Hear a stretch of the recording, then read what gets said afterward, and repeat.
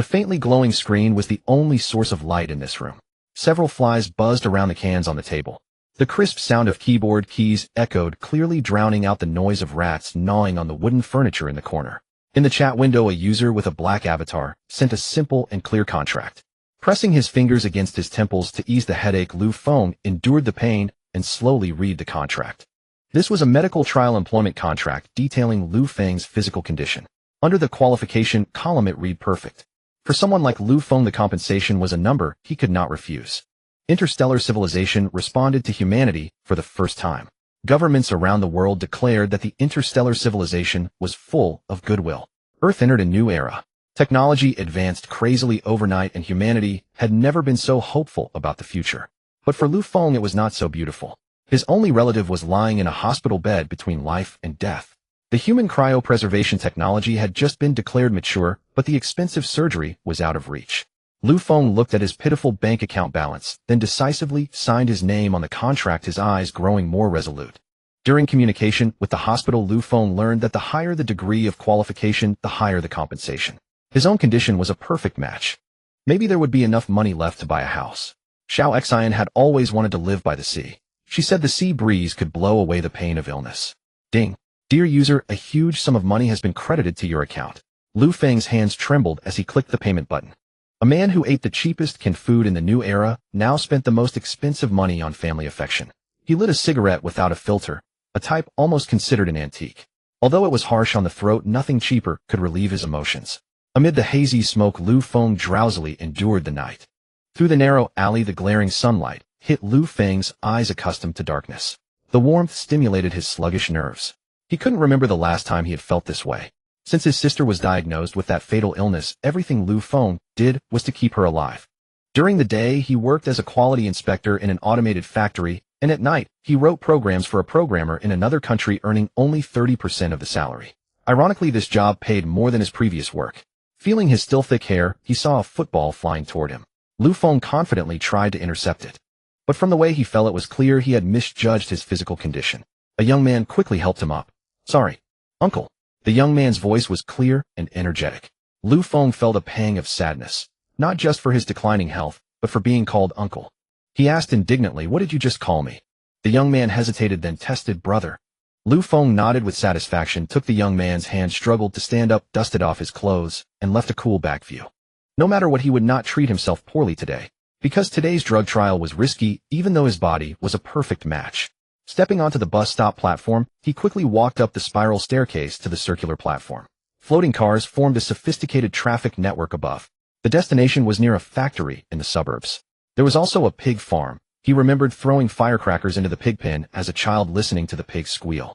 Thinking of these amusing memories, he felt a bit pleased and began to hum a tune. He opened a video.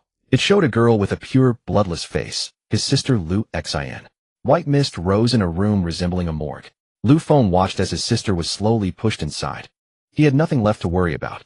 Even if something went wrong in the experiment, the insurance he left should be enough to let future technology cure her. He could only hope for the future. Hope Xiao Xian can forgive her useless brother. Next stop, Singatown. Time to get off. He squeezed through the crowd and got off the bus.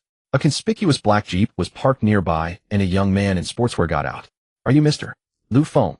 I chatted with you yesterday. To save time, the company sent me to pick you up." His words were cautious and appropriate. Opening the car door, the two set off towards the endless wilderness. The young man kept chatting about interstellar civilization, and during the ride, he tossed a can of red candy to Lu Feng. "Calming pills, 3 pills. Company regulations. It would be too late if you take them after arrival," he said, glancing at both sides of the car. After taking the pills, Lu Feng felt his body go limp, but he didn't lose consciousness. He watched them stop the car and carry him onto the operating table like cargo. "Be careful, don't stimulate him too much," the doctor beside the operating table warned softly. Blinding lights flickered. He was injected with some unknown drug and then taken to a dark, eerie room. The moment he saw the surroundings, Lu Feng understood that he was about to be frozen and sent to a strange era. At that moment, he suddenly froze. As the iron door closed, his consciousness was sealed along with this era. Everything shattered with the passage of time. Generations of new things crashed like waves. Years later, one day, Lu Feng's consciousness suddenly awakened. Civilization nurturing system activated. Civilization has fallen into silence. Death envelopes the blue planet. In the apocalypse, seek survival. Beware of the radiation of the outside world, and those bloodthirsty monsters. Rebuilding civilization is your goal, but the most important thing is to enhance your ability to survive. Live on Survivor. Evaluating survivor strength. 1, 5, 20, 100. Displaying results. Health 64, Strength 5, Speed 7, Spirit 23, Shelter Level 0, and no special abilities. If not for your spirit attribute, you'd be almost useless. Get up and exercise. Fatty. Building shelter network connection. Build complete. Number of participants 100000. Difficulty normal. Type group. Survive one night in the built shelter. Task item house deployment device inferior. Initial shelter activation button after deployment, get a 10 square meter house and daily supplies. Don't expect the house to withstand low-level zombie bites. Arrogant waste, what kind of trash system? It actually judged me as a waste. Brothers, what's going on? I fell asleep and ended up in the apocalypse. Mediocre sheep. Yeah, why are there tasks? I'm stunned. Is this a prank? Declining dragon, it shouldn't be a prank. There's really radiation outside. Lu Feng barely crawled out of the iron box. His body showed no obvious aftereffects from the freezing. The moment he touched the ground, he lost his balance and fell. But the system interface still displayed in his pupils. This system is really stubborn. Lu Feng complained inwardly. In reality, the interface disappeared. Come out. The page instantly appeared. System responds to user's micro-expressions, voice, and brainwaves. Please improve your strength as soon as possible and rebuild your home. Accept the mission, Lu Feng silently thought. A red light flickered where Lu Feng had crawled out. Lu Feng moved closer and found a red button inside the iron box. He picked it up where it felt heavy. But this environment was not suitable for setting up a shelter. Looking around, Lu Feng saw a staircase similar to a sewer. After 2 minutes of climbing ahead, quietly emerged, cautiously looking at everything outside. Green grass, fresh air. It seemed not the planet Lu Feng was familiar with. Listening carefully, there were strange bird calls, definitely not the birds of the past. It was a sharp cry like glass scraping, irritating to the ears. Chio. A black shadow appeared in the sky, swiftly flying over Lu Feng's head. It must be a big bird, maybe some kind of raptor, Lu Feng muttered to himself. Users can capture creatures for trade. The mall system will be unlocked after completing the first mission. Capture. I'd be lucky not to be eaten by them. Creature corpses can be traded based on value at the initial container. Lu Feng watched the big bird fly away and began to make plans. First, he needed to choose a suitable place not too far from the initial container. Everything around was unfamiliar. It seemed the whole world had changed. Perhaps the radiation zone was nearby, or even under his feet. There's a tower. Wait. It looks so familiar. Isn't this the pig farm? What luck? He touched the button in his pocket and slowly walked toward the distant small tower built by the pig farm owner. When he was a child, Lu Feng had come here with his parents. Because he was not allowed to play on the tower and was scolded by his parents, he threw firecrackers into the pig trough. The boss was a very kind person. Instead of scolding Lu Feng, he let Lu Feng go up to the small tower under his supervision. Lu Feng looked down from the tower, seeing a group of pigs grazing on the grass. That was a happy life, but it was too short. Lu Feng stepped on the stone path and arrived at the factory building. Dense but short grass covered the open ground. He chose a large open area and pressed the button. Use successful. A simple round gray house appeared in front of Lu Feng. He opened the door. Inside were a bed, a table, and chairs, basic items. No water, no food. A black box was placed on the table. He opened it and found a 2L bottle of water. No packaging, only a mark on the bottle. A tube of green gel. The description was much more detailed: interstellar sanitary survival nutrition paste. A special flavor. Those who use it will not care about its taste. Clearly this thing was not worth eating unless he was starving. Still, Lu Feng put it in his pocket for emergencies. A military shovel was very crucial. This thing was great for cooking. He swung it a couple of times. It felt smooth. The sun shone on everything, emitting dazzling light, forcing the long-frozen man to adapt to this new world. Looking at the small tower, Lu Feng felt that he only needed to lie on top for one night to guarantee his safety. But first he needed to confirm its sturdiness. Lu Feng quickly climbed to the top of the tower. The flat land was in full view. Grass everywhere. It seemed survival would be difficult. At least don't starve to death. A fat creature appeared in his field of vision. He touched his nose in confusion. Pig, definitely a pig. Lu Feng watched the approaching creature, becoming more certain, but it had tusks, causing some doubt. Lu Feng, who was worried about food, suddenly became energized. But with his strength of 5, he was obviously no match for that fierce beast. A pig with tusks cannot be simply regarded as food. Otherwise the one disemboweled might be the human who thought himself a hunter. Lu Feng saw that its path was exactly toward the pig farm and suddenly gained courage. The pig slowly entered the pig farm gate, interested in Lu Feng's house. But it didn't know that on a ladder about 3 meters above the ground, a sharp military shovel aimed at it. When Lu Feng jumped out, he felt the wind in his ears, and a jolt transmitted to his hands. Gushing blood stained the pig's tusks, ending its life. Hidden achievement completed. Congratulations. You have killed the only wild boar on this planet, destroying the hope of a species. Title: Awakened Species Exterminator. Please choose a reward. 1. A random superpower upgradable. 2. Massive attribute boost, become a Superman he. 3. A large number of points, versatile, instant wealth. After a simple thought, Lu Feng chose the superpower. 3. A large number of points, versatile, instant wealth. After a simple thought, Lu Feng chose the superpower. Drawing. Lu Feng's consciousness was pulled to a lake's surface with nothing visible around. A golden wheel emerged from the water with a pointer indicating various holographic projections of creatures. The most special was a black mist. He gently turned the pointer, and it spun rapidly. It stopped at Mark of the Dead, inferior, upgradable. Level 0. Effect opens the Return of the Dead page, controls corpses infected by the virus. Ember extinction activates the dead growth function and ascends to the pinnacle of the dead. Consciousness returned to the body, and the black mist was already shrouding him. The Mark of the Dead seemed like a decent skill, but it was useless for now. The pig in front of him was the task for the rest of the day. In the apocalypse, the most important thing was resources. Only those that could be preserved long-term counted as resources. The urgent matter was to turn this huge pile of meat into real resources. Being frozen for so long, something must have sustained its life. Lu Feng ran back to the initial iron box, opened the lid from the back. What he could identify were only 2 bags of saline solution along with various unknown items, the most notable being 2 bottles of liquid nitrogen. He removed many instruments that could serve as bowls as well as various scattered parts. Adhering to the principle of not wasting, he took them all. Though it was tedious, it was worth the effort for the first meal in the apocalypse. Back at the pig farm, it seemed that only smoking or air drying were viable methods, but the biggest problem was the lack of fire. When checking the box earlier, Lu Feng had wanted to pull out 2 wires, but he couldn't find any. Hypocritical bird, and the others, do you have anything to eat? I'm in a desert, nothing but cacti and scorpions, so panicked. Lazy dog, what's this crappy name of the system? Does anyone know how to change it? Mischievous turtle, exactly.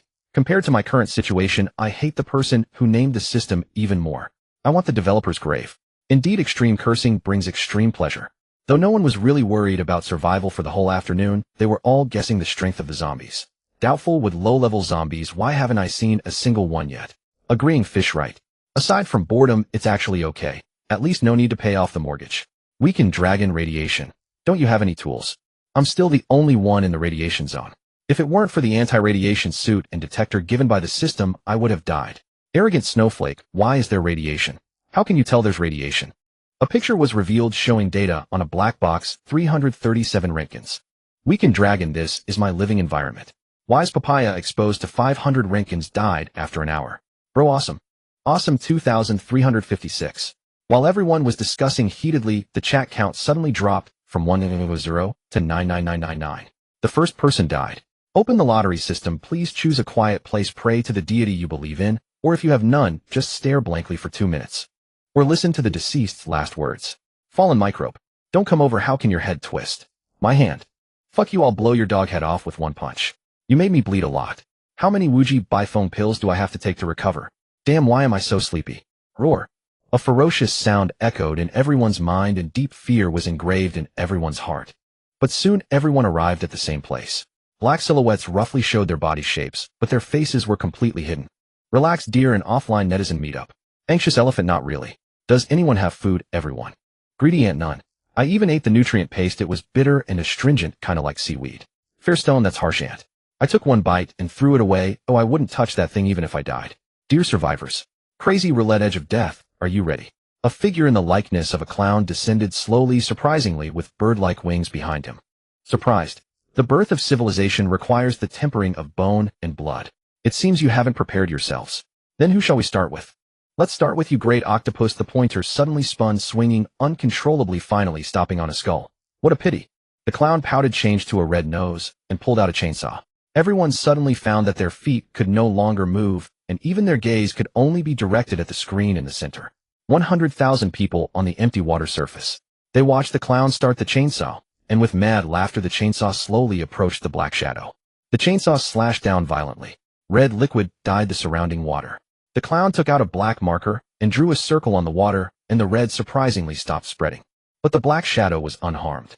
Ketchup, you should like it too, right? As a reward, I'll give you a bottle of cola. The boss will probably scold me, but it's okay, I like it, haha. The clown seemed very happy, opened the soda, sniffed it. It was indeed that flavor. He threw away the cap, and carefully fed it to the black shadow's mouth.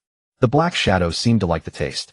In an instant a bottle of cola appeared in his hand, and he opened it impatiently. The black liquid shimmered with a red undertone, sweetness and stimulation, moistening the taste buds. Suddenly his stomach turned red. An explosion made everyone present feel threatened. No one could understand the clown's actions. But no one could not feel that terrifying sense of oppression. As for the clown, he laughed loudly. With nowhere to put the chainsaw, he simply shoved it into his stomach, the chainsaw piercing through his body, but still his laughter wouldn't stop. Dear lucky ones, I'm off now. Good luck. Haha. As the roulette pointer spun, detected a malicious option. Do you want to equip a title to avoid this option? Equip.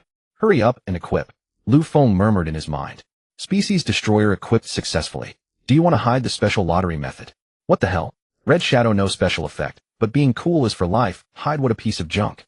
Obtain special reward, current luck value temporarily doubled. The spring of the sneaky player. The system both praises and despises your sneaky behavior. The pointer slowly stopped at the puppy icon. Obtained reward battery. Find a decent item. Effect summons a permanent functional pet dog after use. Giving it food may yield unexpected gains. Dog, are you kidding me? Others at least got food or weapons, but I got a dog. Everyone could move freely now, but only Lu Feng didn't know what to do watching others barter. Bro, what good stuff did you get? Lu Feng showed the battery, and the person who asked immediately walked away. Screw your battery. The crowd stood on the water surface flaunting their rewards, though the octopus's blood was still firmly contained within the black ink mark. The chat count reached 99998. No one cared about death anymore, because there was a beginning, and the rewards of food and weapons gave everyone a sense of confidence. But strangely, no one had drawn any survival tools other than these two categories. For example, radiation suits necessary for exploring the current environment. The dragon's environment should be the most unique, yet also the most common. Civilization needs to restart, and only nuclear weapons could have destroyed it. If most places on Earth are like this, is there any point in restarting the planet? Or perhaps the system has a way to eliminate radiation. His thoughts had drifted a bit far, but it was precisely because Lu Feng didn't lack food. Everyone curiously explored their surroundings, falling into a meaningless commotion. It seemed the system had no intention of letting them leave. Suddenly numbers appeared on the large screen. Countdown 1 hour. After the survivors return, low-level zombies will begin the hunt. Please survive for the future of civilization. This got some people's minds racing.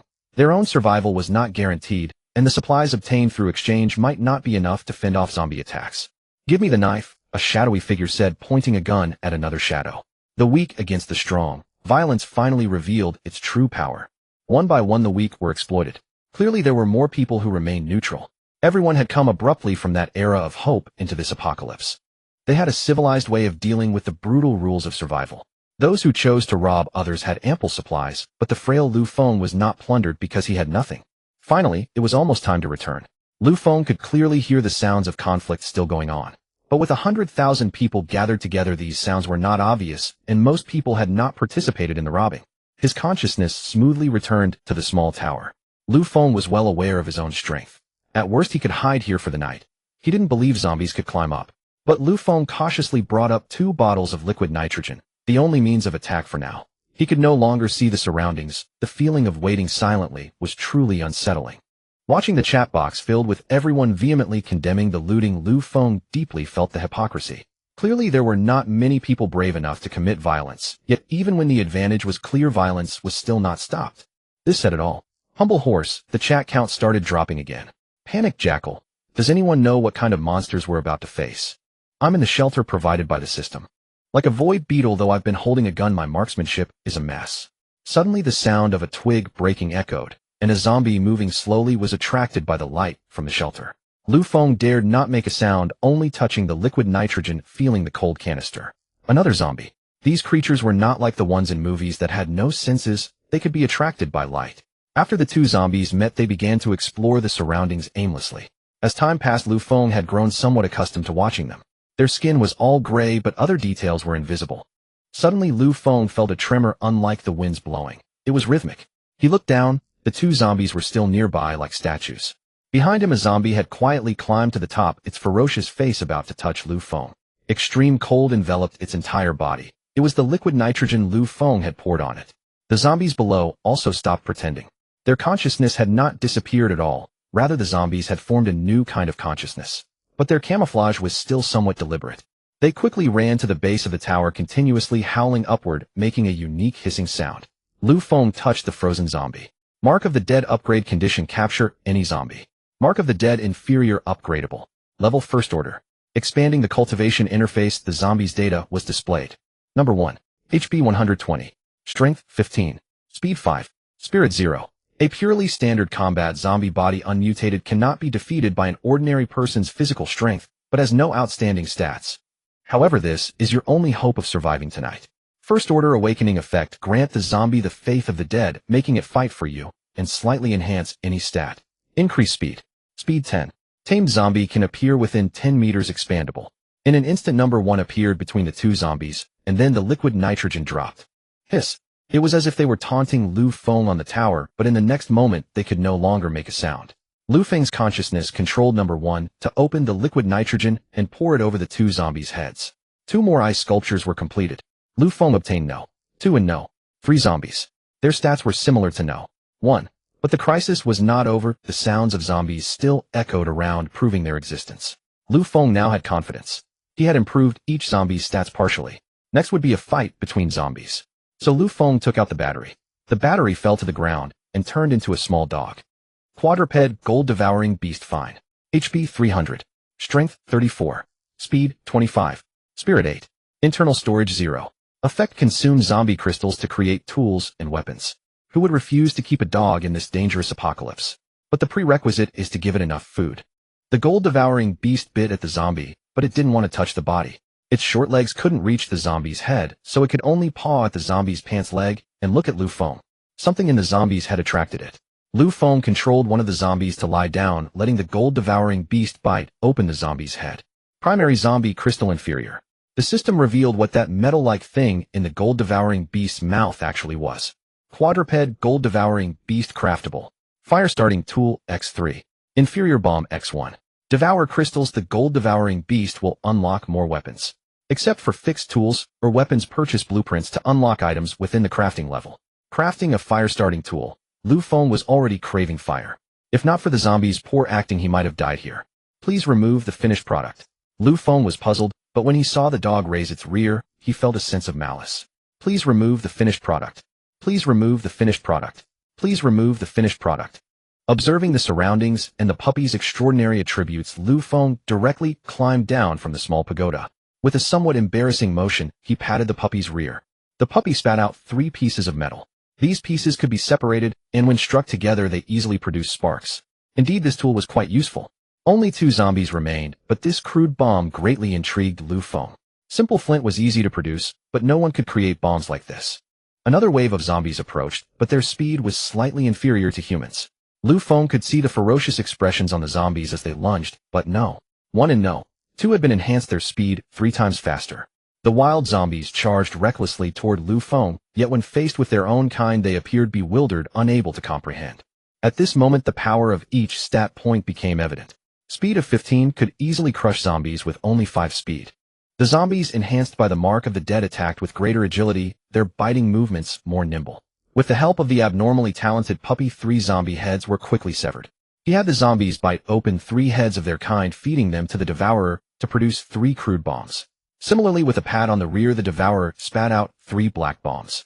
Crude bomb: crude effect made from low-grade zombie crystals, effective against low-grade zombies, but not suitable for mining. It doesn't deserve that.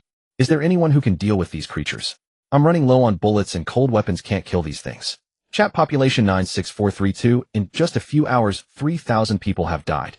The dull rhino remarked, indeed the lottery items are good, but my marksmanship is terrible. Given a few bullets, I must hit the zombie's head at night.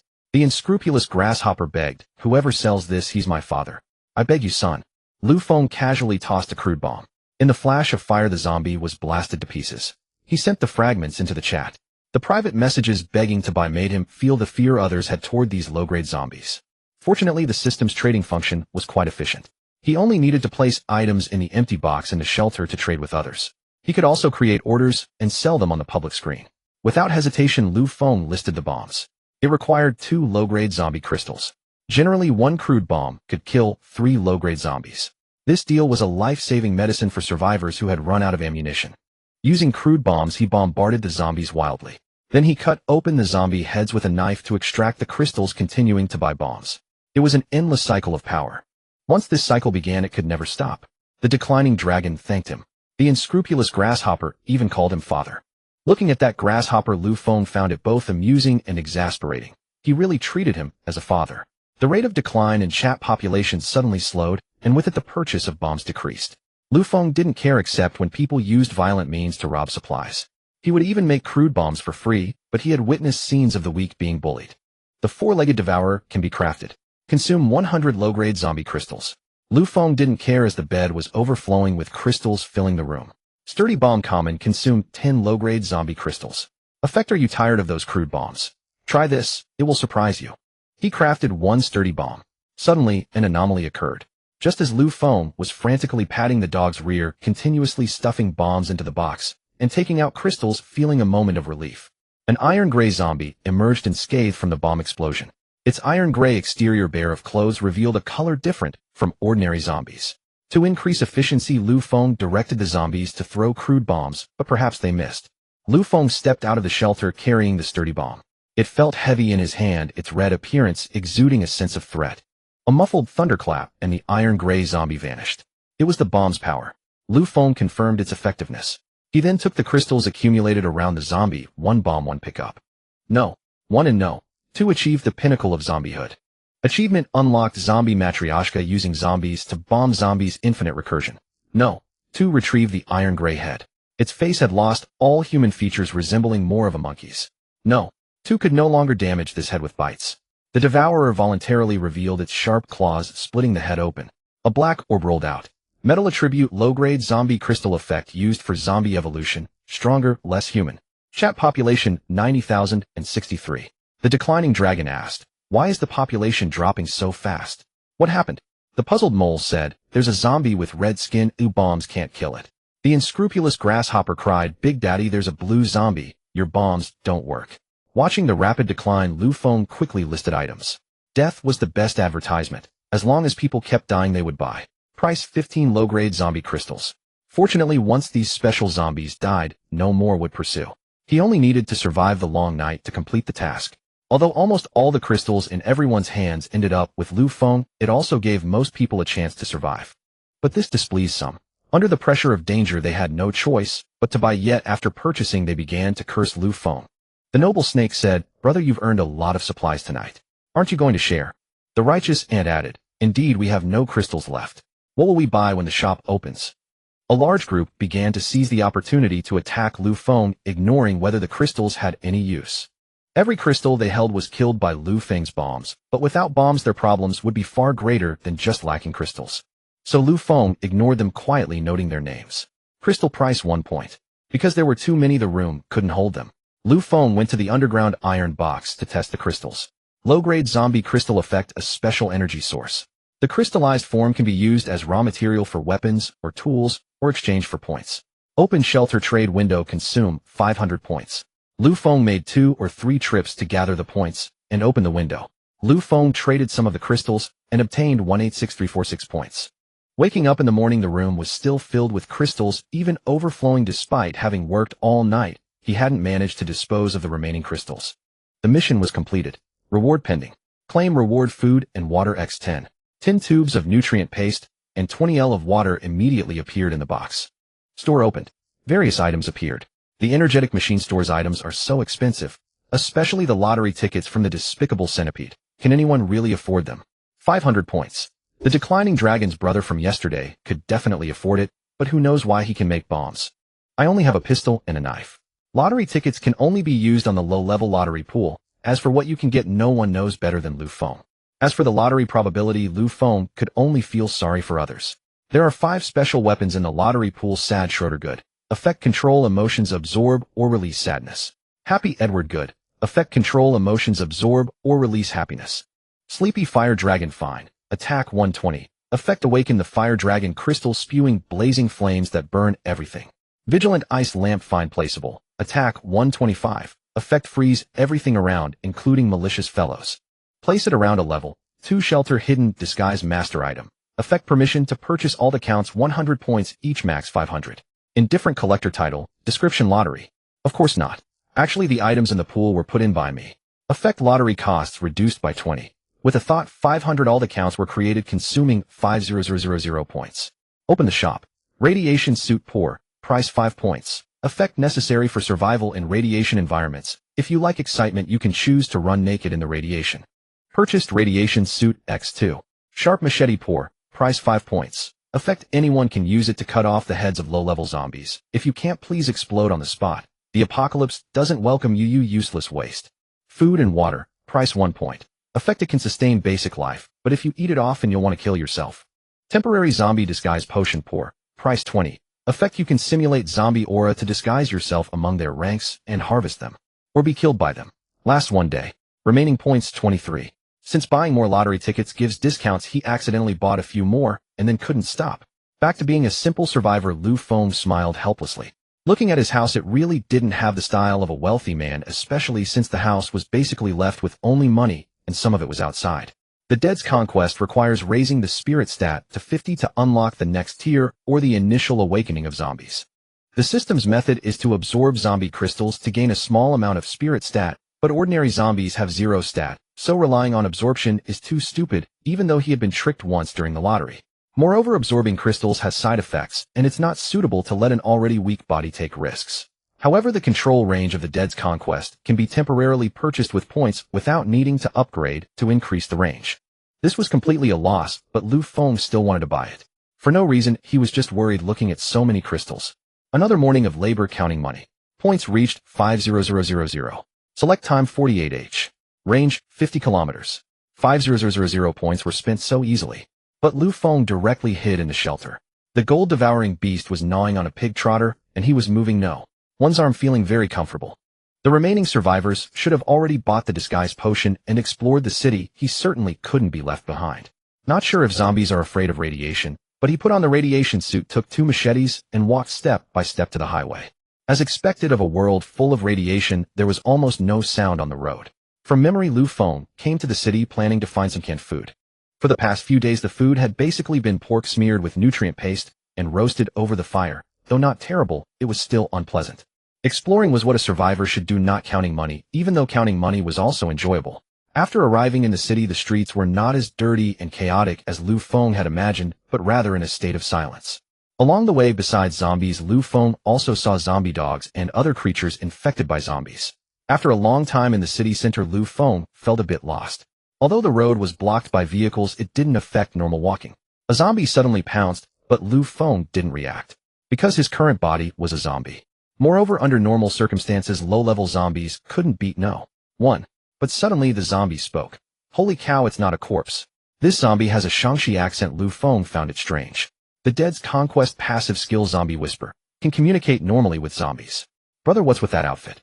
And why do you have 2 knives? The zombie's question caught Lu Feng off guard. Quest triggered: join the zombie faction, independent normal, duration permanent, reward unknown. Description: among zombies there are those who can communicate normally. It's impossible to tell if they belong to the human faction, but through them you can feel the rules of zombies. No way. Still just an ordinary zombie. That shouldn't be. So many zombies absorb the meteorite. Why are so few awakened? The zombie scratched his head, pulling off 2 strands of hair. His already sparse hair was getting thinner. Just as he was about to leave, Lu Feng took off his radiation suit and grabbed his arm. What's going on? Brother, Lu Feng asked cautiously. Damn, brother, you can talk. I thought you hadn't awakened.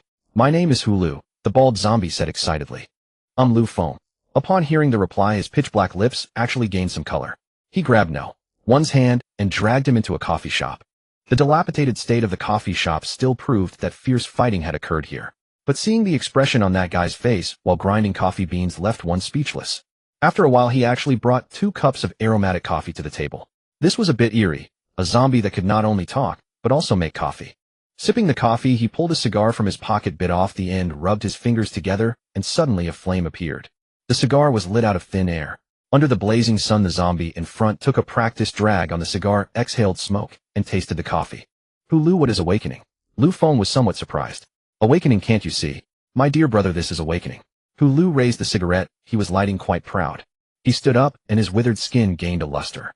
You know, I have a great idea. To form a team of awakened ones and liberate the enslaved, ignorant zombies. His eyes blazed with a flame like light. Revolution. Is that the meaning? Lu Feng was uncertain. That word is truly good, revolution. Indeed, some novel concepts are needed. Hulu swung his arms, and creaking sounds emanated, stirring the dust around. You really are like a madman. I don't know if that's the right term, but if possible I want to know why. Why need a revolution? Lu Feng was infected by his emotion. Number one's face also showed some expression. Though not entirely appropriate, there is no better nickname at the moment. But when my revolution succeeds, yes, that word is revolution, you will respectfully call me the savior. Hulu spread his arms, wearing a look of ecstasy. From the moment of consciousness awakening, we are called newborns, which is your current state. After that, to become an awakened, we need to find some special things. They are not fixed, but they are necessary for awakening. But there is a fixed thing that can actively help you become an awakened. Would you use it? Hulu asked. Of course, otherwise. Lu Feng questioned in confusion. Young zombie, you must have dreams.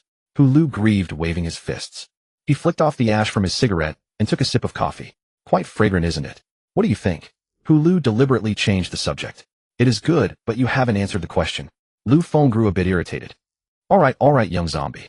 This cigar is getting harder to enjoy.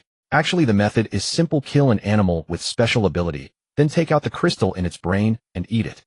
Or go help the 9 kings complete tasks, then become their loyal dogs. Hulu said calmly. Tell me more about the 9 kings. Young zombie still has no dreams, being a dog. It's like pretending that whatever they make you eat tastes delicious. You'd better forget it. After all, you're not the only newborn. I'll wait for another. Lu Feng stared at him with his white eyes and pale skin. The two zombies facing each other was somewhat odd. Anyone could see Hulu's disdain for Lu Feng, but his deflated look was still hard to conceal. Originally, I wanted to deceive you, but my mind hasn't fully formed yet, just like my abilities. I'm a terrible actor.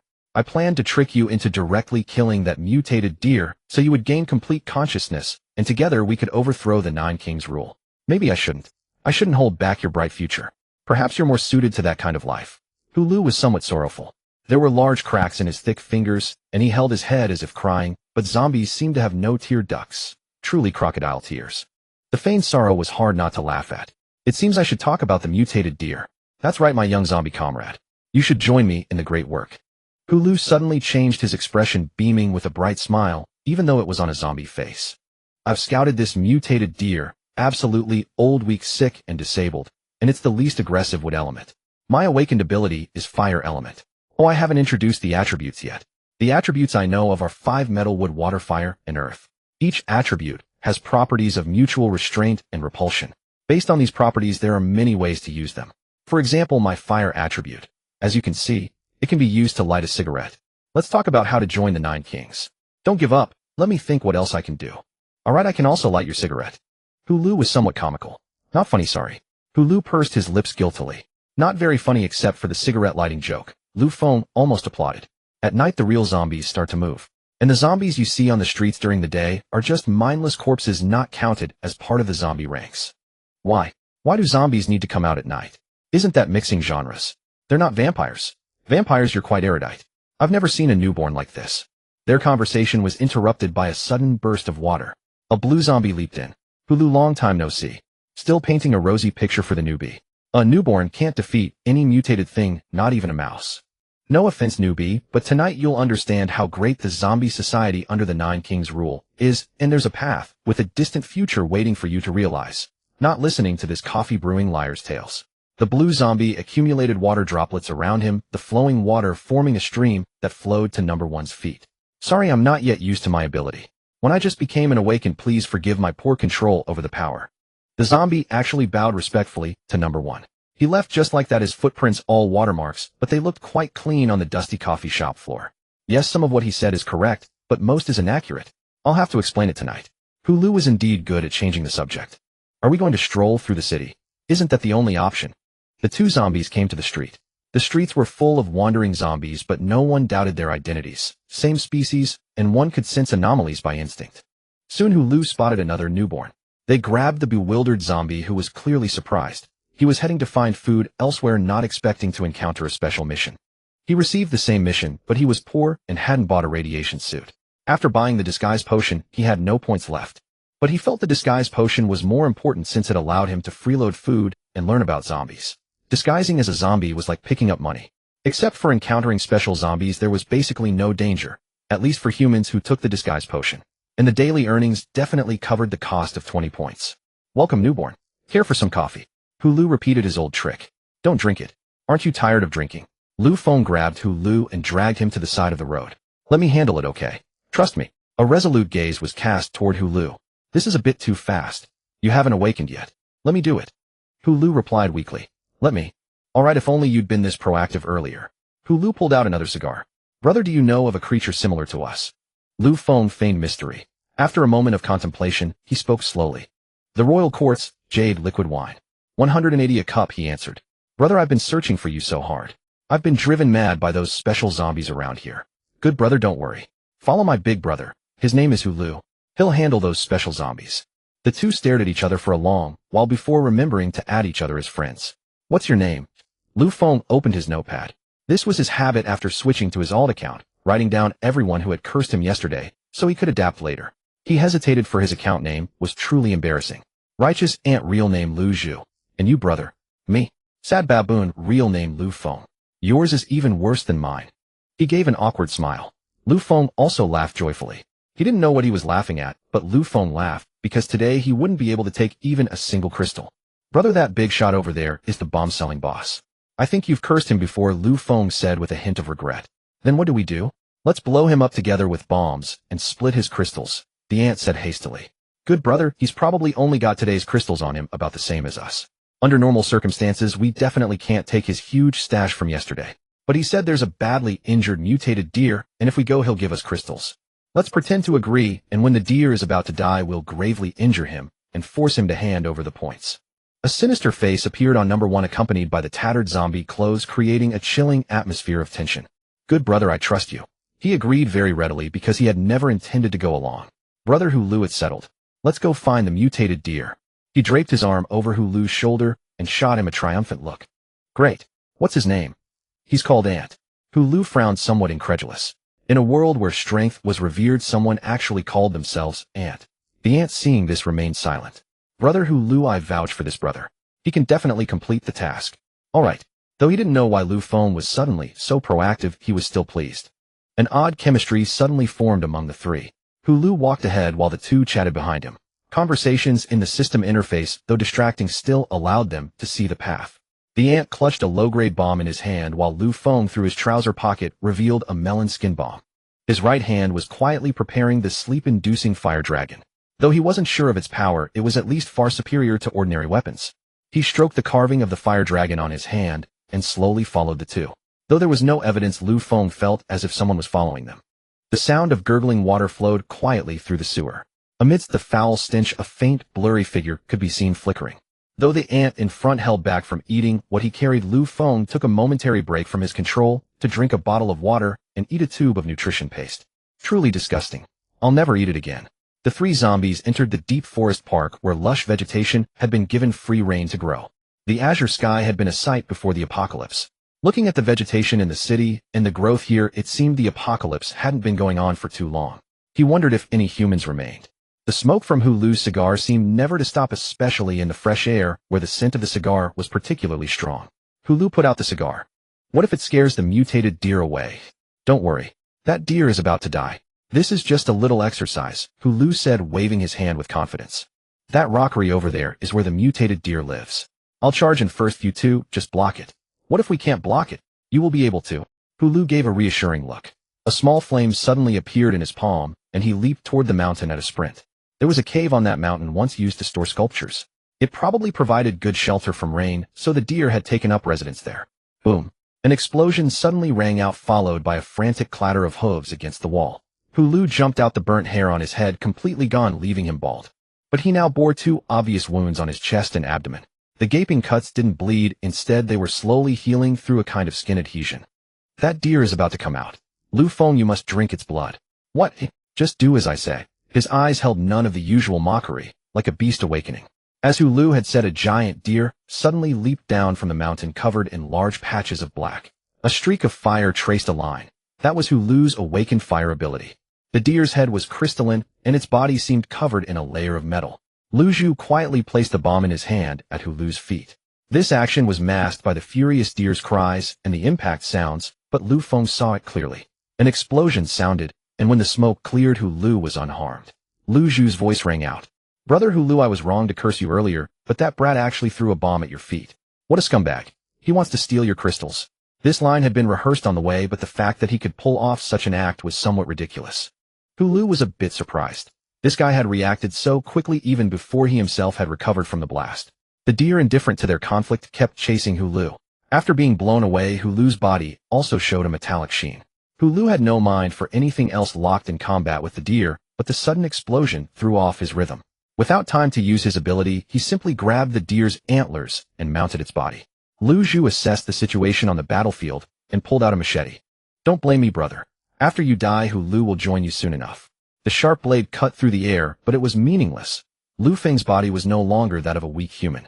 He turned around and directly caught the enemy's chopper with his body. Admittedly, the weapon provided by the system was of guaranteed quality. The blade cut into the flesh, but the zombie felt no pain.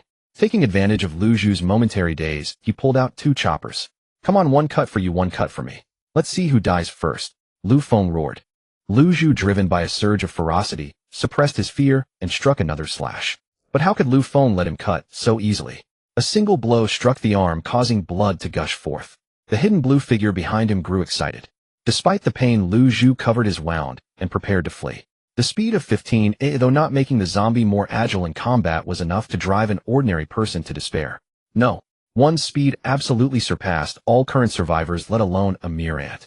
No. One gave chase, then slammed on the brakes, stumbling and falling. In essence, zombies were far less agile than humans due to the hardening of bones and stiffness of muscles. Jinmi granted them strength and vitality, but also created flaws. Luckily for this trait, otherwise the untrained survivors would never have lived to see the next day.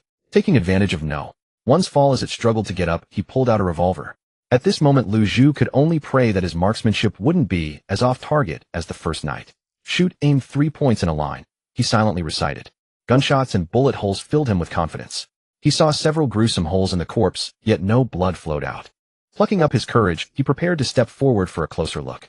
A burning mutated deer rushed over, sparks flying from its hooves. The figure on its back turned red, and scorching air swept in. Too slow to dodge, Lu Zhu barely evaded the fiery deer brushing past it. He shook off a cloud of dust, and the combination of hot air and burnt fur dust made him sneeze. He crouched down, thinking that after yesterday's zombie chase, he could accept the dangerous life of the apocalypse. Now it seemed Lu Zhu had clearly underestimated the perils of this post-apocalyptic world. He escaped the trampling of deer hooves, but not the sweat drenching his body. As his body sensed the danger subsiding, adrenaline levels dropped. He felt extremely tired. Life and death combat happened in an instant, but the energy expenditure was enormous. He kept wiping away sweat only to find it was like glue. Not only could it not be wiped off, but it also seemed to coalesce. Sweat flowed backward, even mixed with some blood pouring into his nasal cavity and lungs. The more violently he struggled, the more sweat was secreted. He began to pick his nose, trying to squeeze out the accumulated fluid, but with little effect. Nearby, a mass of water gradually condensed into a humanoid shape, watching the fallen No. 1 and Lu Zhu. The power of the 9 kings is not meant for such deeds, is it? Hulu said silently. He observed the bodies of No. 1 and Lu Zhu, realizing that the species possessing this liquid would surely be rewarded by the 9 kings. But the reward from the 9 kings would surely be exploited by the esteemed subwalker, leaving only a trace of bloodline. He couldn't be hasty. As long as he could obtain the crystal of the mutated deer, he could quickly stabilize the awakening ability. By then, with his outstanding power, he might even become a subwalker. A fierce glint flashed in the blue zombie's eyes as he began his plan. Lu Zhu was now unconscious, but not completely dead. The chest-penetrating wound was the main injury to No. 1, but Lu Zhu's marksmanship was too poor. 3 consecutive shots failed to hit No. 1's head. Lu Feng was waiting. He had long sensed a peculiar smell, something that seemed to come from the sewer. Since he was down, he might as well observe. Vitality 36, torso and main body supports damaged, unable to self-repair, consume points to restore zombie No. 1. Recovery time depends on zombie damage, 1 time only. Subsequent recovery requires biochemical cultivator. Restoring time 30 seconds, 29. 28. Hulu's burning flames nearly covered his entire body. This time he was fighting for his life. His ability couldn't sustain full body flame for long. But for Lu Feng, a newborn, not yet influenced by the 9 kings' rule, he felt it was worth it. Perhaps he was still squandering this hard-won weak ability. And that figure covered in flames burning the sky. Some parts of the mutated deer were already cooked, but thanks to its wood attribute body, these injuries were not fatal. However, its aged body could not hold on much longer. The deer leaped wildly, just as it had many years ago when it shook off a pouncing lion, slamming its hooves hard into the ribs. Instinct drove it to survive tenaciously, but facing the little figure on its back it was helpless. Once upon a time it had escaped lions, evaded leopards, galloped across the grasslands, and lived a shamelessly happy life with a herd of does. It was also such a creature that had stolen its freedom, locking it in a narrow yard. Every time after dealing with those humans, it could only gaze at the moon and miss the herd of does. Destroy it. Hurry up. The burning sensation on its back grew stronger, the temperature rising higher. Its fur was almost all gone, and after countless jolts that demon still hadn't dismounted. A deer's life is miserable. Its pure black eyes saw no one writhing. Take down a demon to accompany me. That's a life worth living. Farewell, may there be no demons in hell. Its antlers became sharp with rage. The deer truly intended to die together. What's going on? Why is it suddenly charging at me? Lu Feng was puzzled, but body control still needed to wait. 5. 4. The sparks kicked up by the deer's hose were like a train racing from hell. A massive object was about to pierce through no one's entire body. As the smoke cleared, the deer plunged into the dirt. The stone road was nearly destroyed. The once peaceful park was now scorched by flames, even the grass steaming. The deer finally ended its life. Lu Feng, frantically absorbing its blood, felt his power surging. No. 1 zombie awakened state vitality 235 surging strength 34 speed 26 spirit 23 effect of the dead's mark. The deer blood caused the zombie's stats to multiply, while the nearby water flow grew restless. He worried that Lu Feng would absorb the crystal, ruining his plan. But at this moment that Hu Lu actually entered a berserk state. The fire in his body began to uncontrollably burst out. At first it only touched leaves, then spread to the forest. Indeed, fighting in the park was too difficult. Hu Lu could no longer control his body. The zombie reverted to its nature. The will of the newborn was gradually overwhelmed by the zombie's bloodthirsty instinct.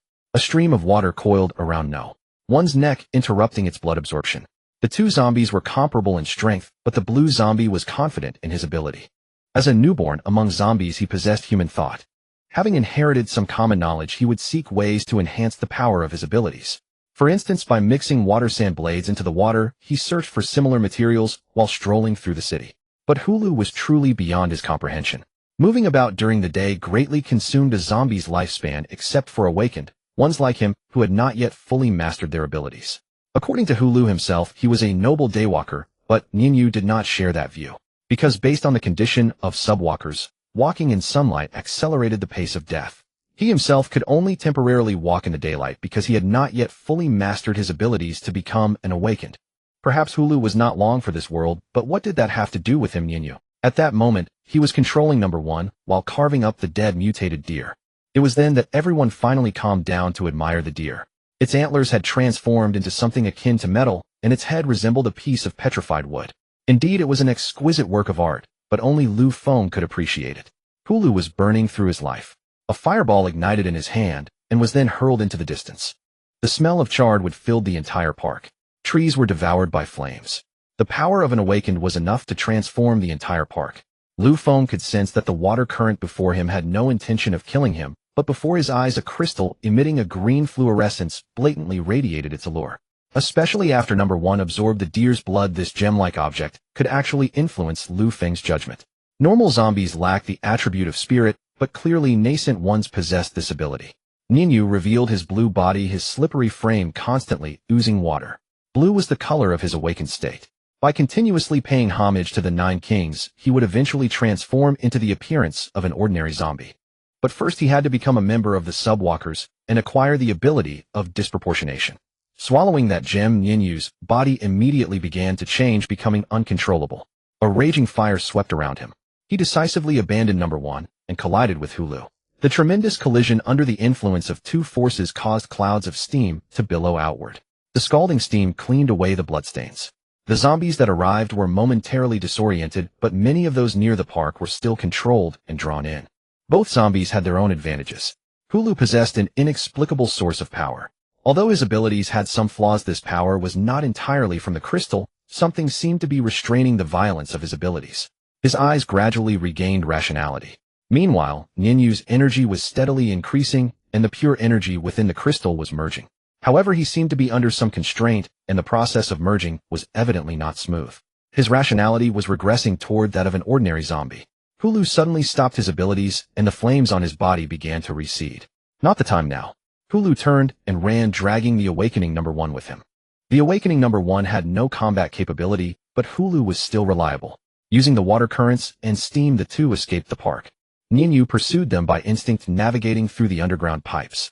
Above ground, the zombies were howling as if something was agitating them. Why did even zombies have to be chased? Lu Feng felt helpless. That's not up to us. Actually, I used to have such cool abilities too, Hulu said, setting down number 1. Number 1, awakened low-level metal type, zombie, crystal absorbable, has med advancement requirements, blood, chi 358, strength 80, speed 52, spirit 23, mark of the dead, absorb crystal. To unlock second stage of mark of the dead, please find a safe location to absorb.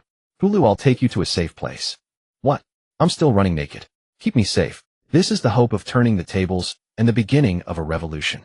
All the sturdy bombs were ignited and mushroom clouds rose into the sky. This was truly astonishing. Who are you? Hulu's heart was filled with questions. The sturdy bombs were devastatingly effective against these weakest zombies. The shockwave not only destroyed the pursuing zombies, but also abruptly calmed the frenzied Ninyu. In the underground pipes, Subwalker, Casti appeared before Ninyu, sensing an unusual blood. His rank was higher than Ninyu's, so he could control him. But unfortunately, he had come to save his rival, helplessly by the order of the 9 kings. Hulu suddenly stopped in his tracks, feeling the surging abilities being soothed. Another Subwalker had appeared, but it was also normal. That guy had been planning to follow the path of the 9 kings all along. It was just that this time was a bit unusual. The Subwalkers were actually active before nightfall. No need to run. He won't chase us anymore. Number 1 stopped, his body being readapted by Lu Feng. Absorb crystal. A flash of yellow light passed through number 1's body. Absorption complete, mark of the dead, common, growable level, second stage effect, unlocked. The army nurturing mode, increase controllable zombies to 25, unlock unit types. Advance to the next stage of awakening effect, increase 1 attribute by 10, unlock zombie gene extraction. Your zombie becomes stronger, doesn't it? But it was still far from enough to restore the functioning of civilization. How about a fully armed zombie legion? A black mist coiled around Lu Feng's body, slowly seeping into him, and his physical attributes were growing rapidly. That black mist from that day was actually solid. Although somewhat surprised following the system's instructions, he needed to go find 25 zombies. If you trust me, come to the cafe tomorrow. Remember to brew the coffee well. Number 1's body could now leap onto buildings, and he swiftly left the area. Only Hulu remained a bit melancholic, lighting a cigar. The flame was faint, carrying a touch of dashing and a hint of sorrow. Darkness was coming again. To be a zombie like this, it was fitting for that guy, a person of the same blood. Hulu stubbed out his cigar. He recalled the one who called himself a human. That day the sky was scorched by blazing flames. For zombies it was indeed the apocalypse, but for him, becoming a nascent one, that day wasn't so bad. At dusk, a team returned to the shelter. Under number 1's control, all the zombies were surprisingly orderly in formation. Lu Feng stretched his body, feeling the surge of power. Outside, the zombies stood in ranks, and a zombie with metallic skin stood steadfast among them. The true path of civilization's awakening had only just begun. Congratulations, survivor, for surviving one day. Open the cloning window. Please go to the spawn point to collect your cloning pod. Clones are manufactured based on the host's own genes. By improving your own genes, you can enhance your clone's strength. Clones possess no autonomous consciousness and are completely obedient to the host. All clones share the same base attributes. Daily task function unlocked, clearing radiation, and zombies grants engineering blueprints. Obtaining the first blueprint unlocks the building template. May civilization be restored soon, and for heaven's sake, don't die. Survivors chat participants 90,023. The weak dragon. Is it really okay to use one's own clone? It feels a bit strange. The kind cook. Has anyone tried it yet? Share your experience. The wretched monkey. I know this one. It's pretty useful, but a bit dizzying. This thing requires a blood draw. The bored stork. Anyone selling blood? 10 points per tube. Interested parties add me as a friend and send a private message. Lu Feng fiddled with the blue button. Cloning machine. Refined effect absorbs blood stem cells to rapidly manufacture unconscious life forms with identical base attributes. Can be used as basic labor in the cosmos. Genes can be sold to the store with points awarded based on gene characteristics. He pressed the button. A nanoscale spherical structure formed a framework. As time passed, the metallic color gradually revealed itself. A thin pipeline connected to an entrance resembling a vending machine slot. Select function. Clone Legion. Analyze gene. Provide gene optimization plan. All 3 functions were practical, but for Lu Feng, they offered little advantage. In fact, they even restricted his strengths. Special resource appeared. Stone Age. Stone resources, a resource for survivors to create special items. Entering the civilization progression purchase resource map. Price, 300 points. The hesitant Psyduck. Is this actually useful? Resources are impossible to find on your own. The proud crab. Indeed, the nearest mine to me is at least 30 kilometers away, and it's under a patch of grass. Too bad it's so small. The system shows only 5,000 stones. The poor shrimp, 5,000. I've never fought such a rich battle, my mine only has 2,000. The strange earthworm, can these stones be sold to the mall? They sell for 0. 2. The love-filled wheel, shouldn't this be used for construction? It seems foolish to gamble these points on a map. Besides, couldn't you get plenty of points using camouflage potions? Sad George, but the problem is that only a few people can afford to buy a map individually, and pooling money together can't guarantee trust. The chat channel fell silent. It wasn't that expensive after all, I'll buy 2 more. It must be said that Lu Feng was a real spendthrift. Although low-level zombie crystals were abundant, they couldn't sustain such excessive use, especially the early lottery draws.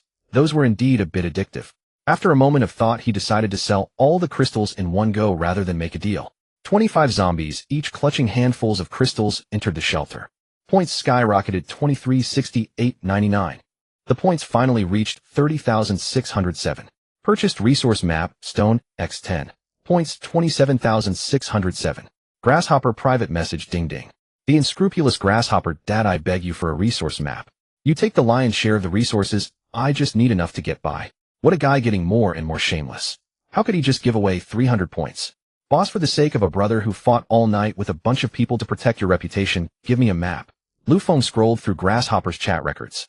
This kid's got skills. He really can fight back when being attacked. This chat technique, let's just say the mother content, is extremely high. It would be a waste not to use this talent. I can only wrong the socially outgoing Grasshopper. Don't cause trouble. You promote me, and I'll give you a cooperation slot. I'll give you a few accounts. Use these accounts to post exploration cooperation posts. Be as unscrupulous as possible, the kind that makes people want to string you up from a lamppost. Then provide me with a list of interested parties. My contract is a 50-50 split, and they only need to pay a portion of the points. If things go normally, no one will refuse. As for the slots, your slot depends on your ability, but other slots must be strictly limited to 5 times. Boss, if the first batch of mine stones isn't given to you, wouldn't you be at a loss? If everyone tries to shear the sheep, wouldn't you go bankrupt quickly? No one would do that, rest assured. Below was a picture in the chat channel, a person bleeding profusely, water seeping from every pore, their death a tragic sight. The pale face was somewhat gaunt, but after death it was clearly visible that the corpse was human, and there was a very important clue. The red blood, the special purple color after drying. A nightmare no one could forget. These circumstances all pointed to one possibility. Greetings everyone. I am the showy bamboo viper, the one who sold bombs the night before last. Lu Feng specially attached 2 sturdy bombs as he spoke. I believe everyone can see the fate of those who oppose me. This sounds a bit like a villain. My friend will send out a cooperation method that allows everyone to enjoy the greatest benefits. I hope you won't be ungrateful. The fierce shark, who do you think you are? Brothers, don't be threatened by him. I'd rather lose money than let this guy have any good fortune. Then a text was posted online, which was very subtle. On the surface it was exploitation, but it loudly advertised the cheapness of labor in the apocalypse, criticizing some for not improving themselves, and being angry at their lack of striving. By building an image of magnanimity, the cooperation method of a 70-30 split, and paying most of the points was clearly the optimal solution. A set of psychological manipulation. Survivors, there's no other way. It seems that in this environment such cooperation is inevitable. Might as well just go along with it. Actually, labor has no market in the apocalypse anymore. Grasshopper was a master of this. In fact, before the apocalypse, he was a bit of a sleazy playboy with some money. He wasn't good looking, but he could always charm many young and beautiful women. He just never expected this skill to be useful in the apocalypse. Boss, did I do well enough? Not bad. You get 1 cooperation slot. Then many people approached Grasshopper for a chat, but he put on a high air, waiting for competitors to tear each other apart. This was also expected. When another victim saw that they could get a better deal, they would scramble to pay, even forgetting that they were the ones being exploited. Bro, I can accept an 80-20 split, just give me one more chance. Get lost, accept a 90-10 split, and add 10 more points. See, the victims themselves were raising the rent. The wind swept across the land. Nuclear radiation threatened the survivors, and the terrifying zombies might wander nearby at any moment, yet they were still caught in internal strife. Roadblock had not yet mined stone resources, but an unending supply chain was already supporting his development and construction. All of this was thanks to those who were caught in the rat race, who under their leadership clone troops tirelessly built a brighter tomorrow for Roadblock with their own hands. The night task, distance to complete the Stone Age stone resource 100, was already finished when he woke up in the morning. Constructible buildings. Under construction, remaining time 2400H. He couldn't help but marvel at the efficiency of the workers. Since Grasshopper had used his own account to create things, the resources were directly usable. Seeing this efficiency, Roadblock immediately gave him 15 maps. If he was lucky, he could directly enter the Stone Age. Of course, if luck was against him, there was no other way. Those 15 maps were quite worthwhile. At least if Roadblock had done it himself, not many would have returned the first batch of resources to him. A silver tongue always has its uses no matter the time. So far, 50 maps had been consumed. Out of the first 50, 23 were essentially given away for free, and 3 people who refused to return the stone resources were noted down in his little book. Next came a day of making money. Someone stayed up all night mining stones, working hard without reward. I am a friend of bamboo leaf green black garlic. Our cooperation is a 50-50 split, or just pay a deposit of 50 points to start. After the work, half the deposit is returned, and we only take a small fee. Those lacking points can message me privately. Declining Dragon, this cooperation feels okay. Yesterday's was too expensive, almost inhuman. Doubtful Winter Melon, this doesn't seem right. Yesterday I took the resources and didn't give them back. Now you've made me feel ashamed to even embezzle. Fierce Shark, you bastard, try not returning the resources. Are they already starting to curse? It seems the money was indeed well spent.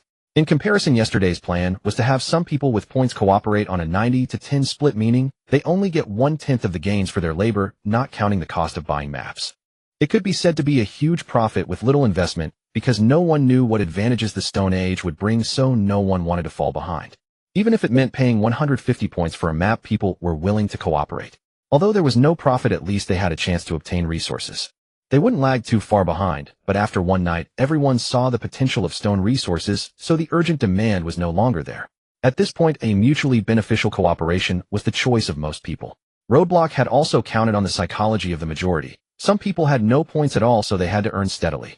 Mining was like a lottery, but overall selling half of what was mined could buy the next map. Roadblock wasn't afraid of anyone stealing his business because no one had that many points. Profits were skyrocketing. The stone resources were sold directly to the shop, leaving only points 25. Accumulation bit by bit led to infinite development. He was like a credit company, except the credit came with a bit of blood. According to the best development, the final points should be around 20000. Time to set off for the appointment. He had only slept a little, watching the clones use the stone resources to build the Stone Age structures under the system's arrangement. The sun rose. Number 1's control range was still within 50 kilometers. Sometimes Roadblock felt that he was lucky to have obtained the death sign, otherwise he would have surely died when he first encountered Fox Reed on the first day. Be cautious. He decided to continue using number 1 to go out, vowing never to go out in person. This trip was not for wandering. He needed to collect daily necessities, including kitchenware, spices, and preferably a car. Since he could control the zombie troops, some things might be easier to find. As for the camouflage potion, there were still some shortcomings. First, it was easy for newborn zombies to see through it. Second, it couldn't prevent the smell of blood from leaking. But these conditions might still have loopholes since Roadblock had never used them. Lu Zhu was somewhat lucky, having successfully brushed past Catfish. But meeting Roadblock, who held grudges, was also a bit of a lightning rod. Since number 1 had devoured the crystal, it had gained some self-awareness. It seemed the spirit attribute hadn't reached the second stage requirement. This skill was a bit of a trap. It forced people to get stronger. The voice in his head looped repeatedly, causing a headache. Roadblock pounded his head in frustration. He still remembered when his sister's illness wasn't so severe. She often had a smile on her face. Whenever she smiled, the headache from writing code would ease a little. Unfortunately, he didn't know if he could ever see her again, see her smile in the bright sunshine. When he relaxed control over number 1, the voice quieted down, and the headache subsided, but the entire team came to a halt. Helplessly, he re-established mental connection, only to find number 1 riding on the back of a zombie. What the hell? Bro, you're much faster than him, yet you're this lazy. The voice in his head miraculously disappeared. Was it because of the complaint? A stupid zombie. The voice started again, growing louder. The zombies, leaderless, fell to the ground like stiff corpses. You just don't want to move. Roadblock was both amused and exasperated. In this day and age, even zombies were adopting the lying flat attitude. He commanded 3 zombies to stand in a row, bend over, and let number 1 lie on them. The headache finally stopped. Well. He could only exclaim in wonder. Indeed, any conscious being that starts thinking can attain freedom. Achievement unlocked, Zombie Breeder. Effect reduces the cost of upgrading zombie grade by 10. Description: satisfy the needs of zombies, and you're somewhat of a talent. The Universal Breeding Company needs a big brain like you. Oh no, talent. Stepping into the city for the second time, his heart swelled with confidence. He arrived at a restaurant he hadn't dared to enter before. Magnificent murals, a deep blue background. If it were still operational, he would have seen a whale animation swimming through the corridor. Faint bullet marks were still visible. Though it had once been shelled, weeds had already sprung up. In spaces devoid of humans, nature always claimed every inch of land, clearing away the traces of war, restoring it to its original state. Entering the kitchen, he found two zombies. One of them had a pot on its head like a buckethead zombie from Plants vs. Zombies. They wandered as if attracted by something, but that didn't stop him from taking their crystals. He found a set of kitchenware, some plates, and the only thing left to take was spices. There were some added items he dared not take. After all, this was the post-apocalyptic world. He couldn't expect to find anything else. Here comes another cup of steaming coffee. Hulu fiddled with his top hat like a medieval gentleman. The aroma of roasted beans filled the air, mingled with the scent of spices. They found salt and other seasonings, and also brought some smoked pork. The fire for smoking was lit with leaves from near the shelter, so there was no fragrant smoke, but the original flavor of the pork was well preserved. If I had met you first, I would never have prepared the pork this way. Lu Feng picked up the piece of pork, interested in having a meal. In the midst of casual conversation about this world, the aroma crept into every corner of the cafe, lard sizzling in the pan, the white fat slowly melting into oil. You don't seem to be my kind, you lack certain traits. Hulu's flame was clearly faster than a mechanical lighter, and staring into it gave a strange illusion of returning to the past. Several primitive people huddled in a cave, gathered around a fire sharing food. Bare feet pressed against the ground, feeling the weight of the earth from which some primal power was extracted and drawn forth. Let me see your core. Hulu's movements were not as gentle as when he cooked. I knew it. This thing is just an embryo, or a container of some sort. Hiding in the shadows does feel good. Ew, I should have realized it long ago. How do you know? Hulu reached behind his head and pulled out a crystal, a flickering flame of fiery red, better called a gem. We call this thing the core of our race. But I'm special, or maybe just heartless, since I can remove it and still not die. I've always thought it was a talent. Really cool. Hulu proudly showed off the gem in his hand. When you take out something like that thing that kills you if you take it out, what do you call it? Perhaps you mean heart or brain. Exactly. One day if you pull that thing out in front of your own kind to admire, you'll only get one name, a madman. I can see you're quite lonely. White steam rose from the well-cooked meat. He picked up a piece of poorly prepared meat still with blood and swallowed it, an expression that a zombie could hardly make. I must say your race is quite talented. This flavor is incredible. Hulu's mouth was stuffed with meat. His lips had a special color, wondering if that was a zombie's way of showing praise. For this meal I've decided to betray my race. After swallowing the last bite of meat, Hulu sighed. Your level of betrayal doesn't seem reliable to me. Lu Feng, controlling number one, savored his coffee. He had a strange feeling. This creature before him had surpassed his kind, seemingly having evolved. It was not impossible that all newborns had taste buds or possessed the attribute of spirit, smooth texture, and a special aroma. And you actually don't believe that such a thing is exchanged for an unreliable lie. Hulu shook his head in dissatisfaction. Once time had no meaning for me until I gained some form of consciousness. At night the chaotic order was rebuilt. The rule of the dead was only a small part of the world, yet it was also an essential component. Absorption, release, crystallization. It seemed to occur on a certain specific night. They were performing a sacrifice to gain dominion, then bestowing it upon a certain newborn, elevating it to become a subwalker. The crystal of destruction blooms into a splendid firework. The world will return to a beautiful realm.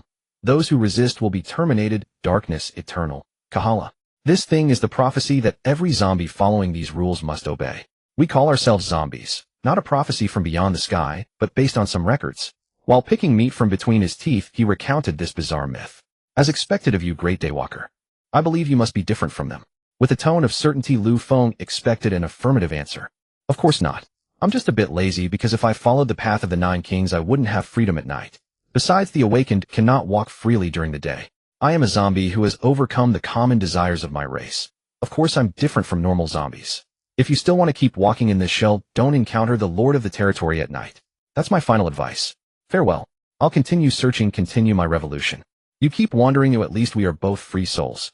From behind, he pulled out another piece of even fattier meat. The iron plate was scorching hot, and when the meat was placed on it, a rich aroma filled the air. I suddenly remembered something. Just as I took a step, I pulled it back. As expected of you. Hulu tended the steak with a spatula, humming a tune, while in his hand berries picked from somewhere unknown were crushed and drizzled onto the iron plate. The sizzling sound teased Hulu's nerves. A sweet and sour taste with a fresh, fruity aroma, appetizing and evocative. In this wretched environment, dust covered the ground. Yet it did not affect number one's eating speed. Clearly, Lu Feng had loosened some control and received feedback. Upgrade required. Low-level zombie crystals, increase attributes. Number one's thoughts through the mark of the dead skill could surprisingly connect to Lu Feng's consciousness. And what was exciting was that it seemed not every zombie needed to devour certain blood to advance. Decided, he acted immediately, fully releasing his mind to control the zombie. His own spirit of 23 was the highest among all survivors, at least in the data that had been mentioned. Clumps of black mist descended from number 1, attaching to other zombies, coiling and permeating, slowly controlling the minimal amount of attachment until his spirit felt somewhat ethereal, then immediately taking control of the next zombie. In the shelter, Lu Feng's head was drenched. After lying down for 2 days, his body had actually secreted sweat. This was undoubtedly abnormal, but at this moment the energy within Lu Feng was being consumed rapidly. Suddenly regaining consciousness, he frantically searched for anything edible around him. 3 tubes of nutrient paste down the throat, a long-lost feeling of fullness. Since normal consumption was not high, Lu Feng had always controlled his food intake.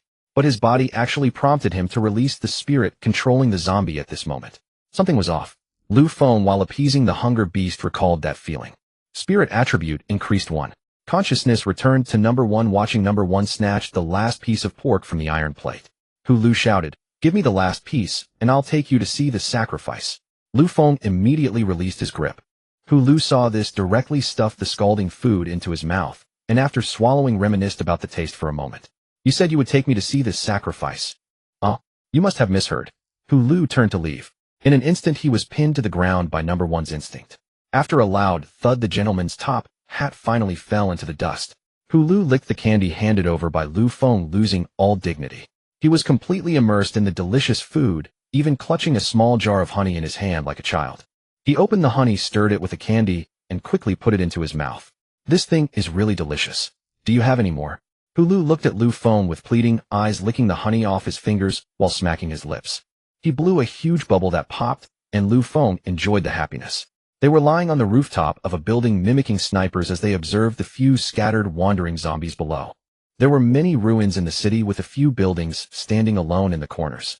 Mutated birds dominated the sky, compared to human society, their lives seemed much more lively.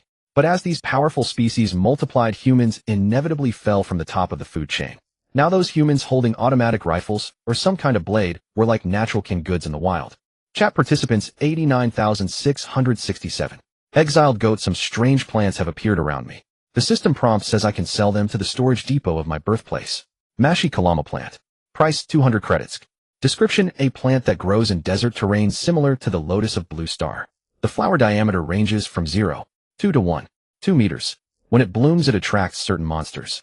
Due to its rarity and unique fragrance, it became an important raw material for nobles to produce spices.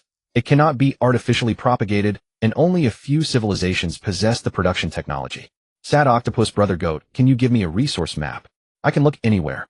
Then a brown-haired woman sat on the bed in the shelter, crossing her legs and deliberately revealing some private parts. It must be said that this woman knew how to exploit men's psychology. The exposed parts were never fully visible. Her beautiful face seduced every man or woman in the apocalypse with her slender body paired with fair skin. Perhaps she was not poor, but there were always people worse off than her who would spend on trivial things. Lu Feng could no longer stand the noise Lu made while eating. Since discovering the method to increase his spirit attribute that morning, he had been continuously consuming over a dozen tubes of nutrient fluid in the process. With relentless effort, his spirit attribute reached 30. 3 clones bearing Lu Feng's appearance were sweating from carrying stones. Observing oneself up close gave an indescribable feeling. I exploit myself. If not for the fact that using the cloning pod required some blood, Lu Feng could have continuously produced an army of tens of thousands. Although they had no thoughts, the buildings were constructed quite decently. Pillar of Compassion building, Stone Age building, HB 10,000. Where the totem stands, faith never fades. Effect: offer sacrifices to a certain deity to obtain special items, including, but not limited to, food and weapons. Complete corresponding tasks within a special time to receive rewards. Acquire an item from the next era to upgrade the building. For the next era. Archer Training Tower building, Stone Age building, HB 5000. Archers. Ready. Affect: your clones' heads seem empty. Might as well fill them with something. They're idle anyway. Command the clone to enter archery tower training. 3, 2, 1. A Lu Feng with slightly developed upper body muscles walked out and opened the panel. Stone Age Archer Clone, HB 120, Strength 15, Speed 10, Spirit 10. Description: the arrows they shoot are their faith and the despair in the enemy's eyes. It only takes 3 seconds. The training time is incredibly short. This thing must have been built by some species with ultra-high technology, yet they build houses with stone. The system uses chips as arrowheads, employing the most advanced technology to fight the most primitive battles.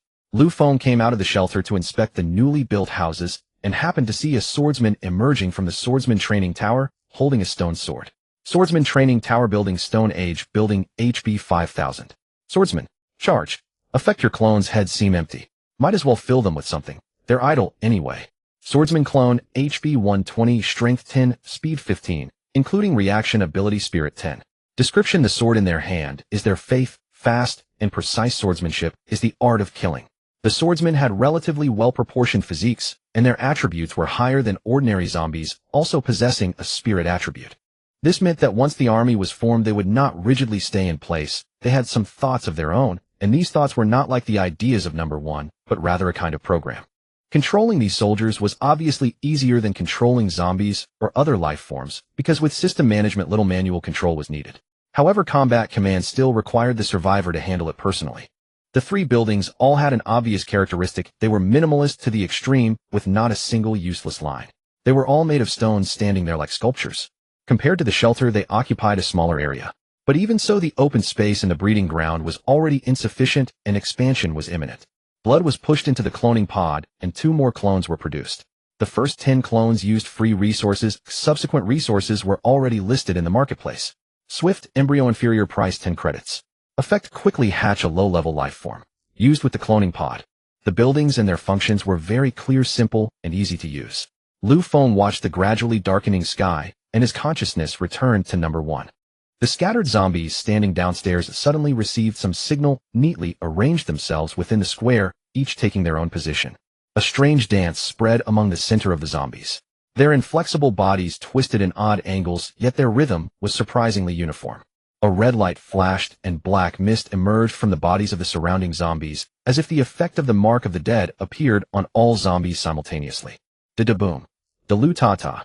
The black mist resonated with the zombies, and gradually detached, enveloping the red light. Lu Feng smelled a different scent, fresh, yet with a hint of stench like the rotten smell inside some fruit. The night granted them a society-like order. Each zombie stretched their body under the red light, as if waking up and stretching like humans. Lu Feng dared not even breathe. In the center of the red light, there seemed to be something like a gem sustaining the energy consumption, and the zombies were also emitting a unique energy. Although this force was invisible, he could feel something being drawn over. A hazy visage, a figure of violet-black hue. A teleportation array radiated with luminous light.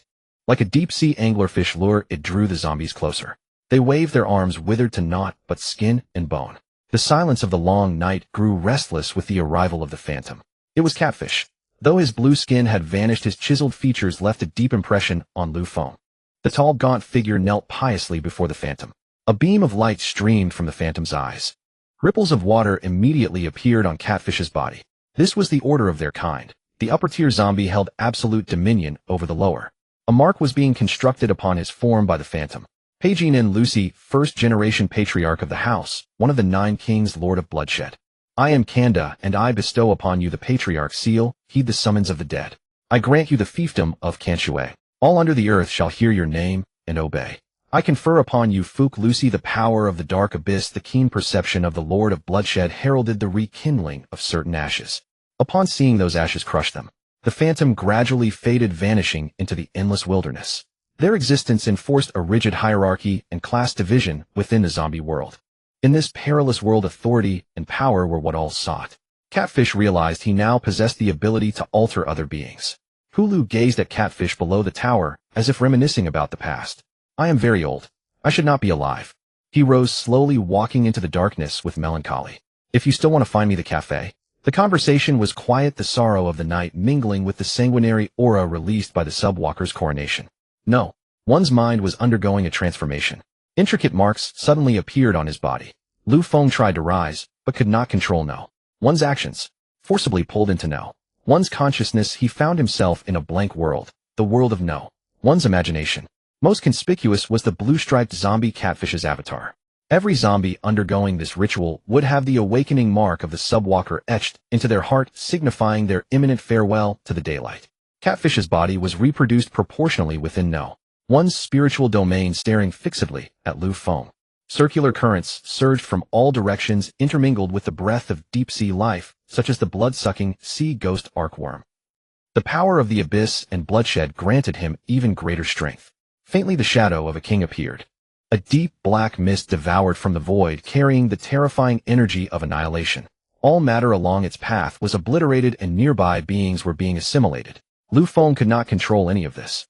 The moment these two primordial forces met, they became entangled in an instant. Muscles tensed, the mental struggle plunged his body into fervent motion.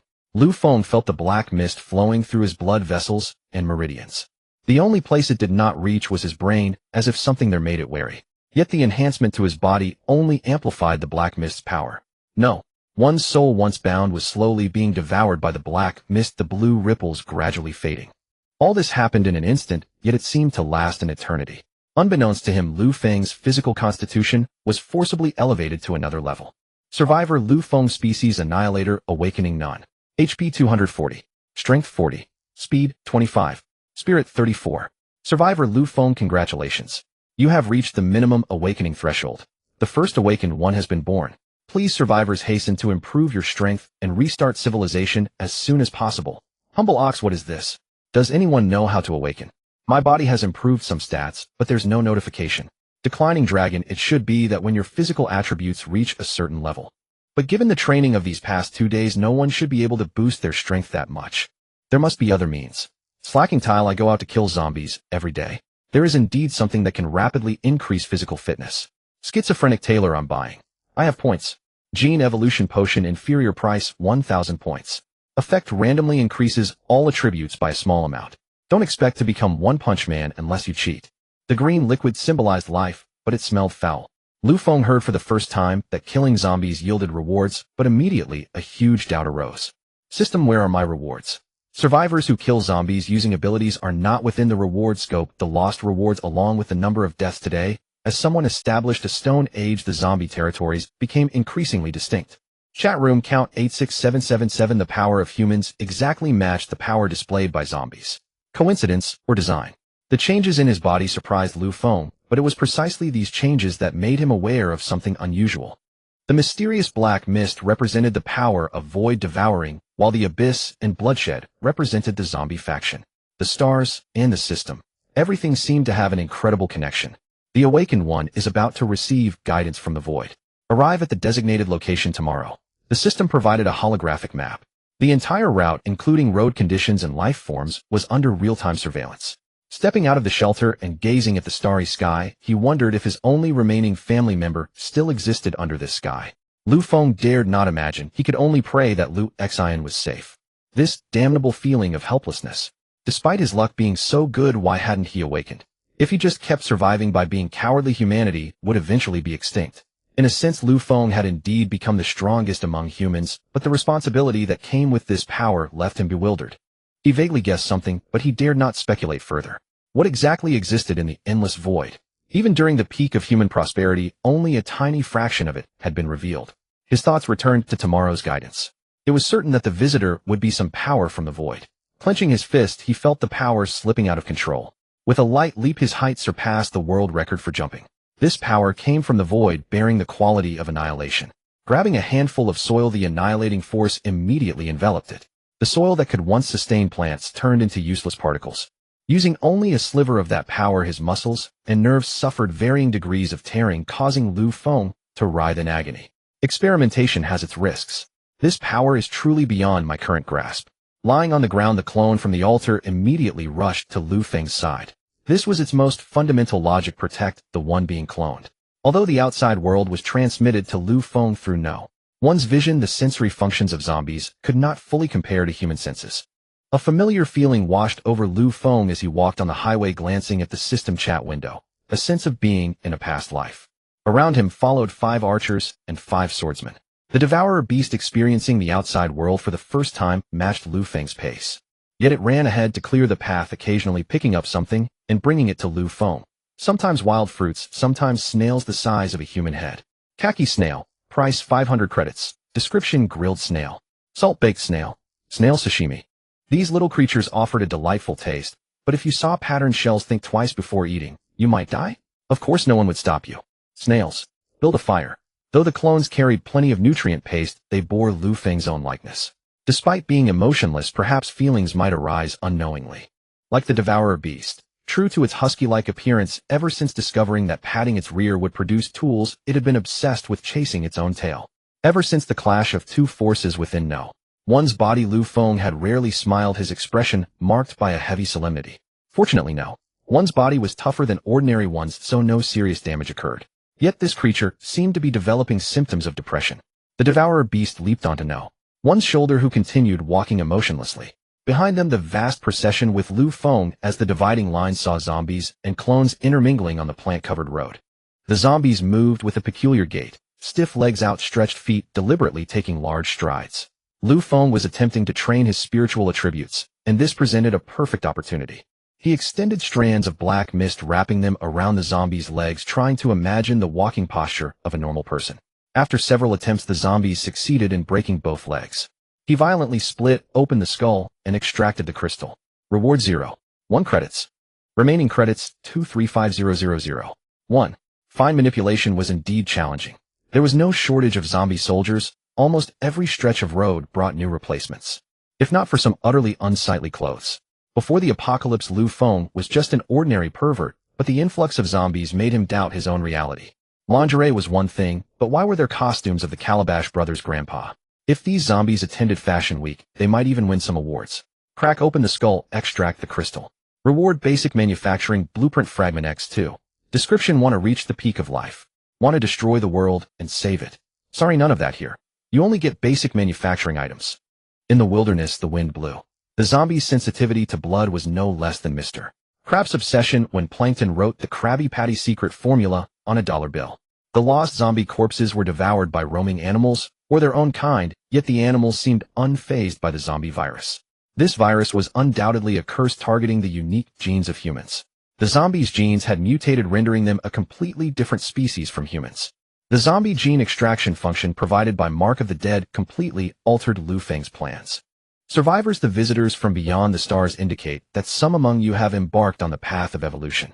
Next time, zombies will attack the shelter in a new form, arriving in 7 days.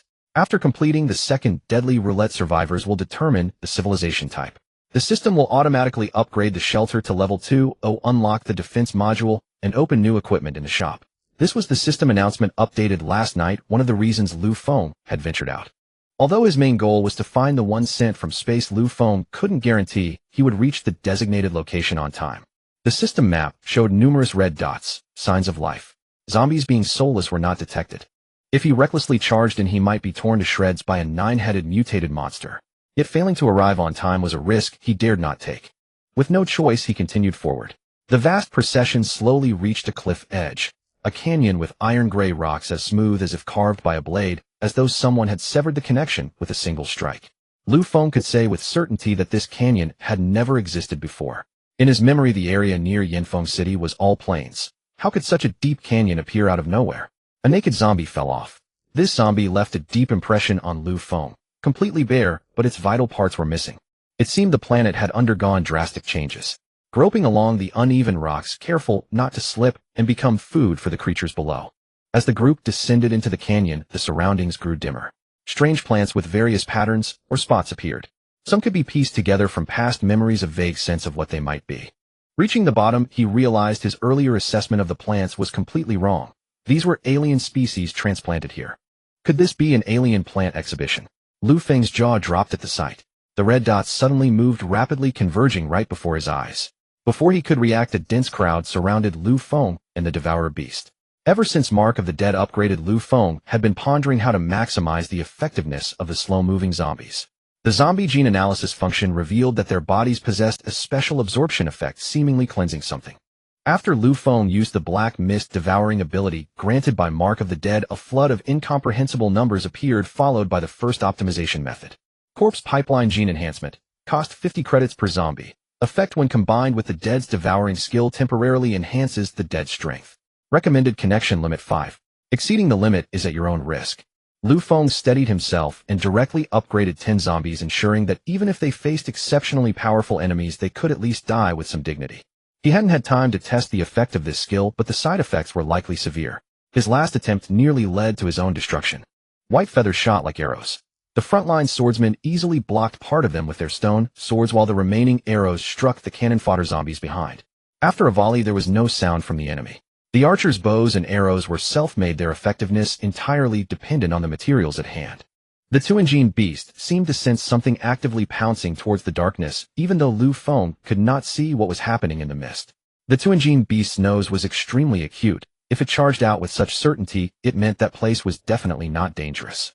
Maintain formation with the genetically modified corpse horde pipeline, bringing up the rear. Keeping a constant state of defense, the hard rock underfoot was unexpectedly somewhat flat, and the narrow path had crystal-like colors on both sides. The white mist diffusing at the bottom of the valley seemed to be slowly thinning, and a white-winged tiger suddenly approached the clone's defense line. The colossal head caused the clone to immediately retreat. The warm breath it exhaled was so forceful that the swordsman had to thrust his sword into the ground for support. But clones did not possess the emotion of fear. He was not aware of what he was facing, nor could he grasp the pros and cons of the situation. Stone-made swords and blades indeed had little lethality, but when Lu Feng wanted to take down the sword the swordsman initially carried and replace it with a machete sold by the system prompted an error. The progress of civilization cannot be interfered by external objects to obtain items that are not of the era, just as a primitive man could not hunt a mammoth with a flintlock. The stone sword struck the white tiger's head. Lu Feng had already prepared for a life-and-death struggle, his legs slightly bent, ready to exert force. It was an extremely swift figure, so fast that even right in front one could not see the white tiger's movement at all. One could only see the white tiger holding the sword in its mouth, as if it were a stick. The white tiger suddenly turned its back to Lu Feng and his group. The stone sword had evidently caused no damage at all. The white tiger probably automatically regarded it as a toy and only snatched it because it looked amusing. Although the stone sword strikes posed a high threat to those low-level zombies, to the creatures in this canyon, it was merely a toy. Seeing that he could not retrieve his sword, the swordsman climbed onto the white tiger's back. This touched the white tiger's emotions, as it had not been treated as a mount for a long time. It ran forward, joyfully flapping its wings from time to time, as if expressing its excitement. Lu Feng hurriedly took Yi Hao and rushed over. The remaining clones and zombies were of a completely different speed level, so naturally, they could not keep up. After an unknown amount of time, the white tiger suddenly stopped. A man in a white robe appeared before Lu Feng, stroking the Tuanjin beast's fur. This silly creature actually exposed its belly, rolling back and forth, seemingly enjoying the man's touch immensely. This creature is definitely not my dog, Lu Feng thought, pretending not to see it, and clasped his hands behind his back to observe the surroundings. The white mist around was already very thin, allowing a clear view of the man's face from a distance. The white robe on his body resembled ancient attire, and his demeanor and expression were calm and composed. The last person with such a temperament was the old man playing ping-pong upstairs. Although he wanted to mock this outfit, Lu Feng soon changed his opinion. The white tiger, seeing the Tuanjin beast fawningly twisting its body to let the man pet it, suddenly felt a bit lost. After shaking a couple of times, the clone swordsman was flung onto the wall. Its enormous body insisted on squeezing together with the Tuanjin beast. The man affectionately stroked the white tiger's head, and the white tiger raised its head to show off to the Tuanjin beast.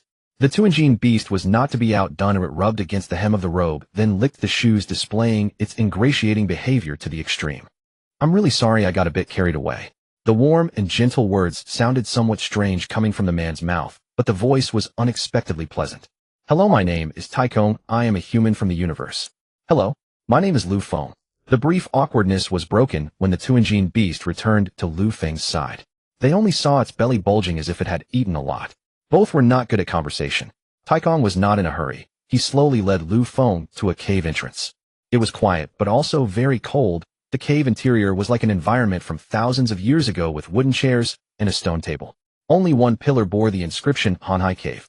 Although there were no mosquitoes inside the cave, there was actually a smell of mosquito repellent. After asking, he learned it was agarwood for calming the spirit. The system's sudden prompt caught him off guard. "This cave was developed by me. It took a lot of effort." Taikong's eyes were clear, his thoughts suddenly returning to many years ago. "You need to find something. I can take you there, but can you chat with me? It's been a long time." Faced with this request, Lu Feng was somewhat at a loss. Even before the apocalypse, he didn't know how to chat with people, especially after his sister fell ill. He became a social blank. Seeing the other party silent for a long time, Taikong suddenly laughed. "What an interesting person. Although you are the first to qualify for awakening, you completely lack the normal human desire to unite and seek warmth." In an instant, a flash of insight passed through Taikong's eyes, as if he saw through Lu Feng. Sometimes it feels like talking is no different from not talking, and no one listens, so you become unwilling to speak. But actually you are a very talkative person. Under certain circumstances, Taikong accurately described Lu Feng's situation. "Talk about your sister." A flame symbol suddenly appeared in the cave, but there was no burning sensation, only the surrounding environment suddenly became warm and comfortable. Temporary quest limited time. Description: introduce your sister to Taikong. Chance to trigger chain effect. She is a sister with no merits. Although she sucks at games and loves playing, she often wrongs me and tattles to our parents. But she shouldn't have gotten that strange disease. In Lu Feng's memories, his sister was indeed a mess, but this was the best memory he had of her, because the rest of the memories were of her wearing a ventilator. You are conflicted, you know it's unnecessary, but she is your only family. You want her to live. It's truly unimaginable, especially since in deep space it's easier to lose loved ones to accidents. Even if it's stubbornness, I will let her live even if she doesn't appreciate it. A quite heart-wrenching story. Now let's talk about awakening. With pleasure. Awakeners are extremely rare beings in the universe. They possess immense vitality and the power to destroy armies. The reason they are rare is that the relevant gene cannot be imprinted onto any life form using any technology. I believe you understand that your gene only grants you the qualification to enter the game. The true power can only be gained through will. Taikong produced a magic cube out of thin air. This seemed to be the only modern-looking thing. This can take you to find the source of power. Pass the trial, and you will become an awakener. Lu Feng grabbed the magic cube, and a brilliant light shone leading to some place in the world. A radiance wrenched Lu Feng's soul from the world, hurtling through the primary plane at a velocity of another dimension. Within less than 2 minutes, amidst a dizzying whirl, Lu Feng arrived at a grand palace. He called up the system interface several times, yet received no response. This was the first time the system had vanished without a trace. Beneath the throne, a throng of court ministers were engaged in heated debate, their attire resembling the ancient garments depicted in history textbooks. A stern and rugged general, finding himself unable to out-argue the group of high-crowned black-robed civil officials, seized their leader by the collar. The remaining officials all knelt before Lu Feng as a surge of information suddenly flooded his mind. You are the sole king of this planet, but in recent years certain cosmic forces have sought to usurp your rule. Choose to resist to the death or seek cooperation. Watching the two sides below the throne descend into irreconcilable chaos, Lu Feng simply flung his sleeves and departed. Not because he had nothing to say, but because he was at a loss for words. Seeing the king had left, the civil and military officials ceased their quarrels. The bell in the great hall tolled, and the crowd buzzed as they filed out of the palace. Lu Feng, who had left ahead of them, was utterly stunned. In this world, floating structures and vehicles filled the sky everywhere. The various buildings were meticulously planned. Through the controller in his hand, Lu Feng could command every object within the entire royal palace. Consort Hua, Consort Li, Consort Duan. The king of this world must have exceptional stamina. Staring at the scaled-down simulated building models on the controller, Lu Feng swallowed hard. Consort Hua sends you an invitation. He opened a voice message. A gentle, coquettish tone chided, "Your Majesty, you haven't visited me in so long." There was also a picture, a bewitching face with an air of dignified grace. Her attire was exceedingly light and breezy, leaving Lu Feng, a lifelong bachelor, suddenly at a loss. These consorts were almost all the most exquisite beauties from every region. Whether it was due to the king's collector's obsession or some other reason, the consorts encompassed every skin tone, every temperament, and every profession, a complete array. It seemed that King Zhou's loss of his kingdom might not have been entirely his fault. As each consort sent him messages and photos, Lu Feng fell into silence. He temporarily closed the screen brimming with notifications, savored the moment for a while, then suddenly felt a wave of emptiness. Beside the great hall, a ladder led directly to the palace roof. After considerable effort, he finally climbed up. This level of exertion made Lu Feng mock the body he now inhabited. This king's physical fitness is far too poor. On the verge of connecting with cosmic civilization, yet he hasn't arranged a body enhancement package for himself. Just as he recovered his breath, two mecha flew up, and a sharp, reedy voice emanated from within. The king wishes to sunbathe. Prepare the surroundings. The voice was effeminate, resembling the eunuchs in TV dramas. The two mecha swiftly transformed their exteriors, constructing a luxurious beach lounge chair. Lu Feng was forcibly pulled onto the chair, and immediately someone began massaging him. A bliss. His stiff body relished the sensation of relaxation. A numbing, tingling feeling coursed through him like an electric current. He stretched comfortably, and as he reached out, a crimson fruit was delivered into his hand. It smelled like an ordinary fruit, but its taste and texture were unlike anything Lu Feng had ever experienced. The flesh was fragrant, sticky, and smooth. The juice was sweet, but not cloying. Your Majesty, this is the national treasure of the Batansang Kingdom. The moon-sun fruit, also known as the sun among fruits, produced once every 50 years by the petal moonlight tree. It's tasty, but there's too little. Then, Your Majesty, do you mean to annihilate the kingdom? The voice carried a sing-song whining tone that grated on Lu Feng's nerves. Annihilate what kingdom? If you speak with such an accent, you should annihilate yourself first. No sooner had he spoken than a 3-foot piece of white silk hung from a corner of the palace. Your Majesty, when a ruler commands a subject to die, the subject must die. Take care. Frightened Lu Feng quickly removed his sunglasses to see the man's face clearly, then called the other attendant. Stop him quick. Without a word, the other man lifted the would-be suicide up with one hand. He had only been hanging for a moment and hadn't yet felt his life in danger when the king rescued him. This king is different today. They exchanged glances, but neither said a word. After removing the sunglasses, Lu Feng realized the masseur was someone else. A young girl in vibrant youthful attire caught his eye. When he looked at her, she began to avert her gaze, and her hands unconsciously stopped their work. Her face flushed red, she covered her chest coyly. Keep going. Why did you stop? I'll deduct your pay. Lu Feng put on the airs of a landlord. The girl's expression turned sour.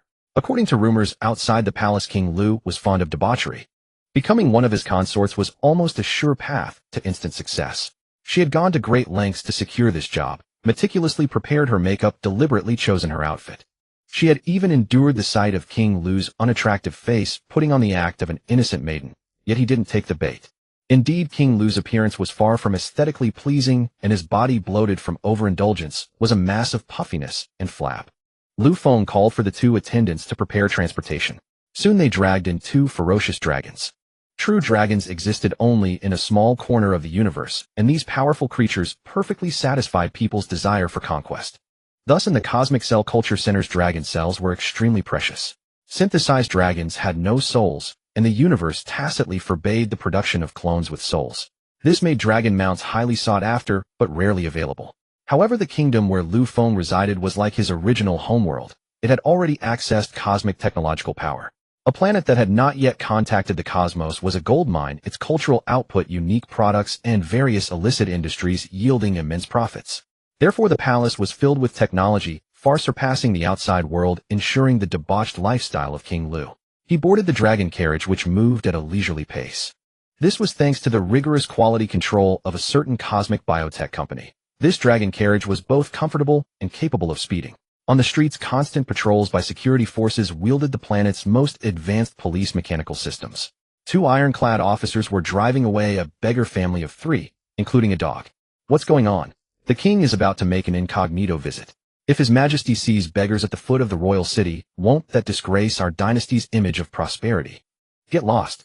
Lu Feng happened to pass by, feeling that this place bore a strong resemblance to his original world, the architecture, the clothing, the way of life. The biggest difference was the deep respect everyone showed him. After wandering for so long, this was the first time he had seen beggars. Curiosity piqued, he jumped down from the dragon carriage.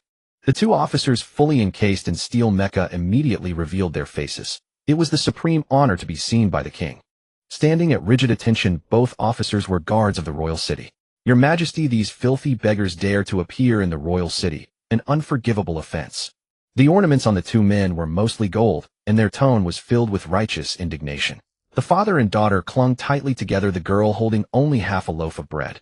The little dog whimpered pitifully, likely having been brutally kicked by the 2 officers. Watching their arrogant expressions, Lu Feng's worldview shattered for the first time at the reality of this planet. He reached into his pocket and pulled out 3 purple coins engraved with a tree pattern. He gave 2 to the father and daughter and tossed 1 to the dog lying on the ground. The man looked at King Lu with embarrassment. He once had a family shattered by this very man and believed he harbored endless rage toward him. But as he gazed at the legendary currency, the manchi, the flames of his anger were suddenly extinguished. That woman was bought from the slave market with a small sum, and she bore him a daughter.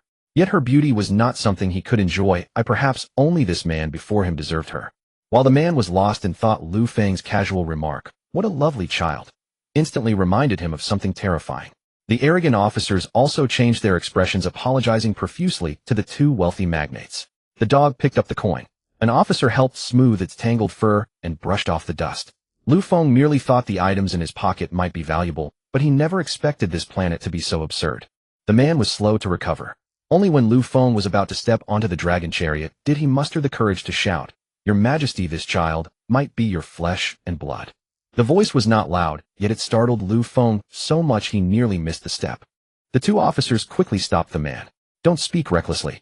Think carefully. If it's false, it won't be just you who suffers." The officers were clearly shaken by the accusation. "Are you telling the truth?" Lu Feng pressed, adopting the tone he would use to intimidate a minister to confront the man before him. I swear, every word is true. If there is any falsehood, I accept the punishment of exterminating my entire clan. The man vowed, his body trembling slightly, seemingly overwhelmed with excitement. Then tell me, which of my consorts is her mother? Lu Feng asked, half angry, half amused. Seeing the man fall silent, Lu Feng felt a measure of relief.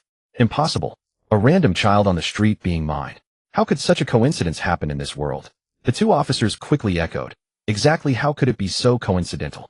Take the money and leave. The man stammered, unable to decide, and could only push the girl forward. The girl's brows and eyes indeed bore a resemblance to King Lu's face, but being pushed forward by her father, she looked flustered. Lu Feng gazed at the girl, and an inexplicable sense of closeness surged within him. Observing the king's reaction, one officer cautiously ventured, Your Majesty, there is a bloodline detection reagent available at the convenience store ahead. It is very convenient. If you are uneasy, I can fetch it immediately and reveal the truth. The other officer scolded, His Majesty merely pities these impoverished commoners and cannot bear to see them sleeping on the streets. I'll trouble you, Lu Feng replied with his habitual politeness. The officer was overwhelmed with gratitude. The royal guard was essentially the king's private army, and King Lu's words were akin to the highest command. That such a trivial matter had prompted the king to personally say thank you was an unparalleled honor.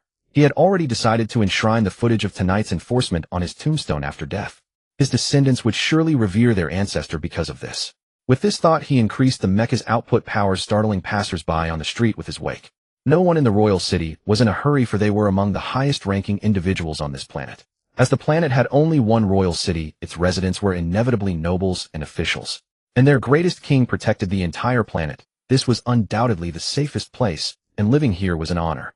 With the matter unresolved, Lu Feng felt it inappropriate to leave the father and daughter standing on the street. He instructed the other officer to immediately rent a house. The officer asked in surprise, You have several villas outside the royal city, Your Majesty. Are you sure you want to rent those merchants' houses? No need. I have too many houses and can't recall their locations at the moment. Lead the way to the nearest place around here. The officer immediately activated the siren to clear the path for the dragon chariot. The performance of these mass-produced mechas was not exceptional, but their speed was indeed top-notch. The girl had never seen the bustling scene of the royal city. Just following her father here had already subjected her to much hardship. She only knew that they had come to find her mother. Her small eyes shifted colors, her head turning as she observed the surrounding buildings. The royal city was not merely prosperous, every inch of its land bore history, with the marks of war and peace etched into the city's architecture. Before long they arrived at King Lu's private domain, a towering skyscraper with no visible top. Its jet-black color exuded majesty, and its interior structure was astonishing. If there were any dangerous designs or construction flaws in the king's residence, then no place on this planet would be safe. The officer saluted respectfully, striving to leave a good impression on King Lu.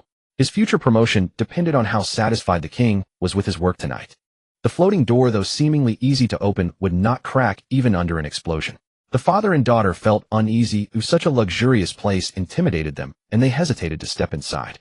Lu Feng stood at the entrance. After a laser scan, his central control automatically connected to all the rooms in the building. A full array of weapons and equipment was available. If I could live here, I wouldn't fear zombies, Lu Feng thought to himself. The weapon reserves in this building were astonishing, and all were stored underground, ready to serve as defense modules. Lu Feng silently memorized the positions of the weapon modules, thinking they might be useful for fortifying his shelter. Upon entering, the luxurious decoration displayed the majesty of the planet's ruler. Historical murals transported one to various scenes. Following the controller's prompts, he roughly determined which room was most suitable for the father and daughter. Two cold robots transported the pair to the designated room. Meanwhile, Lu Feng immersed himself in the building's technology. Soon the controller alerted him to a visitor. The officer arrived holding a bottle of juice. Bloodline detection juice effect, preliminary detection of blood relation proximity, shown by the color of the reagent after both parties drink and spit it out. Your Majesty, if it turns gold, it will prove the child is indeed your blood. The officer immediately left. Such royal secrets were best known to as few as possible. Lu Feng carried the drink to the room. The controller could observe every action of the father and daughter after they entered the room, including the bathroom and every corner. Lu Feng could sense that the two had not relaxed, which was perfectly normal. Even Lu Feng, who came from a once prosperous and flourishing planet, was astonished by the splendor of the city, let alone two paupers from a feudal society. He entered the room with a smile. It must be said that the girl was very cute, always hiding behind her father, and even when she wanted to touch something she would ask first. The father likewise was unfamiliar with these luxurious items and stood cautiously in the room, not daring to touch anything. What is the child's name? Lu Feng put on a kind face. Your Majesty, this child is called Yang Yang. The father did not dare to attach his own surname. If the girl were not his, uttering such a thing could mean death. Yang Yang, this is mouthwash. You need to drink a little and then spit it out. After that we'll eat, okay? Looking at the lovely girl, Lu Feng seemed to feel a sort of fatherly affection. Moreover, given the behavior of King Lu, it seemed not too strange that he might have a daughter outside the palace. The girl obediently took a small sip and spat it into the cup. The cup was inlaid with various gems, and under the light, even drinking water seemed difficult. While marveling at the extravagance of the king's cup, Lu Feng also took a big gulp. He crouched on the carpet with Yang Yang, observing the changes in the cup. Yang Yang noticed that the uncle seemed to have a drop of water at the corner of his mouth. White, yellow, green, purple, and finally back to golden yellow. The entire cup gleamed with radiance. As Lu Feng stared at the cup, a small hand reached out and wiped away that drop of water. What's your name? Your Majesty, I am a commoner surnamed Shi, the eldest in the family called Dalong. Do you have a younger brother named Shi Song? Lu Feng chuckled inwardly. Your Majesty's foresight is divine. But my younger brother was devoured by a fierce tiger some years ago, leaving not a trace. I myself have a congenital ailment, so I had no choice but to come to the royal city to beg for food. You may stay here for now. Considering your years of care for Yang Yang, you can reside here. After I send Yang Yang back to the palace, I will ensure you have a secure and peaceful life for the rest of your days. Lu Feng's hearty laughter infected Yang Yang. She laughed along with him, her chubby, adorable face striking straight into Lu Feng's heart. On his home planet, Lu Feng had always wanted a daughter. Now that wish had come true, and it was especially good that the daughter was not like King Lu, thus fulfilling his desire in a way. Holding his daughter, he went directly to the largest living room in the entire building. The table was laden with dishes featuring specialties from various regions. This meal was the most extravagant feast on the planet in a short time. Lu Feng had meticulously prepared everything. Originally, if Yang Yang were not his daughter, he would have enjoyed all these delicacies alone, and then casually dismissed the father and daughter. After all, in his original life, he was also a poor man who had never tasted good cabbage, and this was a specialty of the planet. Beside him, Yang Yang watched the uncle eating, with gusto, momentarily unsure who had been starving for 3 or 4 days. Pouting with a puzzled expression, she still hadn't forgotten the bread in her hand which her father had brought with great difficulty. She took small, careful bites of the bread. Seeing this, Lu Feng was troubled. He was well aware of the father's importance to Yang Yang, yet he didn't want to see Yang Yang remain with Shi Lang. He made a decision to take Shi Lang and Yang Yang back to the palace that very night. He called Shi Lang in, and the father and daughter naturally rejoiced at seeing each other. Shi Lang, do you want to go to the palace? I will give you a salary. You don't need to do anything, just accompany Yang Yang every day. Your Majesty, I am unworthy of such honor. Shi Lang covered his face and wept. Your Majesty, there is something I hesitate to say. Stop stalling. Speak. I have always been reluctant to send Yang Yang to the capital because the consort instructed me never to hand her over to you. If not for our dire circumstances, I would not have come to see the consort. After speaking, Shi Lang immediately knelt. Your Majesty, I know I deserve death, but I beg you to kill me and not pursue the crime of Yang Yang's mother. Who is Yang Yang's mother? Lu Feng's calm tone surprised Shi Lang. It is Consort Han. Shi Lang uttered these 3 words tremblingly. Through the controller, Lu Feng forcibly summoned Consort Han to this building. In a very short time, a rapidly moving cylindrical metal pillar stopped inside the building. As the person being transported slowly opened her eyes, her pupils flickered with distrust. Almost instantly, her demeanor transformed. Shi Lang, how could you bring Yang Yang to the capital? This was almost a roar. Her magnificent skirt swayed, and even her exquisite makeup could not conceal the fury on her face. Lu Feng had never seen such a beautiful woman, but in that instant, he also saw how terrifying she could be when angry. Her expression was even worse than that of a simpleton. Just as Lu Feng was at a loss, Consort Han suddenly knelt before him with a thud. Or rather, before King Lu. Your Majesty, I beg you to spare Yang Yang.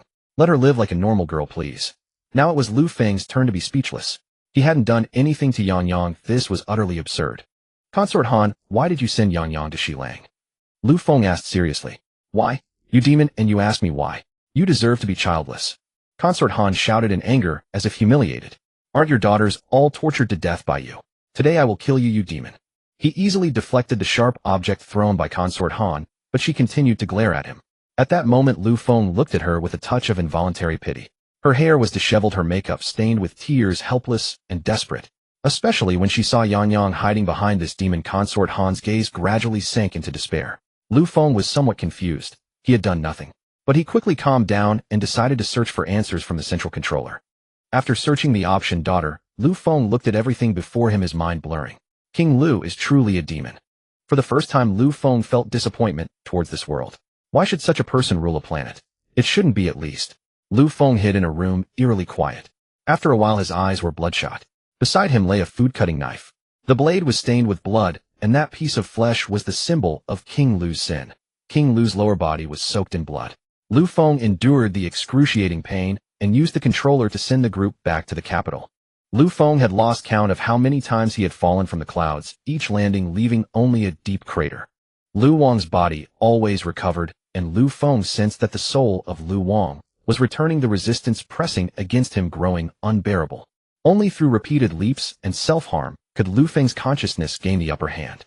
Last night, he glimpsed Lu Wang's plan in the central controller. Once the demon had built a prison to cage his daughters, satisfying his twisted desires through their torment. This demon, somehow blessed with endless life, bred thousands of offspring, sons cast into space, daughters imprisoned. His consorts were mere breeding tools. Han Fei, having discovered the secret of Lu Wang, devised a plan alone. Shi Lang, once a wealthy heir to a family fortune, had fallen to such a state that even Han Fei could not believe it. Yet events spiraled toward the darkest outcome. The planet's technology could contact cosmic civilizations, but the gap between rich and poor was absolute. The poor survived by sheer luck, while the rich, through exploiting labor and selling minerals, had settled in the cosmos. Some had become noble space dwellers, their brethren toiling on the home planet for their luxury. The harder the poor worked, the richer the bosses grew. Every drop of sweat became a sip of wine for the wealthy. The root of this malaise lay with Lu Wang. According to Lu Feng's research, the key to his unshakable rule was a single tree. Manchi was not only the currency Lu Wang used to reward others, but also the symbol of the planet. That tree grew at the peak of the cloudy depths, reachable only by successive kings. Terrifyingly, Manchi was not a mere abstraction. It existed in history, sustaining the rule of each Lu Wang generation. The most obvious sign, no matter how tyrannical or incompetent, no Lu Wang ever died by accident. Lu Feng felt despair. The Lu Wang family knew far more about Manchi than he could glean from records, yet the tree still granted that divine power. He seemed powerless. Against this scum, all he could do was jump again and again to keep his sanity. Countless revolutions had erupted on this planet, but because of the tree, the lower classes could only be exploited by the royal city's elite. The royal city of old was far larger, but as nobles moved away, the outer parts grew desolate. The poor abandoned everything to scavenge in the old royal city for treasures left behind by the rich, yet such wealth never satisfied their hunger to leave the planet. The core district stored vast arsenals and scientific talent, most importantly the bloodline of the Lu family across generations. Here, far from the poor, people had a chance to emigrate to other parts of the universe. It was said that in space some would awaken and gain unique powers. These awakened individuals, ranked by talent, controlled most civilizations in the cosmos, bearing the duty of guarding them. Time was pressing. Lu Feng received news that extraterrestrial visitors had arrived. Civil and military officials lined both sides of the hall, though Lu Wang sat on the throne. Yet the envoy displayed an arrogance that bordered on contempt for Lu Wang. The officials found nothing amiss, they felt it was only natural.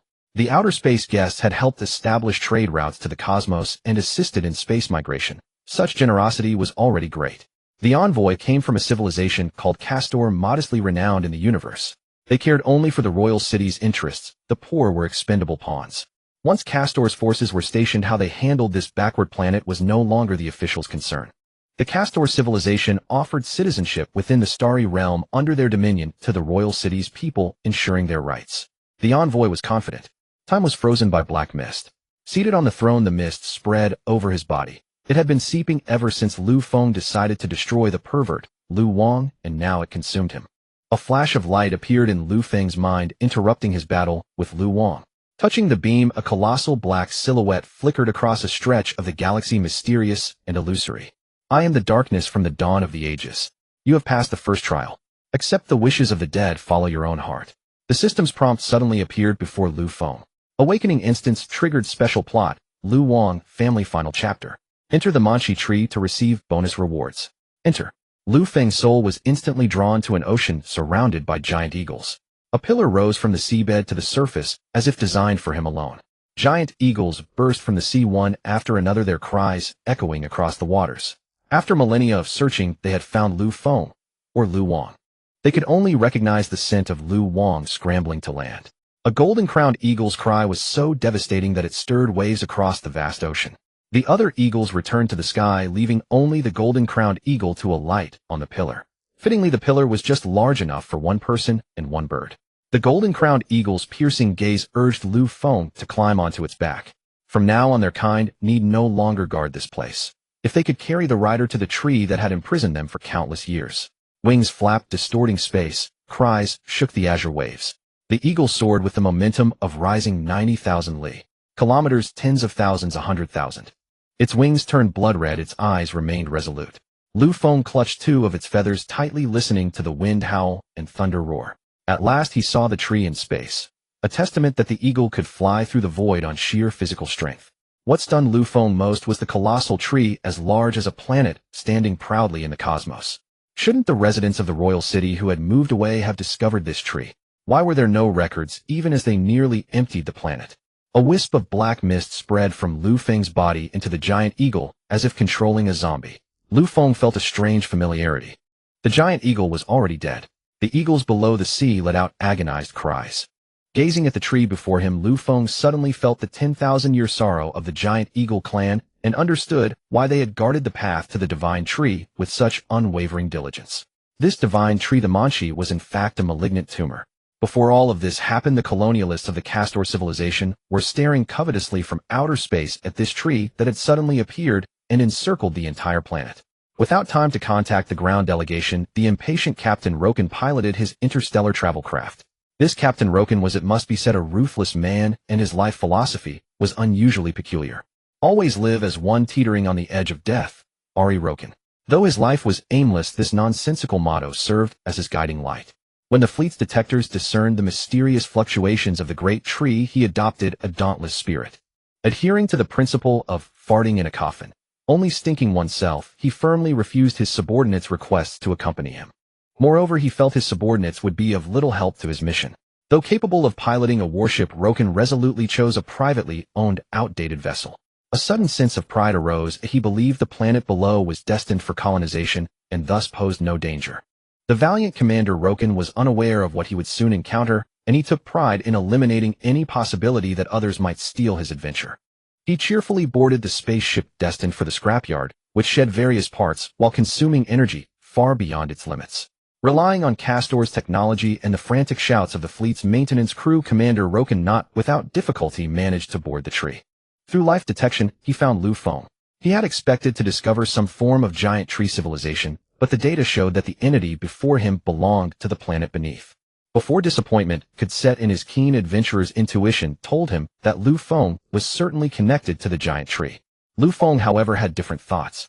The task prompt he received read: contact the Manchi's power, use the power of the deathly sign to conquer this giant tree. Clearing his throat, Roken, like a straight man who had never known love, declared, "The Castor Federation demands you immediately put your hands behind your head and halt your advance." Lu Feng spread his hands, feigning incomprehension. After checking the translator 3 or 4 times, Roken concluded the subject was intellectually impaired. It wasn't that Lu Feng didn't want to communicate, it was just that in his current state, he couldn't explain whether he truly existed or not.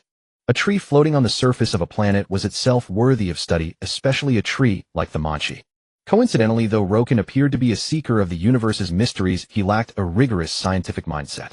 Thus, quite naturally, he forgot to bring his analytical instruments. After confirming no one knew of this oversight, he faced a greater problem: the tree, though still tree-like in appearance. Its hardness rivaled the toughest Lamu alloy used in warships. After much effort, the great explorer finally gave up. The reason was not that he could find no way to chip something off the tree, but rather that the mentally impaired individual had displayed a contemptuous expression. In truth, Lu Feng was indeed qualified to scorn him, for only he could conquer a tree of such planetary scale. Yet the problem remained. Lu Feng, in his soul state, also found himself stumped before the towering eternal tree. His soul was mimicking the soul of King Lu at a peculiar frequency. This transformation was undoubtedly the power of the black mist, but he still could not name the force upon which his existence depended. Somehow, through his unknown experiences, Roken could perceive Lu Feng in his soul state. Lu Feng himself could not fully comprehend what he could accomplish in this form. This was not Lu Feng's fault. After all, it was his first time traversing the cosmos as a soul, bypassing many steps. Feeling bewildered was his only possible reaction. As for conquering the giant tree, that was even more perplexing.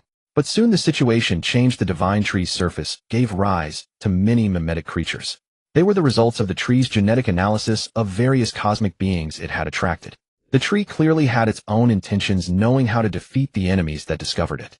Roken's arrival was like activating the tree's viral defense mode.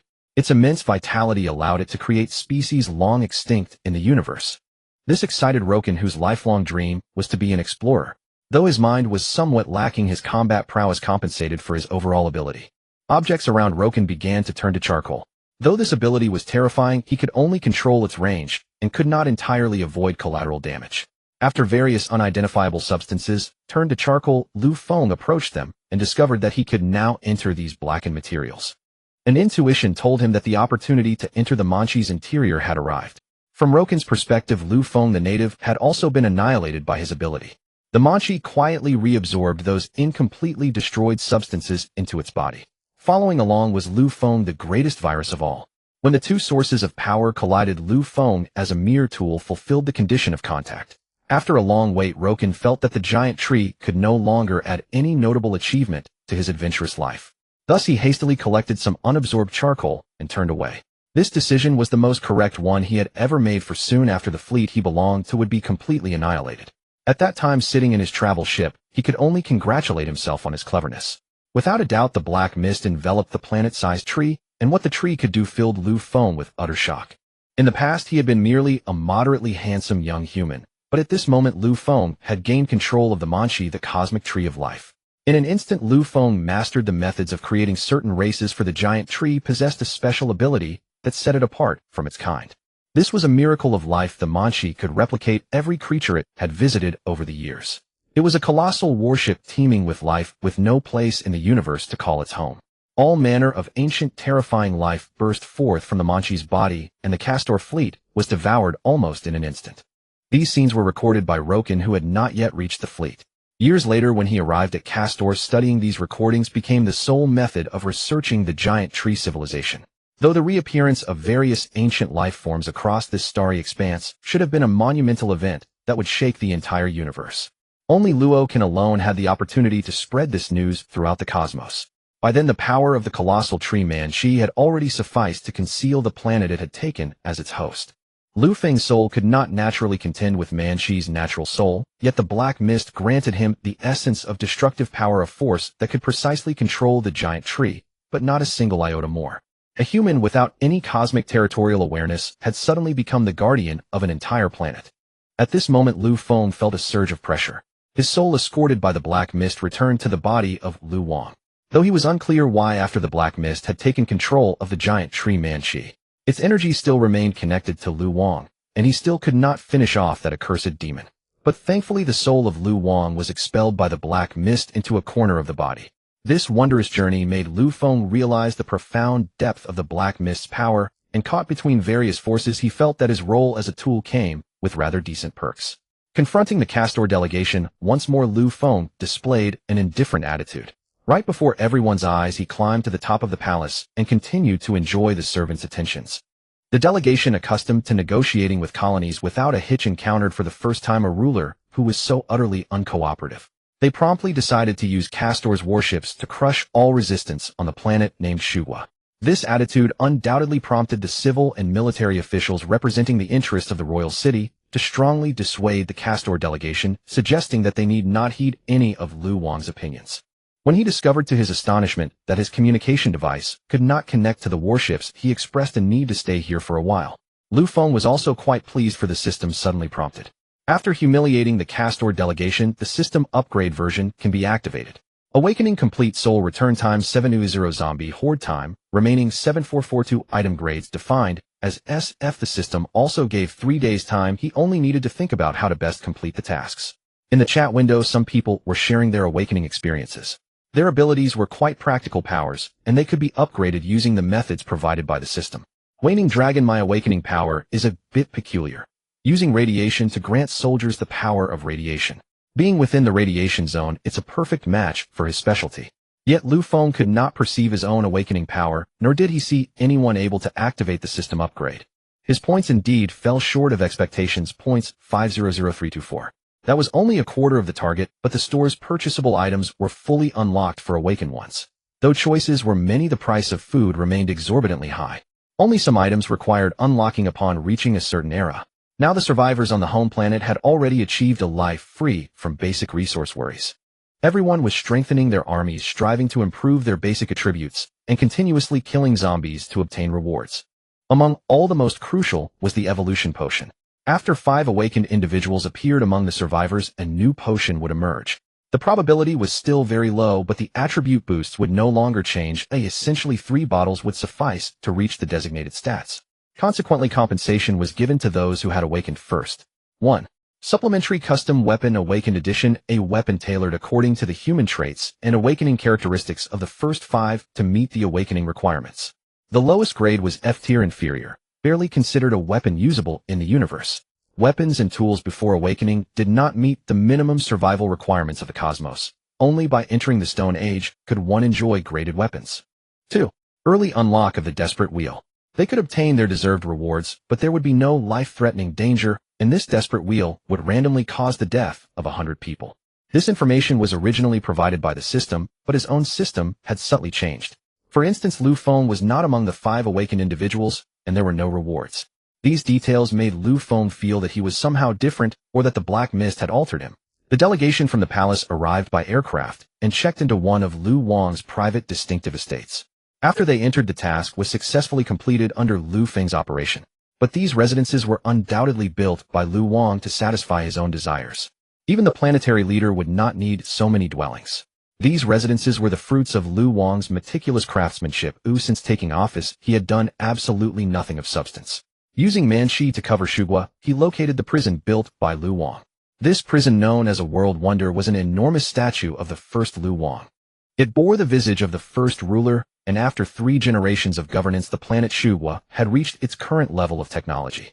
Strangely, each successive Lu Wang had an endless lifespan, yet they seemed to have left this planet one after another for peculiar reasons. Moreover, Shugua's technological progress had seen strange leaps each time. Shortly after a ruler's departure, an era of explosive technological development began. The previous 2 rulers were not particularly brilliant talents. They were only chosen by Manchi because of some unknown traits.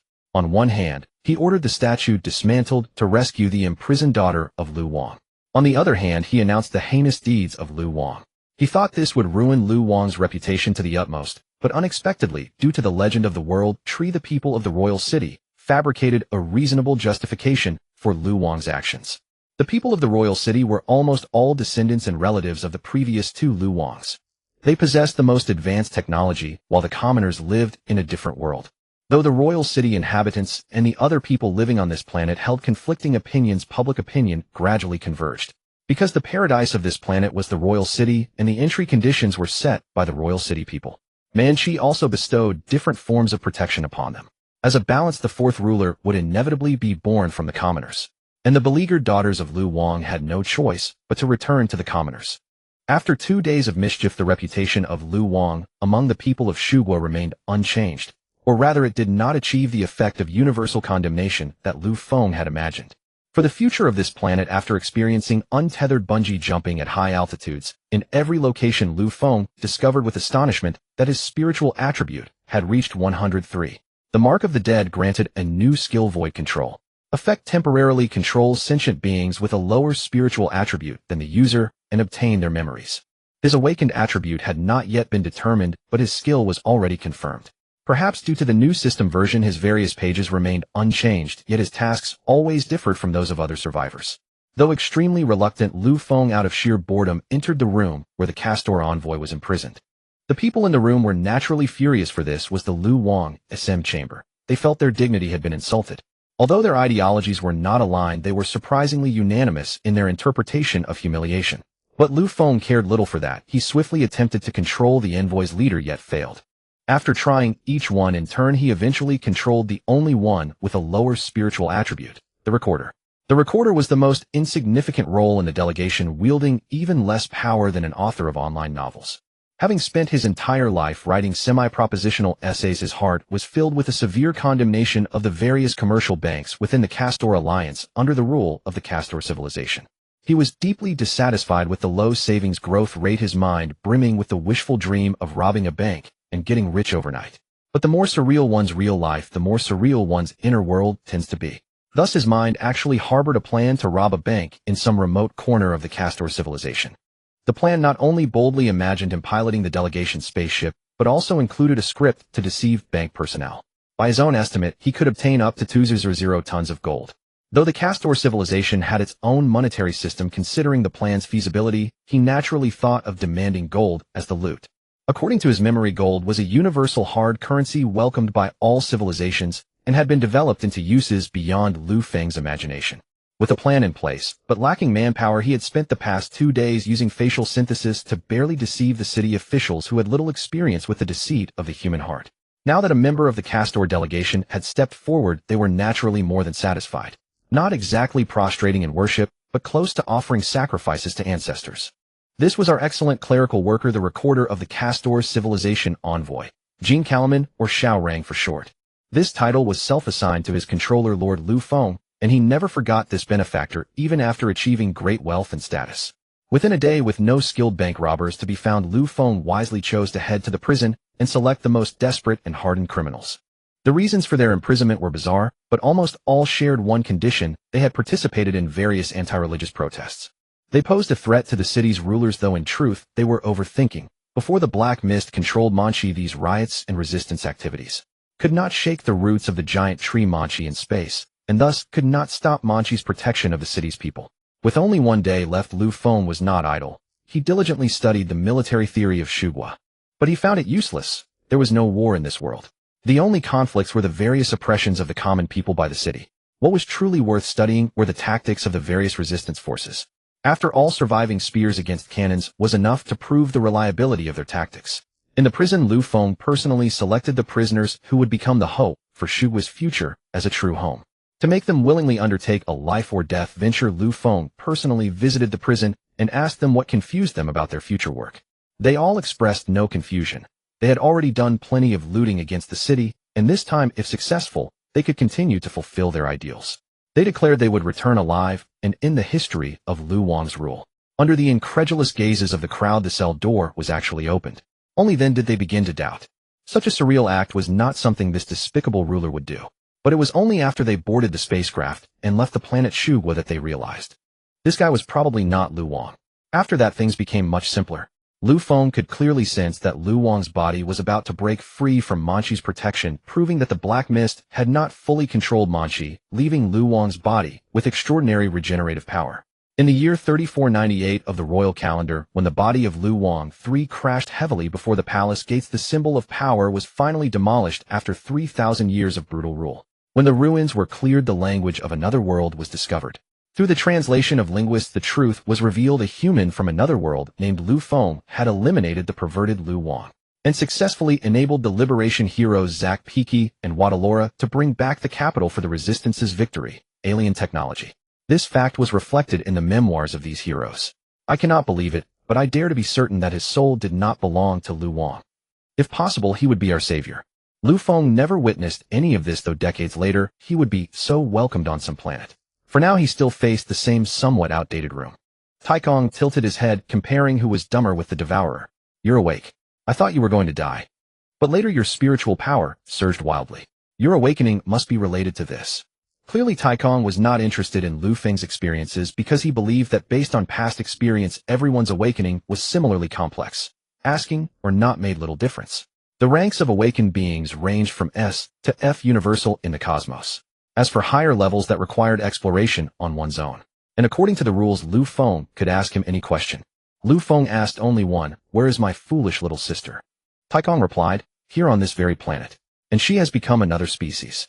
That was the most correct answer, but what Lu Feng wanted was a map guiding him to the exact location, just like when he first arrived here. It was obvious that his sister had turned into a zombie. Fortunately, the zombie world possessed a certain order. The clone machine's analyzed gene functions suddenly gave Lu Feng an idea. Perhaps he could create a restorative potion. The deadly roulette has begun as survivors must reach a safe zone. The system unexpectedly displayed a world map, causing an uproar among the survivors. Moreover, that black text appeared so chaotic, as if something was changing. Closing his eyes before he could recover his spirit, 3 hours after returning to the home planet, Lu Feng arrived at a devastated ruin. It was still the same dark figures, but many colors appeared among these people. As if by common accord, each of these individuals wielded a different weapon. They emitted mists of different colors resembling the auras of anime characters. These 5 were the ones who would later awaken. If it were the previous Joker killer, he might have been ganged up on and killed by these 5, but this time was different. This time's arena was somewhat different. A freshly battle-damaged spaceship from a fierce space battle. Scattered swords and blades each emitted distinct colors, and only the most primitive swords and cold weapons were present. The cosmic soldiers wore 2-colored uniforms, seemingly some kind of defensive gear. Their physiques were similar to humans, but their faces and limbs differed greatly: green lizard faces and blue gecko faces. These faces visually gave off a zombie-like feeling. It was hard to accept that species in the universe looked like this. Perhaps in human eyes these species appeared rather rugged, but their weapons were exactly what the survivors desperately needed now. Everyone was forcibly imprisoned in scattered locations. Outside the windows was outer space with broken steel piercing through the warship. Habitually scanning the surroundings, a dark figure was standing on a fragment of the warship, faintly revealing a red mist that made one dare not underestimate. But regardless, in such a position, if one could not withstand the vacuum and low temperature of space, they were essentially already dead. Not far away on the ceiling there were several devices resembling baseball launchers. If he could survive, it would truly be a miraculous escape from death. Everyone speculated thus, but Lu Feng felt it wasn't necessarily so. His current position was not far from the figure. If he knew the firing trajectory of the ceiling launchers, he could survive. This was the confidence after having attributes exceeding 100. Strangely, Lu Feng felt that his thinking was many times faster than his movements. Most notably, he now had no conditioned reflexes. As long as his body allowed, his speed would absolutely exceed that of those who had not trained their mental attributes by more than 10 times. Under normal training conditions, gaining additional reward attribute points could be achieved through physical training after awakening. Those who had not awakened could only train to the limits of humanity. Such training was like a black hole or an abyss with no bottom. The training of an awakened person was more like building an all-round mecha, taller, faster, more agile. Moreover, there was almost no limit in the early stage, and improvement was extremely rapid. If one trained frantically within 3 days, they could very likely reach the pinnacle of human data in all aspects. 3, 2, 1. Everyone was freed from the constraints of their physical range, and the person in front of Lu Feng dashed into the warship at an extremely fast speed. But no matter how hard he tried, the launcher activated in an instant and aimed at him. Just as he was about to feel the threat of death, Lu Feng gave him a gentle push. The violent pounding of his heart proved he was still alive. At this moment he was extremely puzzled. This was the first time he had seen someone who could help a fellow human after the apocalypse. The memory of the previous deadly roulette was still vivid, and this time, having barely become an awakened, he still encountered a desperate situation. Although he had tried, his body's neural reactions couldn't keep up. He could only rely on his senses to prove that he had just experienced danger. A small crater was blasted into the steel floor of the warship. It could be said with certainty that being hit basically meant only 2 paths: disability or death. And being disabled in a world full of zombies was no different from death. The freezing space environment lasted only an instant, exactly the time it took for him to run to Lu Feng's site. His blood had not yet cooled, but he already felt close to death. Fortunately, he had awakened a talent related to fire. Otherwise, the previous outer space trip would have completely finished him off. And this survivor, standing on a warship built by some civilization, could only be considered as traveling to another country, since the spacecraft belonged to the territory of its nation. Unfortunately, this civilization had perished not long ago, and these weapons happened to be suitable for the current survivors. Thus the system set this place as the second deadly roulette, but without a roulette wheel, how could it be called a lottery? These wheels released electromagnetic energy cannons in a specific order. That was the baseball launchers on the ceiling. How could a normal cabin have such things?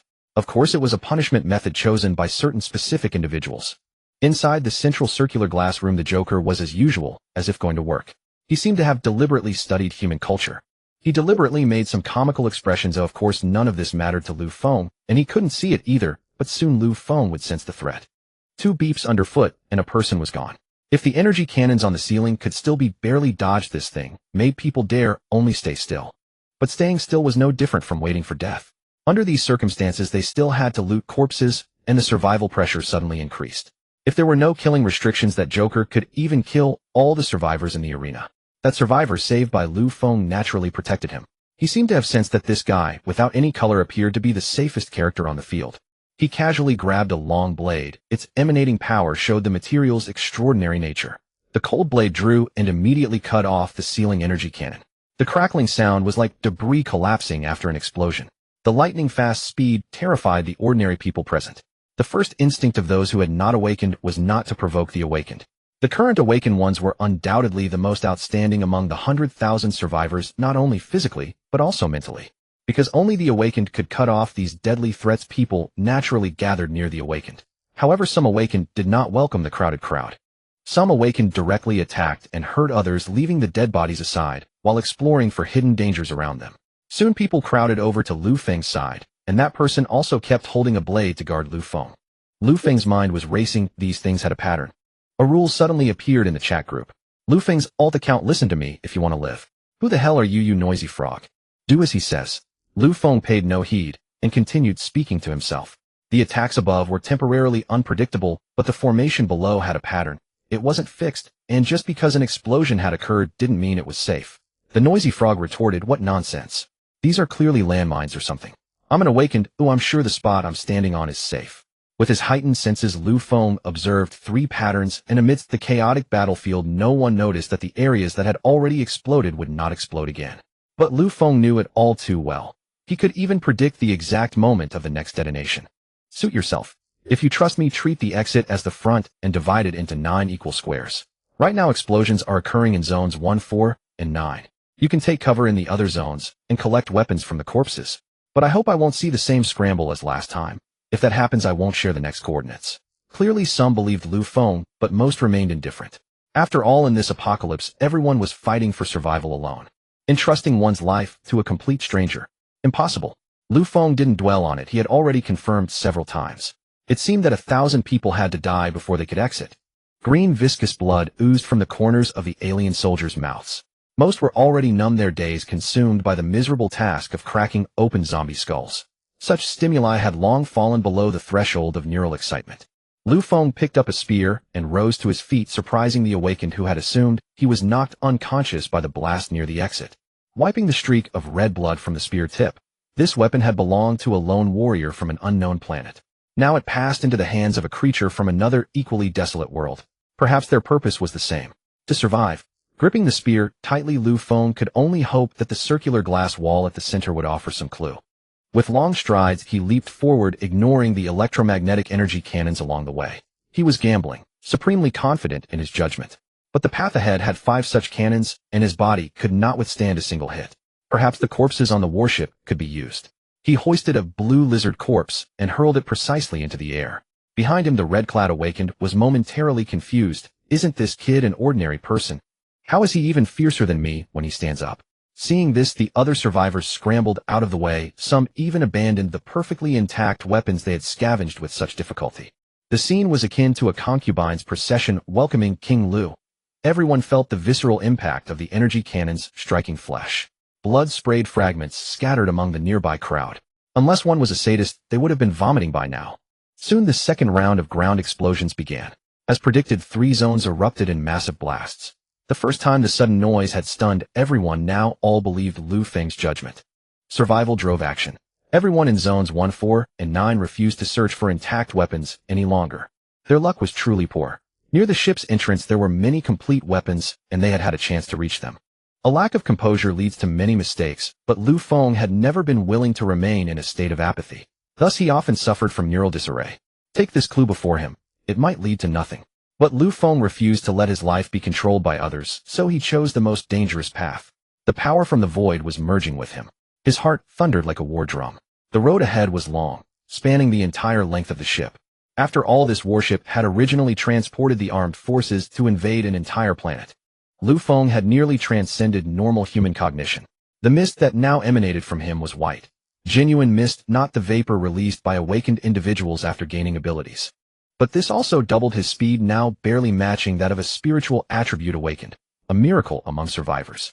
People grew increasingly astonished by Lu Feng's running movements, sensing something peculiar. This feeling was especially pronounced among the few awakened. It seemed as if some dormant cells in their genes were awakening, a phenomenon that to some extent aided those who had not yet become awakened. He looked at the clown, making faces before him. This time the clown had changed costumes, mimicking the classic image of a theater jester. But the wailing and howling were now blocked by the glass. At first, it was amusing. It even gave Lu Feng the illusion of returning to a normal society. But the next moment, a raised middle finger shattered the fantasy, a blatant mockery. Even the most patient ant would lose her temper. But Lu Feng held back. He continued watching, curious to see just how far this thing could go. Lu Feng's fixed gaze delighted the clown inside the glass wall. Perhaps he felt his art was being acknowledged. A subtle smile curled his lips, as if he saw through Lu Feng. Children shouldn't look, ha-ha. His mouth split wider, revealing countless blood-red teeth and a hideous oral cavity. As bones shattered, his entire head turned inside out. The sight was indeed horrifying. Had Lu Feng not chosen to look away, he might have fainted. But the onlookers who didn't close their eyes suffered. Some even fell victim to a trick the clown played. Just now the clown turned a dial, and the electromagnetic energy cannons followed their programmed sequence, killing several people. Yet the clown seemed a bit awkward. This human wasn't playing by the rules. He didn't even dodge the cannon fire. But the clown was helpless. The dial was the maximum authority granted by the master. It appeared he had hit a creative block, but who would believe that one who toyed with human hearts had no tricks left?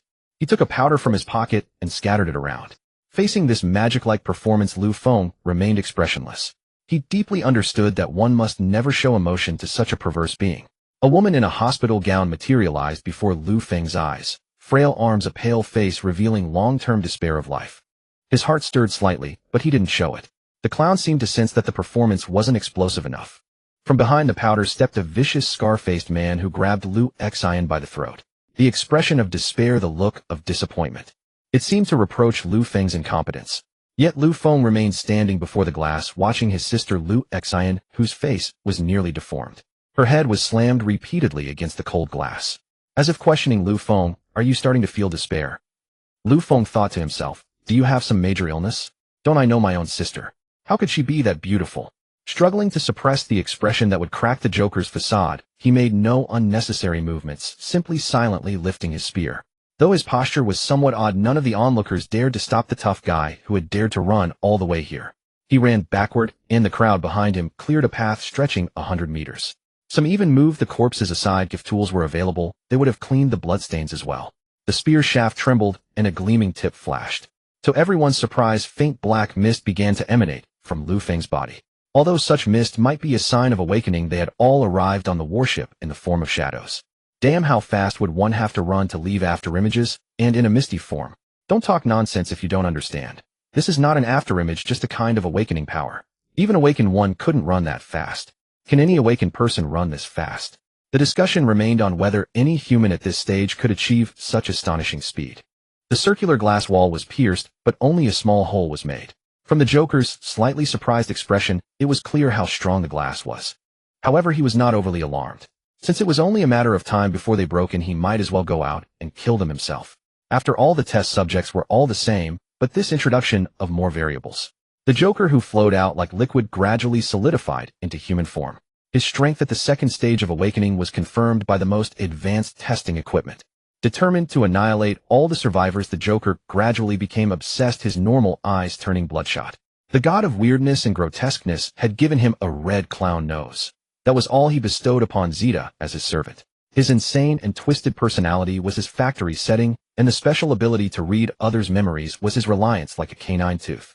Even the god of weirdness and grotesqueness once said, "I am his most perfect creation." Ignorant people are not worthy of the life bestowed upon them. Normal people might not perceive it, but every awakened person was on high alert, and many of their weapons ignited with corresponding light. Since there was no one turning the wheel anymore, the threat above could be ignored for now. What was beneath their feet was what needed constant attention.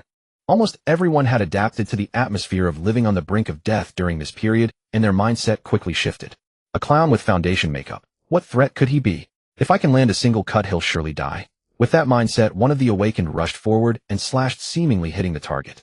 The Joker fell, but the corpse quickly turned into smoke. When the smoke cleared, there was no corpse on the ground, only a crudely made toy bear. A chainsaw seemingly from nowhere pierced through the entire chest. The shadow slowly fell. The first awakened died. With the sound of the chainsaw, white smoke rose, and the smell of motor oil stimulated Lu Feng's tense mind. Nearly 500 more people would be killed. If the Joker could be killed in advance, perhaps all this could end. The group lacked no courage, but their strength was as disappointing as ever. In a short time, the awakened gathered around Lu Feng. Lu Feng also broadcasted the trap area this time.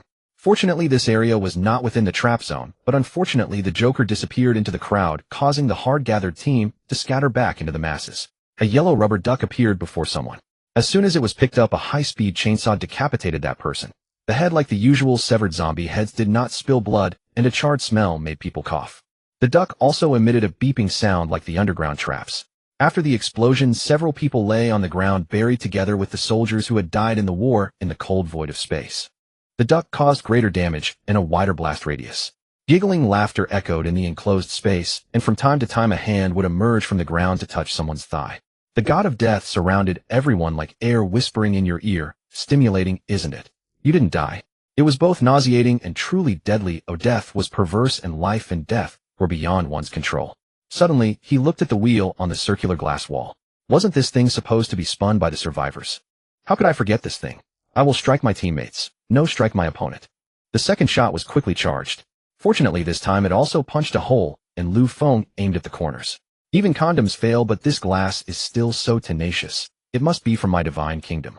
Third time, fourth time. Damn, can't pierce it anymore. Even Granny Rong had some effect when she jabbed Ziwei. Fuck, why won't it break? Not breaking, huh? Then I'll use bombs. Lu Feng took out 2 melon rind bombs from his pocket. He had no choice but to do this and gamble that the wheel inside wouldn't be destroyed. It wasn't that no one thought of stopping Lu Feng, but seeing his manic attacks and considering that they themselves might not be able to achieve such destruction, they gave up the idea. After the melon rind bomb exploded, the people around kept looking back, afraid they might miss something. While everyone else thought they were in a safe spot, Lu Feng retreated even further. When the smoke cleared, the crowd was stunned to see the wheel completely intact. The wheel stood firmly there as if taunting, "Is that all you've got?" No one could resist the thrill of the lottery, especially when life and death hung in the balance. Since death was a possibility, either way, why not go all in? Holding the power of annihilation, Lu Feng finally couldn't resist a desperate gamble against that thing waiting for it to show its flaw. This idea was thanks to his powerful brain enhanced by mental attributes. The smell of gasoline had become an instinctive trigger for Lu Feng. His brain repeatedly simulated this sensation, directly forming a muscle reflex, as if programming his own body. For the first time, Lu Feng experienced the illusion of flesh is weak machines ascend, but the effect was still obvious. Before the chainsaw sound even started, the smell of gasoline was detected. This time the distance was not far, just 2 or 3 body lengths away. If this doesn't kill you, Lu Feng wanted to use a melon rind bomb to blow him to the sky along with himself. The first person's prize clearly hit his psychological expectations. One after another, people took turns and completed the lottery. Strangely, everyone was smiling. Such a bizarre scene made Lu Feng curious, but he couldn't afford to be distracted. Today that Joker must die? While contemplating how to gather more annihilation energy, he also pondered whether to blow up the roulette wheel. Watching them rejoice, he sensed that nothing was as simple as it seemed, yet no one worried about their own lives. These people must be possessed. Lu Feng repeated it in his mind countless times. In truth, everyone now believed Lu Feng was the truly deranged one. In the chat window, people kept sharing videos of their families greeting them, a sudden shift in tone. Moments earlier, they were beseeching all manner of deities for protection. Now they had all turned into atheists, as if to say, let death come if it must. After all, at most a few more would die. In a venue of nearly 80,000, the number was still less than those who had fallen outside fighting zombies. Lu Feng stared fixedly at the roulette wheel. His intuition told him that the Joker would burst out from somewhere with a chainsaw in the next second. Sure enough, a duck appeared near the wheel, killing many in an explosion. Remaining death count 349. The immense blast force made many lose interest in the lottery, and the dwindling death count sent a jolt through the crowd. They no longer thought about how to defeat the enemy, only silently awaited the death of their own kind. There was no way around it. A cunning and powerful boss couldn't be beaten without at least 2 attempts, even in a raid of 80,000 players. Gathering annihilation energy brought a burning sensation, and after some time a faint fragrance emerged. After helping King Lu complete multiple cleansings and suicides, Lu Feng found these minor skirmishes oddly soothing.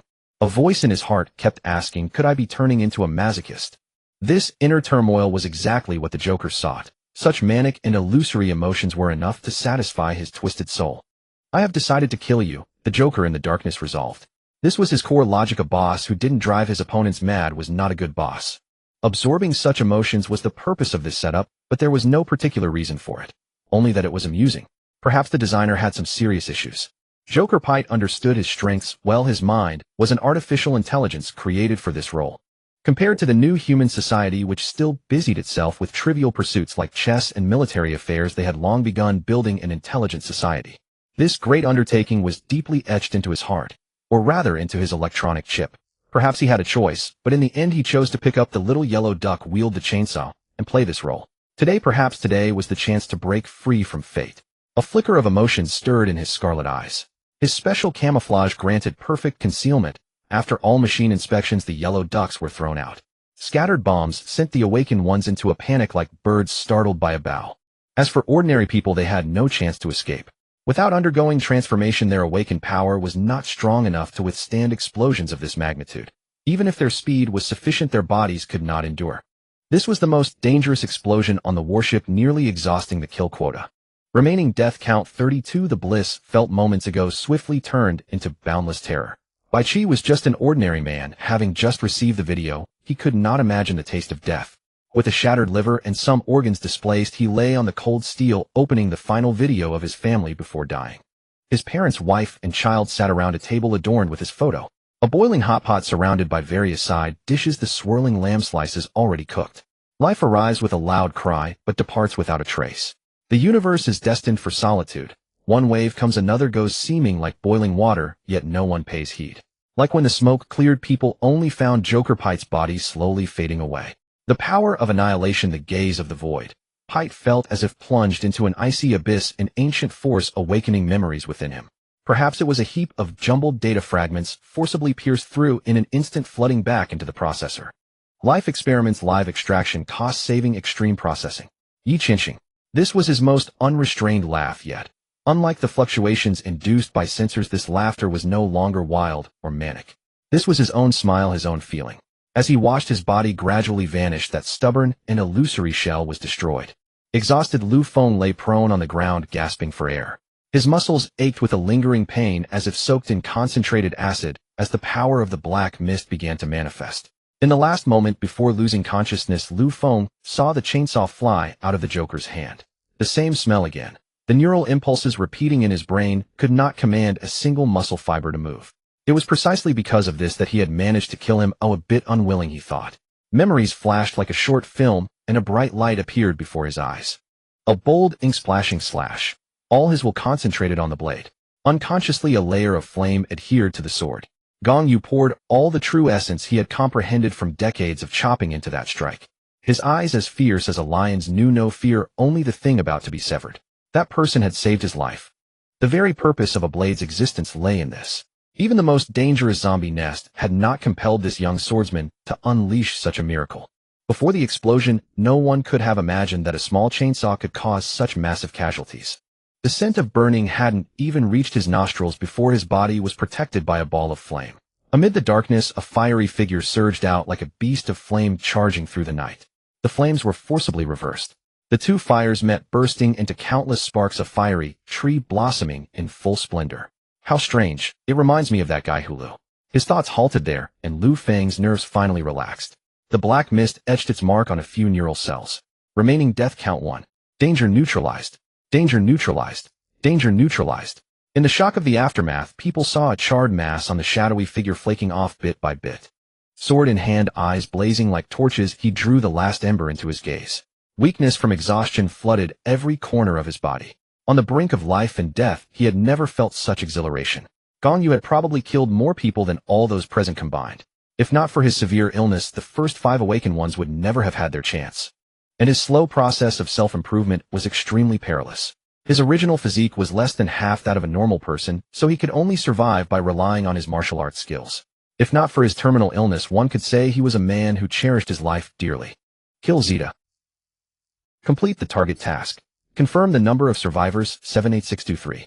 Lucky ones finish the fatal roulette quickly. The new journey waits for no one. The crowd's gaze gathered at the center of the battlefield, their eyes fixed on the two figures. No one felt qualified to rush them, and a silent agreement resonated in everyone's hearts. Don't move. Someone wanted to persuade, but a terrifying aura like the Grim Reaper emanated from Gong Yu. He had killed many people and had lost the meaning of life. As a terminally ill assassin, he had long ceased to hope for survival, but something moved him. There was no reason at all. Why? Why would he save me? Why did I save him? A heart of stone is necessary to be a qualified assassin, with betrayal from behind and a hail of bullets ahead. Friendship seemed extremely cheap in his value system. Yet he instinctively blocked in front of him without even knowing his name. A charred hand grasped another feeble hand. Though both were dark shadows, subtle details revealed that this person clearly knew no other techniques. As for his move that could kill with a single strike, it must have required a tremendous cost to execute. It really didn't seem like the power these hands could display. carrying the flames from the explosion on his own back and helping him spin the roulette. It seemed he was at a disadvantage. The roulette wheel slowly turned with various colors dancing on it. Lu Feng completed his second roulette draw. It was Gong Yu's turn. He could barely stand, supporting himself with a blade, looking like someone just recovering from a serious illness. He gave it a gentle spin, and a golden light enveloped the surroundings. Crack Blaze Blade customized. Attack 120. Defense -10. Special effect ability effectiveness increased by 10. Dear Mr. Gong Yu, after testing, your strength has reached a certain level. This blade of blazing heat represents our respect. Description: forged from the heart flame of the Bongu starfire bird, and the wood essence of the plant it inhabits, this blade often emits the bird's cry when used. The naturally growing veins on the blade enhance ability transmission power. Rank F. Evaluation perfect. He picked up the Crack Blaze blade and gave it a light / flames erupted. Its most valuable feature was the light material, yet high hardness and flexibility. Rank F. Evaluation perfect. He picked up the Crack Blaze blade and gave it a light / flames erupted. Its most valuable feature was the light material, yet high hardness and flexibility. The flames attached to the blade spewed lava through wood-like veins resembling blood vessels. At that moment, the standard-issue weapon in his hand seemed utterly inadequate, so he discarded it casually. The person beside him quickly caught the discarded blade and swung it excitedly twice. Enable base synthesis function. Phase 1, form pairs of 2, freely choose teammates. Consider carefully: if life is threatened, he will be your last safeguard. Civilization Phase 1 complete. Enable Otherworld portal. Map randomly refreshes with raid dungeons, chance for unique rewards. Enable global map plan teleportation function. 1, 9, 23, 57, 100. Planning complete. Pay a certain amount of points to teleport to any survivor base. Plan zombie empire territory. 1, 9, 23, 57, 100. Planning complete. Trigger enemy civilization progression. Zombies evolve, trigger multiple mutations. Future cleanup will be more difficult. Strengthen survivor plan initiated. War equipment system online. Unlock defense value after obtaining first war equipment. Reclaim your homeland. Lu Feng's consciousness gradually returned. Enduring a headache, he checked all his organs, but fortunately everything was intact. This was not like when he could act recklessly while possessing Lu Wang. One should cherish their own body. As Lu Feng was bewildered, a voice sounded in his heart. When you are strong enough, we will meet again, Taikong. All around was empty, only the clone troops and the zombie army led by Number 1 gathered beside him. Number 1's consciousness could still be sensed, proving that even when the spirit was severely damaged, the zombies would not betray him.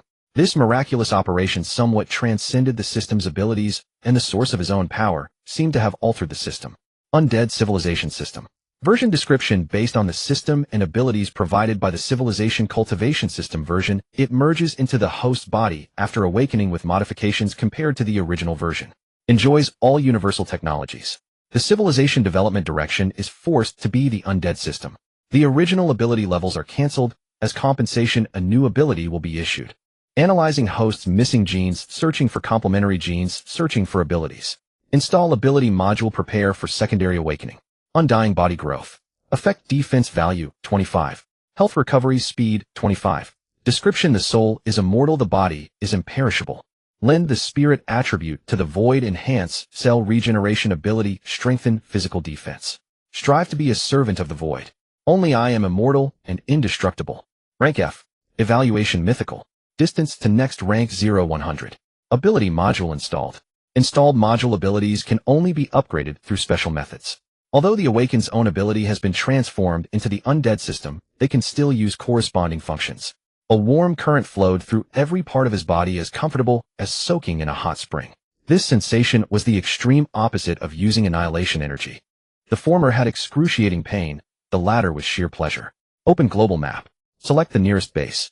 Lu Feng found his own base and also discovered some animals around, seemingly a sudden mutation situation. Emergency mission: defend the place of survival. Content: return to defend the base, resist the zombie tide triggered by the collective mutation of zombies. A war of this scale is the best way to test strength. Tip: quickly find teammates to synthesize a second-tier base.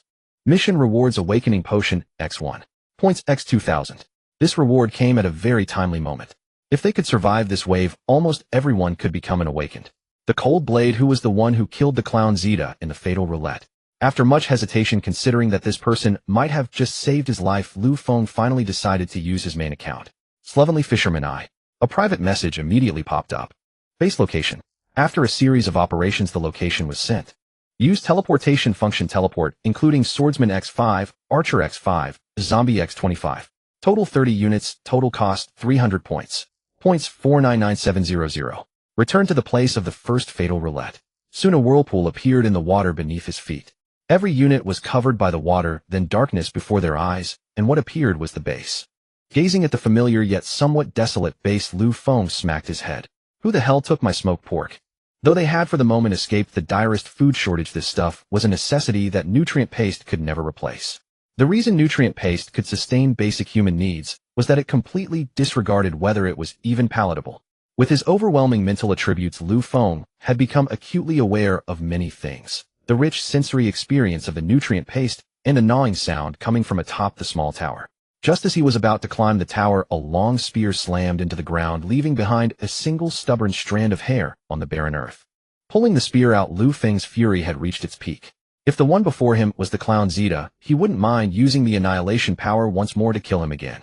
As Lu Feng leaped, a figure in a radiation suit jumped down from the tower, landing steadily on the ground, seemingly quite pleased with his own movement. The newcomer's agile physique wasn't due to attribute boosts, but to his pre-apocalypse conditioning. Yet because of a severe illness, his face showed hardly any healthy color. Nevertheless, he had the handsome features of a wealthy young master with a hint of femininity about them. Clutching a piece of sliced smoked pork, he kept stuffing it into his mouth. Savoring the taste, he quickly devoured the entire chunk, weighing about a pound. The smoked meat is quite good. Whether you're him or not, I won't kill you this time. Those words made Lu Feng laugh. The last person who said something like that had grass growing taller than himself over his grave. Lu Feng thought to himself, this guy seems addicted to showing off. Still, he couldn't underestimate the man, who in their right mind during a time when cooperation was possible would go around making enemies instead of finding allies. Do you know how that pig died? Why should I care? The newcomer retorted bluntly. You just need to know you won't. A whistling sound cut through the air, grazing his clothes. He dodged the fatal strike at the last moment. Lu Feng had once again used his unique technique, pushing his speed to the limit with a special movement pattern, nearly sending his already exhausted nerves into shock. Gong Yu recognized that Lu Feng's form was essentially the same as the man who had saved him, but to confirm cooperation, he decided to test him further. He took a slow, almost lazy swing of his blade. Lu Feng dodged it with ease, then vanished in a flash. What followed was the first volley of arrows. As he turned his gaze to the clone army, the archers had already readied a second salvo. The wooden arrows gave Gong Yu no desire to dodge. He felt that evading such attacks would be an insult to his blade technique and the Lirantian he wielded. If he didn't dodge, the clones wielding stone swords would strike at his lower body. Whose genes were these clones made from? Such a dirty trick. After enduring all the attacks, Gong Yu felt a strong sense of malice. He had encountered clone swordsmen in other bases, but this was the first time they targeted weaknesses. He had no time to think as he sensed a second genuine threat. A hideous zombie had closed in from behind. The first to be targeted was naturally number one. As its sharp teeth were about to sink into his neck, it suddenly paused for a moment. A ferocious jackal, even if caged in a solid prison, remained dangerous unless all its teeth were pulled out. The virus remained the greatest threat to survivors. Fortunately, the Ember extinction virus wasn't airborne, otherwise no one could have survived the first day. He twisted around and swung his blade at the head. Because of the poor angle of attack, Gong Yu didn't expect to cleave the zombie's skull open, but the sharp sting was enough to make number one's simple mind even harder to control. In its wild flailing, number one's fingers grew rust-like extensions. Following their leader, the other zombies attacked indiscriminately. Soon the fence of the breeding ground was torn down by the rampaging horde. Seeing the situation worsen, Gong Yu swung his blade, unleashing flames that ignited the collapsed wooden fence, cremating nearly a dozen zombies. The most severe case was number one. As the target, its clothes were almost completely burned away, but strangely the zombie's reproductive region showed nothing. This was the first time either of them had encountered such a phenomenon. Though Lu Feng had once seen a female zombie fully naked, he had refrained from observing due to the last shred of his moral compass. Now number one's clothing and various features indicated that before infection it had certainly been male. But setting that aside, number one's body had indeed undergone other changes. Its withered flesh had regained the color of a normal human, and the muscles beneath were transforming into a substance of a different intensity. After the burning, the exposed muscles were no longer the tender pink of a normal person, but a steel-like hue. Seeing this, Gong Yu ceased his slashing and leaped back onto the small tower. Brother, stop. How about we talk? Talk about what? My pet's friends have all been burned to death. Nothing to talk about unless you throw your blade to my clone. For safety, Lu Feng remained hidden in the shadows. No problem. I never expected you to keep such a thing as a pet. No wonder you're the one who killed Zeta. Gong Yu's polite and gentle tone made Lu Feng feel a sense of unreality. He casually tossed the Lirantian to the clone. The clone weighed the blade in his hand, glanced at the stone sword, and decisively threw the blade away. After comparison, the clone found that the blade was lighter than his own, and discarded it, reverently picking up the stone sword again. Gong Yu was at a loss for words. Number 1 picked up the blade, sniffed it, bit it, and finally gave up the idea of swallowing it. Gong Yu grew even more speechless. Lu Feng and you. Gong Yu. Thank you. I should thank you too. This brief exchange confirmed that neither of them was the talkative type. If you came to thank me, there's no need. You stood in front of me too, so we're even. I always thought I was the only one who could be this cold, but it turns out you're the same. 2 red buttons appeared in Gong Yu's hand, his eyes showing no emotion. Even when the spear was about to pierce him, Lu Feng had a clear sense of self. If it weren't for the heightened reaction speed from his mental attribute, he would never have been able to stay so calm. From Gong Yu's perspective, Lu Feng was even more ruthless. His reaction speed and agility were simply inimitable, and out of professional instinct, Gong Yu felt that the man before him was a kindred spirit. The drizzling rain interrupted their less than harmonious exchange, but fortunately, they finally established a modicum of trust. In such an environment, offering mutual aid was already a glimmer of humanitarian light. These two, one adrift through half a life, the other mired in poverty, had in the apocalypse found what they had sought in their earlier years. Lu Feng, by sheer luck, became the wealthiest among the survivors, while the assassin who had endured countless betrayals in his past finally found a true friend. It was hard to judge whether the apocalypse had been kind or cruel to them. Once inside the base, neither side had room to fight. The remaining zombies and clones rested within the building. Several red buttons lay casually on the table, some still smeared with uncoagulated blood. Removing the radiation suit and rubbing his eyes, Lu Feng beheld a cascade of long hair. Black robes, white hair, sword-like brows, and starry eyes. Though the pallid face was alarmingly white, those bright eyes radiated immense strength, and the shared language felt deeply comforting. Perhaps we can form an alliance. Just the two of us. That would be the most steadfast pact. Saying this, he placed one of the buttons on the crate in the base, the place where they had first obtained food and water, and the venue for trading goods. The crate instantly recast itself into a larger stone chest, but now adorned with carvings. Stone Age primitives hunting wild beasts with spears, mountains and rivers, ancient instruments singing distant songs, and a dog-like animal howling at the moon beside a bonfire. Cracks appeared on the walls, ferocious skeletal shapes exuding a primal aura. The once neat bed suddenly turned into a stone slab, and countless other details silently transformed this human refuge. Finally, the room shifted entirely from its modern appearance into a microcosm of the Stone Age.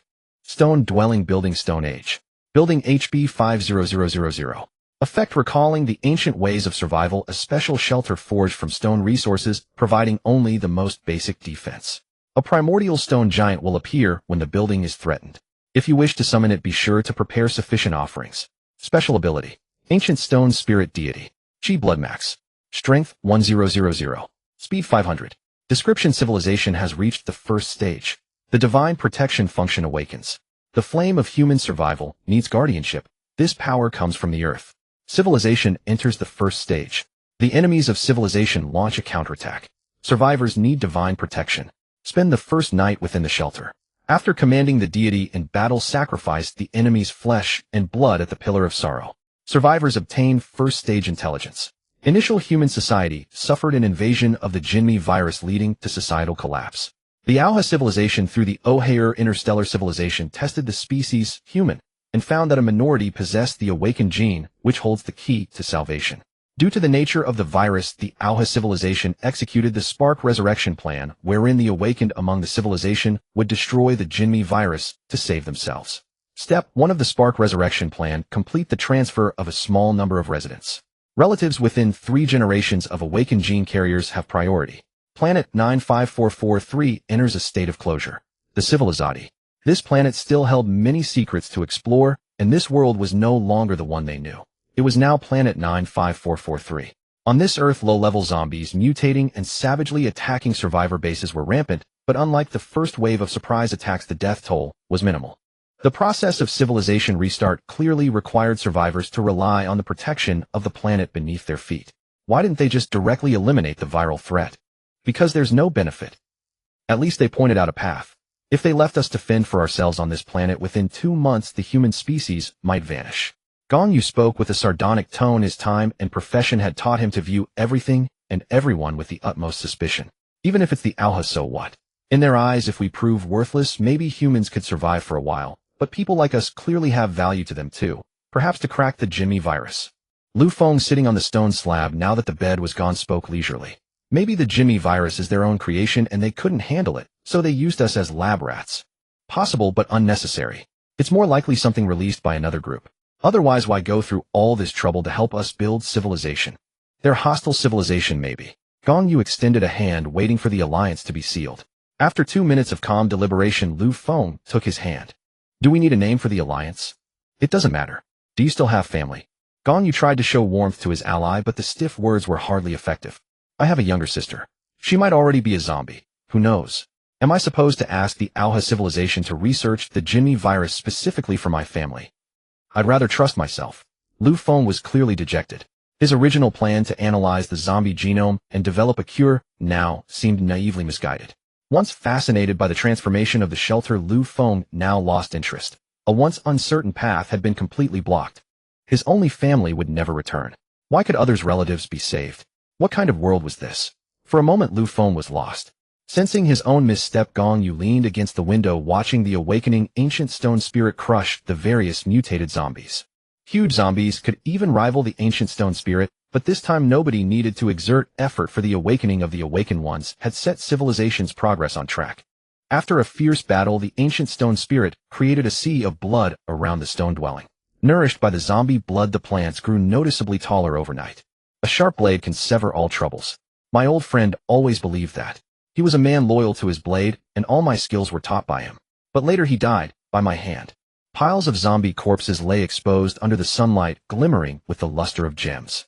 These low-level zombies had transformed their very appearance overnight. On their bodies, which had barely maintained a human shape, numerous fine ores emerged like parasites hidden beneath the skin. Once the zombies lost the ability to move, these ores began to break through the skin. Gong Yu cut open the crystal and placed it into a stone chest. Heterogeneous primary crystal.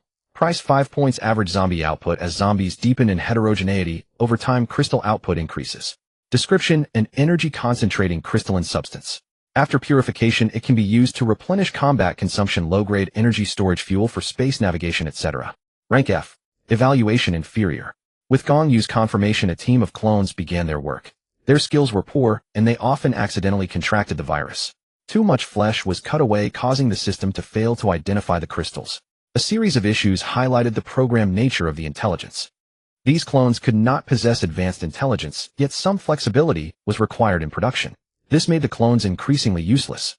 Wondering if upgrading to another era could make these artificial idiots smarter, Lu Feng fiddled with a large crystal as he finished the last of his work.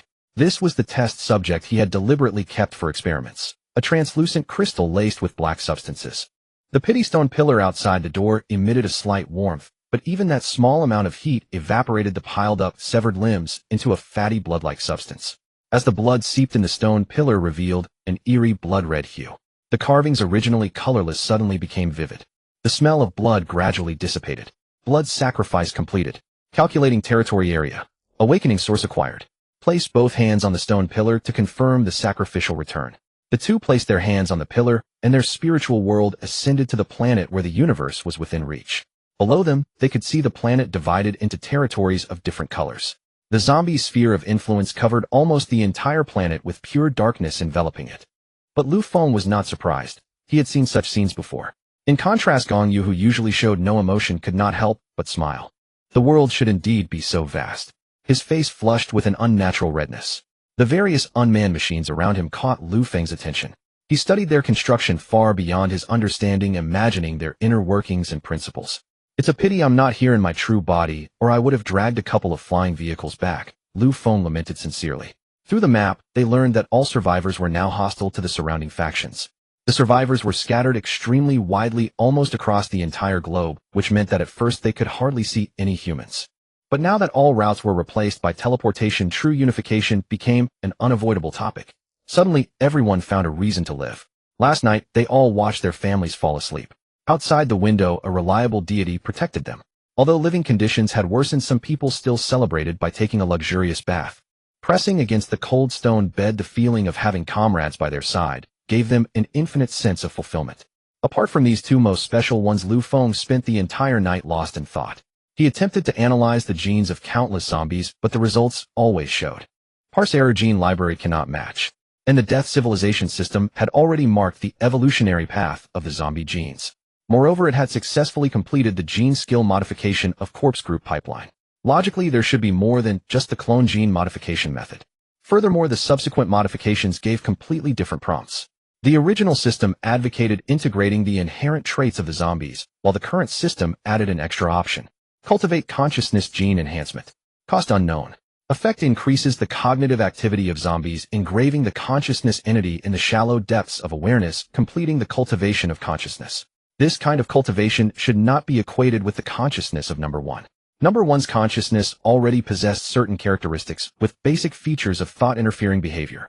This method of cultivation, however, forcibly imprints a blank slate through unknown means.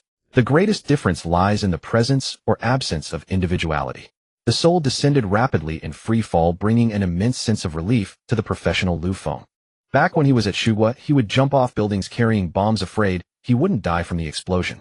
Sometimes he even equipped thrusters, worried that the splash would affect the onlookers. This is just a quiet descent. Who are you looking down on? Gong Yu, boss, I was wrong. It's me who's looking down on you. Just as he was about to faint, Gong Yu's consciousness returned to his mind. Lu Feng claimed he had already begun to cross the Earth's surface. Something's not right. Hidden storyline. Black mist surged around him, pulling Lu Feng directly underground. Rock and fossil layers stacked upon each other with tens of thousands of years of sedimentation, turning into black oil. Erupting magma flowed through cracks into the ocean, creating a new landmass out of nowhere. The world often staged unknown surprises. After an unknown amount of time, a strange brightness filled his vision, making it impossible to open his eyes. When he could finally see, his senses were greatly affected. He vaguely glimpsed thunderous breaths and agonized screams. The sounds seemed to come from some enormous entity, desolate, mournful, tragic, and fierce. The colossal beast suddenly turned its head, stirring the air with a wave of heat that nearly scattered Lu Feng's soul. He caught only a blurry glimpse, but his inner spirit was suppressed to the extreme, filled with endless humility and reverence as he worshipped a true god or demon. The bloodline pressure made it hard for Lu Feng to breathe, and he felt as if he was suffocating. His soul could only tremble uncontrollably with no room for resistance. Its gaze carried some special information, and its feelings were directly transmitted to Lu Feng. It wanted him to understand what it was experiencing at that moment. But it clearly overestimated Lu Feng. Even imagining himself as such a magnificent existence would exhaust his imagination. The information was too vast, his deficient spiritual attributes could not support the operating software. He could only perceive the cries from the primordial era and the agonizing pain of having his bones extracted and marrow drained. He dared not stay any longer. The surrounding black mist grew thin, and finally, when the giant beast was no longer paying attention, he left the Earth's core. Facing this giant beast felt similar to facing the giant tree Manchi, yet he dared not easily recall the memory. His astral body traveled through the Earth's core back to his physical form. Before he could recover, he opened his eyes to find a blade pressed against his neck. You traitor, so quickly. His mind was a blur, too chaotic to care what he had just said. Gong Yu pointed at a group of black spherical organisms outside. Isn't this your masterpiece? Gong Yu was about to lose it. Just moments ago his consciousness had returned. Before he could even check the system notifications, he saw these little ancestors. The pitch-black little creatures lined up to hug Lu Feng, so short that they barely reached his knees. They looked as tender as infants, but their vitality far surpassed that of human children, and soon they started quarreling. They bumped into each other because the hugging area was not large enough, sparks flying from their collisions. Though the knife resting on his neck was not cold, the sensation was enough to sober him up. With his mind back to normal, Lu Feng understood what had happened as a burnt smell invaded his nostrils. Gong Yu's white hair was now completely gone, leaving a clean bald head. These little creatures clung to Lu Feng, seeming quite affectionate. With his bald head, Gong Yu roared, I just got back and saw a bunch of black little creatures have taken all my newly acquired population quota and burned my hair. Today, either you or they must die. Civilization population has reached the carrying capacity limit. Pillar of compassion, reward, awakener ability, replicator population limit, 500, void spark ability, creation status, second order fusion, special state description. Civilization begins with survivors. Worshipping deities grants special rewards. A manifestation of the awakener's ability, fusing with normal units, grants them a reduced version of the awakening ability. Rank F. Evaluation perfect. The black little creatures seemed to sense Gong Yu's anger and pressed close behind Lu Feng. Their extremely bouncy bodies could even jump directly onto Lu Feng's shoulders using their own elasticity. The soft lump provided an ultimate sense of enjoyment like petting a cat. Perhaps due to excessive pleasure, Lu Feng's tense emotions relaxed. Don't rush. It's no big deal. Lu Feng stroked the void spark lying on his face. This intimate feeling from the primordial power brought instant calm, allowing Lu Feng to quickly shake off the strange sensation from before. This relationship, akin to a familiar bond, ensured that subordinate minions would never rebel against their superiors, a cheat code granted by the system. Lu Feng immediately summoned 2 clones to attempt an experiment, but he did not notice Gong Yu suddenly smiling at him. Stone Age clone population limit 201,000. This was the population Lu Feng had managed to accumulate in his spare time, mainly because this thing consumed too much blood. Now the price of blood had soared to 500 credits per clone. Someone tried to use the blood of a clone, but the cloning machine did not recognize it, directly cutting off this speculative route. Although this price was already the peak of inflation, it was still very worthwhile, because no one could produce their own blood like a machine. Perhaps Lu Feng underestimated the creativity of the people. A vial of blood could indeed save one from the risk of fighting for resources. This actually made Lu Feng very pleased, because since others' armies had limits, the infinite zombies gave him the greatest advantage. But Lu Feng began to worry about the survivors' situation against the zombies. If there was a population limit, these people would probably revert to their original resource-grabbing days. The most terrifying thing was that the system also gave the survivors the biggest shot in the arm, videos of their families. Moreover, the cloning materials had not been charged yet, which was indeed quite puzzling. Injecting stimulants straight into the heart, truly the system's style. But the AO civilization might not understand survivors well enough, or perhaps they would start seizing any resource, including human resources. Last time in the deadly roulette, someone brought back 2 samples of alien creature blood and successfully cloned an alien creature. At that time, it caused quite a controversy in the chat group, and rough estimates of the attributes of cloned humans and cloned alien creatures were provided. A gunshot rang out, and Gong Yu dashed out. Gazing at the empty surroundings, he felt a sense of drawing his sword and looking around, his heart lost in confusion. With a big head, a bald man holding a knife. No matter how handsome his face might be, his appearance looked quite intimidating. Some plants in a certain place suddenly bent. The sky was still occupied by mutated birds, and the apocalypse air felt stiflingly hot. Intuition formed by years of experience told Gong Yu that danger was approaching. Sure enough, the crackling sound of breaking branches rushed from the depths of the dense forest toward the base. A massive zombie crashed through the dense forest and charged at Gong Yu, who was searching around. He had only intended to look for nearby survivors, never expecting such a colossal zombie to visit suddenly. Its height almost reached the peak of the forest's canopy, visible at a glance. Yet Gong Yu failed to notice it, and this odd situation was sent to Lu Feng's system. Communication in the system was very convenient. Not only could they share perspectives with mutual consent, but also share emotions. In an instant, Lu Feng and Gong Yu reached a tacit understanding: someone must guard the base. Something with HP represented a very terrifying outcome: death. For now, there was no reference indicating what would happen when the base's HP was depleted, so they both simply assumed the outcome was death. Lantern-like eyes scanned the ground. In its memory, a small bug had bitten it, and the giant's furious roar startled the creatures of the forest. The heavy panting was the movement of the giant zombie consuming energy, but Gong Yu thought it was the work of some ability user. He closed in to sever the giant's tendons, but it did not affect its movement at all. Instead, he was blasted away by the airwave from the giant's huge hands. Fortunately, his movement speed gave him a great advantage, though otherwise he might not have been able to swing a second slash. Gong Yu couldn't help but sigh that this was far more thrilling than being an assassin. Back when he was an assassin, he only needed to think about the target's movement patterns and routes, not like now where there were new rules every day, and he had to adapt to different situations. In Lu Feng's view, Gong Yu was too confident in his past self and hadn't changed his mindset, not even his view on killing. For example, according to him, when searching for the base, he killed a person with 1 slash, a very careless method. The abilities of Awakener were bizarre and varied, making it hard to guarantee one could definitely kill the opponent. During the battle, Gong Yu exclaimed, "No wonder the number of buttons didn't increase after I killed someone. So that's the reason." Standing on the stone house roof with his excellent mental attributes, Lu Feng sensed the sound of footsteps. As the footsteps drew near, a sense of danger appeared on his right side. Lu Feng held several different bombs that had appeared in his hand without warning, while the few remaining zombies prepared to charge into the base at the first opportunity. He counted silently: 3, 2, 1, run. A needle-like hidden weapon breaking through the air streaked between Lu Feng's legs, sending a chill down his spine. Cursing madly in his heart about that bastard who always aims below the belt, Lao Lu moved even faster. The invading enemies dared not stay any longer and followed Lu Feng as they rushed out. Although his movements had not been exposed at all, Lu Feng still detonated 2 bombs directly. Flames instantly filled the entire room. Within the confined space, it sounded like a hippopotamus roaring. After the explosion, the cyan stone bed turned black, and the once relatively clean room instantly became the backdrop of a battlefield. The shockwave caused even the hidden unknown enemy to stumble, his back suffering burns from the explosion. His awakened ability granted his body enhanced recovery and concealment effects. FAQ, a white man with a stubbly face, dared not vent loudly, but spurred by emotion, he habitually made a sound. Before being frozen, he had been a mercenary from some country. Years of walking through the smoke of war had naturally honed his physique. Moreover, he was extremely confident in his ability. How could he who had been ambushing others for years believe that he had been tricked by the man before him? Yet the pain from the explosion and the itching from recovery tormented his mind. His ability did not allow great fluctuations in his mental state. He tried to calm his mind, wanting to restore the effect of his ability, and it was working, but then a strange sound completely broke his defenses. Happy Edward was pulled out by Lu Feng from a zombie's pocket.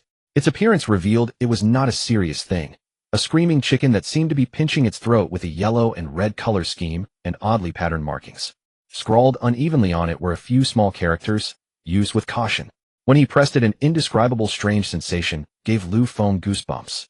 Affected by the screaming chicken, Andalou quickly covered his mouth, his laughter seeming to leak through the gaps between his fingers. In the end, he could not resist the overwhelming laughter, frantically slapping his belly in hopes of lessening the mirth, but it proved utterly useless. His head was filled with all kinds of laughter forcibly engraved in his mind, playing on a loop. But as an excellent mercenary, he tried to maintain a calm mindset, silently reciting in his heart, "Grandma Susan's false teeth, Uncle Bill's chainsaw." The stranger the things he thought of, the more he could suppress the demonic laughter. Poor Andalou had no idea of the seriousness of the situation. While he was desperately trying to resist the effects of the laughter, Lu Feng took out another screaming chicken from another zombie. When both screaming chickens were brought out at the same time, Andalou still clung to a sliver of hope. He had passed through so many gates of death. How could he be defeated by something like this? With unwavering faith, he finally held out for 3 seconds. Within those 3 seconds, Lu Feng saw a burly man holding his head and crying, then laughing maniacally, muttering from time to time, "Grandma Susan's false teeth, Uncle Bill's chainsaw. Surrender, surrender, I give up." With a heart ashen, Andalou lay on the cold ground, no longer able to control his facial expressions. After crying and laughing for a long time, the sound in his head stopped. But before he could relax, another wave of even more intense sounds began again. Faced with this situation, Lu Feng naturally would not let the man go. Glancing at him sideways, Lu Feng revealed a mysterious smile. "Quite enduring, huh? This guy's tolerance is not bad. Perfect for testing the limits of these 2 items." Andalou only felt that the world was very noisy for a long time afterward. The sorrows and joys of the world had nothing to do with him. The familiar chirping of birds rekindled the blade of the crack flame blade. Gong Yu leaped up and landed on a tree branch. Where the enormous hand passed in the air, leaves scattered everywhere like a truck rampaging through the forest. The zombies' behavior was gradually descending into chaos and frenzy. The driver among the zombies had several veins bulging on his forehead. The machine, formed of flesh and blood, required extremely high mental attributes to achieve its maximum effect. His mission was to hold back the man with the flames in front of him, allowing Andalou to take Lu Feng away for blood extraction. Yet he saw no news of Andalou's success. He had no doubts about Andalou's ability because even the leader could not be sure of detecting him. Moreover, his physique had the added benefit of ability recovery. Besides, they had scouted earlier. Zombies were still roaming around their base. No matter how he looked at it, there was no possibility of losing. Controlling his emotions, he operated the mechanized giant zombie body. Because his awakened ability was very peculiar, he could not guarantee what accidents might occur if the machine eventually lost control. Stepping over the treetops, a line of fire appeared in the air. Gong Yu actually leaped onto the giant zombie's body, gripping the blade with both hands and delivering a powerful heavy strike. Sparks began to emerge from the control room. Gradually, the places that were slashed all sparked, and flames quickly ignited. Flames wrapped around the zombie's body like ribbons. No matter how it swatted, it was useless. Continuous rolling weakened the fire, but the rising gas had already poured into the control room. The cockpit, located in the abdomen, had become so stuffy that oxygen was scarce. The strong stench and the searing heat from the flames finally made him decide to abandon the zombie that he had adapted to for a long time. Clutching his last hope, he ordered the zombie to self-destruct. At the final moment, the flesh of the abdomen opened. Just as he was about to jump out, the belly suddenly contracted. The mechanical giant zombie entered its final moment of madness. Its consciousness as a zombie was finally freed. Naturally, the thing that had enslaved it for so long became its primary target, but at this moment it could not last much longer. Luo, dangling from the zombie's belly, felt unprecedented terror. Any violent resistance only better stimulated the zombie's bloodthirsty nature. The zombie virus was frantically injected into his body. In his lucidity, he felt the terror of the extinction virus. His memories were being erased bit by bit. As a human, his mind lingered on the question, is this the final end? After that, his mind was completely erased by the virus. Some things were created using the virus consuming a certain amount of the host's nutrients, and then began to construct the zombie's absorbing organs. Tiny suction cups grew on the cells. This was the greatest change brought by the zombie virus. Gong Yu naturally paid no attention to this. After the man died, he split open his skull and also gave the charred body of the giant zombie a couple of extra cuts. Fighting is really tiring. The flames receded from Gong Yu's body. Gasping for breath, the strenuous exertion overwhelmed him, afflicted as he was with a severe illness. This was the raw aftermath of Gong Yu's battle. The flesh and hide of the giant zombie were as impenetrable as steel. Crystals sprouted from the gash left by his blade, growing with such rapidity that they formed whirling patterns. Just as he prepared to haul away the colossal machine, a burst of laughter echoed within his mind.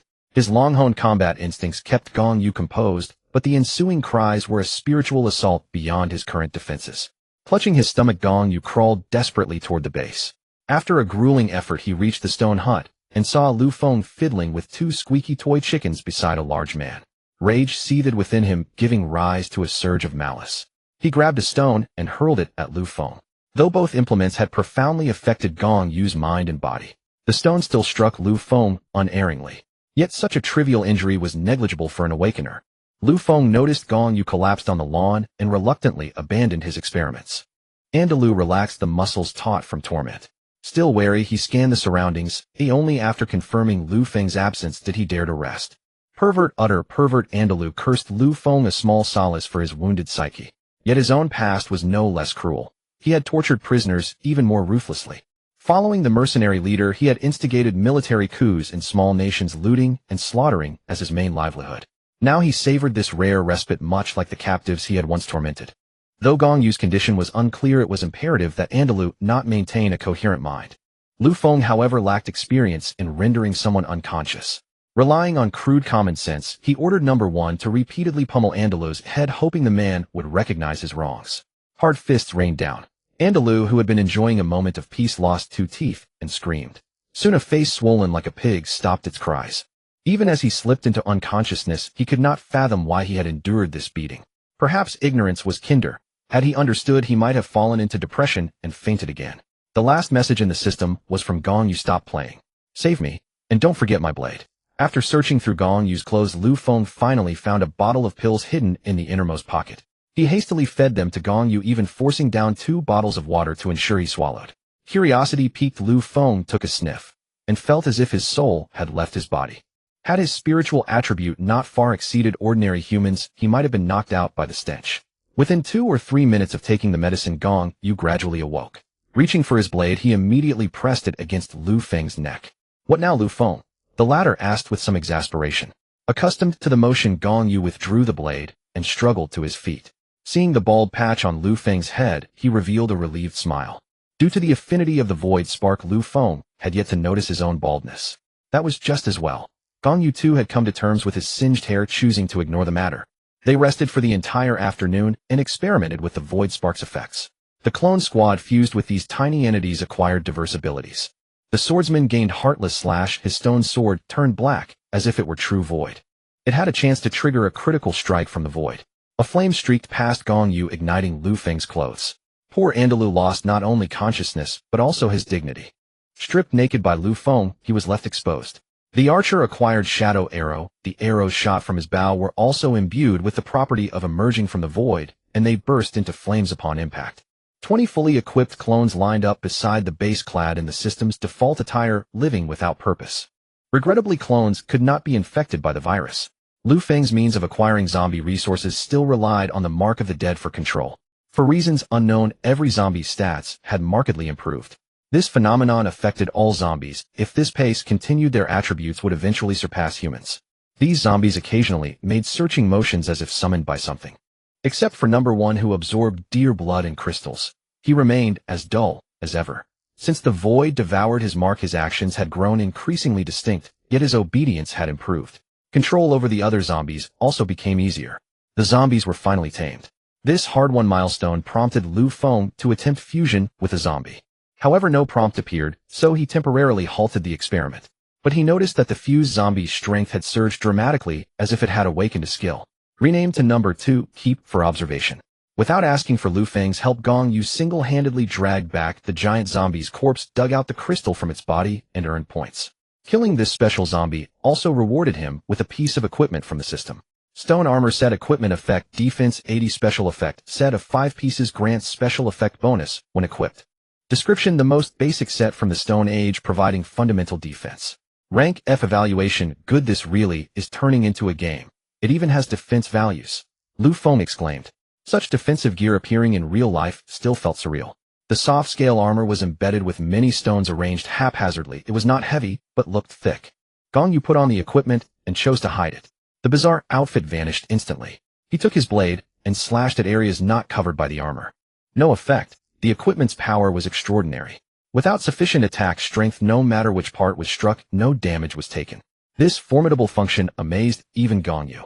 Yet a strange thought crossed his mind, and he dragged the unconscious Andalou into the base. Donning the armor, Lu Feng took the blade and struck twice. No effect. Satisfied, Gong Yu accepted the blade, and flames erupted. Andalou screamed from the burning. He had just regained consciousness and was pondering how to escape when a bald man dragged him into the base. At the sight of Lu Feng, his newly activated ability was disrupted. As expected, another round of torment began. Just as he lamented the vicissitudes of life, he suddenly found himself on fire. Only 2 places on his body were still capable of ignition. His head was utterly bald. "Bosses asked me something." And Delu, bruised and battered, pleaded desperately, but these 2 seemed to take pleasure in torturing him. The basic attributes of awakened individuals differ greatly from those of fused clone troops. The only advantage of clone troops is that they are easy to control and convenient to produce. The additional fire damage from Heartless Strike and Shadow Sword, though highly lethal to ordinary zombies, was completely ineffective against Ndelu. After an inhuman experiment, Ndelu endured tens of thousands of cuts in a single day, and the arrows expended also reached tens of thousands. The surrounding trees were completely felled by the archers. In the system's chat window, an organization named Blood Tiger appeared. They specifically sought out weak survivors to obtain their base buttons and blood. The captured survivors were called blood slaves by them. Under their ruthless hunting, many newly awakened survivors became tools for their wealth accumulation. This group has a good business sense. By relying on the blood slaves, they quickly assembled a team and even successfully occupied a small area of zombies. Gong Yu maintained his usual icy tone. 500 enhanced normal humans are not enough to occupy a place full of zombies. There must be something wrong with this group. Based on his experience surviving in zombie-infested environments, Lu Feng knew that a town had at least tens of thousands of zombies, and these creatures had a strong tendency to gather. To attack head-on and clear all the zombies, at least 20 groups of population combined would be needed to form a team capable of overwhelming a region's zombies. Moreover, according to the zombies' method of sacrifice, they seem to have some special social order. This power that connects all living beings is a mysterious force that cannot be detected at the current stage. There is no time to lose. Continuing to explore the zombies' society is still a crucial matter. Have you decided to go? Gong Yu seemed to have already seen through Lu Feng's thoughts. This man cannot be kept. Gong Yu pointed at the tortured Ndelu beside him. Both of them had recovered all their expended energy. Thanks to the recovery ability of the awakened, although Ndelu had been tortured, his strength had not decreased much, which was exactly what Gong Yu worried about. However, Lu Feng often squeezed a squeaky chicken at him, preventing him from using his awakened abilities, otherwise he would have escaped long ago. After Lu Feng understood the operating mechanisms of the 2 items, he could control the range of their effects, successfully curbing Gong Yu's desire to destroy them. Taking out 2 squeaky chickens, a bold idea suddenly flashed in his mind. This man can be kept, and if we want to explore the secrets of the zombies, we must use him. Lu Feng's affirmative gaze made Gong Yu hesitate. No matter what plan, getting involved with those depraved people would only bring trouble. Tell me the plan. After hesitating, Gong Yu accepted Lu Feng's idea. After all, although he was an assassin, not just anyone could make him act. Send him back. You go with him. You, this guy, really want to accomplish everything at once. Aren't you afraid of being too greedy? I am never greedy. This is just the best plan. If anything unexpected happens, I can ensure you escape safely. Even an organization like Blood Tiger is preparing to gather everyone to form an alliance. Why not take this opportunity to turn the tables? I've lived for over 30 years, yet I'm not as open-minded as you. Maybe you can really accomplish all this. Once Gong Yu was an assassin who relied on meticulous plans and powerful blade techniques. As someone who had long walked on the edge of death for the first time, he became interested in a plan that was completely reckless. According to the plan, whether successful or not, Gong Yu could enjoy all the benefits without bearing any risk. It was just that Lu Feng's idea was almost impossible to achieve. A bit idealistic, isn't it?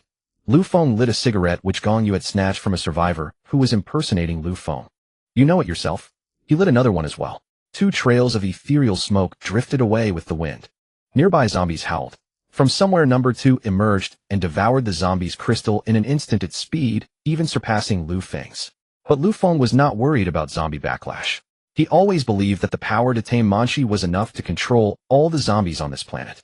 As long as he became powerful enough to control all zombies, he could directly eliminate the zombie order and return to human society. As for the Blood Tiger group, they had never been able to gain the trust of most people from the beginning. Fair competition. That doesn't sound like something this group would say. Lu Feng controlled the clone to suppress and Delu's ability. The sky gradually darkened, and animals in the deep forest disappeared into the night. The two exchanged a nod and vanished from the base. According to Blood Tiger's rules, everyone was to gather at a single base coordinate. As expected, few people were seen.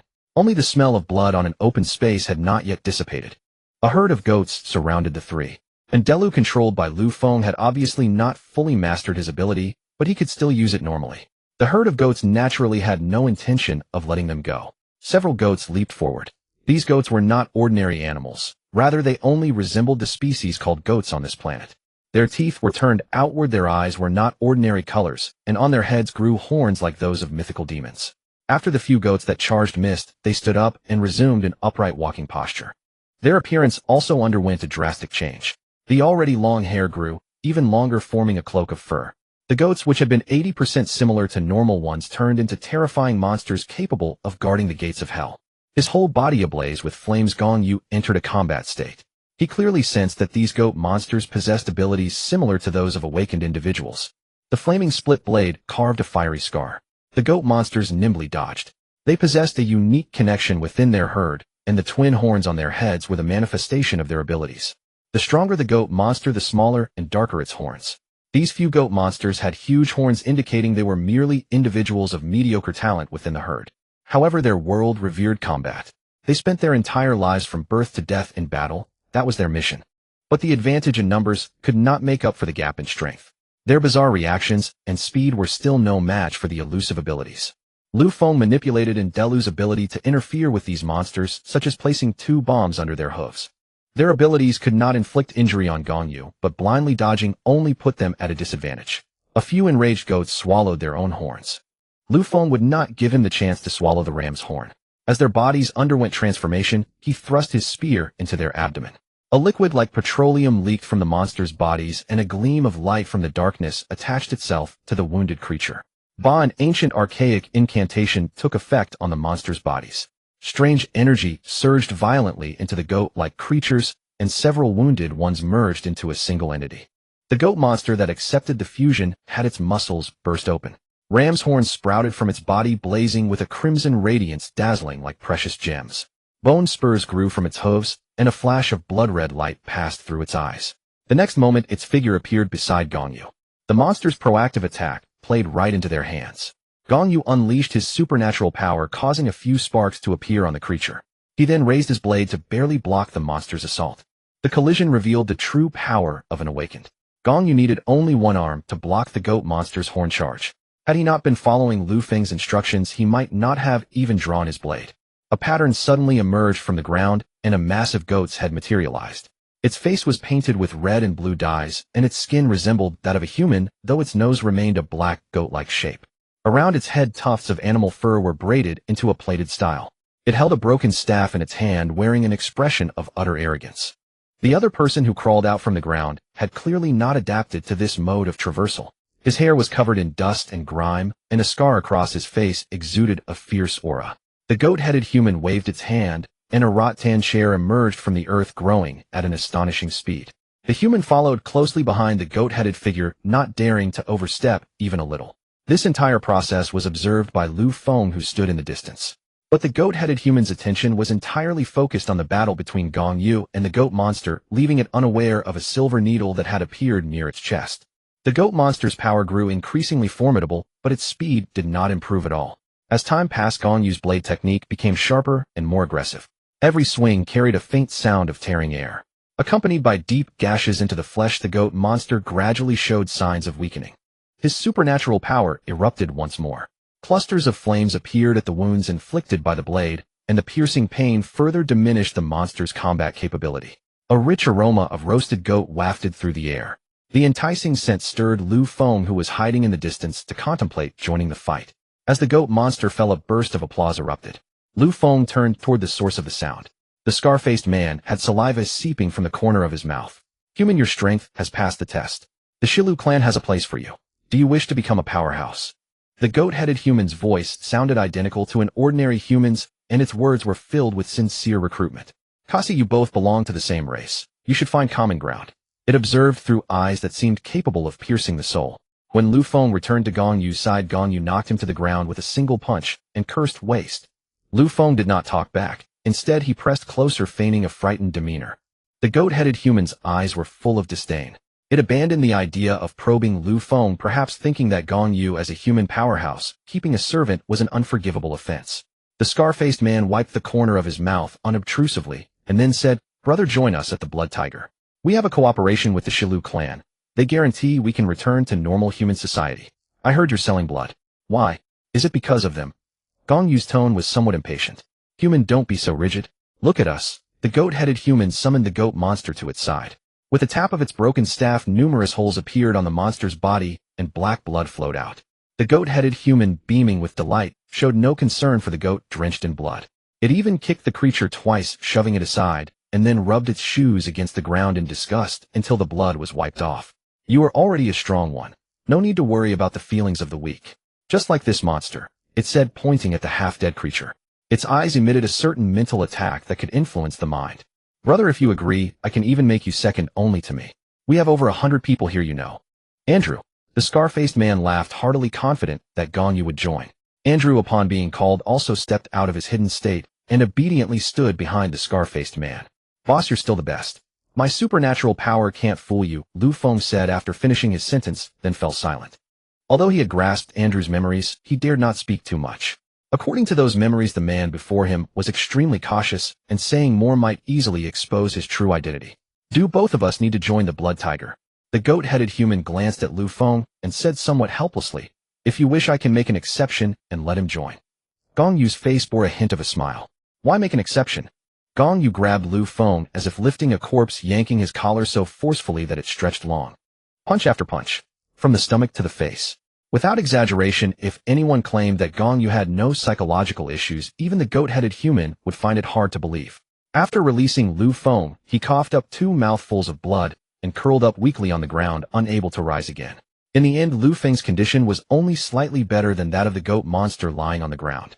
Despite such treatment, Lu Feng only struggled continuously, eventually losing consciousness. Throughout the beating, Lu Feng made no attempt to resist, but his cries of pain were utterly genuine. "Brother, you truly have spine," the scar-faced man said, forcing a strained smile. The goat-headed human, however, was exceedingly satisfied. Were it not for Patuo releasing them, the one before them was the true talent they needed. He should have been the leader of the Blood Tiger. Observing the subtle change in the goat-headed human, Patuo immediately went over to put an arm around Gong Yu's shoulders, as if they were old friends of many years. "Brother, what's your name?"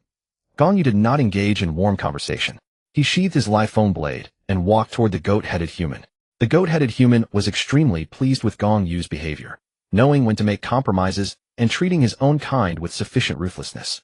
Another pattern was etched into the ground, clearly indicating that this teleportation array was large enough to accommodate 4 people. "Go down and carry him back. He'll serve as a blood slave. I'll take my share of the profit." The tone was almost a command, carrying an air of unquestionable authority. Andrew looked at Patuo, who nodded in agreement. The goat-headed human cast another admiring glance at Gong Yu. It was in an excellent mood today, having not only witnessed a thrilling battle, but also secured a formidable subordinate. But Andrew no longer had a place. He could only run toward the Blood Tiger's base as his memory dictated. Caressing his own body with Andrew's hands, Lu Feng's heart bled. The base of the Blood Tiger was located in a seaside resort center. The area relied on tourism as its main source of income, and many hotels had high floors. Their base was on the topmost floor. The streets were filled with various advertisements promoting tourist attractions along with some provocative images bearing addresses and contact information of dubious authenticity. Faced with these exotic sights, Lu Feng, aware of the importance of his mission, merely picked up a few pictures he found most appealing and stuffed them into his pocket. As he approached the building, the number of zombies increased, forcing him to slow down. After killing the zombies, Lu Feng felt a strange energy flowing within his body, a substance that made his ability more enduring and powerful. Moreover, the system provided a real-time airdrop service. Apart from the equipment rewarded for killing special zombies, which had to be collected at the base, other items could be summoned via airdrop. This type of airdrop did not involve any flying delivery. The system would directly indicate a nearby specific location for collection. It was still the familiar map. Trees, terrain, buildings, all meticulously marked on the map, even taking into account the growth rate of plants. The map provided by the system was extremely detailed. If compared to the real environment, the only thing missing was the activity of living creatures.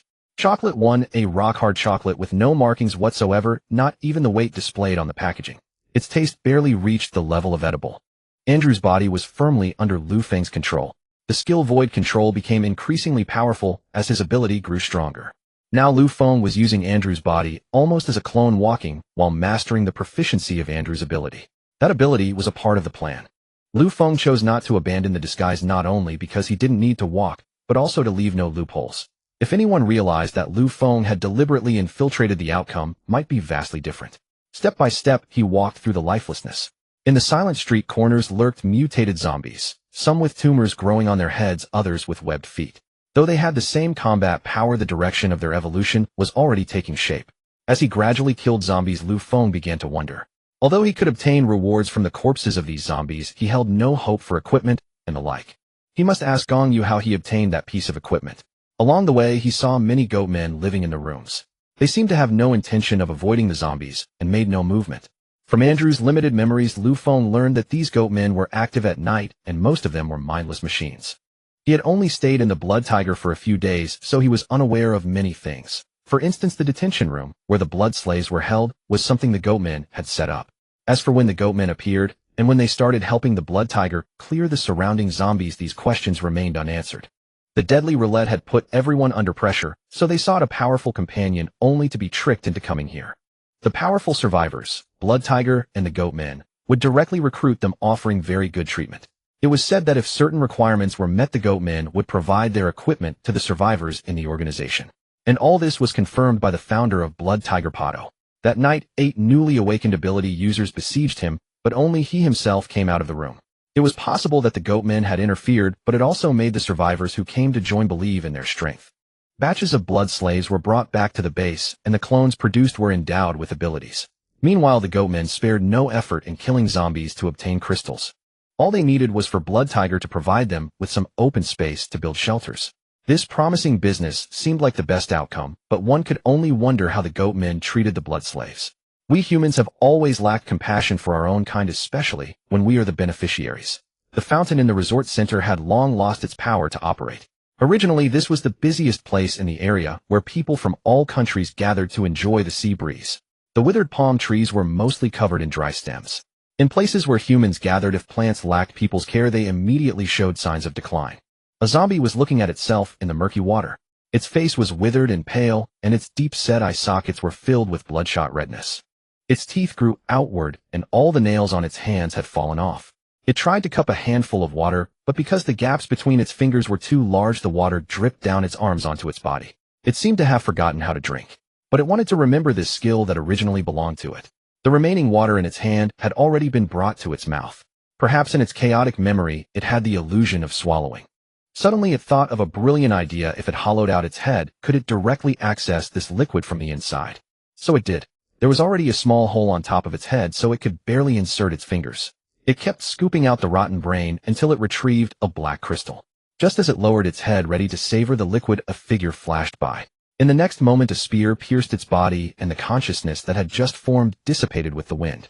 Lu Feng was certain that among the zombies there were individuals capable of communicating with humans, but he did not know why none of the zombies had such an inclination. A prompt sounded. Reward obtained: Boots of the Wise Effect, Speed 50, Special Effect, Spirit 5. Description: Wisdom is not bestowed upon those who lack the ability to use it unless their brain is truly insufficient. Thoughts are soaring. This is wisdom. Not your brain, you foolish dunce. Rank F rating ordinary. This foolish zombie to the end held its own lifeline in its hand. Whether that was luck or misfortune, who knows? If he had casually thrown it away, he would have become the first zombie killed by himself. Staring at the crystal in his hand, Lu Feng fell into deep thought. Had his luck really been this good? After the inner monologue, he suddenly felt that there were some people hiding their positions around him. Left. Right.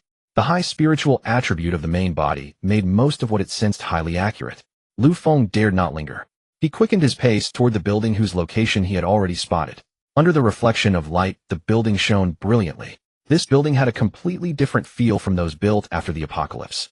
2 or 3 blocks later, Lu Feng was abandoned in a secluded corner. They suddenly realized they could no longer find Andrew's position. The salty, humid air of the seaside dulled their senses, but fortunately the houses were few and far between. Every house had plants cultivated by its occupants, resulting in an exceptionally high vegetation coverage on the island. After the apocalypse, no one cared to admire the roadside scenery anymore. The goats that stood motionless in those houses might have had some thoughts on the matter, but who could tell? Lu Feng, however, had no time for such musings. A shard of ice had just fallen beside him, its cold spreading and numbing his arm. He rolled over to evade the chill. Suddenly his nerves jolted with a foreboding sense of doom. A black stone crashed down.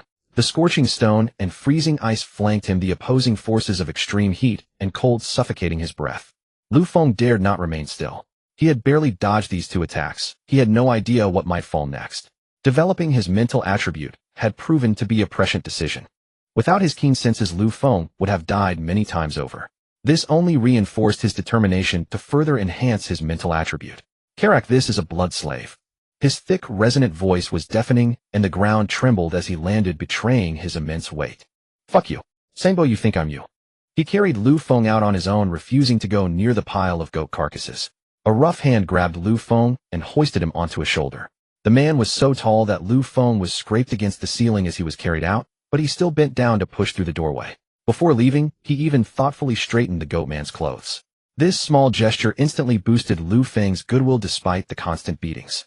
He never expected to find such a peculiar character among a swarm of insects. He ran away. Karak's simple, honest voice sounded as if he had done something wrong. Karak helplessly patted Sangbo on the shoulder. Having such a companion was indeed a cause for worry. Though they had failed, the remaining 2 were the real main force. Clearly Karak did not understand their roles. 2 figures leaped back and forth across the rooftops. Becoming awakened had granted them jumping abilities comparable to fleas.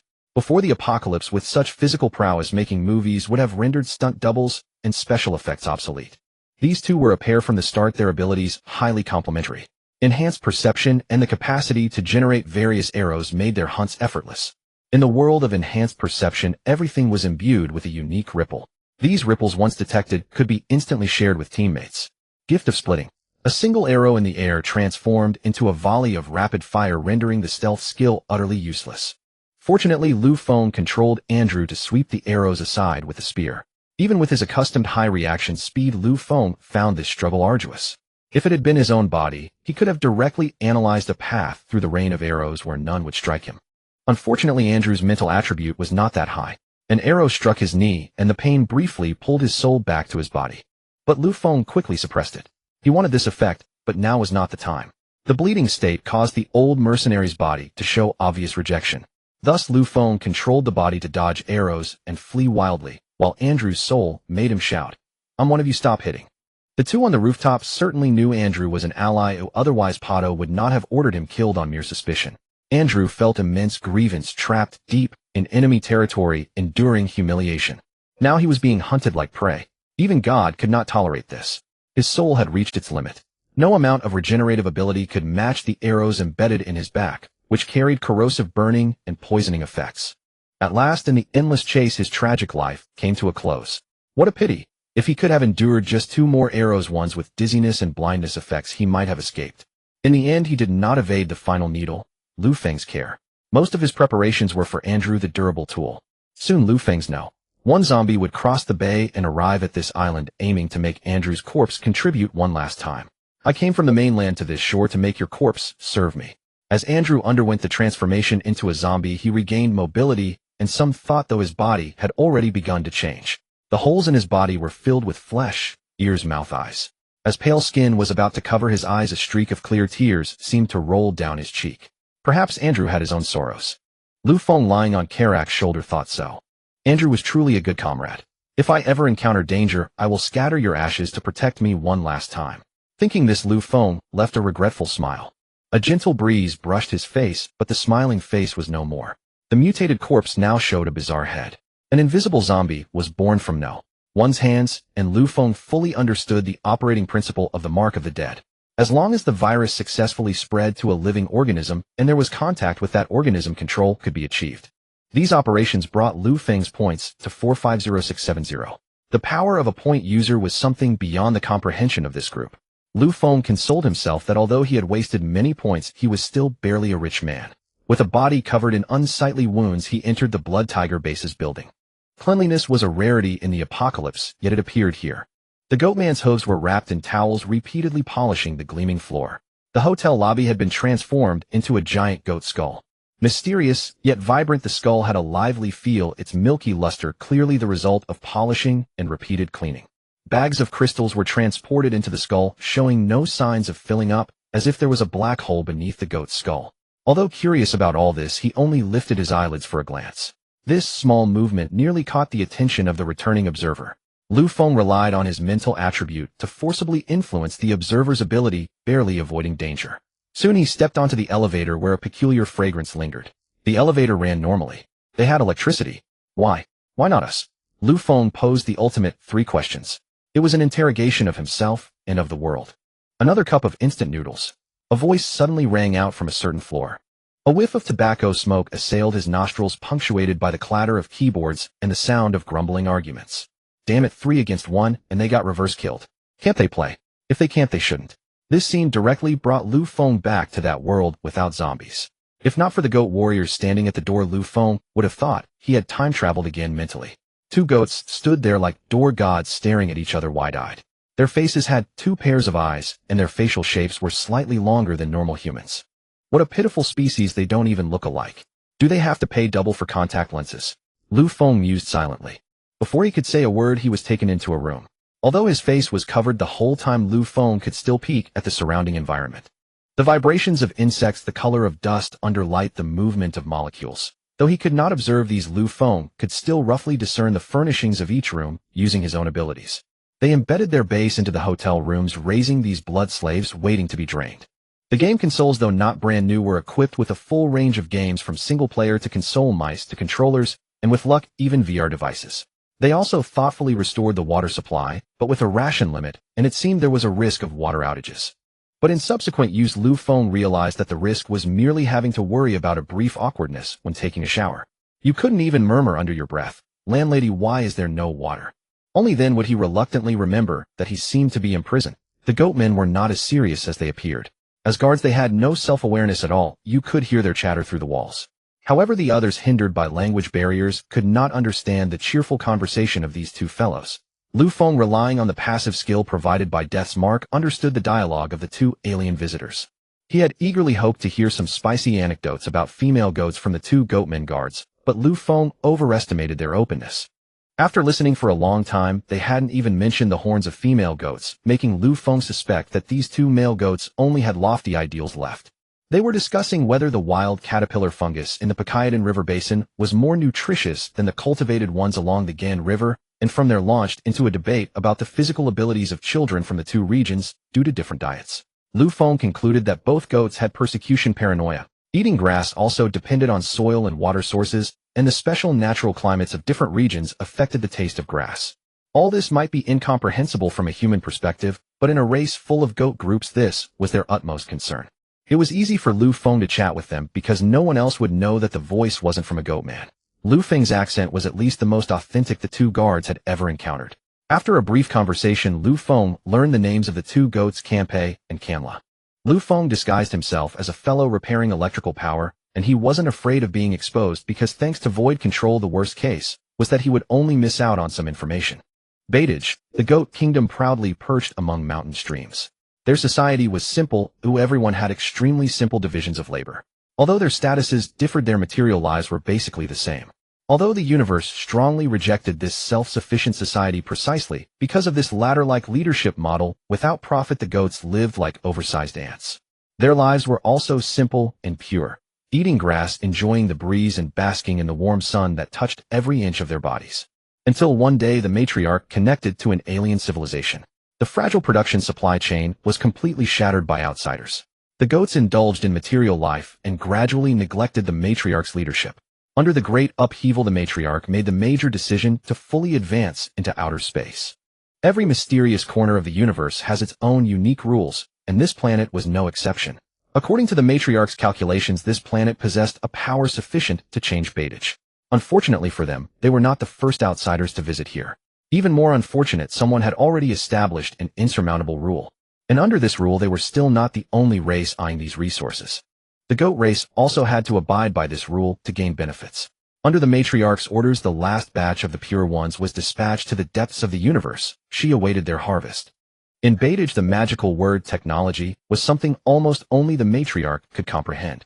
But the frequent appearance of competitors forced the entire race to upgrade their understanding. Millions of sheep heads were filled with a sense of helplessness after recognizing the world. From astronomy to geography, from fixing every screw to the precautions of space travel and driving procedures. Their knowledge was all imprinted in their brains from the matriarch's vast knowledge graph. Though not much its content still made them feel the malice of the world. They were clearly exhausted by the rat race. The selection of the pure ones gradually lost its initial constraints. Later selections of the pure ones were more like a census. As long as your dignity as a goat, your horns, remained, the pure ones welcomed you. This was no different from a person with no economic potential in human society suddenly finding a job collecting rent. However, the rent came from unfinished buildings. The two goats standing at the door, having only been instilled with some basic abilities and combat skills, were sent to the battlefield as elite warriors. This was evident from how these two treated the blood slaves. Deep down, they still adhered to the pure, unadulterated principle of equality for all. They fully considered the needs of the human species and satisfied whatever they could. As for the mandatory blood extraction demanded by their human superiors, they also refused. Moreover, the human-faced goat as the leader did not see anything wrong with his subordinates. In their desultory conversation, Lu Feng discovered that the goatmen's thought patterns and logic were essentially identical to humans. Apart from their weaker grasp of concepts like money and profit, they nearly embodied the ideal moral standard of humanity. This might not be an innate racial trait, but rather a consequence of their subjugation to the mistress's restrictions. In the distant bygone years, they had no worries. All culture was created by the mistress alone. Every inch of land they walked, every morsel of food they enjoyed was meticulously planned by her hand. The mistress was their god, a living entity whose divine footprints spanned from the Horn Peak that straddled the eastern land to the unfathomable Nayu Trench in the western sea. Wherever her imperial carriage appeared, it would inevitably summon a tsunami-like surge of goat tide. Every goatman yearned to behold her visage and went mad with adoration. One of the opportunities to obtain the sacred horn was the purple crystal palace, where it would fly out from beneath the mistress's carriage. After the grand revelry, the goat bearing the sacred horn would enter the mistress's heart palace to receive her inheritance, thus becoming the so-called successor. Our team leader is a pure one who possesses the sacred horn. I truly envy him. Kinpei's wistful tone also infected Kinlaw. Kinlaw dropped his weapon and said discontentedly that Kid's horn was either stolen or snatched. What ability does he have to seize the sacred horn from a war goat? The weapon clattered to the ground, producing a series of crackling sounds, as if it contained many disconnected parts. Elder brothers, aren't you bored? Sensing an opportunity, Lu Feng interjected. In the previous conversation, Lu Feng had been constantly complaining about the difficulty of repairs. Indeed, since knowledge was inscribed into their bodies, many tasks requiring experience were extremely challenging for goatmen. Little brother, have you fixed the circuit? This job isn't easy. Almost done, Lu Feng replied, while creating noise to respond to the guard. We're all ordinary goats not favored by the mistress. No matter how hard we try, it's useless. If you can't fix it, just give up. Come up, brother, we'll treat you to some beer, Kinlaw said in a consoling tone.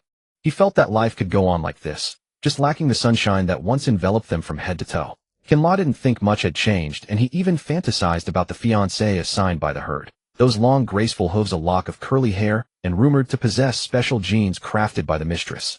Kinlaw, why are you slacking? Have you forgotten our identities? The pure one's the last hope of Baitage. Isn't that just a doctrine? I haven't forgotten, but what use is remembering?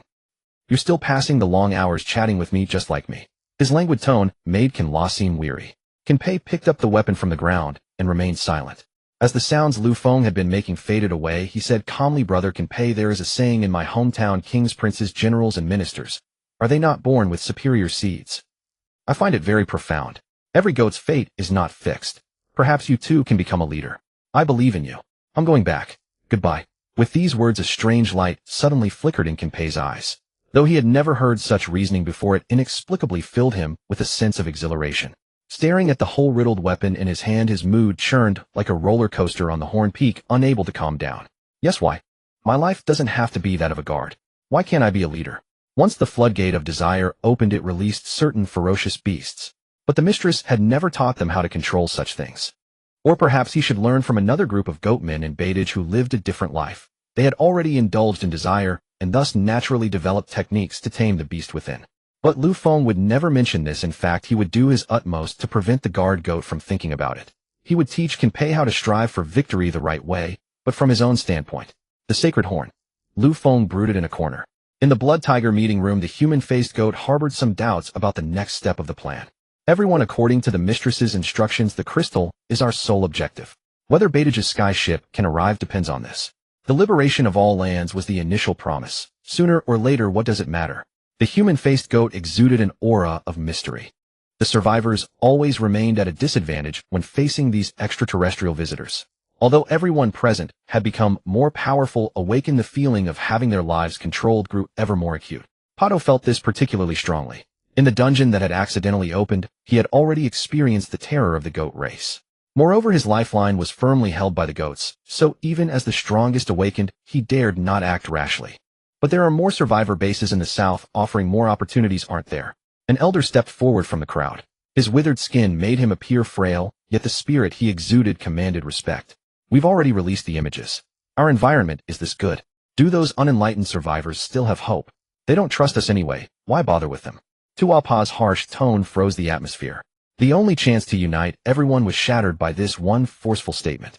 But wouldn't more blood slaves bring you more power? The human-faced goat's question caught Tuapa off guard. For a moment, he couldn't tell whether the human-faced goat's words were a warning or a hint about humanity's insatiable hunger for power.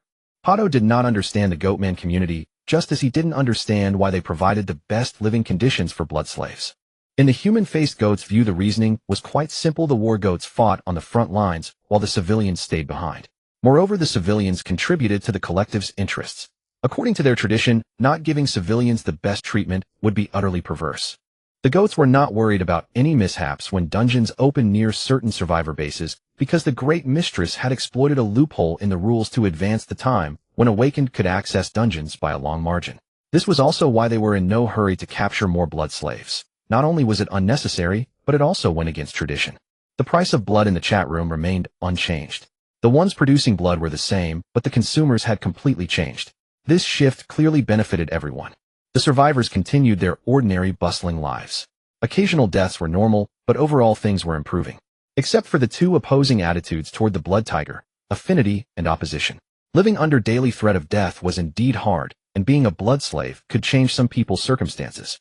The goatmen naturally had their own considerations. Though not as brutal as their rivals, they still had their own performance targets, just like ordinary office workers diligently living their lives. Their fate was largely determined by luck. Fortunately, there was no special discrimination in Baitage. Even if you were a useless goat, as long as you completed your assigned work, your life was ensured with food and drink. Thus, there were no class distinctions among species, and their temperament appeared refreshingly pure to humans. In the night, the war goats brought by the goatmen fully played their intended role. Every zombie wandering there had two dark hollow holes in its body, yet the battle did not make too much noise. This was a consideration from the very beginning of the design. The war goats required no energy at all, and their performance was absurdly excellent. The only flaw was that they had completely lost the potential for greater power. This might be a major issue for other races in the universe, but for these goatmen, it was entirely a blessing. It meant an earlier retirement age, more rest time, better spouses, and a series of retirement rewards for warriors. These were enough to earn more respect and honor within the tribe. Therefore, in the minds of ordinary goatmen, the hierarchy of professions was war goat, leader, worker goat. When the matriarch gathered enough energy to descend in her true form, the war goats would be sent back to Baitage as true heroes. And those goatmen who died in battle would receive the highest honor, buried with the treatment of a leader. If a leader fell in battle, he would be buried with the matriarch's specifications. The prerequisite for all this was for the matriarch to descend upon this alien planet, tear through the atmosphere, burrow underground, and obtain the hope of Baitage. They would also become the saviors of the goatman race, rescuing their kin who had been corrupted by foreign thoughts as pure ones. The human-faced goats held the awakened in contempt. They had arrogantly established a hierarchical system, and though united, their leader Pachuo maintained his dominance through sheer force, including on the battlefield. Pachuo, why do you wish to treat your own kind so harshly? Staring at the human-faced goat's visage, his narrow cheeks carried an air of arrogance. Your Excellency, why do you ask? Treating kin this way ensures that true warriors receive their due honor. Pachuo spoke with tears and sobs, as if genuinely concerned for humanity's future. But this is not right. They have lost their freedom and dignity. It is entirely reasonable for them to request these living conditions. Your Excellency, please look at him. Pachuo pointed at Sangbo's muscular physique.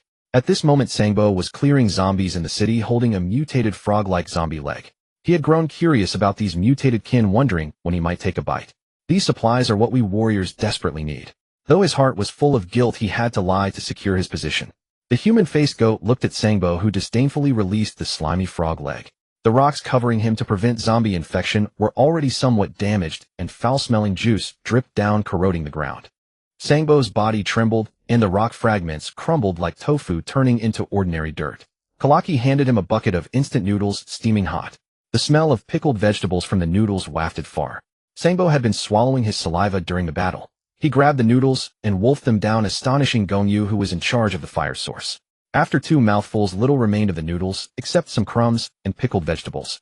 Sangbo, unwilling to waste, ignored the dirt on his body and grabbed another bucket, devouring it ravenously. Kalaki shook his head helplessly. He had seen this guy fighting a brown bear for salmon by the river, and thought he must have some screws loose. Yet Sangbo felt an inexplicable closeness to Kalaki. He shoved the stolen salmon into Kalaki's hands, and went off to fight the bear again. Hungry, Kalaki quickly lit a fire, and roasted the fish, solving the immediate crisis. Watching the bear and the man exchange blows, he felt a twinge of guilt. So he taught Sangbo many survival skills in search of cooperation. But this wasn't just pretense. In his youth, Kalaki had been a professional survival expert. Deserts, rainforests, Gobi deserts, beaches, and the roads he had traveled over the years. Leaping from a glacier into freezing cold water, searching for oases in the desert, watching hippos bare their teeth in the rainforest. These astonishing feats had earned him fortune and fame, but no friends. Years later, he was surrounded by beautiful women and had a garage full of luxury cars. He had escaped many dangerous corners of the world, only to realize later that the most perilous place was the concrete jungle. He gradually sank into it, unaware of the descent. As the outdoor survival program gradually declined, the company, in order to squeeze out the last bit of profit, made him, his physical condition already in steep decline, attempt the most insane dream of his youth: to go on a wilderness survival trip on a planet resembling the primordial Earth. After failing, the company drained his last value, claiming insufficient funds for rescue, and he was saddled with a massive debt. He lost the savings of his early life, contracted space motion sickness during interstellar travel, could no longer recognize the complex traffic directions on the streets, slept all day, and lived a chaotic life. People gradually drifted away from him. When fame and money were scattered, he began to yearn for friendship, but found no one cared about him. The bustling city had no room for this debt-ridden failure. He couldn't even become an ordinary salesman because his boss despised his inability to quickly introduce the store's location and his insistence on working only 8 hours a day. After politely declining this great adventurer, the incident was even reported on the news. Voices of mockery and pity consumed his influence online for the last time. Later, this failed adventurer appeared in a laboratory waiting for a body-strengthening serum. Then he ended up here, paired with the big oaf Sangbo. His thin, malnourished body became his hallmark. Despite Sangbo's efforts to find food and help his partner, he could not change Kalaki's negative attitude. And he led Sangbo to join the Blood Tiger, exploiting their own kind. This current situation was something he had never envisioned. If Pachuo could not convince the goatman, how could he ever fulfill his final wish? The chilled noodles were more chewy. This was his last insistence, like his reluctance to enter a room with alien creatures, both remnants of that illusory dream. Or perhaps it was the lavish life of the past that led to his current awkward behavior. Although the clone-formed squads were not as powerful as the awakened, the techniques instilled in them were of the highest caliber. Gongyu observed the swordsman's sword-wielding postures, mentally simulating combat against them. To his astonishment, he discovered that he could not even defeat an ordinary clone. Every movement they made was flawless. While finishing off the zombies, they also managed to maintain a safe distance to avoid excessive danger. According to the system, the clone's basic skills remained at the elementary level. Gongyu's heart raced as he glimpsed the possibility: the terrifying power of the system over martial arts mastery. Gongyu cared little about how technology achieved all this, but simply with such a maddening prospect, not to mention the apocalypse, even those martial artists would be willing to sacrifice their souls to aliens. The goatmen did not care about these things, they only believed in the matriarch. The remaining survivors also paid no heed. Compared to martial arts, they were more concerned with enhancing their supernatural abilities. Killing zombies to become stronger had become a consensus among the awakened, and Gong Yu was well aware of this. Every time he killed a zombie, not only was there a chance to obtain rewards, but his supernatural ability also received a slight boost. The system could only estimate the approximate level for now, and subsequent improvements were not mentioned. Then one night, a powerful surge of supernatural ability erupted from Pachuo's room. With the help of the human-faced goat, he successfully advanced to his second tier awakened. A second tier awakened has been born, accelerating the generation of instances. All survivors, please strive to find instances. 7th tier awakening data has been unlocked to help survivors enhance their strength. On the nearest planet to the survivors, a group of modified humans equipped with various mechanical armors were engaged in discussion. An uncontrollable flaw had appeared in their plan. The instance designer had originally planned that it would be half a year before someone discovered the instance missions. In the meeting room, a figure clad in azure armor with the 2 red characters, Ku-hai, Bitter Sea, engraved on his armor. As if weary of those tedious reports, he roared at the crowd, "Those damned goats. A bunch of beasts. I said we shouldn't have let them join the plan, and now something's gone wrong, hasn't it?" Zasek, the meeting room is not a place for you to lose your temper. If you have excess energy, you can vent it at the void black hole created by the Goatman matriarch.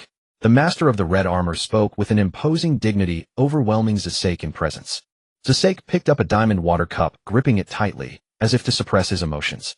Unconsciously, the diamond cup had developed some cracks. Shifting his gaze from Zasek, the master of the red armor, Yang Zhan changed the subject. "We're done. I heard your mistress recently ordered 2 buildings in Gubong." An email was displayed to everyone via projection.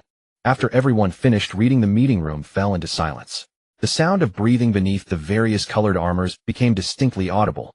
In the darkness, a massive eyeball floated in the void, disdainfully ignoring Yang Zhan's words. We're done came from a great race. As a life form of this species, it was itself a noble of the universe, so it was only natural that he did not take Yang Zhan seriously.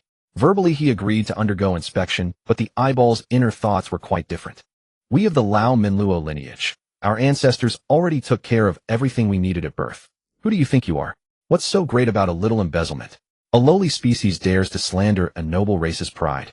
On a planet 83 light-years away, a phantom goat hoof as large as the moon flickered in and out of sight. The Goatman matriarch finally broke through the blockade, and with the help of the void, created a passage. Under the moonlight, the war goats sensed the call of their bloodline like wolves in the wild, howling at the full moon. Their biological instincts granted them heightened combat prowess. After a night, the corpses of zombies were scattered everywhere. Buildings that should not have been destroyed were reduced to rubble in the battle. From the degree of fragmentation of the bodies, it was evident that their core drive for slaughter and destruction had been fully activated, even exceeding certain control thresholds. The tool goats responsible for collecting crystals did not complain much. Although their workload had increased significantly, it was still far from the design maximum. The human-faced goat contacted the matriarch through sorcery. The new message he received filled him with great excitement. Several round stones were moved by an invisible force, shifting their positions. He held a stone ruler and kept measuring. Such a major matter could not be taken lightly, it had to be precise. Void arrival goat horn communication. The human-faced goat bent over, pondered the transmitted message. Dust soiled his beard, but he had no mood to tidy it up, merely repeating those words over and over. 2 days passed in a daze. Lu Feng had gained fat that reduced his combat strength and lost the equivalent of 20 people's worth of blood. What made him even more frustrated was that many people in the chat channel wanted to establish an alliance, also using the slogan of providing food and shelter, clearly imitating Blood Tiger's tactics. Although most organizations were just gimmicks, very few could actually offer the same treatment as Blood Tiger.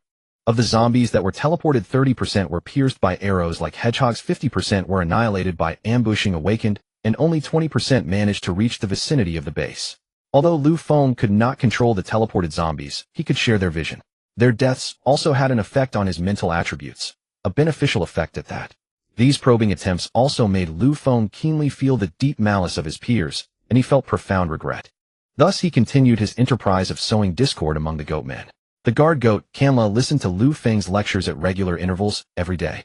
After 2 or 3 days of Lu Feng's guidance, Kanla underwent a baptism of 5,000 years of divine dragon culture.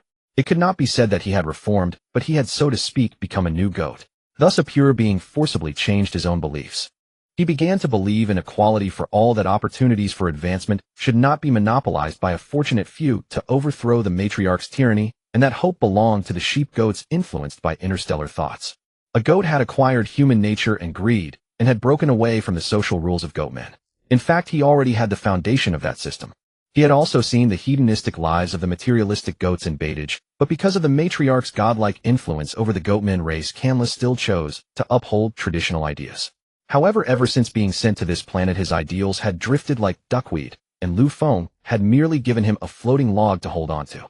It did not solve the substantive problem, it was merely a crutch, but precisely what Camla needed was the feeling of having something to rely on.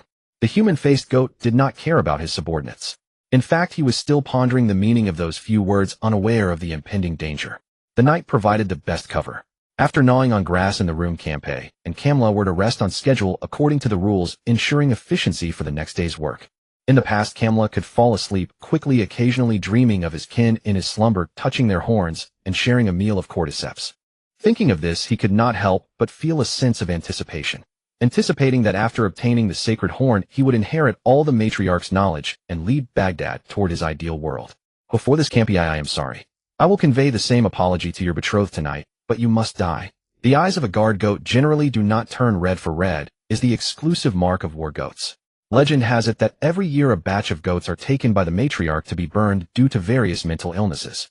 In truth, they were not mad. They had simply slipped beyond the matriarch's control, destabilizing Baghdad. Now Camla's hooves had grown barbs, his eyes gleamed with a scarlet light, and under the cover of thunder bone blades sprouted from his arms. He gently wrapped his arm around Campi's neck. The goatman's neck was exceptionally soft. 2 drops of saliva dripped from Camla's lips, startling the sleeping Campe awake. As an excellent guard, maintaining composure was his only chance to turn the tables. He minimized his breathing, controlled his heartbeat as much as possible. Nothing happened. Camla understood the situation. He had to endure the grief of losing a comrade and prepare to be killed. A scream would rob him of all hope of survival. When life is in danger, even Campi, who lived by the creed of a guard, found himself caught in a dilemma. The lightning illuminated the room. The furnishings of the human world still felt so alien, this unfamiliar land where his body rested. He often wondered whether the meaning of this undertaking was truly so glorious. Or perhaps it was another form of evil. After entering the cosmos, everything became 2 opposing sensations, contradictory, yet not irreconcilable. Camla lay down, and the light faded. Thinking it had been a false alarm, Campe opened his eyes and saw the fong that did not belong to a goat and the bone blade on its wrist. He saw it clearly. It was indeed his comrade, the same kind who wielded the same weapon and bore the same mission, Camla. The bone blade severed his throat, blood flowed into his lungs through the trachea. The excruciating pain came not only from the flesh, but also from the betrayal of this comrade. The oxygen supply to his brain rapidly diminished as blood ceased to flow, but in his last moment of clarity, he spotted a glass bottle. He vaguely remembered that stuff was called beer. Drinking too much would bring a dizzying sensation. They often drank until late, for the goatmen's bodies were less prone to intoxication than humans. Over the days, their accomplishments had piled up in the corner. Crawl over, break the bottle, make a sound. That was Campi's final thought. Blood traced an arc through the air as Campi's body crashed against a pile of bottles. Only a hair's breadth away the bottles would shatter. But that hair's breadth was enough. No one was startled awake. The blood fell to the ground, flowing like water. The war goats' bodies remained like statues in the outer room, though slight movements could be seen on some goats' faces. Their stiff cheeks twitched along with the characteristic 2 tufts of beard. At this moment, they were to go out and clear the escaped zombies. That was their mission. Bound by the rules, they did not use precise machinery, but an ancient witchcraft. When switching modes, they would be completely invisible to dead goats for a period. Camla calculated this precisely. Perhaps he was born to be a leader, and he thought so himself. Now he had confirmed the legend about the goatman's mental illness. It was nothing but a lie. Those 2 blood-red eyes fixed on Campi, an uncontrollable craving surging within. The firm muscles of the dead goatman to Camla at this moment were like luscious fruits, their crystalline translucence making his breathing grow heavy. In the following minutes, the crunching sound gradually faded, and those 2 eerie red eyes could finally be controlled. He turned around. A flash of lightning struck, and Camla became an ordinary guard again, though a hint of unfathomable expression lingered in his eyes. He pushed the door open and began to imitate the sheep's mannerisms, closing the door with considerable grace and striding away. At this moment, no one could detect the bloodstains hidden beneath the glass bottles, nor the silhouette of a goat who had just devoured his own kind wandering in the night. At the same time, the matriarch sensed a threat, a situation she did not wish to see. Damn the Gubong tribe. They sold Q-jumping spots, yet still put up a front of righteousness. A bunch of cosmic thugs. The disturbance in the void occurred in the nearby cosmos, even affecting the witchcraft array, just set up by the goat-faced human Shalu. His face twisted more and more as he deciphered the witchcraft, his brows knitted like two caterpillars gnawing on leaves. His face was a picture of utter disbelief. How could the revered matriarch utter such vulgar words? It must be the interference of some adversary that had slightly affected her ladyship. The only drawback of this ancient form of communication was that it could not transmit in real time like reliable technological products, and the transmission of information was mostly limited. The intended information might not have been transmitted completely, or perhaps not sent at all, or unwanted information might have inexplicably been transmitted. These issues were all bound by the rules. The loophole was only this big. If one tried to up the stakes further, it would no longer be a matter of exploiting the loophole. In exploiting this loophole, the matriarch had also paid a considerable price, but compared to swallowing the entire divine treasury, this sacrifice was bearable. A hungry beast was hunting for prey, seeking the mentor of his goat life. Now his body told his spiritual self that he needed the flesh that had bestowed upon him the grace of enlightenment. He now craved that food desperately, already imagining in his mind the exquisite taste of that meal. Lu Feng, as usual, prepared to instill those doctrines into Kamla. He only feared that brainwashing would have little effect on goatmen. He sensed a strange, uncanny aura from that goat. Every day he prepared to kill the guards outside, but everything went smoothly, prompting Lu Feng and Gong Yu to consider changing their plans. Gazing at the silent night, human footprints had once covered the entire planet, but now only a few tens of thousands of scattered survivor bases were slowly expanding outward. The fate of the human race in the cosmos drifted in the remnants of a burned-out era until it was devoured by the entire world. A creaking sound came from downstairs. Vaguely, there was something wrong with the sound's flavor. The last time Lu Feng encountered something so hair-raising was during his college years, when he bribed the staff of a haunted house to create a romantic opportunity while pursuing a beautiful girl. To his dismay, the staff member's costume not only failed to frighten the girl, but she even chased him with a prop. Ultimately, a disheartened Lu Feng squandered his chance to win her favor. After leaving the haunted house, the staff insisted they had never seen the two of them. What they had witnessed were not humans disguised as ghosts, but something far more sinister. Now that same sensation swept over him again, as if history were repeating itself. Instinctively, Lu Feng concealed himself in the hotel's ceiling, a vague premonition stirring that something momentous was about to unfold. And indeed, that intuition saved him from doom. A crack appeared in the door as it was slowly pushed open.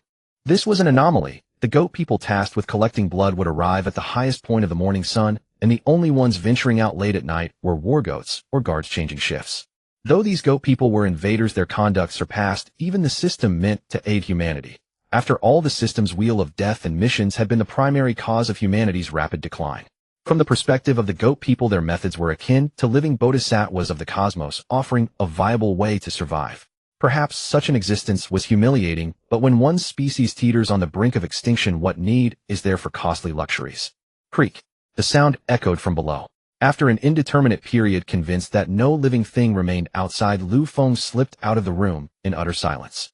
The two guards who should have been stationed outside lay sprawled on the floor, their shriveled bodies bearing witness to the immense agony they had suffered before death.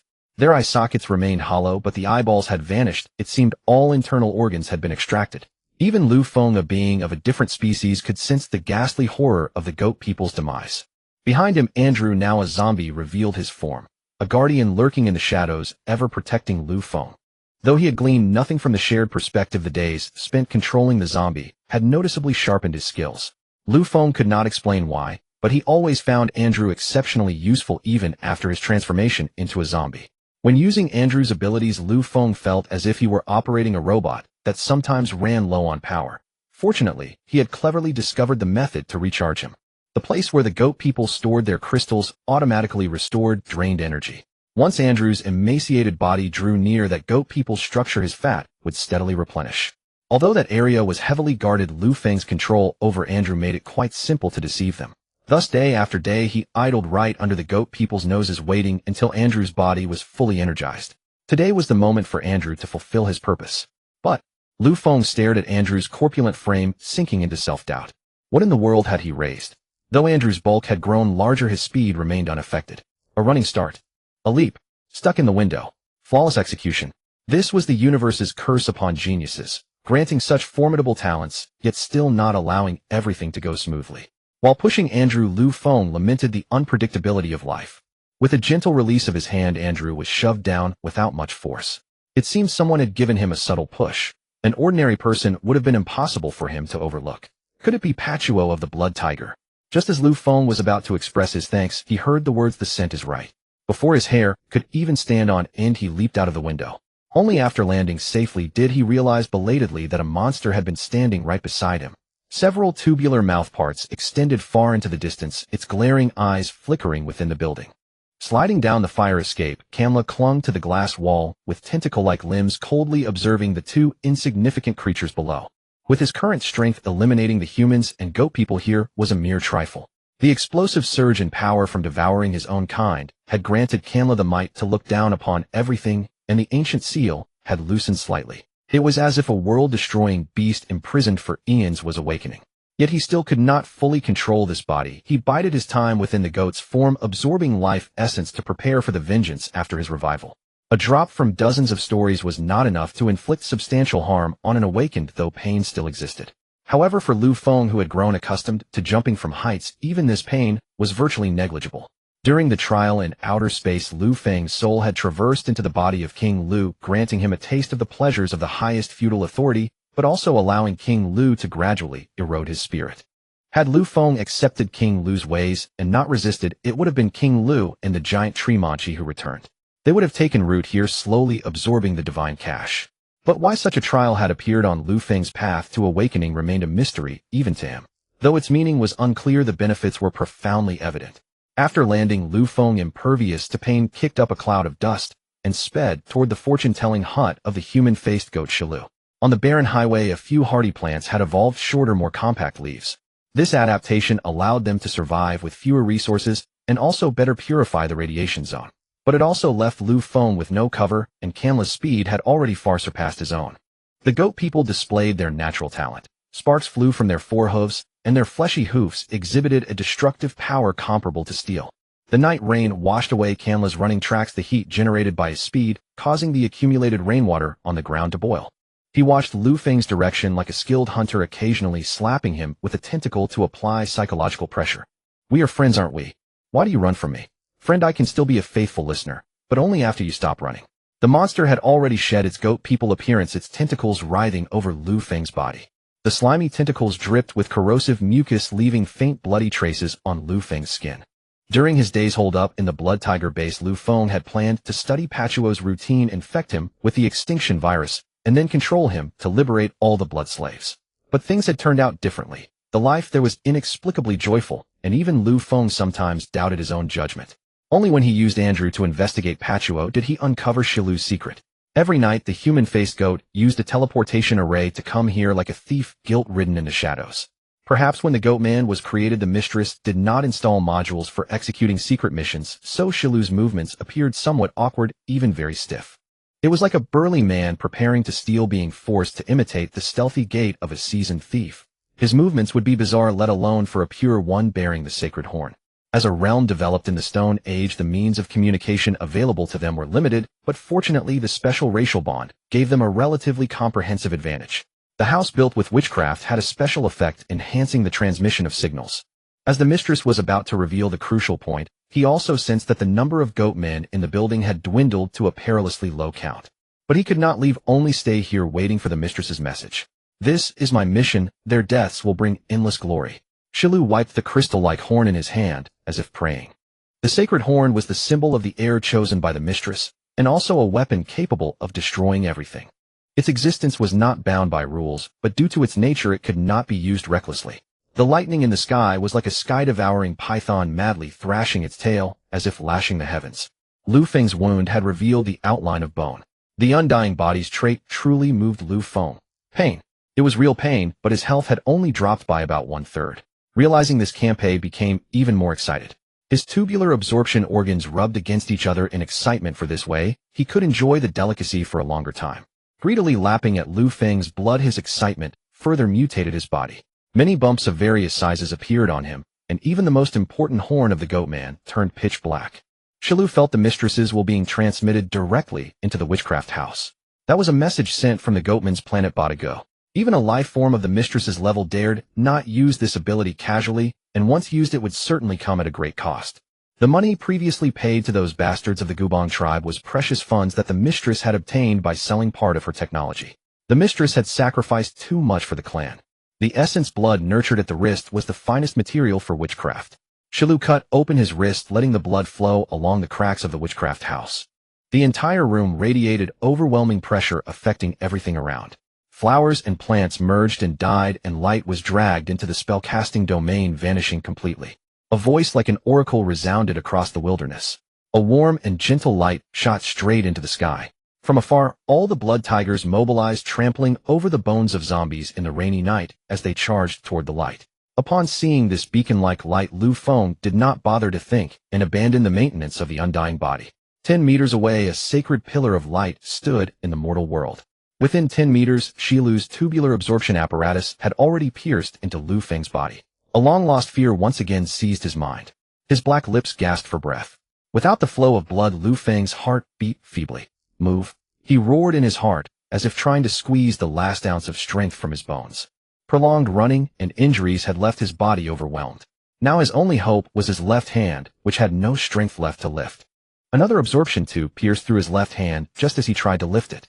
The monster sneered coldly behind him, mocking Lu Feng's foolishness and weakness. A spear pierced through the blood vessels. Kamla, who was intently absorbing Lu Feng's life, was furious. He extended a tentacle and smashed the hidden Andala's body into pieces. Just as he was about to extend another tube, Lu Feng, relying on the inertia of his body, sent out an annihilating surge of energy. After this, Lu Feng was not sure if he could still survive. But he knew that at the last moment he should lie in the light rather than let the torrential rain wash over his corpse. Lying in the light, his body's recovery ability barely kept up with the deterioration of his injuries. Corrosive liquids still clung to him, and his blood had been nearly drained, or it could be said that Lu Feng was almost a dead man. In the holy light, he vaguely saw a breathtakingly beautiful woman, wielding supreme power, breaking through the pool of thunderbolts accumulated by the lightning. Her disheveled hair swayed with tiny sparks crackling at the tips. Her sacred aura made it impossible to look directly at her, yet her bewitching appearance made it impossible to look away. The laws of the world seemed to restrict her descent, and the distorted space pushed against her form. Her figure in the mortal world flickered in and out of visibility. Her lips parted slightly, as if conversing with some entity. In a daze, he saw something vast and immense colliding in the void. A dull roar shattered the stars, and erupting dust drifted through the interstellar spaces, perhaps to become meteors falling upon a life-bearing planet many years later. Lu Feng could not find any words to describe his feelings at this moment. This scene was entirely implanted into his mind. As a mortal, Lu Feng could no longer comprehend the existence of such power. The pressure caused him to faint, unaware that the mistress of the goatmen was staring at his body. The mistress was also puzzled. Why was this little thing worth such a great commotion in the void? Were they so short of manpower? Turning to face Shilu, who was kneeling in reverence, the mistress was the mother of all things to them. Even possessing the sacred horn did not warrant the slightest disrespect. Rise. The simple words carried an irresistible quality. Shilu shifted to a half-kneel, lifting his head. The horn in his hand was the sword he wore, and he imagined himself as a knight guarding the mistress's side. He lives. Kamla dies. Understood. These light words weighed on Shilu like the explosion of a world. This was an order directly issued by the mistress. Even if there was only a slight chance of completing it, he must advance, without hesitation, even at the cost of his life. With a delicate hand, she removed a small decorative piece of metal from her armor. She tossed it lightly, and it attached to the base of the sacred horn. Instantly, Shilu's own horn fell off. With trembling hands, Shilu put on the sacred horn. He had waited for this moment for so long that he had nearly forgotten the sounds of mockery and rejection. When he stood on the Bada Goat Plaza holding the horn of supreme honor for the goatmen, facing the judgment of the tribe, tens of thousands of goatmen of various colors raised their heads, eagerly observing their hero.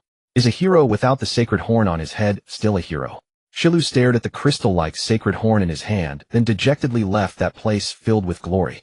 He chose to go to the depths of the universe to prove himself, for the glory of the goatmen. Perhaps he had long been anticipating this day to fight for the goatmen.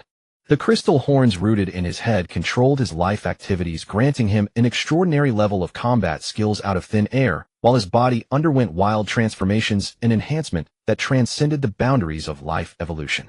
Skin and hair burst into radiant light, in an instant, life essence overflowing from the body. A hard exoskeleton grew on his body, and 2 claws emerged from his abdomen. The pure black body boasted perfect muscle lines. This was the technology of the goatmen, whose bodies were naturally suited for modification, with strong adaptability and almost no rejection. The sacred crystal was the ultimate weapon developed by the matriarch based on goatman genes, a growing war armor. As a second-tier peak awakener, Xiaolu was already capable of using relatively powerful witchcraft. With the blessing of the sacred crystal, his strength had reached an astonishing third tier. Advancement for goatmen was difficult. Their lifespan was longer, but their talent was generally low. Through arduous training, Xiaolu barely managed to cultivate an ability with witchcraft characteristics using the training machines created by the matriarch in Badak. The attribute-less abilities gave the goatmen a deeper understanding of their powers, but made their advancement extremely difficult, a situation that was rare even among the countless forces of the infinite starry realm. However, they had stumbled upon a great leader. Leah, the mother of all, who was both capable and willing to take responsibility for the future of the goatmen. The roar of beasts clashed the sound waves, pushing aside falling raindrops, and horns collided. A dull thud echoed. Two strong men were testing their wrist strength. Although Kanla was just an ordinary guard goat, he had already touched the deepest secrets of the goatmen. Those were years forgotten by time. The matriarch was the sole witness, and it was precisely because of this that Badag existed today. Tentacles reached the black exoskeleton, and the effects of corrosion and burning immediately manifested. The steaming parts of Xiaolu's body showed no trace of flesh. This pain resonated with Lufeng, who was also enduring it. After being corroded, the situation was not optimistic. Lufeng survived only because the sacred horn kept him barely alive. Matriarch Leah looked at Lufeng curiously, unable to see anything special about him. She tilted her head, completely unconcerned that the battle on the other side had already torn up the entire road. Her waterfall-like hair was smooth and silky, and a fragrance relaxed his body somewhat. Observing this celestial being up close, Lufeng did not know her identity, but could feel the mysterious pressure she carried.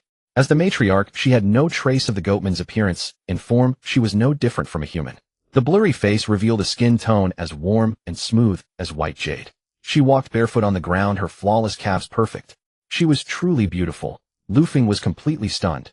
It was only when a severed tentacle slapped his face that he snapped back to reality. He tried to use his intact right hand, but found it nearly crippled. Forcibly using a large amount of annihilation energy caused a backlash that burst blood vessels inside his body. The seemingly intact right hand was actually far more severely injured than the left. His chest heaved violently, and he barely managed to get his head out, for now his life was no longer in danger. A large amount of air rushed into his lungs, and the wound on his left hand stopped bleeding. The tentacle cut off during the battle twitched like a dead fish that hadn't fully died. Just as Lufeng was about to pull off the tentacle in one go, matriarch Leah actually stepped on his body with her foot, causing him to convulse in pain. She stepped on the most severely corroded wound. At that moment, no amount of peerless beauty could make Lufeng forgive her. Her eyes were devoid of any emotion, carrying the indifference of a higher being, as if this was only natural. Yet aside from this, Lufeng seemed to fall into a strange perspective. He saw something, yet also saw nothing at all. Leah's figure was like a sculpture, breathtaking. Undying body about to advance to the next rank. FTE completion 27. The host will soon endure immense pain. Please ensure your health is stable. Health stable. I wish you all the best. Why didn't you warn me earlier? You didn't ask. The system gave the simplest answer, but this time its voice carried a hint of emotion. 45. The system detects that the host's mental state is extremely unstable. If you really feel tired, you can scream it out. Shut up. Lufeng gritted his teeth and persisted. It felt as if his muscles were being sawed off by a steel blade, and his body was completely beyond his control. Something seemed to wriggle inside his spine, slowly becoming clearer, piercing through layers of bone, until he clearly felt his spine being pierced through. 2 lines of clear tears fell from the corners of his eyes. This time he was truly going to die. Between life and death, he recalled the face of Lucienne. Before she fell ill, she was a girl who loved sports. Standing together, they absolutely did not look like siblings. One full of energy, the other always drifting through the day like a gloomy spirit. When running, it was always the elder brother who gave up first, often being called a quitter by Lucienne. Can't handle this anymore. Her playful expression combined with the girl's unique slyness was Lufeng's most vivid memory of his sister. Can't handle this anymore. Leah suddenly uttered these words, and Lufeng actually saw her true face. The same expression, the same sly tone, but on a different face. A face crafted by a god. The sacred horn that had activated its protection contained no energy at all, and even Leah herself exuded no trace of energy fluctuation. On the other side of the battlefield, the previously suppressed Kanla grew more courageous, as he fought, sprouting 3 pairs of fleshy wings, and flying high, keeping his distance from Xiaolu. He was simply stalling for time. Why risk his life when he could wear the enemy down? Kanla didn't care about the time, but Shilu's power was obtained at the cost of his life, every second precious. By constantly shifting positions through witchcraft and casting spells, Shilu demonstrated the power of magical combat. Various negative effects worked together on Kanla, turning the goat monster into a beast-bound hand and foot. Slowing vulnerability, bleeding, poisoning, sluggishness. Witchcraft was the art of forcibly reducing the enemy's combat effectiveness to secure victory. Training involved hellish torment. If Shilu hadn't been eager to prove himself, he would never have chosen this ability. But what he didn't know was that the matriarch had brought him here precisely because he chose this ability, the reason being that it was twisted enough. And the matriarch had long anticipated that such a situation might arise among the goatmen. Shilu was the perfect weapon to counter this kind of monster. The cumulative negative effects on his body forced him to abandon flying in the sky. His stamina could no longer support such combat. Kanla's life had taken on another form of existence, so his tolerance to witchcraft was lower than that of ordinary goatmen. Every punch struck in a negative state came at the cost of burning and devouring flesh, leaving his chest sunken. Flesh wings were torn off, nutrient-absorbing blood vessels severed one by one, leaving only 2 tentacles to continuously resist Shilu's fierce assault. The pain forced Kanla, who had only a shred of consciousness left, to abandon resistance against Shilu's attack. Another more powerful soul invaded Kanla's broken body from the genetic chain. That body increasingly exuded the aura of an ancient goat, its movements no longer chaotic like Kanla's, becoming utterly calm. The only 2 tentacles wrapped Kanla's body tightly. Shilu, still attacking, did not stop his onslaught, landing punch after punch solidly on the flesh wall formed by the tentacles. As Shilu struck, the flesh ball rapidly deflated like a leaking balloon. It only stopped when it shrank to the size of an ordinary goatman. The flesh ball had once moved to block attacks, but now it had no consciousness of resistance, embedded into the ground like a lifeless object. The massive crater in the ground was a testament to Shilu's combat prowess at that moment. He used no techniques, not even the enhancement of witchcraft. The humans of the Blood Tiger arrived at the battlefield, and upon seeing the black monster's muscular physique, they involuntarily stepped back. Sangbo, however, did not retreat. Rocks rapidly accumulated on his body, gradually forming a layer of armor. A dull sound rang out, and every step he took made the earth tremble. Wielding his iron hammer with a sound of splitting air, Sangbo struck with full force against Shilu's solid defensive exoskeleton. The heavy blow, however, was blocked by Shilu's 2 fingers, causing no ripples. The expected effect was far from reality. In the battles to clear zombies, Sangbo had always been the main force, and his strength was evident to all present. This scene was undoubtedly the greatest blow to them. Sangbo gradually began to doubt himself. The 100-pound iron hammer was the system-rewarded weapon rock crusher. Not only did it have a strength bonus, but its special effect also increased the weapon's weight. Yet despite this, it still could not inflict even a trace of damage. The black muscular monster before them had already taken on an impression of invincibility.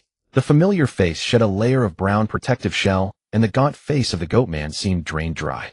In fact, the entire battle consumed his lifespan. Although the effect was not apparent now, his life would rapidly fade in the future. It doesn't matter. I have gained the honor I deserve fighting bravely under the witness of the matriarch. Until the last moment, he grinned.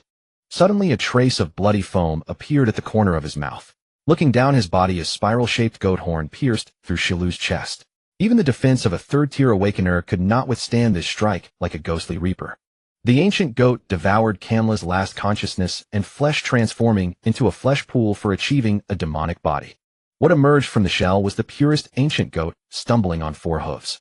This tiny creature, not yet steady on its feet, could already pierce 3rd-tier defenses. Such an existence was a standard cosmic anomaly. It must be corrected. The goatmen were no longer dangerous, but why had such a troublesome thing appeared? It was time to execute Correction Plan 463. Bolong Zasek very firmly finalized the plan to prepare for battle. What? Has our executive of force panicked? O'Milton put on a show-watching expression. The swaying external sensory receptors coiled around a square iron box. The treatment he should have enjoyed was greatly reduced due to Yang Zhan's punishment. But he did not resent Yang Zhan. As a leader especially engaged in such a great cause, what was needed was precisely such a shrewd person. He placed all blame on Bolong. The reason was simple: he had failed to fulfill his duties, severely underestimating the goatman's damage to the project's ecology. According to his logic, it was only right that he was punished. However, his punishment required someone to bear responsibility, and it would be best to make that person get out. Although the goatmen were not a strong race, their matriarch was indeed a powerhouse with infinite possibilities. After reading the latest report, Yang Zhan's tightly furrowed brows could no longer relax. The Awakener group would certainly not risk their lives to eliminate just one. Thus, the traces of goatman existence on this planet must be artificially erased. Once interference occurred, he could rely on his identity as a member of the Gubon clan to remain safe. But facing the court, Bolong would inevitably be found guilty of negligence. Although he was corrupt and embezzled, he was a good person.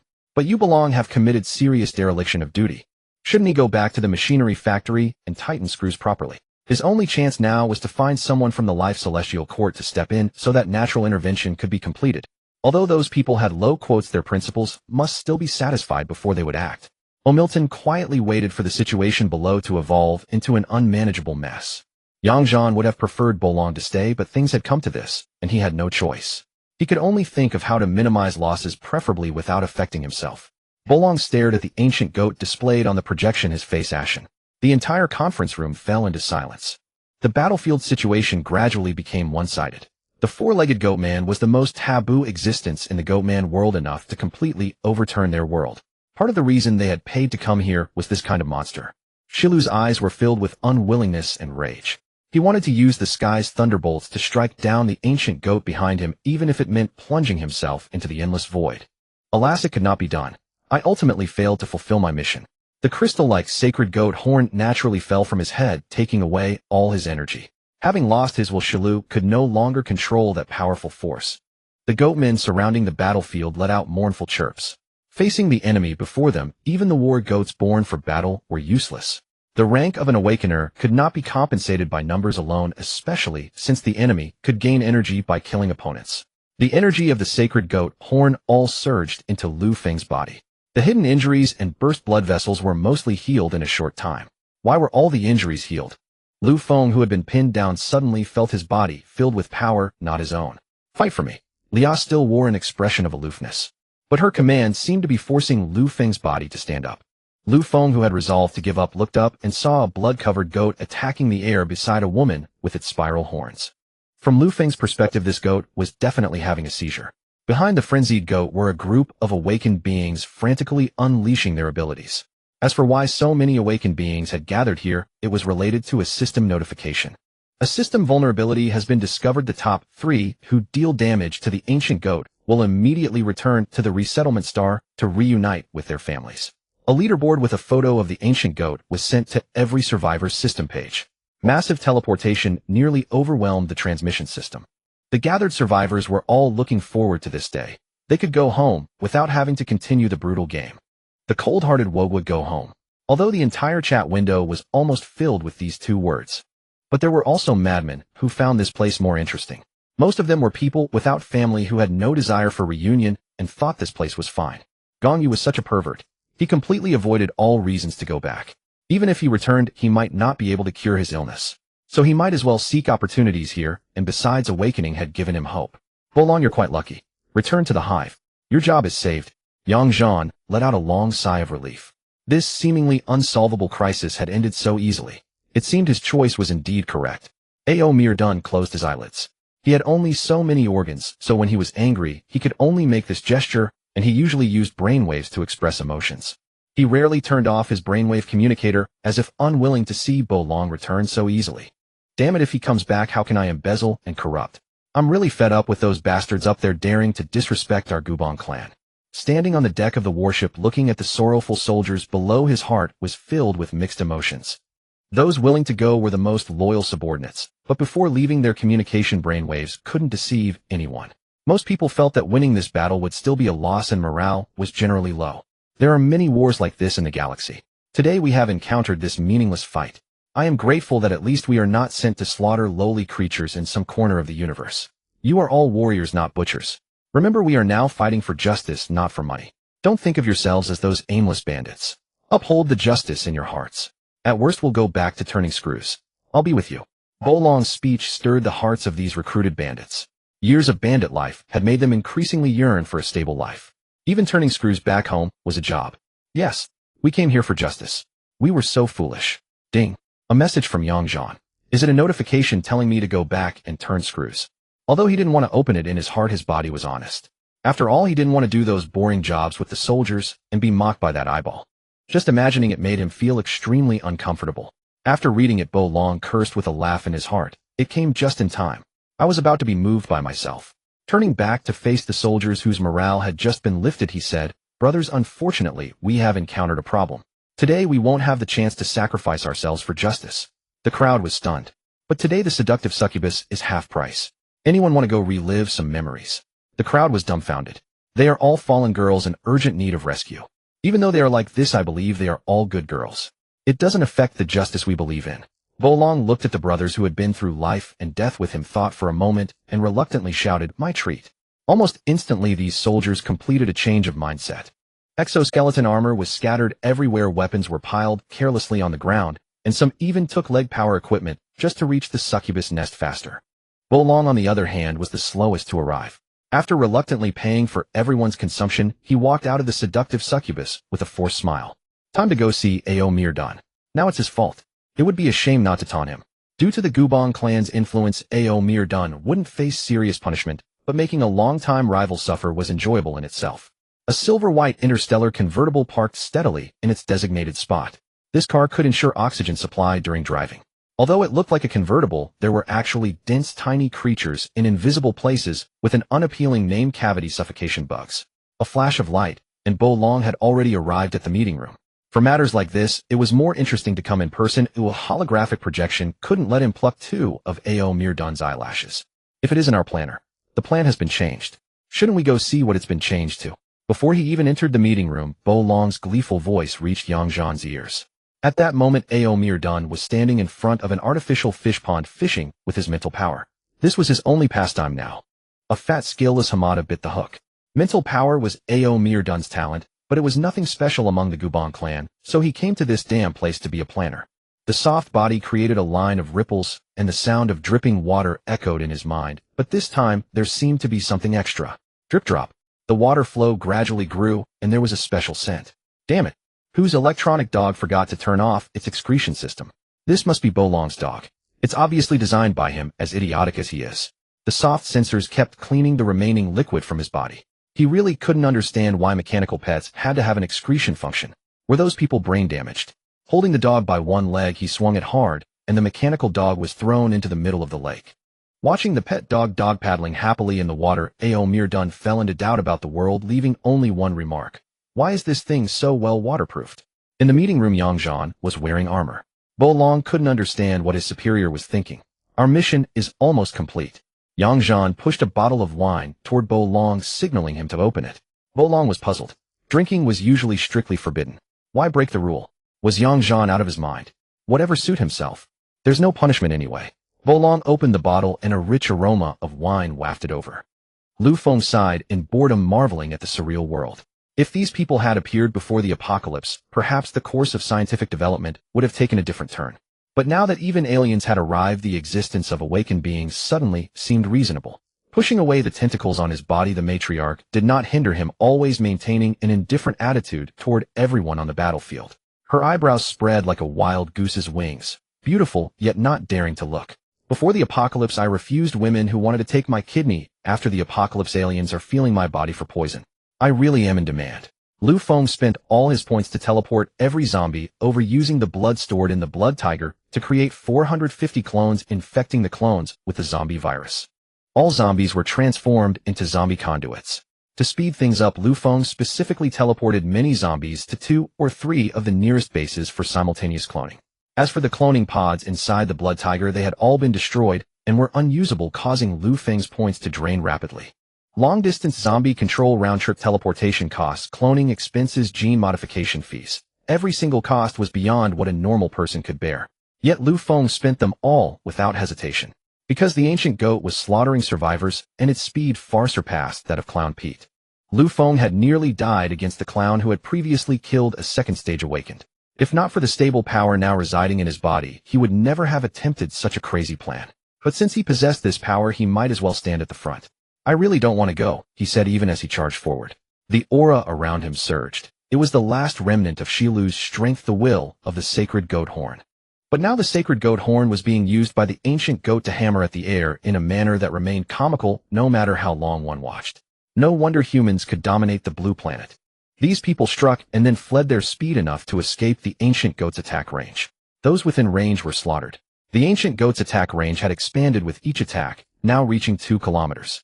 Originally, some people could use their awakened abilities to deal damage from a distance, but now they stood far away. If nothing went wrong, something was about to go wrong. The ancient goat charged directly into the distant crowd, tearing apart those who had attacked it one by one. This goat hoof really holds a grudge, Leah suddenly remarked, her usually calm demeanor breaking into a sarcastic comment. With that, she sat down on the ground, adopting a posture of watching the show. Though the goat continued its frenzied ramming, aside from the piercing noise, it had no effect on Lu Feng or Leah. The blood and filth on its body did not stop its ramming. Lu Feng was growing weary, but he couldn't go out and fight it, and there was a mysterious woman beside him. Crack! A fissure appeared in an invisible place. Leah, sitting on the ground, without minding the dirt on the road, looked up at Lu Feng. She said teasingly, "Are you no good?"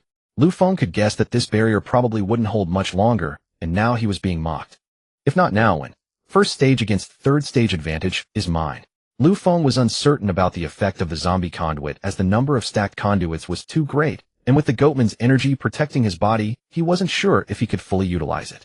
The sacred goat horn penetrated the barrier, and as it approached the matriarch, it emitted a brilliant radiance, adding a splash of color to the night.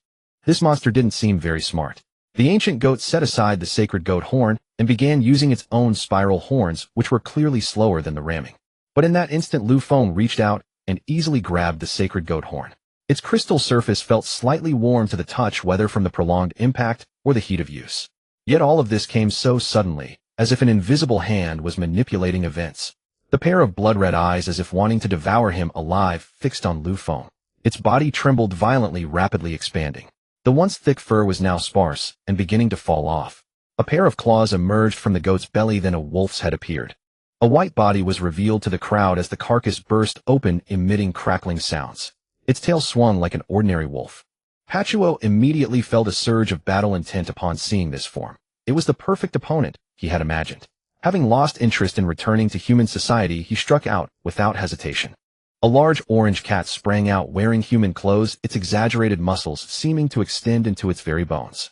A proper starting stance indicated that this person had received orthodox martial arts training. His fierce punches were natural and seamless, accompanied by a faint chilling wind that made one involuntarily shudder. A trace of disdain flickered in Gong Yu's eyes, as if he held Pachuo's martial arts in contempt. In the chat window, after Lu Feng asked Gong Yu, the latter recounted a rather eerie story. Before the apocalypse, the island nation had sought martial arts instruction from the Huan nation. Out of great power generosity, the Huan nation hardly refused any of their requests, because those martial arts were ancient killing techniques with little practical use in modern society. But the island nation was not satisfied. Using unknown means, they stole the Huan nation's secret cultivation techniques, and even brought the original sources back to their country. If it were only this, it wouldn't have caused all Huan nation martial artists to hate the island nation's martial artists so deeply. After all, through other means, earlier they had already stolen many forbidden techniques. But that time, in order to practice evil arts, they caused the loss of most Huan nation martial artists who had been exchanging with the island nation. Moreover, they refused to admit it, insisting that the Huan nation martial artists were dishonorable, had attacked them first, and that they had killed only out of desperation. But Gong Yu had witnessed all of this. Back then he was still an apprentice, and one of his masters had died in that duel under the same chilling cold as now. Gong Yu's terminal illness was also a hidden injury sustained from watching that duel. As an ordinary person, there was no way to resist such an evil technique. The Huan nation martial arts world sent their strongest martial artist, Xiao Tiancai, to drive back those who practiced this technique. However, because the technique was too dangerous, all its practitioners died within 3 months, preventing a greater catastrophe. But precisely because of this, the Huan nation banned island nation martial artists from entering until the apocalypse came. Now Gong Yu saw this technique again. The chill from his memories was stirred up, facing the cold wind. He slowly uttered 4 words: Jade Origin Technique. For Pato, the death of Shi Lu had unlocked his shackles. Due to the contract signed in the dungeon, he could only cooperate with the goatman's intentions rather than control the goatman. But after Shi Lu's death today, he could continue to use blood slaves to practice the Jade and become stronger. With the help of the goatman, his blood tiger base became the largest survivor base on this planet, but his subordinates were clearly extremely dissatisfied with the current state. If not for his pre-apocalyptic prestige, his organization would have long ceased to exist, but the newly joined Gong Yu truly made him feel threatened. The blood tiger was now divided into 3 groups. One group was the loyal followers who had been with Pato before the apocalypse. Another group was humans like Gong Yu selected by the goatman, and the third group was people like Ka Lake and Sang Bo, who happened to meet Pato after the apocalypse and were absorbed into the blood tiger. Pato and Sang Bo had a fateful connection. After awakening, Pato fought Sang Bo, found he could not defeat him, and then persuaded him to join the blood tiger. Very cleverly, Ka Lake had heard of Pato's organization before the apocalypse and also joined. After the system opened the teleportation base, his subordinates chose to gather together and continue causing trouble. Truly the good die young, while the wicked live long. These pre-apocalyptic vermin returned to their old ways after the apocalypse, working in pairs to hunt and kill weak, awakened ones as blood slaves to increase their clone army numbers, while Pato enhanced his own strength on the side. The comrades who had shared life and death took advantage of Pato's weakness, while he was cultivating the Jade to ambush and severely wound him. Logically, they should not have dared, but Pato forgot that among them was a newcomer who had just joined.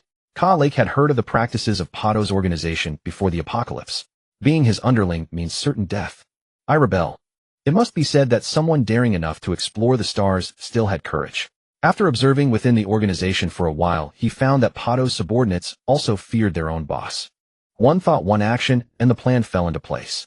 They should have killed him already, but most of the organization's members were held back by Sangbo for a while. Due to insufficient pursuers, Pato managed to escape by luck. And under Ka Lake's persuasion, the rebels abandoned the pursuit. Although Sangbo would rather die than surrender out of respect for Ka Lake, he spared his life. At this moment, Lu Feng had just left the awakening trial, and Gong Yu was searching the world for Lu Feng. Inside the space-dwelling Lu Feng was still lying quietly, recovering his body. Although everything they experienced in the deadly roulette took place in the spiritual realm, the annihilation energy obtained from communicating with the void was real. Of course, the injuries sustained by Lu Feng's body were also real. However, the others were not the same. They all came out full of vigor. A world where only Lu Feng was injured was born. The whereabouts of the space vanished with the last sound. When Lu Feng woke up, he appeared in a completely unfamiliar place. The original canyon had long disappeared. The barely surviving Pato, in his desperate situation, was guided by the sacred ram horn as a cheater into the dungeon. As for why he was still being hunted, one could only ask his subordinates. Ka Lake advocated giving up the pursuit. But he still underestimated the internal strife of the Blood Tiger organization. They secretly held a contest to kill the former leader, and the winner would naturally become the new boss. This was their rule. They only listened to Ka Lake's advice perfunctorily. So later, because of Ka Lake's attitude toward Pato, and for Sangbo's sake, he was allowed to be the only rebel who remained alive within the Blood Tiger. That night, under the boosting effect of the human-faced goat, the Jade life source exerted its strongest power. All who had participated in ambushing Pato except Ka Lake were killed by his own hands that day. Those who had not participated in the ambush, having violated the organization's rules later when the goatman's request was relayed to Pato, surprisingly passed with unanimous consent. A perfectly good criminal syndicate ended up doing retirement homework for 2 days. From then on, Pato was no longer bound by the goatman, but before that he needed to first eliminate the wolf-like creature before him. Hair grew all over his body, his eyes turned yellow, and while his body maintained a human shape, his appearance completely changed. A Black Panther visage replaced Pato's human face. He seemed to enjoy his current state. The awakened ability gave him tremendous recovery power, allowing him to use the Jade life source for extended periods without being drained to death. The martial arts masters of the Benzi kingdom all perished for this reason. Practicing this martial art kept the kingdom's martial arts stagnant, and the only presentable fighters left were street-brawling thugs. Pato, as an international criminal syndicate, surprisingly obtained the secrets of the Benzi kingdom's martial artists during an operation. In the end, the cultivation methods and techniques were acquired by Pato. This gave the Benzi kingdom's martial artists a chance to breathe. They had suffered greatly, and now someone else had snatched away the scourge. Although they outwardly expressed dissatisfaction, inwardly they were overjoyed. Because later Pato, having cultivated the Jade life source, slaughtered all the martial artists of the Benzi kingdom, allowing them to achieve the ultimate martial accomplishment. This also elevated the Blood Tiger organization, and its influence expanded accordingly. Ka Lake thus obtained basic information about the Blood Tiger. All coincidences are part of the real world, only making one sigh at the vicissitudes of life. The Goatman matriarch Xia now held another set of sacred ram horns bearing the same aura as the one in Lu Feng's hands. As a leader sustaining a race's survival in the interstellar realm, most of what she needed to consider were matters that determined the survival of many lives. As an ordinary person, Lu Feng's attention naturally focused on the battle between Pato and the ancient goat. For Lu Feng, this battle was not to be missed. Their bodies clashed with an intensity even greater than their previous encounter, and this time, the ancient goat had no negative status, putting full force into every move. Pato's attacks were somewhat wondrous soft as the wind. His dodges and counterattacks were remarkably clever, and amid the dense claw strikes, he still managed to gain the upper hand. The Jade life source drained the life essence of blood and chi, creating a unique aura. An indescribable oppressive sensation enveloped every observer. Some strange abilities provided illumination, allowing the survivors to witness this spectacular battle amid the late-night rainstorm. Pato was completely unafraid of injury. The beast transformation ability brought varying degrees of damage reduction and increased blood and chi, and under the effect of the Jade life source, his aura continuously rose. Their movements left afterimages, the violent collisions generated shockwaves. Their fists and feet clashed, and long-range abilities hurled at each other's faces regardless of whether they were allies or enemies. Faced with the temptation of family reunion, who could resist striking? To Lu Feng's surprise, Pato quickly lost interest in the wolf. The two active volcanoes suddenly went dormant after being adjacent. The wolf charged into the crowd, grabbed two people, and flung them against the barrier. The two burst open like blood packs in a movie prop, and the barrier trembled violently. Holding a pair of sacred goat horns, Lu Feng awaited the charge of the ancient goat that had transformed into a wolf. At the critical moment, the barrier suddenly vanished. Leah left a mysterious smile and disappeared. The wolf ground its teeth, its claws sparking against the asphalt. The next moment, its bloody maw appeared beside Lu Feng. Lu Feng was trapped in a desperate situation. The corpse pipeline he had been stockpiling for fusion had long exceeded the recommended number. The system kept warning him, red flashes filling the interface. Lu Feng waited for the fusion to complete, feeling an indescribable sensation, as if the shackles within his body were forcibly broken. His vision suddenly widened, and destruction and restoration occurred simultaneously within his body. Undying body distance to next rank 91,100. The advantage of the module ability granted by the system was the clear visibility of the progress toward advancement. Lu Feng recalled the path of upgrading Undying Body and felt helpless. Gong Yu's strike against the human-faced goat not only earned him trust, but also completed 1/3 of the upgrade for Lu Feng's Undying Body. If he could just endure this bit of experience after Undying Body upgraded, it could directly annihilate the wolf before him. If he could just hold on. Suddenly, Lu Feng's vision went black and his body was sent flying by a tremendous force, crashing heavily to the ground. How the hell could he hold on? Undying body distance to next rank 92,100. Despite being unable to resist, Lu Feng clung tightly to the sacred goat horns. He felt that the wolf harbored an inexplicable fear of the horns. Coughing up 2 mouthfuls of blood, his body had absorbed the energy of nearly 200 zombies over time, elevating his strength to the early 2nd rank. The wolf bore wounds of varying sizes. The experts among the survivors had also reached the 2nd rank, but against the 3rd rank wolf their attacks seemed futile. The pipeline connected to an entire army of zombies. Many noticed this anomaly, the motionless zombies. Their bodies seemed to be stuck, gears rapidly losing the energy that kept them moving. 300. Lu Feng felt he could now fight the wolf. He charged forward with the horn, channeling spiritual power into his vision, slowing down every detail. He could barely make out the wolf's movements, seeing the claws revealed in its swing. With a light leap, Lu Feng plunged the sacred goat horn into the wolf's back. The effect was immediate, a sizzling sound like cooking meat, thick smoke rising from the wound, and the wolf howled in agony. The wolf bristled with countless spikes like a porcupine tightly encasing itself. The sight made Lu Feng's scalp tingle. He could have continued to stab a few more wounds cautiously, but now touching it meant risking being covered in spikes. A battery in his pocket shook violently, and a notification appeared in the system prompt. Quadruped Gold Devourer, HP 3000, Strength 400, Speed 300, Spirit 100, Rank E, Evaluation Excellent. Dog, where did you get those titanium alloy dog eyes? Lu Feng was shocked by the current form of the Quadruped Gold Devourer. Instead of the expected 2 angry barks, fluent human speech emerged. Watch and learn. The clear, well-articulated voice, confident tone, and unwavering back set the atmosphere. The Gold Devourer knew there was no turning back. Moreover, it was very confident in its current strength. The tailless hedgehog before it might not even be a match.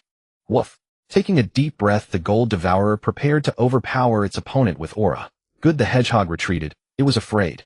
Our Gold Devourer was charging, it was lunging, it was biting. Beautiful.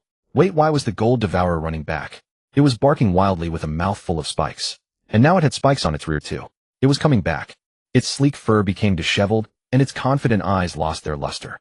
Only a defeated dog remained rubbing against its master's pants. But clearly its master did not find this pitiful. He kicked the Gold Devourer away and scolded, "You damn dog, what are you barking at?" Such is the world of a defeated dog. Faced with the scolding, it could only silently endure the malice of the world. No one cared how good it had felt about itself. The Gold Devourer slapped its own rear with its tail and spat out a black rod. The dark gold luster appeared ordinary under the night light, like a steel bar stolen from a construction site, but its weight was astonishing. Lu Feng had no time to dwell on this, for the wolf had lost patience. The speed of a 3rd rank awakened was terrifyingly fast. It might appear from an unseen direction at any moment, coldly disemboweling him. Sure enough, the wolf's claws were only a couple of centimeters from Lu Feng's belly. Strangely, the black rod happened to block the wolf's claws, protecting Lu Feng. The ancient goat naturally refused to believe it. It had practiced witchcraft back in the day and had seen such scenes before. No panic, continue probing. As the attacks grew more fierce, the black rod's defense became more complete. An indescribable feeling guided Lu Feng to move toward a certain position. As time passed, Lu Feng grew bolder. Spend points to buy a slot, exchange points for a damage position. May you have a smooth journey. Everyone was speechless. Couldn't he just say that blessing differently? He could have privately messaged for the slot, but this jerk even started an auction. Withered squirrel, stop bidding. I can't even afford the starting price, and this jerk is still raising it. If someone didn't pay, or the transaction code didn't match, Lu Feng would stop attacking the ancient goat. Despite fighting it for so long, Lu Feng's name did not appear on the leaderboard. He gradually accepted his peculiarity. Now he needed to ensure he earned enough points to develop a better civilization. Only then might he find Lu Xin and help cure her illness. Brothers, don't slack off. Even from a farther position, the damage output may not be high, but anything is possible. Give it your all. The originally solemn battlefield suddenly turned into a bidding exchange, with every survivor hurling insults at each other. The clamor of curses soon drowned out the rapid clashing of wolf claws against the black rod. The wolf, panting with its tongue out, was as exhausted as a dog. Back when he slaughtered those goat men on the Badag, he had never suffered such humiliation. If it were the matriarch of the goat men who could fight him to this extent, he might reluctantly accept. But what was the matter with this upright ape before him? And that black rod? It not only forcibly compelled him to fight, but the feeling of being struck by it from time to time was far more unbearable than the backlash of a curse. If only he hadn't broken the seal so early. The whimpering sound made even Lu Feng sense his grievance, and he considerately struck 2 more times. But he was the legendary evil god of the ancient Badag, and his mind had already conceived a plan. Since he couldn't defeat these upright apes, he might as well exploit the rules. The dimmed sacred ram's horn on the ground was picked up by the wolf and tossed upward. Lu Feng naturally would not miss this opportunity. He aimed at the wolf's waist and swung a fierce blow. The wolf's howl of agony emboldened the survivors, and many charged forward. But their passion was quickly doused by reality. Several spines shot out, piercing heads and passing through bodies without obstruction, killing many on the spot. Only then did people realize the offensive power of a third-stage wolf. If the wolf's target had not been Lu Feng, the onlooking survivors would never have survived until now. The wolf that had killed many people seemed extremely excited. Just as Lu Feng was bewildered, a tremendous suction force, disregarding all rules, absorbed Lu Feng. The thick iron rod stuck into the ground could not withstand that force. Under a struggle that bulged veins, the earth was plowed by the rod. Before the rules, Lu Feng's resistance was utterly futile. He was absorbed into the broken sacred ram's horn. The wolf's color turned ashen gray, it shed its fur and stood up again. From now on, no one here would be able to stop his rule, not even the matriarch lurking in the shadows, let alone these newly awakened upright apes. He roared wantonly, his howl piercing the sky like an unstoppable divine beast, or a demon just crawled out from the underworld. Leah was not idle either. She was somewhat surprised. A human could actually shatter the sacred ram's horn with his own strength. The void was indeed a mysterious place. Even the humans it selected were so special. Why must the leader of the goatmen be one of those goatmen? It turns out I was always too stubborn, a trace of regret showing in her exquisite features. As the keeper of the sacred ram's horn, she had certain authority to alter some rules. For instance, she could accompany Lu Feng into the trial. At this moment, the ancient goat felt extremely relieved. The only weapon that could restrain him was shattered, and even Leah's clone, which might have had a chance to contend with him, had vanished without a trace. He truly didn't know how to lose. Looking around at the upright apes, contempt overflowed from his heart. These people's minds were extremely complex. Unlike the simple goatmen, their energy was difficult to extract. After pondering, he found no human worth absorbing and turned to leave. None of the survivors present dared to stop him. But there is always an exception. Gong Yu struck first. Since the ancient goat had abandoned his strongest form of burning spirit, his current strength was at the mid-second stage. But his strength was still the highest among all lives present. Caught off guard by Gong Yu's attack, he was first startled, then revealed a cruel expression. Your blade is good, but it lacks momentum, so it's garbage. Catching the sharp, flame-splitting blade with one hand, the ancient goat appeared quite relaxed. Facing the still terrifying ancient goat Gong, you could only choose to withdraw his blade to defend, but he only managed to block some of the aftershocks. He took the full force of a punch. A rib pierced his liver, yet his body was forcibly held upright, and he still gripped his blade. This was the dignity of a swordsman. Gong Yu had learned some sword techniques from certain special clones, such as the one before him. Flame-swallowing dance hidden smoke. The flame in the swung blade was concealed within speed. In an instant not a trace of smoke remained, until a line of blood appeared on the ancient goat's body. Black blood droplets fell to the ground sizzling. Although he had returned to the form of a goatman, his essence had already changed. What a pity. You should have become my subject, but you are no longer worthy. Enraged, the ancient goat sent Gong Yu flying with a single palm strike. Pachuo, hidden in the crowd, had no interest in returning to human society, but he was both jealous and greedy for the ancient goat's body. He wouldn't have turned his greed into motivation, but seeing Gong Yu's extremely slow slash that nearly tore off the goat's skull, Pachuo felt he could take a gamble. Jade mark. An inexplicable power and pressure bore down on the ancient goat, who was about to leave, as if being dragged into a dark quagmire. Countless skeletons grew from the crimson flowers on the other shore, and inch by inch bloodstains crawled over his entire body. Troublesome, I have to burn my spirit again. He transformed from goat to wolf. His strength instantly soared to its peak. The frenzied skeletons accelerated the dragging into the abyss, but it was clearly ineffective. In the end, Pachuo's sneak attack disrupted the wolf's speed, making the wolf form, which was already weak in defense, extremely uncomfortable. He could only watch as Pachuo's sinister wind engulfed his body, and a decisive thought accompanied a drastic transformation. The absorption process suddenly became extremely simple and smooth, almost unbelievable. Pachuo's aura rose to that of a third stage, and the surging power made him feel inflated. Then let's clean up the survivors. His terrifying aura overwhelmed everyone present. At that moment, Pachuo's words were like an oracle. A sinister wind swept in, and just as Gong Yu felt he was about to die, all sensation suddenly vanished. When he opened his eyes again, Pachuo was nowhere to be seen. Welcome to the instance. Moon Shadow Rampage confirmed participants 2 species Destroyer Lu Feng F stage, Awakener Matriarch. Leah exceeding detection limit, reconfiguring instance world, creating interactive NPCs, planting main plot, designing ending complete. Survivor Lu Feng. Choose initial character town sheriff. Perfect script. As the only official tasked with maintaining order in the town, you have recently been searching for the werewolves threatening the town's safety. Skill precision shooting. As a law enforcement officer, you occasionally miss. Cost 300,000 points. Stubborn carpenter. Fine script. You are just a stubborn carpenter. Remember to be stubborn, everything else improvise. After all, you're just a carpenter. Skill handcraft wooden tools. Your old trade can cheer you up. Cost 300,000 points. The blacksmith fair. The town mayor recently ordered a batch of weapons from you. After days of relentless hammering, you are utterly exhausted. Now the mere sight of that damned forge makes you want to die. Skill chaotic wild hammering, masterful blacksmith technique, but when used it carries the traits of confusion and depression. Cost 30 points. The mayor's foolish son. Mythic. You are the mayor's foolish son. Although you can influence the mayor's decisions to some extent, you must also maintain your persona and remain foolish forever. Skill my father. The mayor grants access to most areas in town, but mental attributes reduced by 50. Negative status, partial loss of body control. Cost. What are you thinking? A complete fool still needs points. Are you insane? Thomas inferior, an orphan from St. Poo orphanage, ready to die at any moment. Skill begging can turn into pickpocketing when necessary. Negative status, frail. Cost 3 points. Lu Feng first level awakener, species destroyer, HP 994, recovery rate 125. Strength 160. Speed 200. Spirit 210. Boots of the wise. Defense 125. Undying body. Awakening undying body, next rank 99,100. Leah unknown strength, goatman matriarch, HP. Strength. Speed. Spirit. Defense. Awakening. Lu Feng's body was drawn into a palace. The hall was empty, with lightning and thunder outside the windows. The entire palace was built in space, yet strangely there was wind and oxygen here. Light came from faint fluorescent glows on the walls and 3 doors of different styles.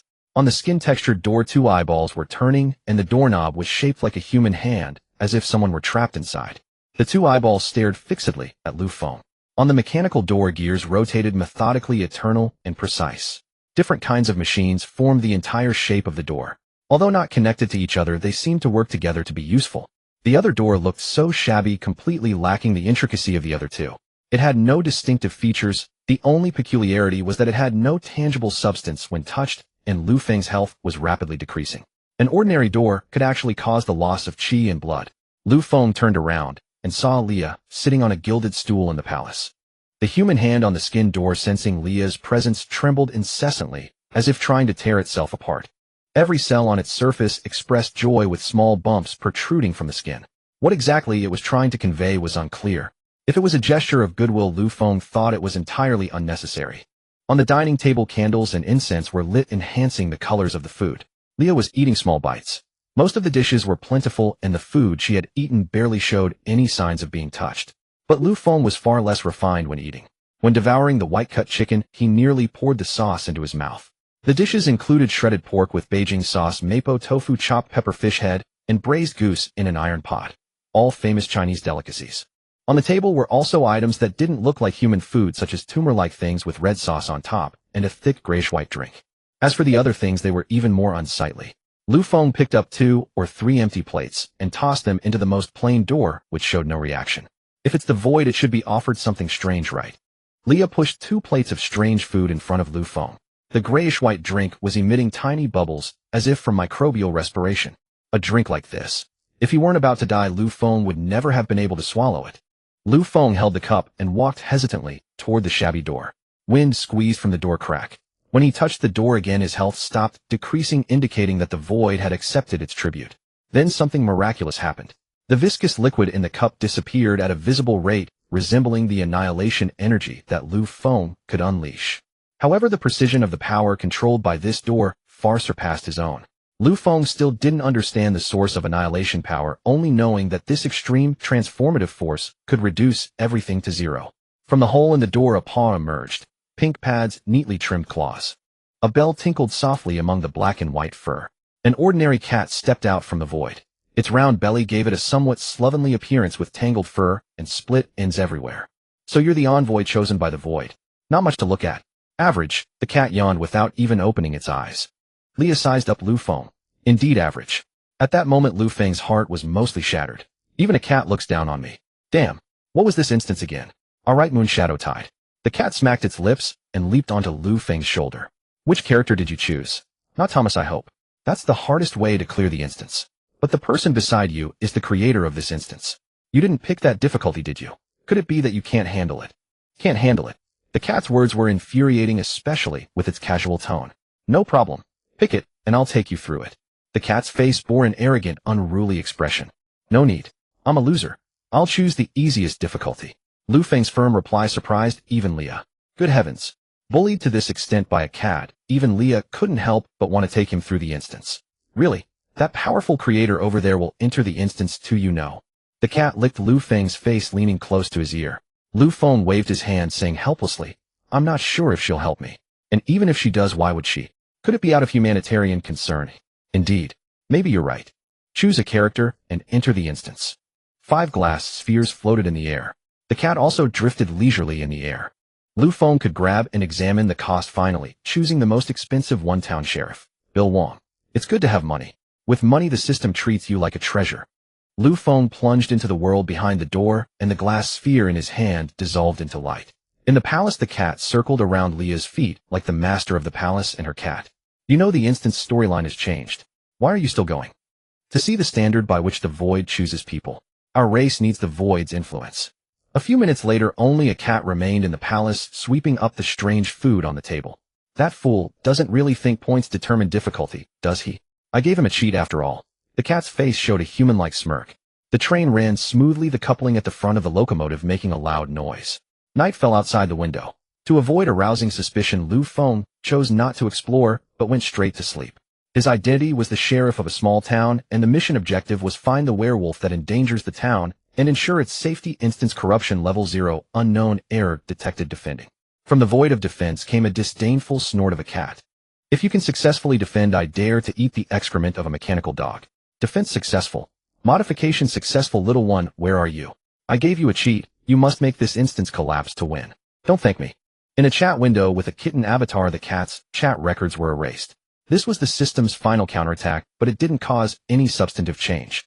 The train continued to travel through the wilderness, its destination seeming to be a remote area. The carriage was filled with traces of goatmen, including patterns outside the train. The cups on the table were shaped like goat horns. Below there was a hollow area, clean on the surface, but always carrying a peculiar odor. He had a charter ticket on him, proving that the entire carriage was reserved for his travel. The charter ticket also came with special services, exclusive food and wine, and attentive service. All this was somewhat superfluous for Lu Feng. After a night of life and death combat, and having eaten a meal from his hometown, all he wanted now was a good sleep. Life outside the instance remained terrifying. Since the awakener responsible for lighting on site was killed by Pato, no one knew the outcome of the ancient goat after Gong Yu's slash.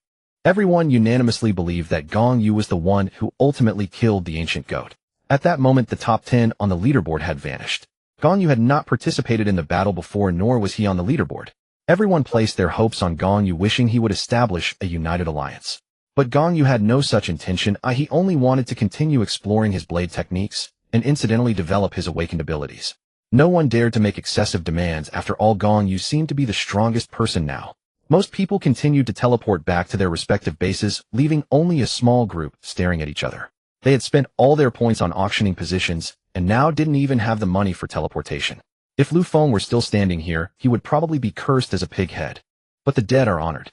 Everyone except Gong Yu believed Lu Feng was dead. Only Gong Yu at the synthesis base could see his current status and instance. The unscrupulous Matza was doing daily tasks. He always felt that this world had become somewhat like a game world. System tasks, awakeners, base teleportation, and strange plants in remote corners. The system's task for today was to collect blue crystal ore. This type of task was the simplest. One only needed to take a stroll through areas dense with zombies and would find some every day. 300 points per day. Finish the job and just idle away. This was Matza's current situation and also the daily life of most awakeners who were not skilled in combat. They didn't want to fight the extremely dangerous zombies, but that didn't mean they didn't miss their families. Lonely life made the dull days even more tedious. The survivors discovered that around the base, as long as they didn't deliberately seek them out, no zombies would wander. Apart from the tasks issued by the system, there was nothing that threatened life safety. Occasionally strange animal footprints appeared around the base, but with the survivors' current physical fitness, they were basically just game meat. Animals infected with the Ember extinction virus also roamed around areas dense with zombies. Some people had discovered that the blood of certain animals could improve physique and increase the points gained from exercise for system enhancement. Like adding attribute points in a game, limited exercise at the base increased points, which could be used to instantly enhance strength. Although killing zombies also gave rewards, only a small portion were weapons and equipment that enhanced strength. Most were not very tasty food. Matza stared at banana instant noodles and fell into deep thought. If you said it wasn't tasty, well, when separated, both components were actually quite palatable. After a bitter laugh, Matza still wolfed down the awful food. 4 or 5 slices of dried banana soaked in the instant noodles. When he picked them up with chopsticks made from tree branches, the bananas dissolved into bits and blended into the soup. He so wished that big brother could introduce another business deal. The price of animal blood had skyrocketed to an astonishing level. He was just a little short of being able to afford the blood of a second-tier Hoyan bear. The fact that second-tier animal blood had appeared on the market showed the survivors' efforts to advance. This also showed that many people disdained returning to human society. They wanted to pursue more powerful technology, physical fitness, and experience a grander world. Since the birth of the dual synthesis base, many expensive delicacies and more entertainment tools had appeared in the shops, and everyone's interest in trading had grown stronger. Powerful individuals kept appearing, as if humanity could truly achieve collective evolution through the system. The clone army returned outside the door. These clones were created when he had surplus points. But now Matza had discovered a serious problem: insufficient food and water. Yesterday, a clone had already died of starvation. He could only repeatedly carry out exploration work, bringing back some zombie resources. This was extra income, but pitifully little. Matza summarized the reasons for his current poverty: 1. Wanting to obtain Hoyan bear blood to enhance strength. 2. His awakened ability had no combat capability. 3. Being cowardly. As for the death of his roommate, it was related to his ability. Originally, his roommate had a powerful ability and a promising future. Then strangely, he merged bases with Matza, who had no strength at all. Every day, he listened to Matza's encouragement, worked hard to improve his strength, killed zombies, and steadily grew stronger, only to die in a zombie gathering place. The servant had come 3 times, each time seeing only the sleeping Lu Feng and a dog squatting in the corner. It seemed the dog was vigilantly on guard, ready to bite something at any moment. In reality, the dog had already explored the entire train. The 2 sausages in its mouth were evidence of its theft, but Lu Feng was unaware of this. But he wasn't without a backup plan. The black rod that could attack automatically was right beside him. He slept until noon, waking up in the sunlight, officially arriving in this unfamiliar world. He checked his surroundings and found nothing to identify himself. No documents, cane, or accessories. He turned over and got out of bed, and a beverage cart came towards him. It was also similar to the world before the apocalypse. A pretty flight attendant stopped with a smile. "Sir, would you like something to drink? Is there any snake-infused herbal water?" The stewardess looked somewhat puzzled and cautiously suggested, "Sir, we have red wine, champagne, and beer." With a hint of curiosity, Lu Feng asked, "Are they good?" The stewardess flashed a professional smile. The private beverages are all from reputable high-end wine brands, so the quality is naturally guaranteed. So they're good tasting? Then forget it, I'm not thirsty. Under the gaze of those who looked at him, as if he were insane, Lu Feng walked out of the carriage with pride. World Collapse Progress 1. The town mayor was a kind, elderly man, yet somehow he was also on this train and seemed not to recognize Lu Feng. You must be the new sheriff. I've long heard of your reputation. The safety of our Wuto Grass town is entirely in your hands. Lu Feng quickly waved his hand. The security of Wuto Grass town requires your cooperation with me to achieve long-term stability. These words evidently pleased the mayor immensely, as the old man always longed for others to acknowledge his contribution. Just as Lu Feng was about to inquire about the werewolves, a clamorous noise reached their ears, followed by harsh curses and the shouts of a brawl. Stepping into the third carriage, a stench of filth and various body odors assaulted the senses, making it hard to keep one's eyes open. The environment here was a world apart from the first two carriages. If the first two were like a library in heaven, then this was the cesspit of demons in hell. Upon seeing the pair, the disheveled people hurriedly shielded their children, as if fearing Lu Feng and the mayor. At that moment, the train's whistle, which had been blaring, ceased its piercing screech in this scene. The only ones who looked somewhat clean were a few newborn infants tightly held by their mothers. Lu Feng stood at the doorway, curious. What are they doing? I'm not sure either. Let me ask the train conductor for you. Loft, what are they doing? A voice from the train's loudspeaker announced, reporting to the mayor, they are fighting over a piece of meat steak. Who got the steak? A hideous dwarf squeezed out from the rear carriage and pointed at a child. Mr.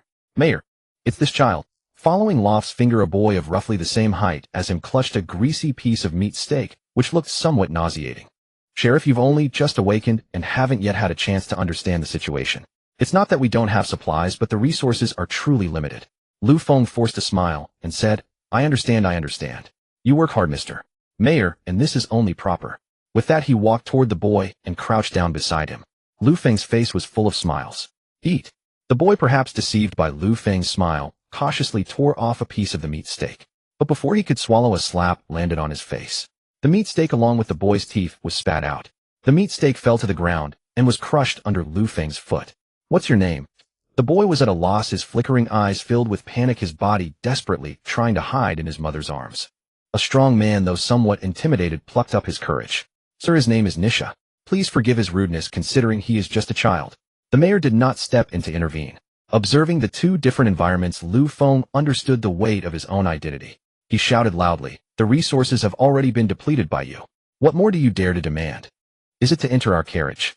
World Collapse Progress 2. You're really twisted. Isn't this a virtual world? No matter how good you are to them, what's the use? Better to return early and continue living in reality. But how can you be sure that the present is an illusion?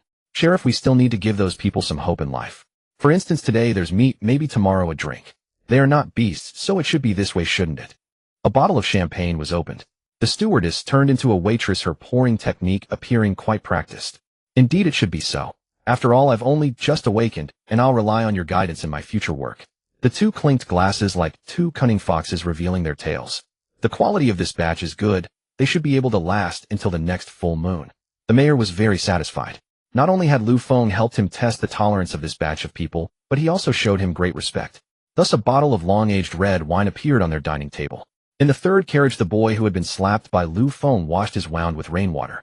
Previously, his parents would never have used this precious water to clean a wound, but today was an exception.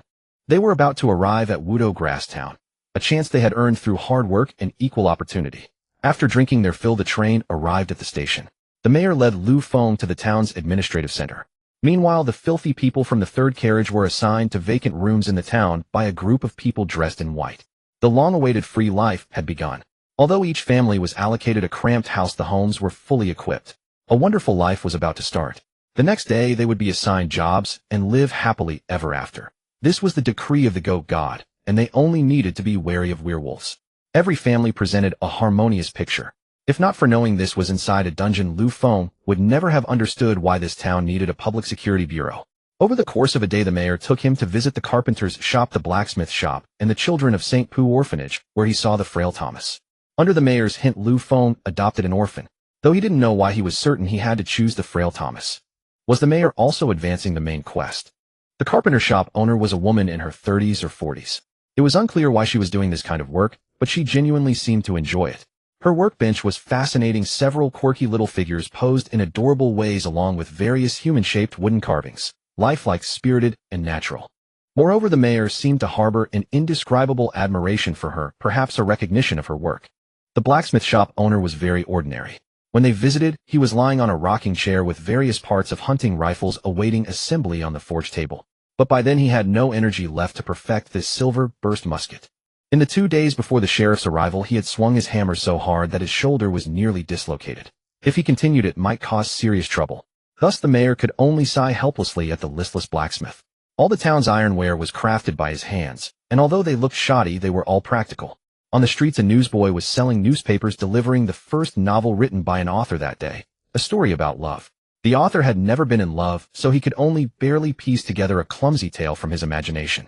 The craft beer at the Lonely Wanderer Tavern in Watukeo Town was the finest reward for everyone after a day's work. The old townsfolk led them in dancing and singing until the moonlit night descended. The newcomers quickly adapted to this warm and cozy atmosphere. Everyone headed home, fearing the werewolves lurking in the darkness.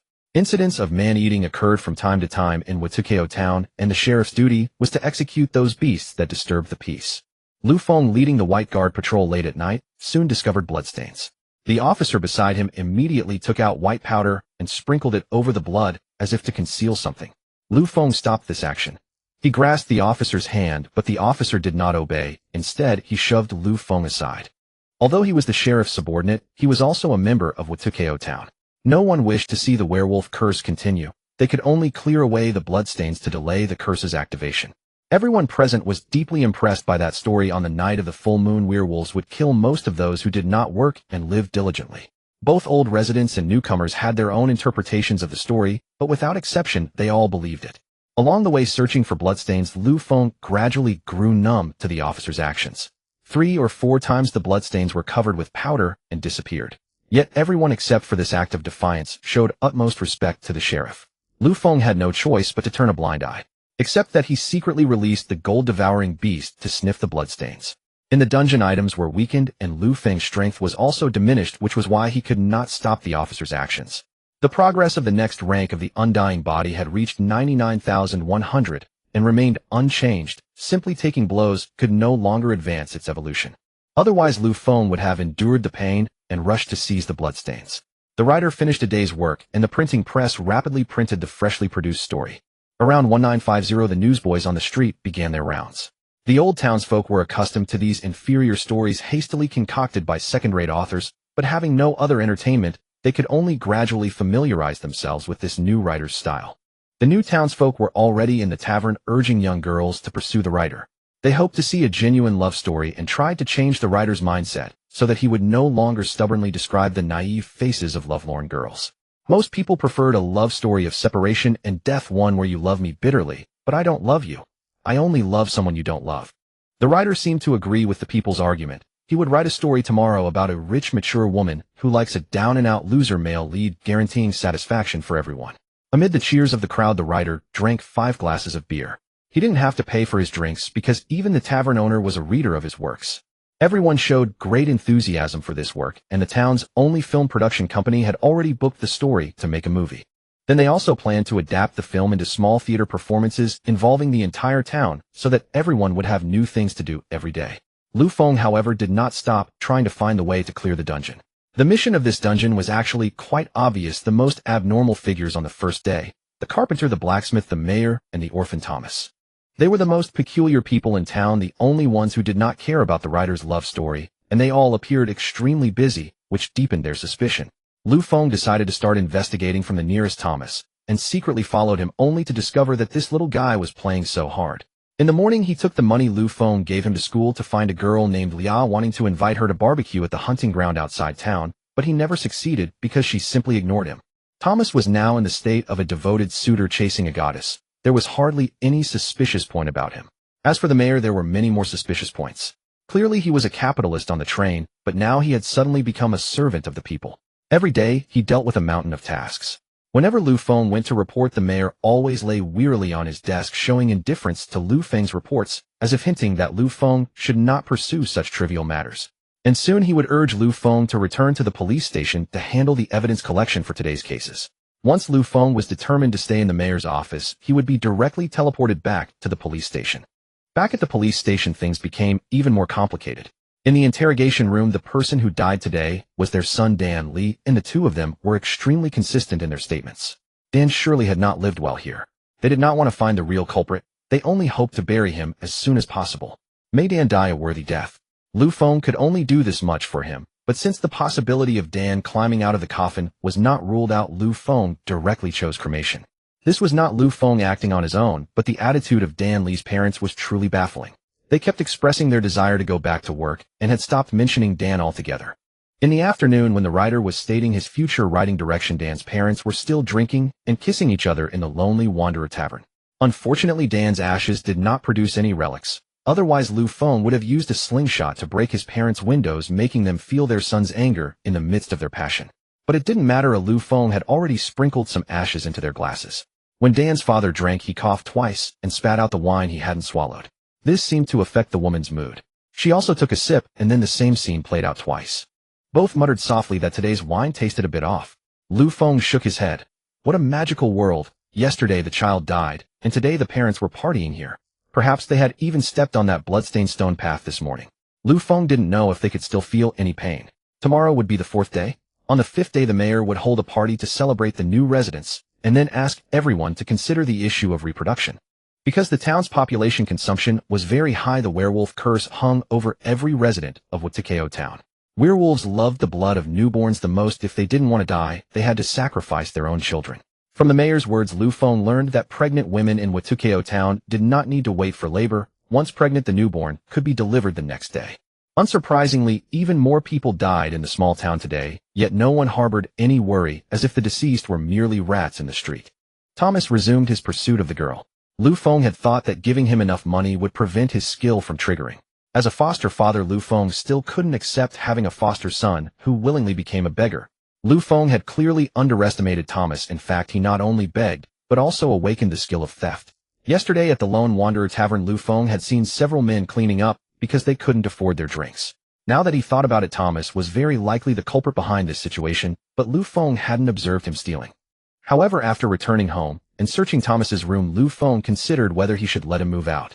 In the drawer of Thomas's room lay 2 months' worth of Lu Feng's salary, and it had only been 3 days. The newcomer had only been here for 3 days, and he had nothing to sell from the orphanage. This money proved his talent and gave Lu Feng a bold idea. Triggered Greedy Thomas. Main quest objective: kill the thieving Thomas.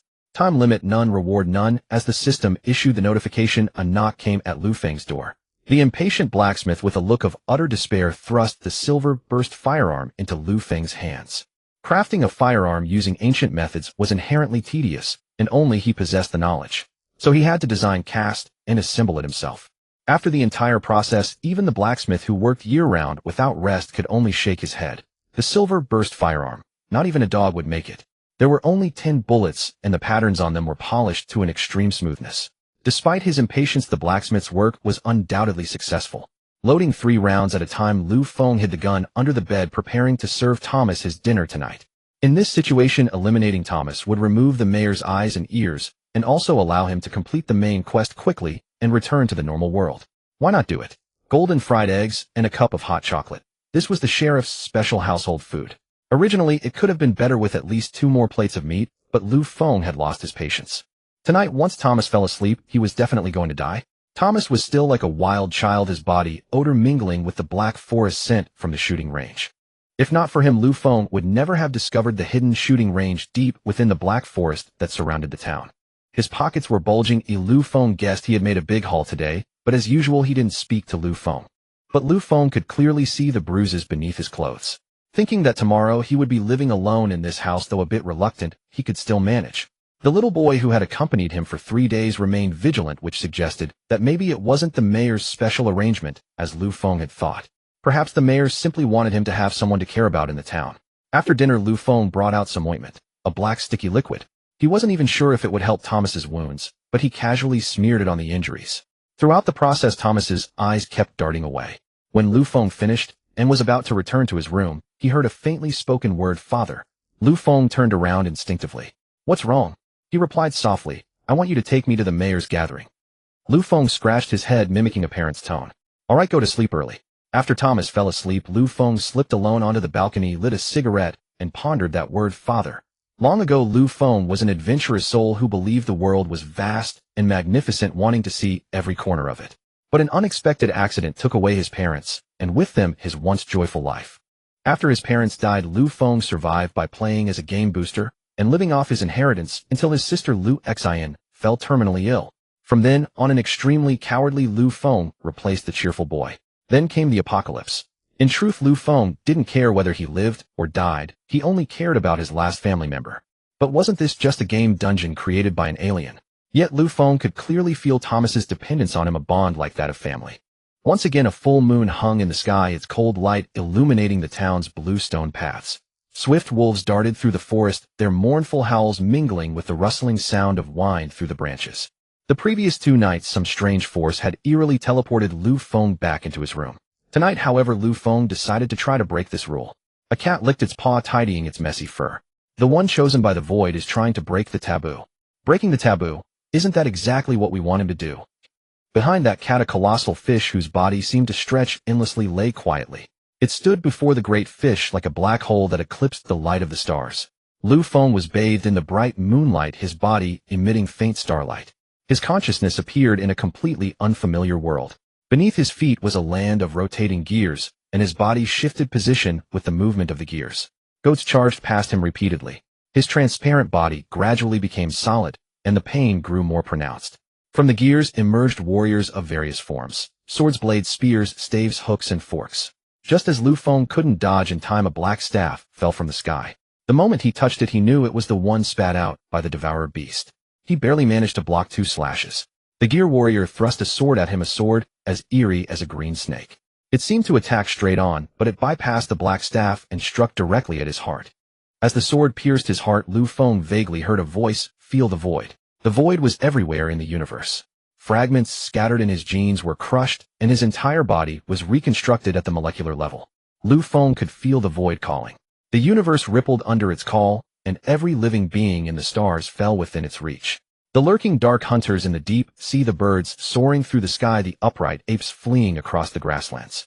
The entire universe was laid out before his eyes. The void called to Lu Feng like a mother calling to her child. Returning to the void, Lu Feng felt an indescribable comfort, as if returning to the womb. No rejection reaction detected. First generation, void-born life form body constructed.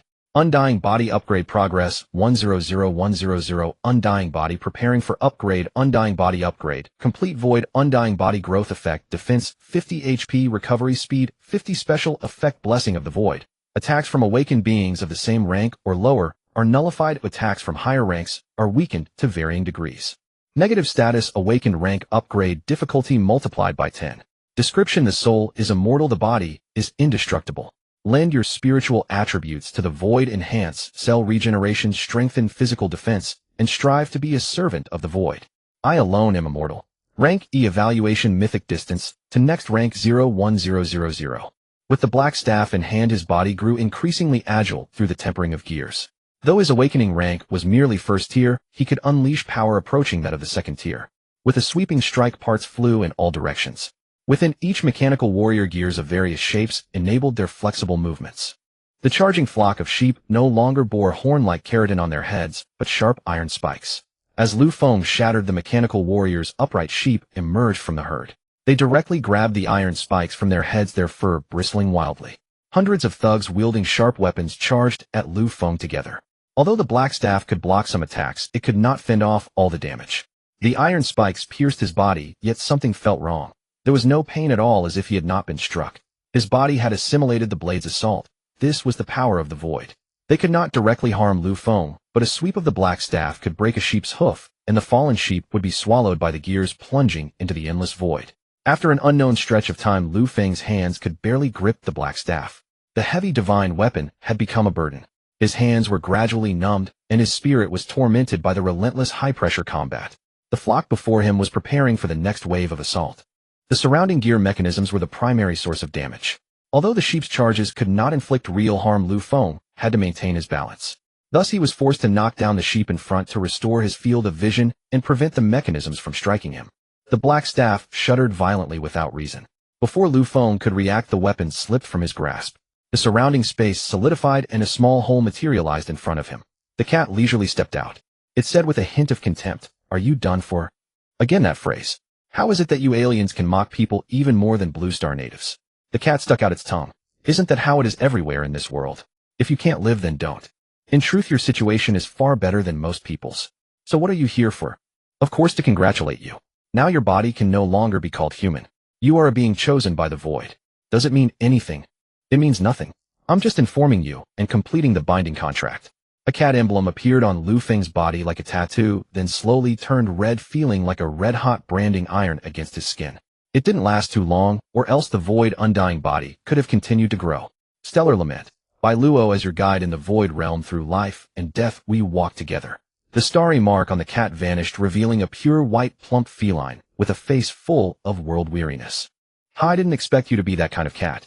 What are you looking at?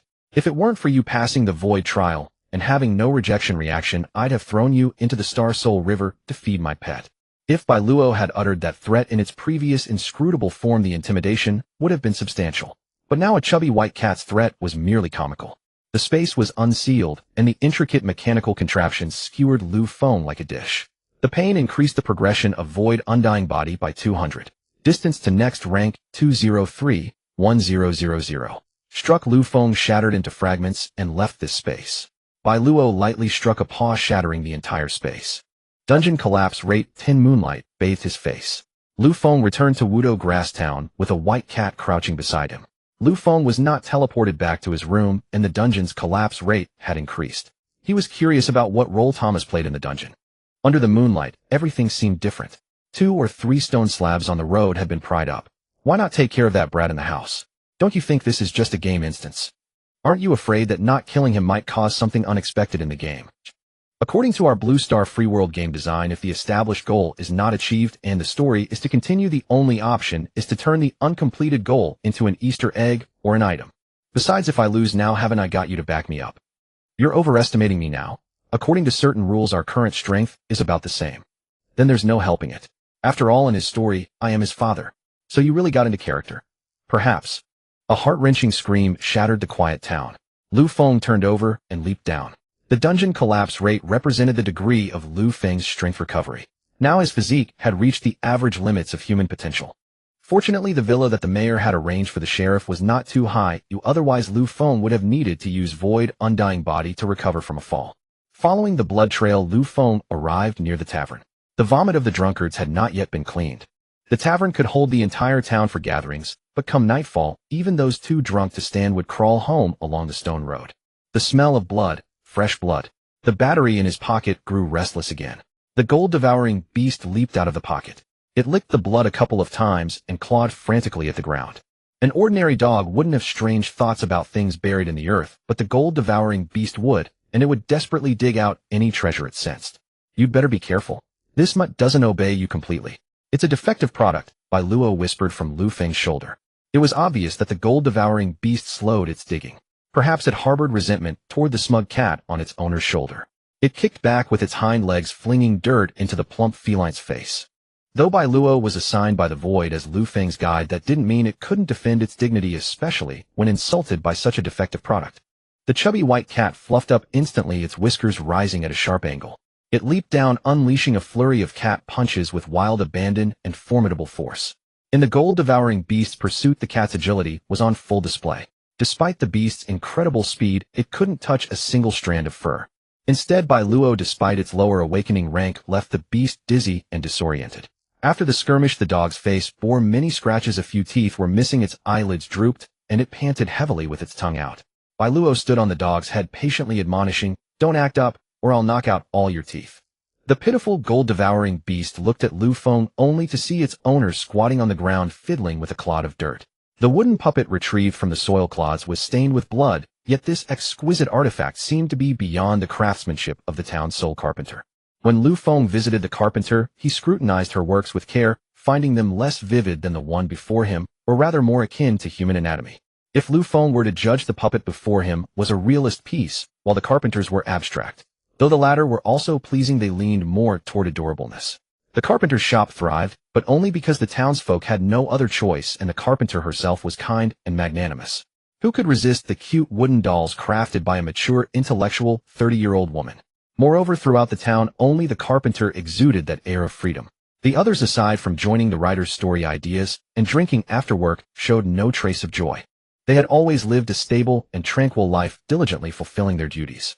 Additionally, Lu Feng discovered a tuft of animal fur near the bloodstains. Clearly a werewolf was responsible, which explained why the townsfolk were utterly convinced of the creature's existence.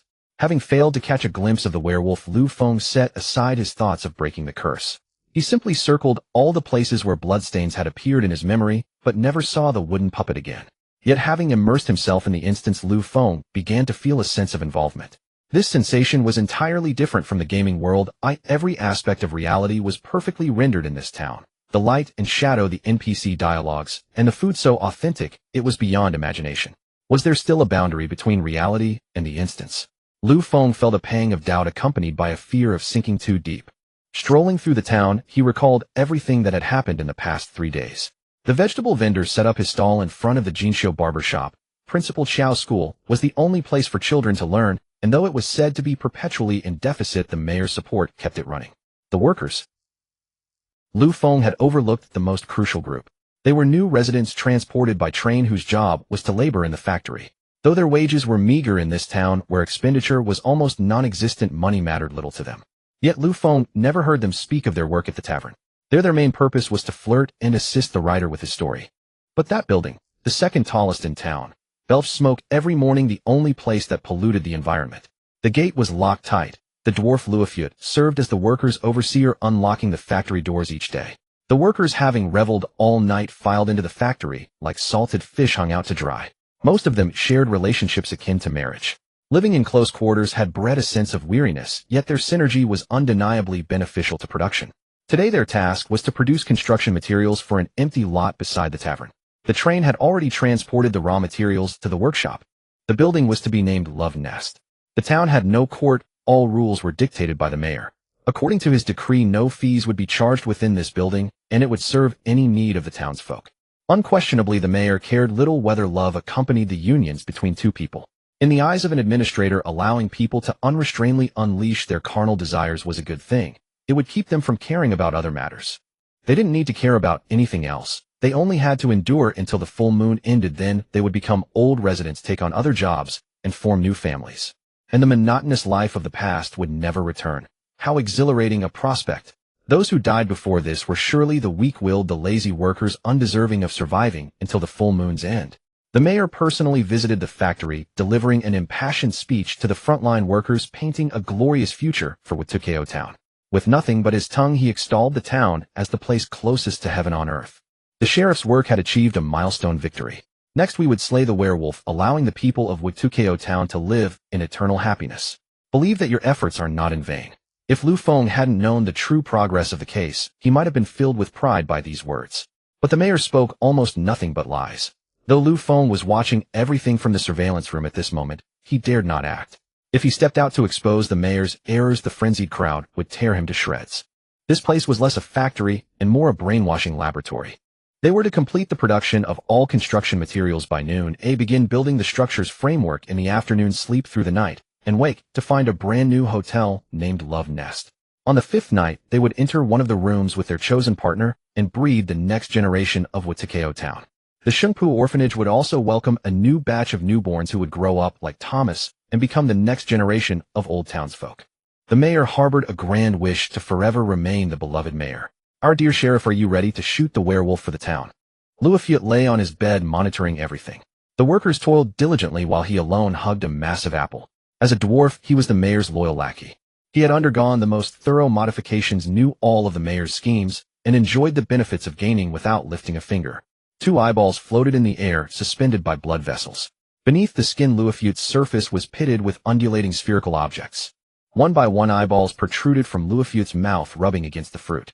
As more eyeballs made contact, the apple shrank until only a core remained. The sated eyeballs collided with each other, their connecting blood vessels trembling. They seemed not to be a collective, yet they shared the same sensation. A black rod descended from the sky, smashing most of the connecting blood vessels. Brown liquid gushed out, and Luofiut's body began to convulse. Something was frantically escaping his body, but how could Lu Feng miss this opportunity to nearly break free from the mayor's surveillance? The power of annihilation blocked the path of the eyeball's escape. After a struggle, only Luofu's empty skin remained. Just after dealing with Luofu, Lu Feng immediately returned to the police station. Facing the mayor's inspection, he told the truth: the hunt for the werewolf was still at the stage of finding fur. The mayor, however, was full of words like, "No rush," and "the residents trust you completely." In response to the mayor's guidance on the work, Lu Feng cordially replied. He also requested that the mayor instruct the officers not to disturb the bloodstains. "My esteemed sheriff, this is a tradition of our Watukeo town. It cannot be changed. Even if you were to kill them, they would use their own blood to pour over the bloodstains to ward off the curse of the werewolves." The mayor's acting was impeccable, not only in front of the workers, but also in the scene opposite Lu Feng, showing no flaws. If it were before the apocalypse, Lu Feng would have taken a golden globe and slammed it hard against the mayor's thick skull, then said, "Damn it, mayor, you must be a genius. That's the most absurd answer I've ever heard. Your IQ must be a damn 250. Go get your prize." Luofu reappeared in the factory surveillance room in a peculiar manner, countless eyeballs surging within his body. Meanwhile, the townspeople underwent drastic changes. The project originally scheduled to complete its prototype today was disrupted by the workers' riot. The mayor also realized that the sheriff had regained some of his strength. His plan could not be thwarted, and the peace of Watukeo town must not be broken. Without a doubt, Lu Feng and the mayor met at the construction site of the Love Nest. The originally panicked workers had now calmed down, but their hearts were filled with fear of the werewolves. The suspicious event on the fourth day was that Thomas was nowhere to be seen, seemingly engaged in a mysterious plan. Leah, the matriarch of the Goatmen, lived in a world built upon her life force. The curriculum taught at the school and the town system left her deeply disappointed. How could a noble queen learn such basic knowledge? On the second day of school, she unilaterally declared that the teachers' career plans were to clean the school premises. The hidden control eye lurking within the students' bodies was the lowest level detection device synthesized from the three technologies of life, creation, and void. Due to the chaotic mix of techniques, its lifespan was short, but it remained a highly useful tool, now updated to the 5th generation. To destroy such a technological composite, one only needed to break its life component. The surface of the eyeball was transformed into transparent diamond, the cornea thickened, and the life module providing energy was cracked. The remaining modules naturally lost their function. After a day of excretion, all the children in the school regained their will, and under Leah's guidance began to live according to the mayor's arrangements. However, the children's fear made them more prone to actions that violated the mayor's rules, and thus more vulnerable to werewolf attacks. Within 3 days, over 100 students had died. Although the teachers followed Leah's leadership, the daily panic of many was not hidden from her. Many animal hairs appeared on campus, but Leah did not intend to interfere.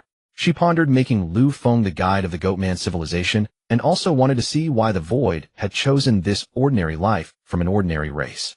In the town, the essence of many souls was in a chaotic state. At school, a pure-souled boy often eavesdropped on Leah's lectures from day to night. Leah had no interest in such a boy. However, within the instance, her power was limited, and this body was merely a modified clone costing only a bit of divine essence. The boy fell hopelessly in love with this nearly perfect girl.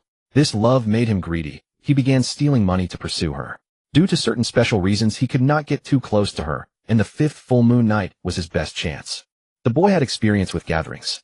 On the day of the mayor's party, the werewolves would be briefly banished, and he could declare his feelings and confess to the girl. Before that, he went from house to house returning the stolen goods.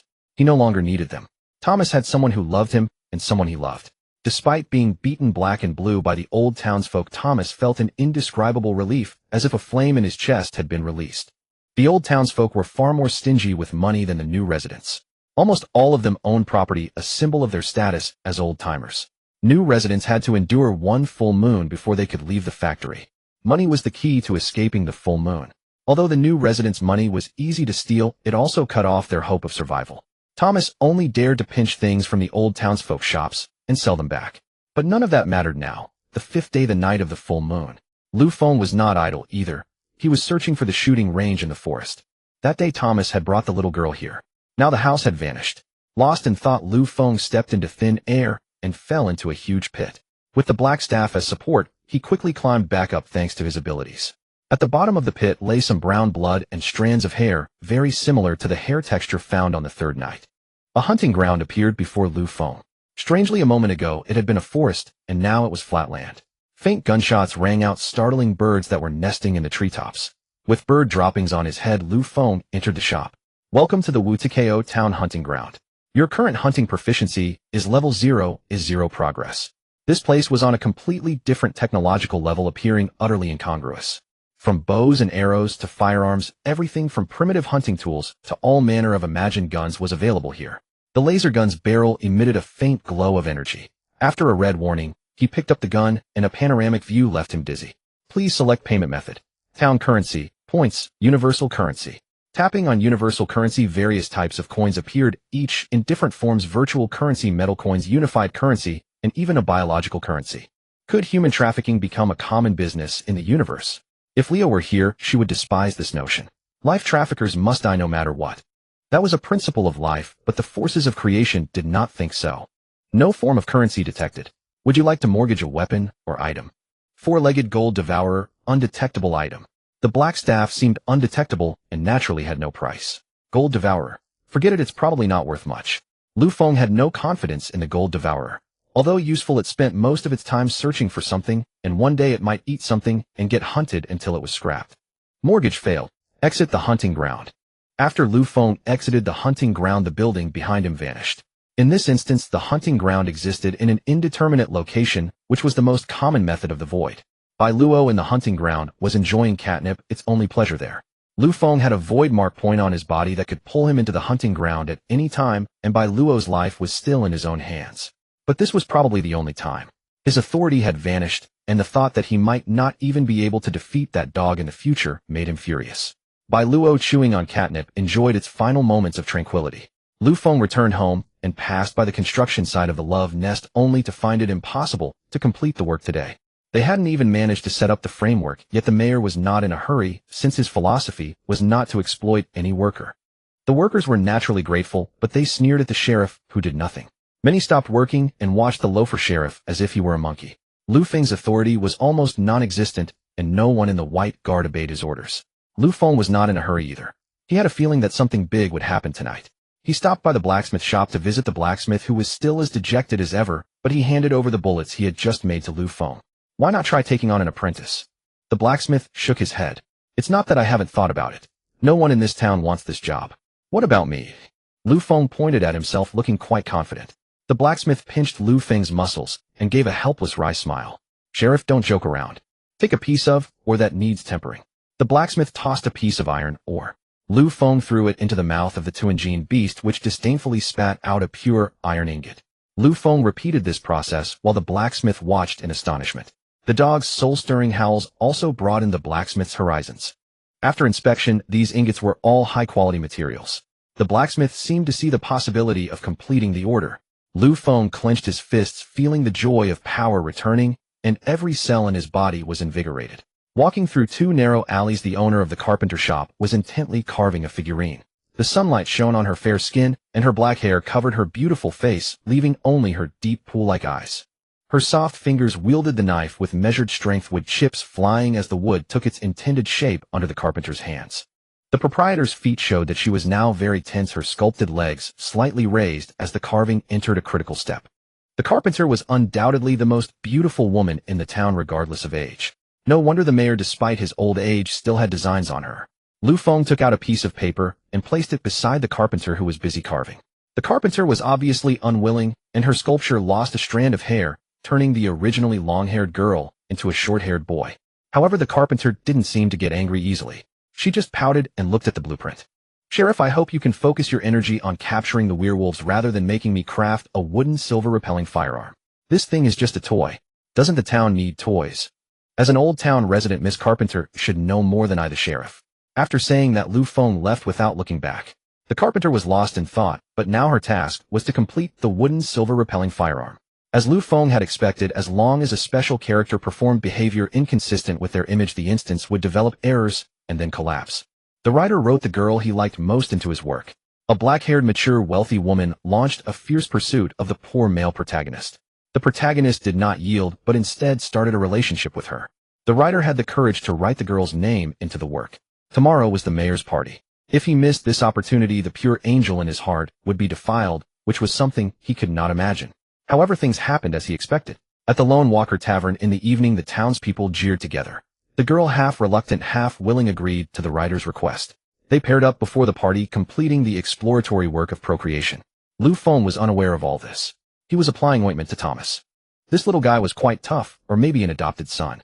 Lu Feng still didn't know how to address him. Besides Lu Xian, it seemed no one in the world needed him, and he was too lazy to do anything extra. Playing with the doll he had taken from the carpenter shop, he casually tossed it on the ground. The wooden shell cracked, revealing a vivid puppet, its intricacy matching that of the puppet unearthed from the ground that day.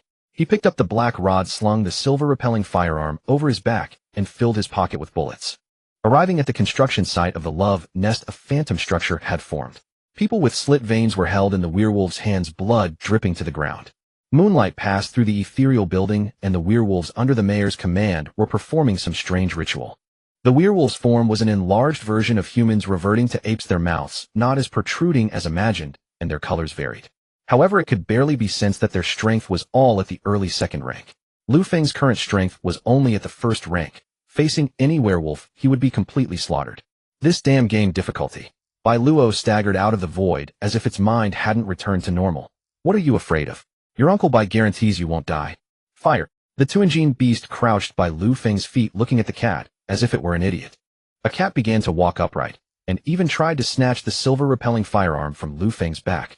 This seemed absurd, but Lu Feng directly took off the gun and handed it to the delirious Bai Luo, while he held the black rod ready to flee at any moment. Bai Luo held the firearm, searching for the trigger. Perhaps it was too high. After fumbling for a long time, it finally pulled the trigger. The expected roar did not come, but instead 2 massive werewolves fell without warning. That cat caused some psychological trauma to Lu Feng and the Tuanjin beast. The muzzle it controlled was unpredictable, making it impossible to judge whether to dodge. Bai Luo staggered, and the Tuanjin beast and Lu Feng dodged the muzzle like dancing. The mayor was utterly puzzled. The scene before him clearly exceeded his understanding. Why would the strong werewolves suddenly drop dead? This question would perplex him for the rest of his life. Fortunately, the blacksmith possessed a craftsman's spirit. Although the silver-burst musket was heating up, it continued to function without faltering. The silver bullets, scattering upward, were twisted into the barrel. Bai Luo's mastery over the void of this world was nothing short of divine. It was as if Bai Luo had downed a swig of counterfeit liquor, then suddenly attained a transcendent martial prowess, slaying all the werewolves around him. Having accomplished all this, Bai Luo slumped to the ground in exhaustion.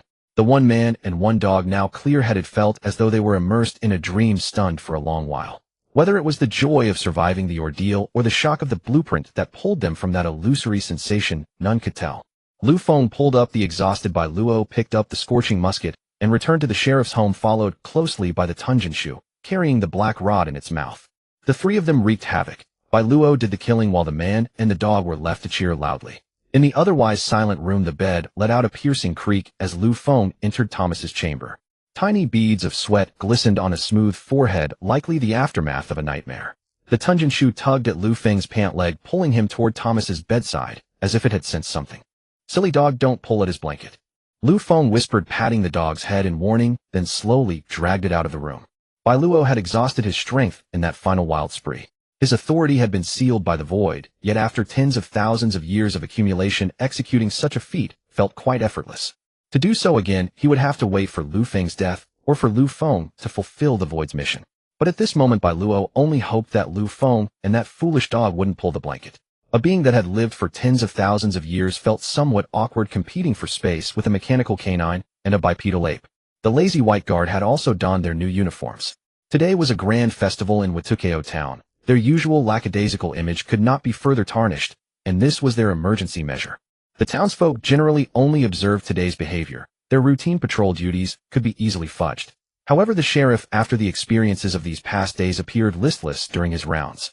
Lu Feng also found it curious. The normally lackadaisical white guard suddenly seemed as if controlled, each one bustling busily.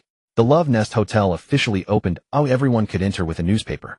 The newsboys on the streets were distributing this newspaper to all the townsfolk. Lu Feng had clearly seen all the werewolves slain by Bai Luo's bizarre marksmanship the night before, so how had the building been completed overnight? Given the pace last night, even if every resident of the town had participated in the construction, and even if they were all werewolves controlled by the mayor, they could not have erected a hotel large enough to accommodate all the townsfolk. Standing at the hotel entrance, Lu Feng gazed at the neon lights inside. The mayor was welcoming the attending guests inside. Both new and old residents could participate, and tonight they could indulge in carnal pleasures to their heart's content. A picture of a woman in sexy lingerie was plastered on the lobby wall, her pointing finger hinting at something. All the town's perfume had been brought here today, the scent of flowers mingling with the fragrance of women's shampoo. All shops were ordered to close today, but the mayor thoughtfully provided them with compensation for the closure. Lu Feng uncovered a complete chain from the absence of a currency-issuing institution in the town. It was clear that the mayor could not directly control the town's economy. The money used by the townsfolk in their daily lives was a metal currency called quan, and the mayor was the largest user of this currency. This currency was cherished by the old residents. They could not obtain a stable factory wage, and only earned quan by providing specific services to the town.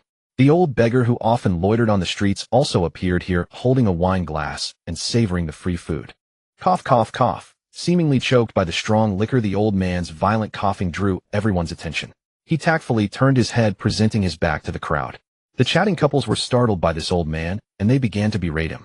Epithets like old bastard, beggar living in the gutter, and slovenly king made the old man uneasy.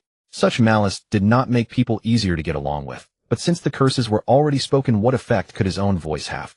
Lu Feng raised his glass, clinked it against the old man's, and downed it in one gulp. With a smile, Lu Feng said, "It seems we're not very welcome." The old man's lips twitched, his mind in great turmoil. "Yes, indeed. You're the new sheriff, and even you are so ill-treated, let alone an old man like me." Picking up another glass, Lu Feng said, "Patamon keki." The old man continued, eating, his hands never idle. The sheriff was supposed to enter the hotel in formation with the patrol at 3:00 p.m. to attend the party, but it was clear that Lu Feng's officers had not informed him. At 3:00, the White Guard marched into the Love Nest Hotel in neat steps. Flowers were strewn along their path. The townsfolk bestowed them with honor and praise, and beautiful young women cast flirtatious glances radiating allure. At that moment, a sheriff who had neither performed his duties dutifully nor achieved any merit was sitting here, drinking, filling the townsfolk with disgust, just like the old man living in the gutter. The old man had a rich life. He had once been a warrior of Watukeo town, fighting the werewolves in the Black Forest. Having drunk a lot, the old man grew weary, and his eyes suddenly reddened, as if he had recalled something. His voice, desolate and mournful, was hoarse and somber. "I was once a warrior, not a coward in armor like these. I was proud of that, but people left me because of it. That was an era without a mayor. Werewolves often fled from the Black Forest. There were not so many buildings then, and everyone lived simply and contentedly." Patamon was one of the chosen members of the squad to exterminate the werewolves. As the first generation of settlers, they established a safe zone and named this land Dolorite. Although people often died in the fight against werewolves, they safeguarded the safety of this land. Until the mayor arrived and built a factory. Thick black smoke rose for the first time over this land, bringing not only sturdy building materials, but also the mayor's endless dominion over the original inhabitants. The story that those who did not work hard would be eaten by werewolves gradually spread among the people, and the truth was indeed so. The werewolves began to attack selectively, and the first to suffer were those who still insisted on defending the town. The writer and his wife, arm in arm, entered their love nest, drawing enthusiastic cheers from the crowd as all eyes focused on the writer. The writer leaned down to kiss his girlfriend. Amid the grand welcome, the couple wasted no time and hurried toward the battlefield of procreation. They were role models. The mayor's arrival brought the atmosphere to its peak. For the future of Watukeo town, the crowd erupted with fervent voices. Lia, as the school representative, also entered the gathering, followed by a group of teachers and students who had come to enjoy the free lavish food at the party. Lu Feng dispatched the Tuanjin beast to find Thomas. This was where Lu Feng failed as a foster father. He had no idea of Thomas's whereabouts and had to rely on the Tuanjin beast's keen sense of smell to locate his adopted son. The black velvet hem was adorned with 2 deep blue gemstones. Clearly, Lia had prepared for this gathering for a long time, using the funds originally allocated to the school to make this gown. As the noble matriarch of the goat people, such items should have been ready long ago, even for a mere avatar. Lia stood before Lu Feng like a child wearing adult clothes, though the young girl's face bore a transcendent maturity. But her height, barely reaching Lu Feng's chest, made them look like father and daughter. The girl's youthful voice rang in Lu Feng's ears like thunder. "Sheriff, can I go to the room with you?" Recalling that soul transmigration experience with Lu Wang, he couldn't help but feel a chill in his crotch. If he hadn't been ruthless enough, once Lu Wang's soul took over his body, his own soul would have been forced to experience the true demonic side of Lu Wang against his will. Isn't this little girl Thomas's girlfriend? Perhaps she didn't understand the implications. With a hint of sarcasm, Lu Feng replied carelessly, "Lovely girl, if you were to share a room with my son Thomas, I wouldn't interfere." Really? Lu Feng's mind instantly returned to the battlefield of the goat people duel. This irresistible characteristic was almost impossible to replicate on Blue Star. Aside from the woman who descended from the heavens, Lu Feng couldn't think of anyone else who possessed such a trait. The originally oversized sleeves turned into short sleeves, and the hem became a cape. All these changes stemmed from Leah's transformation. As the creator of the dungeon, if she couldn't use a few back doors, she wouldn't have become the leader of a race. Her aura shifted instantly. The once vulnerable little girl suddenly became a matriarch, whose presence dominated everyone. Leah forcibly pressed Lu Feng against the wall and whispered in his ear, "Are you impotent?" Lu Feng's blood surged, and he couldn't help but kiss that flawless face. Before the audience could witness, Lu Feng had already broken free. He felt that his consciousness had been controlled for an instant without any warning. He had a strong spirit of guarding his principles and was very cautious. As a renowned powerhouse in the interstellar realm, Leah didn't care about such behavior at all, let alone a disposable avatar. However, from the test, just now she could obtain a useful piece of information. Void selection seemed to have high requirements for spiritual talent, not coming for a life fusion. That ethereal face combined with a seductive voice formed Leah the enchanting one. Her fair hand took Lu Feng's, ready to lead him inside. For a moment, Lu Feng didn't know whether he should be reserved. In an inconspicuous corner, a young boy was frantically tearing at the hair growing on his body. Pain and panic caused tears to stream down his face. His emotional instability prevented Thomas from escaping the crowded crowd in time, and in his panic his face was seen by others. Suddenly a terrified scream drove the crowd back. A werewolf a full 3 meters tall appeared at the gathering with a dog carrying a gun in its mouth beside it. "That's Thomas from the sheriff's house," an angry voice roared from the crowd. Although terrified since it was the first time they had observed a werewolf up close in daylight, they didn't stay too far away, cautiously watching the werewolf. Having just seen his beloved girl invite his father to mate, what a crappy plot. The forbidden love of a lost werewolf. How interesting. Bai Luo appeared beside Lu Feng, assuming a look of watching the show. The two-engine beast handed the silver assault firearm to Lu Feng. "Kill him, damn werewolf." Dan's parents revealed their deep hatred for werewolves at that moment, even though they weren't holding each other in their arms. Other townspeople who hadn't lost loved ones to werewolves also shouted. The werewolf knelt before Lu Feng, sobbing softly. "I'm sorry, father. This is all my fault. Please shoot me and end this curse." The werewolf's eyes showed no bloodlust at all, only that kind of grievance. Blood was seeping from his abdomen, and the wound was worsening steadily. Thomas's tone was sincere and desperate.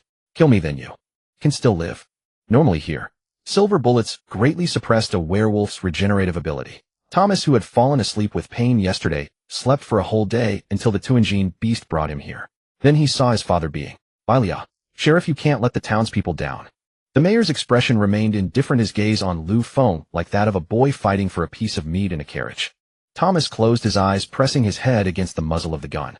Amid the crowd's uproar, Lu Feng pulled the trigger himself, stroking Thomas's coarse fur. Lu Feng could think of no way to save Thomas. If he didn't pull the trigger himself, Thomas would be killed by yesterday's gunshot wound. Rather than let him die in agony from the burning, better to give Lu Feng a chance to avenge him. "Let us congratulate the sheriff for killing the werewolf and solving the town's curse." The mayor, beaming, didn't care at all about the bloodstains on Lu Feng, tightly embracing him, calling him a hero. But before the praise could ring out, a cry of surprise erupted from the crowd. "Isn't that the writer?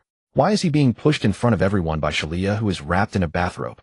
The once youthful and beautiful Shalia now berated the writer's behavior like a shrew. Shalia's voice was tearful. "Just now in the room, I finished my bath. And another girl came in. She said you sent her." The writer argued confidently. "Excellent genes should be passed on more widely. I've never supported monogamy, you're just overthinking it." The writer's family was originally one of the earliest households in the town, apparently surnamed Tang, and he was the third child. So he was called Tang Prying. Obviously everyone was more interested in this ethical drama. Those who had been surrounding the werewolf now gathered around Tang Prying to condemn his actions. Lu Feng's act of slaying the werewolf had already faded from memory. Yet perhaps it was for the best. Lu Feng could now build a grave for Thomas as a father would. Those who glorified the hero's name had departed from the town's frenzied revelry. Driven by lust, the crowd gathered around Tang Prying's stripped body, mocking the town's morally degraded star. The mayor's lips were perpetually curved in a smile. He reveled in the sensation of absolute control, omnipotent as a god, yet devilish in stirring human desires. The crescendo of cries lured people toward the shores of carnal indulgence. Everything was within his grasp. As night fell, exhausted men slumped weakly upon women's bellies. The women's bellies had begun to swell. The process of life's creation here had lost its natural course, cutting short the waiting period for the townsfolk of Watikeo town, granting them more time to live. Tomorrow marked the day of childbirth. The infants delivered would be sent to the Shengpu orphanage then raised by the town. When they grew up, the mayor would arrange for them to board the train out of town or to run a shop. Meanwhile, the townsfolk continued to indulge in unbridled desires and the monotonous rhythm of factory life. Lu Feng stood before a large pit staring at the child who had dined with him yesterday, now transformed into a werewolf. He couldn't fathom this cliché plot. Why did the mayor do all this? Were werewolves a threat to the town's safety? Before losing his life, Thomas had retained his humanity, harmed no one, and remained in control of his actions. With questions lingering, Lu Feng buried Thomas. The mayor issued a proclamation: an era of rampant werewolves was about to return. Those who completed hunting tasks in the hunting grounds would earn the right to freely enter and leave the town. The hunting grounds were where witches lurked. Werewolves were summoned from the Black Forest by the witches, who also cast the curse upon Watikeo town, bringing forth the werewolves. It was said that each witch was breathtakingly beautiful, but if you succumbed to their temptations, your organs would be used to brew cursed potions. Hunting, Level 1 Hunter. Hunting Progress 13. As he shoveled the last spade of dirt into the pit, Lu Feng seemed to grasp something. Dungeon Time Day 6. For some reason, the town felt more chaotic today. Apart from the orphanage and school, werewolves appeared more frequently during the day. After Lu Feng killed a werewolf, the curse did not cease. Instead, the town had to erect gallows and incinerators. Captured werewolves were sent to the gallows by day and burned at night to prevent resurrection. Life in the factory grew increasingly tense as everyone was wary of someone suddenly transforming into a werewolf. Various trades in the town began taking apprentices, and the orphanage children were the best candidates. Dungeon Time Day 10. The shopkeeper taught the apprentices how to stock goods, keep accounts, preserve food freshness, and the skills of running a store. He purchased the mayor's silver assault musket from the blacksmith and began spending day and night in the hunting grounds. As time passed, more people flocked to the hunting grounds. Lu Feng still had to find that pit, jump in, and climb out to enter the hunting grounds. When he secretly observed the townsfolk entering, they simply vanished into thin air. Bai Luo knew the location of the pit, but never let Lu Feng find it easily. It would take 2 or 3 hours of effort before revealing the exact spot. According to Bai Luo, this was one of the few amusing things. Lu Feng entered the hunting grounds, but was forcibly ejected for lack of money. He realized that the wages the mayor gave him were probably counterfeit. The only explanation. Luckily, he had been clever enough to forge a counterfeit version of the silver assault musket. Lu Feng obtained a silver assault musket wooden from the carpenter and then plated it with metal. He sold it to the townsfolk heading to the hunting grounds at the mayor's price. Lu Feng was certain that when they faced the witches, they would curse the blacksmith with the most venomous words. The iron ore originally allocated to the blacksmith was also converted by the devourer into silver assault muskets. In this scam, no one was hurt, because they were all dead. Lu Feng paid the carpenter with the mayor's wages, and the carpenter's workshop produced far more than in previous years. Yet the blacksmith was the one who profited. Now it was the carpenter's turn to sigh every day. Whenever Lu Feng saw her, she was working with dark circles under her eyes. As for the sheriff's duties, Lu Feng was extremely perfunctory. If you didn't pay up, you were a werewolf destined for the gallows to face divine judgment. Under Lu Feng's persistent, inhuman behavior, the mayor took over the sheriff's duties, and Lu Feng's position was revoked. No matter. The mayor's secrets could no longer be hidden. After stepping down, Lu Feng roamed the streets all day as if searching for something. Yet whenever a werewolf appeared, he would arrive at the scene in the blink of an eye. This efficiency was far higher than during his tenure as sheriff. Through relentless slaying of werewolves, Lu Feng's hunting level reached 10 Hunter God. Hunting Progress Max. Special effect: shooting accuracy increased by 10 outside dungeon. Dungeon Time Day 30. Under the cover of night, Lu Feng sneaked into the mayor's home. All mysteries would be unraveled this night. The wine in the goat horn cup carried the fermented scent of grass. Everything here was utterly different from the town outside. Lu Feng was not afraid of being discovered by the mayor. He was searching for something, a connection to the power within the puppet, enabling him to perform uncanny deeds. The mayor's house had many rooms like a labyrinth. As Lu Feng walked on the wooden floor, the sound of goat hooves caused a weaving spider to halt its work. A gigantic goat came into Lu Feng's view. It had the build of a werewolf, but it was far more ferocious. The mayor's son had never been a normal human. He was a goat of immense size. A thunderous crash shattered all the windows. The townsfolk dared not go out, for the frequency of werewolf appearances kept them in constant fear. A black rod struck the giant goat, transforming it into a golden-haired boy who looked rather simple-minded. The mayor had yet to appear, which surprised Lu Feng. According to his reasoning, if the mayor's son was the key, the mayor should have shown up. But the current situation struck Lu Feng as suspicious. The carpenter and the mayor maintained an ambiguous relationship. If this had lasted long, the mayor should have more than one son. The one before him. The boy instantly transformed back into a giant goat and sent Lu Feng flying with a single slap. What a pity, my dear sheriff. Your luck is poor. If you had been the first sheriff, you might have stopped me. But now you have no chance. The mayor's voice was perfectly replicated by the monstrous creature before him. More giant goatmen emerged from the rooms. What the factory produced was not only the tasks for the outside world, but also the rations for these monsters. That year a goat gored a wolf. There were no werewolves in Watukeo town, or rather everyone was a werewolf. Under the moonlight, they transformed into wolf-like beings, and surrounded by the black forest, a goat fled into the town from the outside world. As fate would have it, one wolf in the pack managed to control its bloodlust by crafting puppets. Under the protection of that wolf, the goat survived, and they secretly developed feelings for each other, eventually starting a family. It was not until their first child was born that the savage werewolves, moved by the infant's cries, forgot their original forms. They began to acquire the ability to suppress their bloodlust, and upon reverting to human form, they retained no memory of their actions as werewolves. Due to the frenzy of the werewolves, no building in Dolorite could survive for more than a day.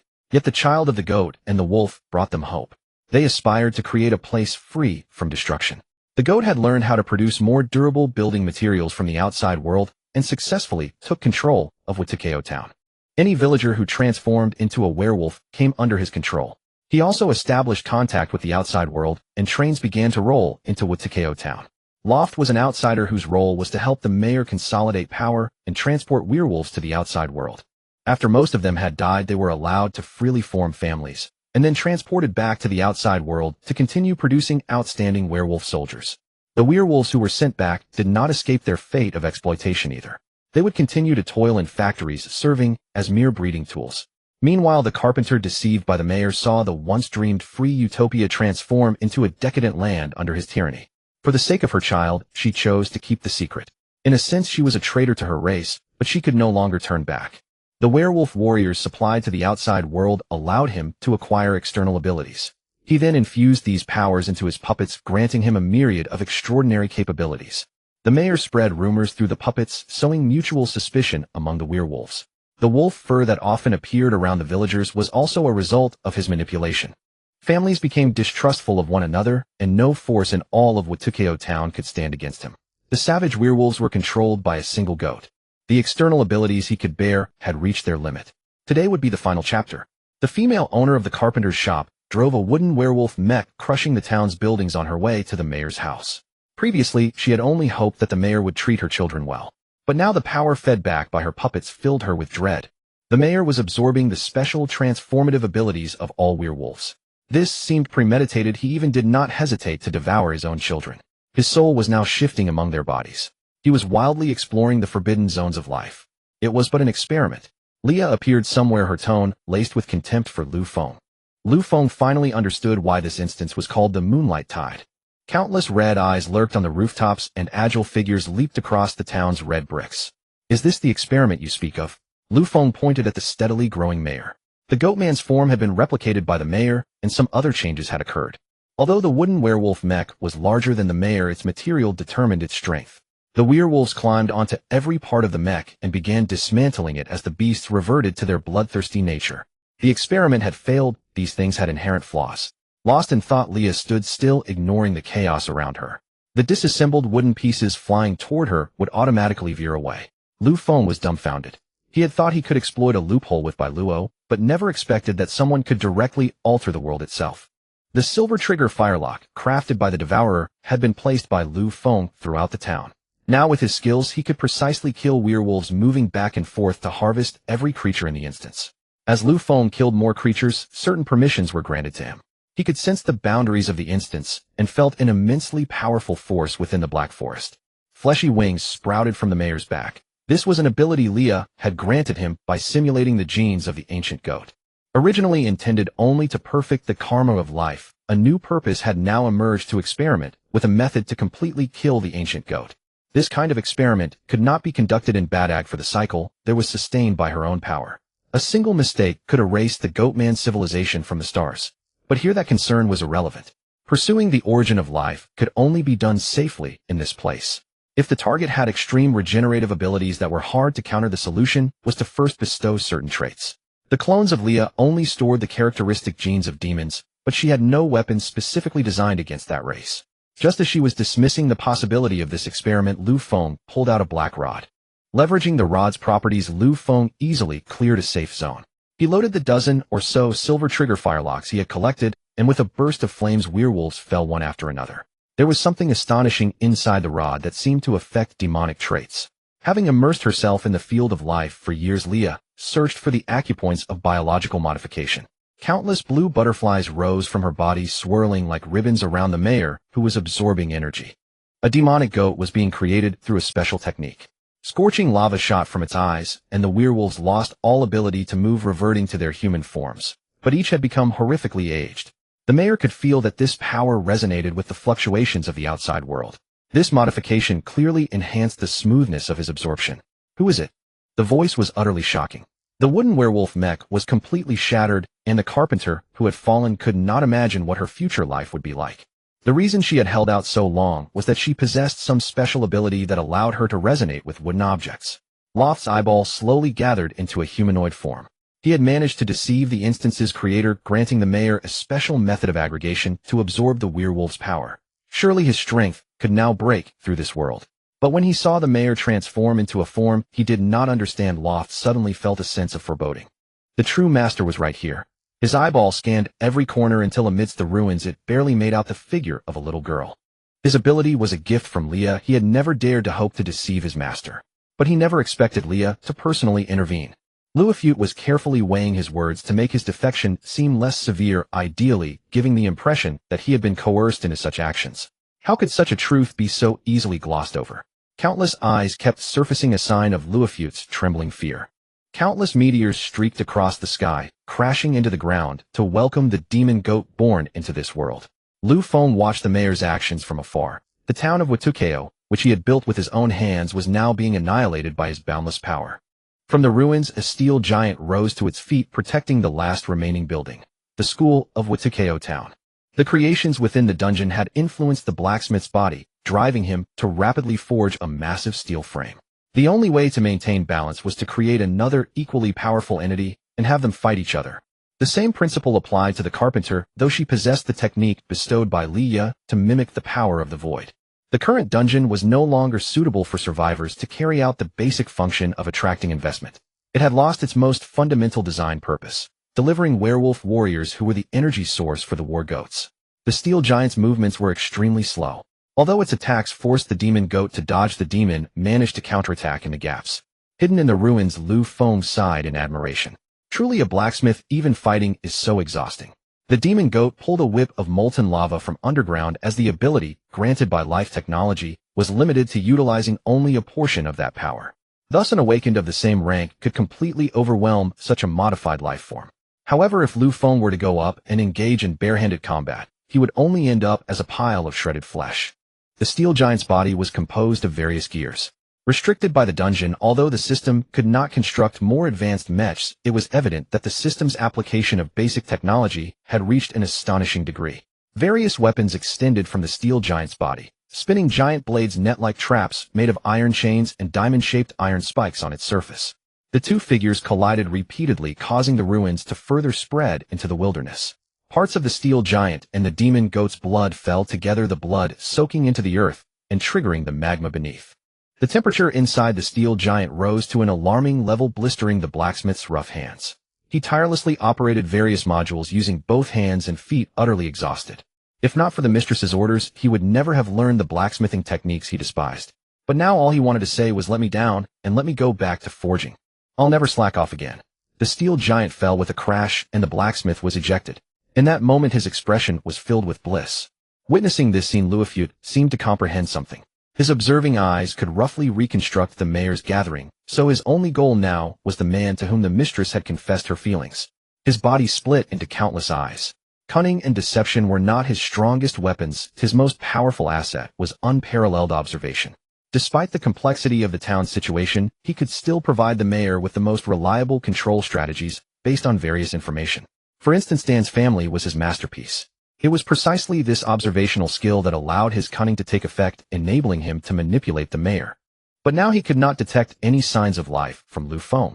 Buried deep in the ruins, Lu Feng saw no reason to emerge. He would wait for the battle to end, then run out and praise the victor. This dungeon was truly thrilling. He couldn't defeat any boss, so he could only hide. Thankfully his defense was strong enough. He had thought the whole town being werewolves was already a deep secret, but he never expected a bug like the mayor. However, Lu Feng had not been entirely passive. After all, he had turned all his iron ingots into silver burst firearms, so it wasn't as if he hadn't tried. It could only be said that the gold devourer beast hadn't worked hard enough to turn the ordinary into the extraordinary. Lu Feng was quite frustrated. Why, after the dog had spat out something wondrous like a black rod, had there been no more highlights?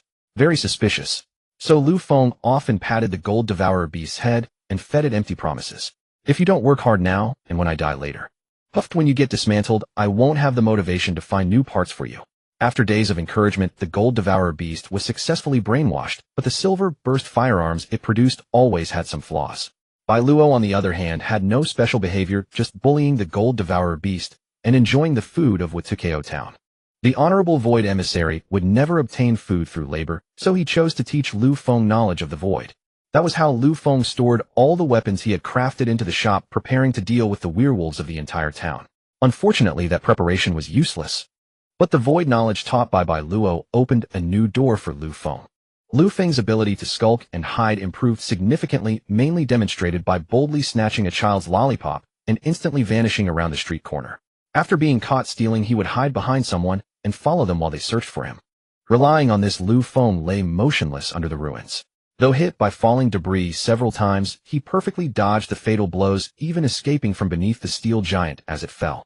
Despite his intense observation of the battlefield, the violent demon goat's continuous destruction of the surroundings made it much harder to monitor. Moreover, biological analysis was his forte. When faced with static objects, his observational ability was actually inferior to observing living beings. This flaw was a weakness left when the ability was granted. The mistress's technology would never be fully open to beings not completely trusted, least of all to temporary workers like Luofiut. Lian naturally knew Luofiut's current situation. The extent to which his technique could develop was restricted. Without a gene key, Luofiut's observational ability would forever remain at this level. Granting gene key, inputting decryption code. A firefly flew toward a flying eyeball. Luofiut's body received the command, and his genes began to reorganize. Acquired static observation ability. Luofiut detected Lu Feng's position, signifying that the mistress had accepted his efforts. Now if he could just bring Lu Feng to her, the problem might be solved. All the eyeballs converged and moved steadily toward Lu Feng's direction. Lu Feng was dug out of the ruins by Luofiut. Due to his lack of proficiency in the knowledge he had learned, he was caught by Luofiut, causing him to beat his chest and stamp his feet, vowing never to slack off in his studies again. The sensation of being enveloped by eyeballs was peculiar, with sticky liquid clinging to the skin and seeping into the clothes along the arms. Due to his insufficient skill, Lu Feng could not yet fully utilize the void knowledge to break free from the control. Before fully reaching Lia's position, Loft impatiently cast Lu Feng aside, his eyes colliding back and forth to express loyalty. I, who would dedicate my life to the great mistress, have finally returned to your side. As per your instructions, I have brought this person back. Loft's short body knelt halfway, his chest nearly touching the ground. At this moment, he dared not harbor any deceit, lest his body suffer irreparable rupture and return to dust. Rise. Lia's tone was flat, as if utterly indifferent to Loft's vile behavior. Lu Feng carelessly dropped from midair, plunged straight into the ruins. The impact left him dizzy and ringing with tinnitus, but he was soon blasted away again by a flying fireball. His torn clothes were ripped open, revealing scorched wounds. The regenerative power of the void immortal body barely allowed Lu Feng to stand and roll into a fruit shop. Looking down at the wound, black filamentous strands were growing at the injury site, emitting faint starlight. From the dark forest burst forth many elves, the last trump card for the instance's balance. Their skin was a ghostly blue, their bodies draped in garments made of animals and plants, and they carried wooden spears resembling extraterrestrial beings living in primeval forests. They relied on the werewolf villagers who came to them to strengthen their corruption ability. The number of carrion insects floating around was a measure of their power. These beings, contrary to life, possessed the properties of the void, yet depended on the essence of life to exist. This was both to prevent the werewolf population from expanding beyond control and to ensure greater participation of the void, thereby better simulating the real world. Unbeknownst to Lu Feng, Lia had appeared beside him again, seemingly somewhat dejected. Do you think that monster might run off to your current planet? Lia's tone was so reminiscent of Lu Xian that it instantly jolted Lu Feng's mind awake. Your planet now resides in the Tianji star system, on a planet not rich in resources, and 2 sizable wars have occurred. There also seems to be a girl genetically related to you. Even in such a perilous environment, Lu Feng couldn't help but smile upon hearing that Lu Xian was safe. But no, the answer from space was that Lu Xian was on Blue Star, not the Tianji star system. Why did these 2 accounts conflict? I don't believe it. Lu Feng still had no intention of going out to fight the demon goat. Leah casually popped one of Loft's eyeballs, and the rising blood mist slowly formed an image. A young woman in military uniform darted through a battlefield ablaze with gunfire. Flying bullets reaped lives, but they could not stop the brave female warrior. Though years had passed, and she had changed greatly, Lu Feng recognized at a glance that the warrior was Lu Xen. That bond of blood transcended space. Grabbing the black rod, Lu Feng left the ruins and swiftly ran to another safe area. If I'm going to die, it won't be here. The space trembled violently. As the instance collapsed, the sacred horn of the goat also shook fiercely. In recent days gone, Yu had immersed himself in learning sword techniques. The flame-swallowing dance hidden smoke he had comprehended from battle grew increasingly refined, but he regretted that he could no longer find that clone skilled in the blade. Tomorrow they'll choose a leader. Finally, I won't have to deal with this useless nonsense. Gong Yu had no intention of managing this temporary group, formed for mutual survival. They only valued his ability to withstand monsters, hoping to increase their own chances of surviving to the end. But he couldn't eliminate everyone at once, so the current situation had arisen. A crowd followed Gong Yu, unaware that they were constantly in danger. Important notice. Due to force majeure, all personnel who have not reached the second order awakener level or above will be eliminated. The elimination team will arrive within 2 days after this message is sent. The chat channel instantly exploded. We're doomed. We're doomed. Countless people seeing the expensive mutated animal blood and the meager points held some opinions on life, but they were powerless to resist. The zombie territory surrounded the survivors' base. Rows of crude stone huts constituted all the survivors' possessions. The Pillar of Compassion's unlock requirement was to liberate a piece of zombie-infested land, thereby enabling the development of food production. However, only a few sizable groups could collectively complete this task, and the reward was a special kind of seed. Currently, there were 3 mainstream factions: the Pangu Salvation Society, the Hall of Heroes. They were the first to complete the liberation of a piece of land. After surviving the Stone Age of gathering food, they transitioned into the Agricultural Age. The obvious drawback was that the food obtained from killing zombies decreased significantly, but the frequency of blueprint drops increased. The Agricultural Age brought life skills. Mining skills could be upgraded by killing zombies to obtain upgrade modules, which expanded the types of ores that could be mined and refined. Logging skills produced special wood used to construct buildings from blueprints, and these skills could also be upgraded via modules obtained from killing zombies. Even more miraculous was that consuming the produced food could directly enhance one's strength with different seeds generated based on one's awakening ability. However, the planting cycle for awakened food was very long, and the factions that began cultivation had no idea where to start. It wasn't until the 3 factions jointly killed a special gray zombie and obtained a strange liquid that they were able to catalyze the first batch of awakened food. Moreover, after killing that gray zombie, no zombies appeared on the nearby land for a long time. According to the weakness, Leah pointed out the demon goat's spine was its most vulnerable point, and the black rod was the only weapon capable of countering demonic attributes. The unremarkable black rod in his hand turned out to have such an effect. Even the devourer that produced the black rod earned Lu Feng's gratitude. After the devourer was torn to pieces, it gave Lu Feng the motivation to clean up. Bai Luo darted out from some corner, followed by a group of witch maidens accompanied by deathly insects. Their blue skin altered the surroundings, making the already dilapidated town even more eerie. The witch maidens drew various patterns on the ruins. Beastmen with green faces and fangs materialized into solid forms, revealing the power of the bizarre witchcraft. With a single strike of the rod, the demonic flame was extinguished, and the town leader's mind returned to his body. Looking at the destroyed town beneath his feet, he grew even more frenzied. This was the work of his life, now reduced to ashes. The mayor's crimson skin resembled the furnace of the underworld, flames billowing from his mouth and nose, once more the demonic form fully occupying his colossal body. The Iron Giant lay still in the town's only pool, which served as a bathtub for it. The steam rising from the water's surface turned into a thick fog, depriving the rampaging demon goat of its will to attack. Now the mayor's will dominated. He swung a massive fire whip that coiled around the Iron Giant's waist. The cobblestone road was completely crushed underfoot as the demon giant trampled the earth, hurling the Iron Giant into the black forest. The beastmen, enraged by the mayor's disregard, swung a massive wooden club at the demon goat's head. Yet for some reason this blow lacked the potency of the first attack. He touched his own head, then looked at the club in his hand, seemingly unable to comprehend the disparity between the 2 strikes, but he persisted in battering with the club. Unsurprisingly, he was sent flying. The Void's trait allowed the Beastman to land a single blow even against a godlike figure, but that one strike exhausted all the accumulated Void essence. The Void was extremely cautious about this trait. Unlike the vast energy expended in constructing copies, bestowing traits was a privilege of life. Just as Leah could easily alter the mayor's goat nature, the void's abilities could only be accepted by certain individuals. The description of the undying body: strive to be a void servant. Only I am eternal and immortal. Firmly bound Lu Feng to the void, their relationship, one of subordination, not the superior-subordinate dynamic between Leah and Luofiat. The demon goat's screams made the beastman who had been knocked flying scramble to his feet. He witnessed something more bizarre than witchcraft, a black rod held by the iron giant piercing into the demon's back like a needle.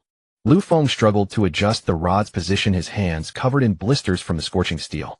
The heat from the gears and the flames combined with the air inside the iron giant steamed the pilot relentlessly. Having never learned piloting techniques, Lu Feng could barely make this behemoth move. Precise targeting with a needle-like object into a specific spot was no small feat. What's more, the high temperature prevented Lu Feng's mental attributes from functioning normally. On his way to the demon goat, he had picked up the blacksmith who refused to board the iron giant again. According to him, he was going to look for premium cordyceps. He had been suppressed too long in Watukeo town, eaten too much meat. Bro, I'm here to be funny, don't tear my head off. Lu Feng, staring at the pitch-black hands above his head, already felt the urge to retreat. The demon goat's intelligence took over, and it began dismantling the iron giant. Gears flew off, and a head crammed with parts and fluid was twisted off. Lu Feng's body was now exposed. Though the scorching environment had improved somewhat, the demon goat's fire whip could now more easily strike him.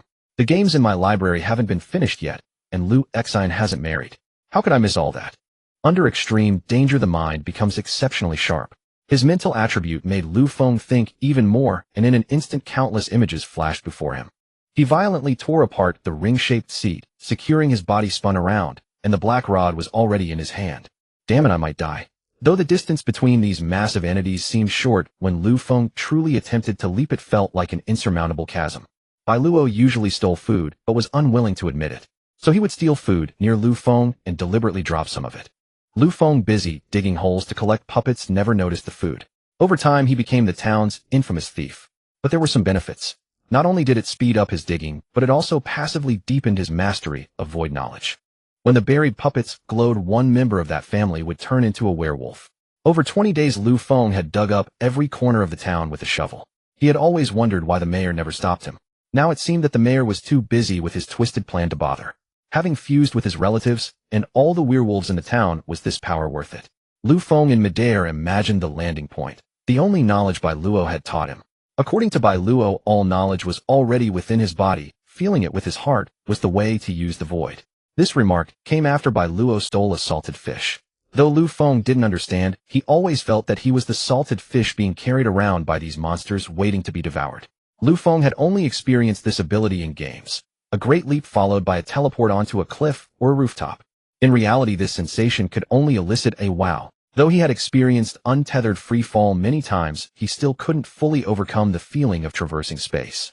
It was as if his body had been disassembled into pieces of meat and placed in a freezer. The longer the distance traveled, the longer this feeling lasted. During that time, he could not think, and an absolute loneliness occupied every corner of his being, as if he were the only one left in the world. Upon exiting the teleportation, the effect vanished instantly.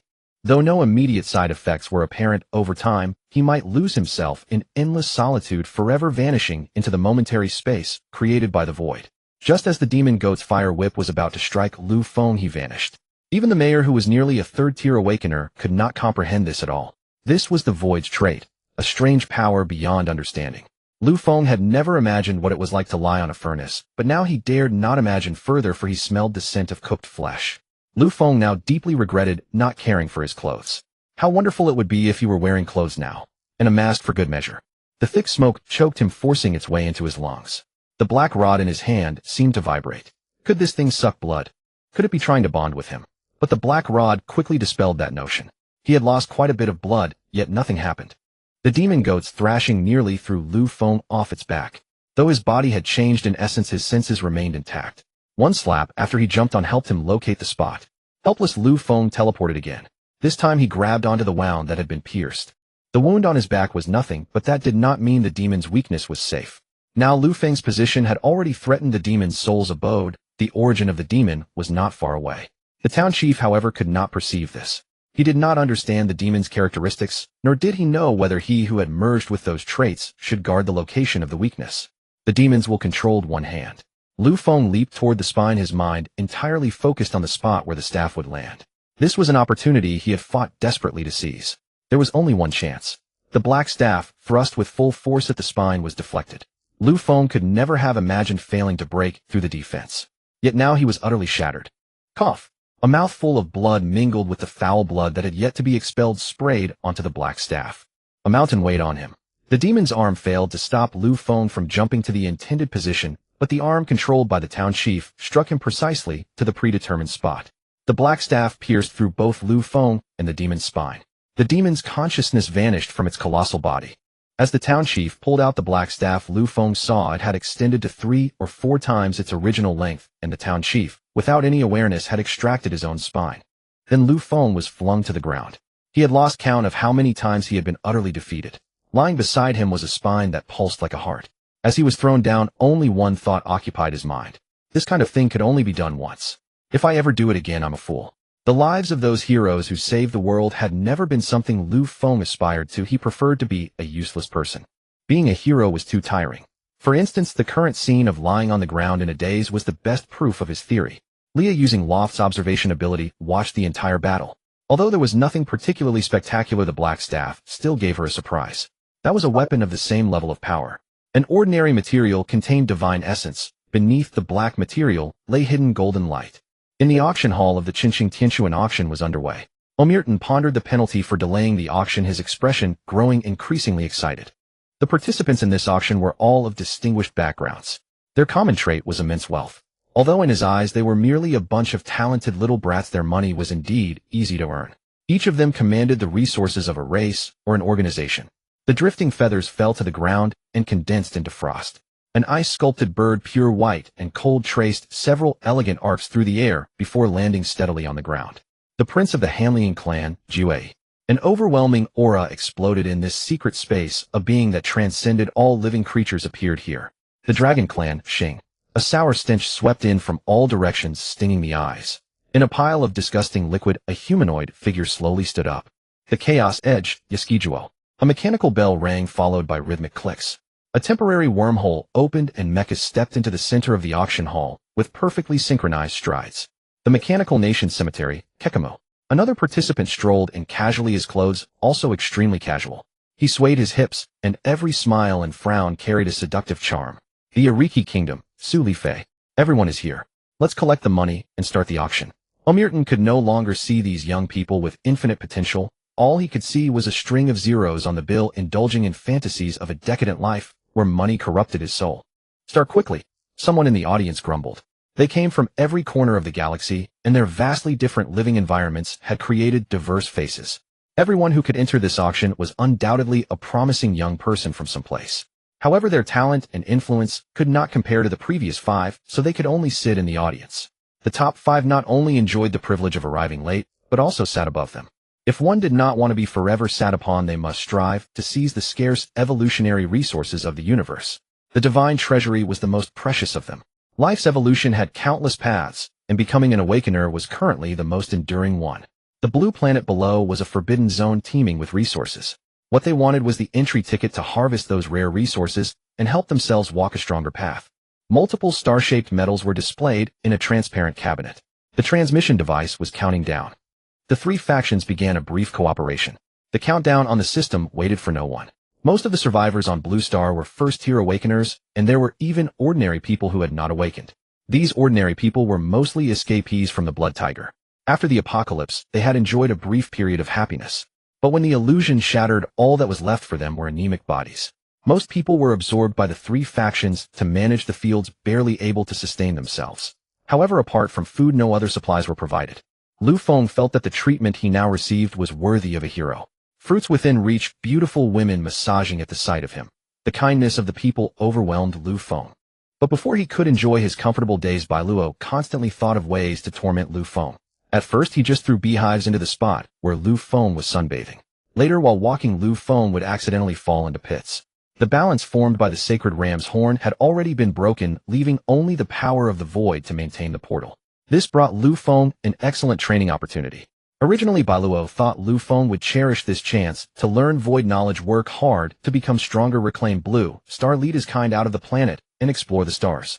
But he had somewhat overestimated Lu Feng's will. Since learning that the copy would protect him and that he could stay safe without training his void abilities, coupled with the excessively high attractiveness of the witches, Lu Feng nearly forgot about returning to Blue Star. The scene of Loth being crushed to death was still vivid in his mind. There were countless monsters like Leah in the universe, and Lu Feng had absolutely no desire to confront them. Moreover, there was no pressure to make any effort now. Going out would be true suicide. Without reaching the second tier, he would have to use the void conduit to forcibly enhance his strength. As for Lu Xian, who worried him the most, she now had two fates, one as a zombie, the other as a warrior. Although Lu Feng preferred the latter, he did not approve of either choice. "Oh great void, please guide my way." Bailuo had given up on continuing to encourage Lu Feng. This man was exceedingly thick-skinned and lazy, and Bailuo felt utterly exasperated. A ripple emanated from the void, traversing endless space to precisely point at a location on the Blue Star map. Plucking two golden hairs treasured in his tail, a painting appeared in the space. A woman wrapped in a red crystal, emitting a unique fluctuation around her, appearing so harmonious. "Respected Sheriff, are you sure you don't need a reward, and instead wish to stay in this world?" The leader of the witches was very surprised. This request was beyond her expectations, and the other party's attitude was also bewildering. "Is there anything I can do for those beautiful witch ladies, hey?" This. If you truly want to do something, there are our usual laundry clothes. If it's not too much trouble." The blue skin blushing had a unique charm. With great pleasure, Lu Feng stared at the pile of leather skirts and smiled unconsciously. It was clear those clothes were the witch's intimate undergarments. This was the smile of a working man. After all, he had caused so much trouble for those witch ladies, and now, it was just a simple request. How could he not fulfill it? Just as Lu Feng was about to immerse himself in the laundry work, Bailuo jumped out and grabbed Lu Feng, telling him about the painting and the location on the map. Lu Feng turned around. "Can we talk about the reward?" Today was the day the remnants of the Blood Tigers were electing a new leader. Gong Yu stood in the open space, his blade still sheathed. His constant dodging greatly annoyed Pobrai. Although his ability was powerful, it had a clear problem. It was not easy to hit the target. His awakened ability required gathering qi before releasing an attack similar to a yuan qi bomb. This ability allowed him to earn more points in the system's daily tasks, and his luck was quite good. He already had 3 pieces of equipment, making his confidence extremely inflated. "Come on, you're just a scurrying rat. Do you dare to stop?" Pobrai taunted while gathering energy. The crowd below was booing. They had built a platform on the highest rooftop, and the loser could easily be knocked off. Moreover, Pobrai did not accept any pleas for mercy. He had already killed 3 people when the opponent was clearly outmatched. Gong Yu had not wanted to participate in this contest, but Kalak had stolen the sacred ram's horn to threaten him. He knew very well that Gong Yu was unwilling to take part in the Blood Tiger competition, but his deeds here had a great influence. Almost everyone who chose to stay was attached to this place because of that. With a slight turn, he dodged the fatal attack. Those hit by the yuan qi bomb experienced varying degrees of dizziness for 1 second, along with a feeling of being struck by a heavy object. Swallowing flame dance drizzle. Scattered sparks flew, evoking the warmth of a kitchen hearth and the comfortable nap by the fireplace. But Pobrai felt cold to every pore. His arm blocked a fatal slash to the neck, but the blood seeping from the wound on his back made him clearly feel his life slipping away. The severed limbs on the ground excited the warmongers into shouting. Even the wounded, who had been severely injured by Pobrai, stood up to watch the battle. "I'm sorry. Please, spare me." When the fear of death lingers in the heart, everyone is equal. When a blade stained with one's own blood appears at the neck, even the bravest trembles in fear. Just now, Gong Yu's body was hidden within the flames, using the sparks as a distraction to strike directly at Pobrai's throat, but was blocked by his arm. This move was too agile. Although it made him undetectable, it lacked the dominating force that could cut through anything. Since switching to blade techniques, Gong Yu had abandoned all those assassin methods, but he still couldn't completely avoid being influenced when using the blade. I thought you weren't afraid." The blade in Gong Yu's hand trembled slightly. Perhaps due to pain and fear, Pobrai's severed arm kept pressing against the blade edge. Before the scorching blade could end the life beneath it, a cold, icy blade-shaped attack came at Gong Yu. The speed of this ice blade was so fast that it reminded Gong Yu of someone who had disappeared on the battlefield. But he had no way to dodge. After blocking the attack from below with his blade, Pobrai would likely hit him precisely, and falling into a dizzy state would drastically change the situation. Kalak's actions made Sambo feel ashamed. In his simple world, Kalak had always been his best friend, but he could not accept what Kalak was doing now. In a fair duel, either life or death is an acceptable outcome. But if Sambo were to fight a wounded beast, even if he won, he wouldn't be happy. "Kalak, no. Sambo rarely spoke in normal times, expressing his emotions through body language. Though his words were halting, one could feel Sambo's discontent. Raising his blade to block the ice blade, the Fisher Flame blade in his hand could greatly reduce the tremor from the attack, but the force still nearly made Gong Yu's blade slip from his hand. The Yuan Shi bomb from behind hit his body, as expected. Gong Yu's blade supported his body. The dizziness reminded him of being hit on the head with an iron rod during training. Pabrai, clutching his wound, angrily kicked at Gong Yu. Gong Yu, having lost his combat capability, seemed completely unable to fight back, but he still did not fall. Pabrai had never seen such a person, and a fear of Gong Yu arose in his heart. The rock could no longer withstand the invasion of ice. It shattered into pieces and fell off at the extremely low temperature. Sambo was like a sad bear with frost forming on his body. The person he had always trusted and relied on was now freezing his body, causing Sambo, with his simple mind, an incomprehensible shock. Until his eyes were also frozen. Gong Yu was in a desperate situation. Suddenly archers appeared from below the platform, their top bows smeared with zombie blood. Kalak had made thorough preparations. He had even reached a cooperation agreement with Gong Yu before the match, ensuring that no matter the outcome, the final leader of the organization would be Kalak. Gong Yu had no objection to this. Originally, the reason he stayed here was to find those highly skilled sword-wielding clones, but there was no clue. The sword skills of the clones that day were incomparable to what they were now. Coupled with various trivial matters, Gong Yu no longer wanted to practice his blade techniques here. He just wanted to lose to Kalak in the final battle and obtain the points he had promised. But unexpectedly, the development of events completely exceeded imagination. Kalak was able to make most people ignore such a serious violation. Perhaps he didn't need the prestige from defeating Gong Yu. He just saw Gong Yu's true strength, but feared that Gong Yu would eventually break the agreement and defeat him to become the leader. His ice had reached the second stage, which was also his confidence when facing Gong Yu. The ice in his hand constantly shifted in shape, and the crowd below cheered. They had witnessed the emergence of a shaping tier awakened who could freely mold their abilities into any form. There are countless paths to power, and each planet may give rise to new ascension routes due to its unique characteristics. After the first stage of civilization ended, the system-provided data explained that awakened beings were divided into 7 tiers, and the second tier was Karaki's current state. Gong Yu's flames were completely suppressed, and his consciousness had begun to feel the heat emanating from his body, yet his body itself was trapped in extreme cold. As Karaki swung his ice staff, the chill grew even more intense, and many onlookers who could not withstand such temperatures quickly fled.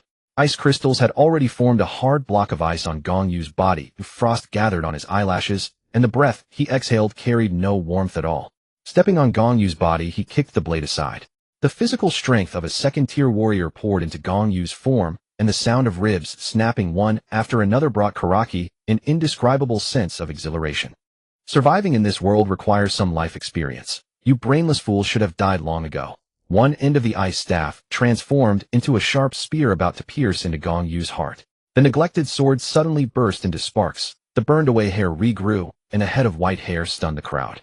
They had all thought Gong Yu was bald, but now that his hair had grown back, it was surprisingly beautiful. The smoke temporarily blinded Karaki, and the clone that was supposed to fire the arrow instantly lost its target. The flames, like Gong Yu's garments, easily concealed his figure amid the shifting colors. A thread of flames surged upward, and both blades glowed with the same firelight. Gong Yu swung his swords like a demon, and wherever he passed, blood splattered. Though killing these people was as easy as chopping vegetables, he was well aware that his current body could never defeat Karaki in a fight. The only option was to flee. Karaki, having recovered his senses, began a pursuit and search. In recent days, due to the destruction of the war goats, the zombie activity had become increasingly dense. No one wanted to experience the infection of the zombie virus. Although Karaki had mobilized most people to search, they were mostly in groups of several, and the effort proved futile. The new leader had just ascended to power, his authorities still unestablished, yet he had already been publicly humiliated. No matter how he looked at it, saving face was essential, so Karaki had to risk going out alone to personally kill Gong Yu. By the coast, Gong Yu, clutching his broken bones, hid in the crevice of a rock, his wounds slowly healing. He could not leave yet. The sacred ram's horn was still in Karaki's hands. Gong Yu did not want Lu Feng to fight Karaki, not only because he feared Lu Feng would be killed, but even more because he feared Lu Feng might actually kill Karaki. That would rob Gong Yu of the chance to take his own revenge. In Gong Yu's mind, this latter scenario was even more serious than the former. Lu Feng sat in the dungeon, bored out of his mind. This kind of mental activity was utterly unsuitable for him. If not for the tempting reward of escape and the motivation provided by the witch girl's rewards, he might have died of boredom. The witch girls lived in tree hollows. Though their survival supplies were scarce, everyone exuded a sense of freedom unburdened by any shackles, completely different from the villagers of Watakeo town. Perhaps when they were werewolves they had been just as unrestrained. 100 Sudoku puzzles could only slightly influence his thoughts. Could he not directly use void control to manipulate them? Clearly no. Bai Luo licked his fur, enjoying the pleasure of being stroked by the witch girls, his cat, head constantly nuzzling against their chests. Lu Feng, mentally exhausted, had lost his initial enthusiasm and was growing increasingly irritable. The Tuanjin beast was beaten twice because it stepped out with its left foot first, then right foot first, and then beaten again by Lu Feng for breathing. Some part must have fallen off, for the Tuanjin beast became extraordinarily active. It dug holes everywhere in the Black Forest, making Lu Feng seriously suspect that Bai Luo had taught it this trick. But soon the Tuanjin beast gathered many colorful stones, and Lu Feng picked one up. To his surprise, he found that his spiritual attribute had increased slightly.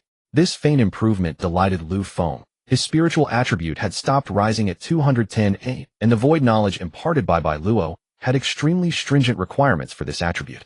Due to the modification of Mark of the Undead, the number of zombies Lu Feng could absorb was now entirely dependent on his spiritual attribute.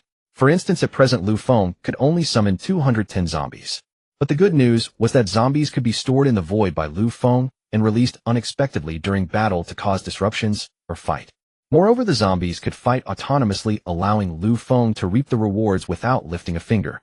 In battle, there was a chance they would mutate and gain powers from other worlds. The giant tree Manchi had seized the genes of countless races over its long life. Its ability even startled Bai Luo. This ability, combined with the current environment of Blue Star, offered immense convenience for Lu Feng's growth. Yet Lu Feng's disappointing attitude always made Bai Luo sigh about having met the wrong person. Lu Feng had no idea how much growth potential he had gained from the first reward of the Void Trial, but Bai Luo knew very well. After expending much effort, Lu Feng managed to alter Karaki's thoughts twice through the sacred ram's horn, making him carry the horn while pursuing Gong Yu, and even attempt to use the horn as a weapon. Gong Yu savored the feeling of advancing. The sensation of returning to the essence of life, bathed in radiance, with flames consuming every inch of his body, including his swordsmanship. Lu Feng also enhanced Karaki's perception, making his search for Gong Yu more efficient. Yet in the dungeon, Lu Feng watched helplessly as Karaki searched the small island for an entire night without finding Gong Yu. Karaki had long noticed that the creatures in the sea had also mutated. He speculated that the endless stream of zombies was being transported to this small island by some kind of marine life. His speculation proved correct. The blood on Gong Yu's body had indeed attracted quite a number of zombies. A whale actually rushed onto the shore at dusk. Such an act was suicide for it, but the zombies crawling out of its enormous mouth occupied the coast. Soon after, another whale committed the same suicidal act to transport zombies. These zombies, emerging from the fish's mouth, filled the entire beach. Under the moonlight, Gong Yu noticed they were drawing closer to him. He swung his twin blades, but the piercing pain forced him to retreat temporarily. Yet soon a bolder idea took shape in his mind. He cut open his palm and sprinkled blood over the zombies' bodies, causing the horde to erupt with astonishing power. Though his injuries had not improved, the deadly ice on his body had long been melted away by his flames. He wanted to strike back while Karaki was off guard. The wind of death whistled past his ears. Gong Yu had once carried an RPG to hunt down a bioengineering tycoon on a seaside island, rumored to have created a genetic virus targeting certain animals, intending to use it to blackmail the International Alliance. But the truth was chilling. He never saw the light of another day. His ashes were scattered several times, and the cemetery plot was overturned 3 times. That ruthless determination from his missions suddenly returned to Gong Yu. His recent mastery of the blade had nearly made him forget that he was terminally ill. A clear spiritual platform and a body as light as a swan. This was the lifelong pursuit of Hua Kingdom's martial artists. Now it was easily achieved. Almost every awakened person became a peerless master before the apocalypse. Fortunately, the ancient style of close-quarters combat had returned. Gong Yu's persistence in practicing cold weapons began to show its advantages. Bullets had little effect on first-tier awakened individuals. For Gong Yu now, they were almost like a tickle. But the zombie virus remained the greatest threat. Any minor scratch could lead to infection. Moreover, the zombies' strength was not entirely static. Their bodies underwent slow changes, merging with the creatures in the environment. In the coastal zombie hordes, there sometimes appeared mutant variants with hard shells like lobsters. They could command nearby zombies to attack.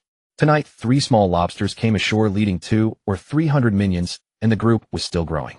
Coconuts fell from the coconut trees, but not only coconuts. A corpse also came down with them. The corpse suddenly moved and charged towards a certain direction. Gong Yu split a coconut with his blade, but more coconuts appeared ahead. Instead of coconut juice, they burst with blood filled with virus and decaying tissue. The flames allowed Gong Yu to avoid contamination in this highly polluted environment, and he was astonished to discover that the essence of his fire seemed to have changed. The flames could take the form of armor. Previously, Gong Yu had worn the flames like a garment, but now the flames were more flexible and burned at a higher temperature. Splat! A foul-smelling liquid exploded from behind. The zombie had merged with a squid, its face grew a spraying organ, and its original abdomen turned into an ink sac. The stench was daunting. Even Gong Yu's flames could not fully evaporate it, but the virus within was structurally destroyed by the fire, posing no threat of infection to Gong Yu. Lu Feng perceived Gong Yu through Kalaki's senses, and also sensed Kalaki's urge to retreat. Kalaki's subconscious thought added much work to Lu Feng. The action of picking up stones became more frequent, and the colorful stones he put down turned into ordinary ones. As his mental processing speed increased, Lu Feng's body also changed. His plump muscles, withered wrinkles appeared on his face, but his spiritual attributes kept rising. When he took on the appearance of an old man, his spiritual attributes reached 500. Lu Feng was completely unaware of all this. He only felt his body immersed in an illusion, floating on the sea surface, surrounded by white mist, unable to even see his own body clearly. Am I blind? Suddenly entering a strange environment, the icy seawater was refreshing. The biting cold seeped into every crevice of his body, while a warm current originating from his brain supported the movement of Lu Feng's arms. The colder the seawater, the stronger the heat in his brain, until the two reached a balance. By then Lu Feng felt he had swum a great distance. But the sea surface was empty. This feeling of being abandoned by the world was similar to moving through void, and it could not be changed by forcing oneself not to think. After an unknown amount of time, Lu Feng's hands were numb, and his body felt extremely exhausted. Even if he were sent to the most intense battlefield to experience the fiercest gunfire, Lu Feng could sleep peacefully. Yet the will to survive drove Lu Feng to keep moving his arms until he sank to the bottom of the sea. Having lost any hope of survival, Lu Feng instead felt much more comfortable. It seemed several small fish were licking the soles of his feet, tickling and slightly painful. Just as Lu Feng thought he would quietly leave the world, gravity pulled him back to reality. The reddish-brown braised meat in the iron pot preserved the souls of animals. The rising aroma was the animals greeting Lu Feng. For some reason, Lu Feng appeared on a busy street, holding a little girl's hand. The girl was angry because she didn't get the toy she wanted, pouting in silent frustration. Bro, are you even my brother? You'd snatch money from your world's cutest sister just for a figurine. Give it back. Sisters might still be available later, but if you don't buy the figurine now, it'll be gone for sure. Don't expect your money back, but I'll generously treat you to a braised pig trotter. A coin imprinted with a human head was dropped into a vending machine. The shiny claw grabbed the braised meat from the soup, selected matcha flavor, and a stream of green broth poured over the meat, making Lu Feng exclaim in waste. Lu Xen stubbornly closed her eyes, but was still tempted by the aroma of meat drooling. Really not eating. Its classic spicy flavor. Shaking the braised meat in his hand, Lu Feng took a bite. As the aroma wafted, Lu Xen grabbed his arm and bit him. Hiss, my little ancestor, don't be angry, okay? Getting angry makes you hungrier faster. You might really bite my arm off. If your brother's arm falls off, who will secretly drop coins into your piggy bank? Lu Feng's simple threat made Lu Xen's teeth gradually loosen. Not saying that might have been fine, but once said, tears welled up in Lu Xen's eyes. Woo, it was you. Mom and Dad saw my piggy bank full and just took the money away. I wanted to go to the amusement park this weekend. It's all your fault. Woo. Under the perception of his younger self, Lu Feng felt everything. He could feel the snot and saliva on his arm, and the sobbing of his sister crying on his chest. Lu Feng's soul seemed to be cut by something indescribable, and then threads grew out to rejoin the soul. Staring blankly at all this, a familiar, yet strange scene. On this most familiar street, something he least wanted to remember happened. Countless times he woke up from dreams. That heart-stirring tremor from the soul uncontrollably tore at Lu Feng. Take a bite, just a small bite. Lu Feng gently stroked Lu Xen's hair, and only then did her emotions calm a little. The girl spitefully took a big bite and asked in a surprised, muffled tone, didn't you say you hate matcha-flavored braised meat the most? And you said, if you want to eat the delicacies of the past, you have to accept the old flavors. Now you're going back on your word. Lu Xen's emotions completely calmed, and she was even a little happy. Normally this nasty brother always stopped her from trying this way of eating that he found strange. How could I go back on my word? Isn't this what you like to eat? There might be many people in the world who like matcha flavor. Who knows who you changed your taste for? A disdainful expression appeared on Lu Xen's face, but it made Lu Feng's gaze freeze for a moment. You're right, it's not. It was bought by a female classmate who was walking with me that day. She let me have a couple of bites, and it really was delicious. Lu Feng smacked his lips, as if truly savoring the taste of the food. Dead man lazy bones, such a killjoy. Lu Xian, who had still harbored a last trace of gratitude for Lu Feng, was now left with only complaints about her bastard brother. Can't even food shut your mouth. Lu Feng quickly ran towards another street. Lu Xian, holding the braised meat in her hand, and chewing hurriedly ran after Lu Feng. Lu Feng collapsed helplessly in his own spiritual world. He could only watch his actions, feel all the sensations, but could not change his own behavior. The dim yellow sunset lengthened the shadows of the two. Lu Feng's pre-apocalyptic home was a villa in the suburbs. Although the property prices were not high, their house was in the best location.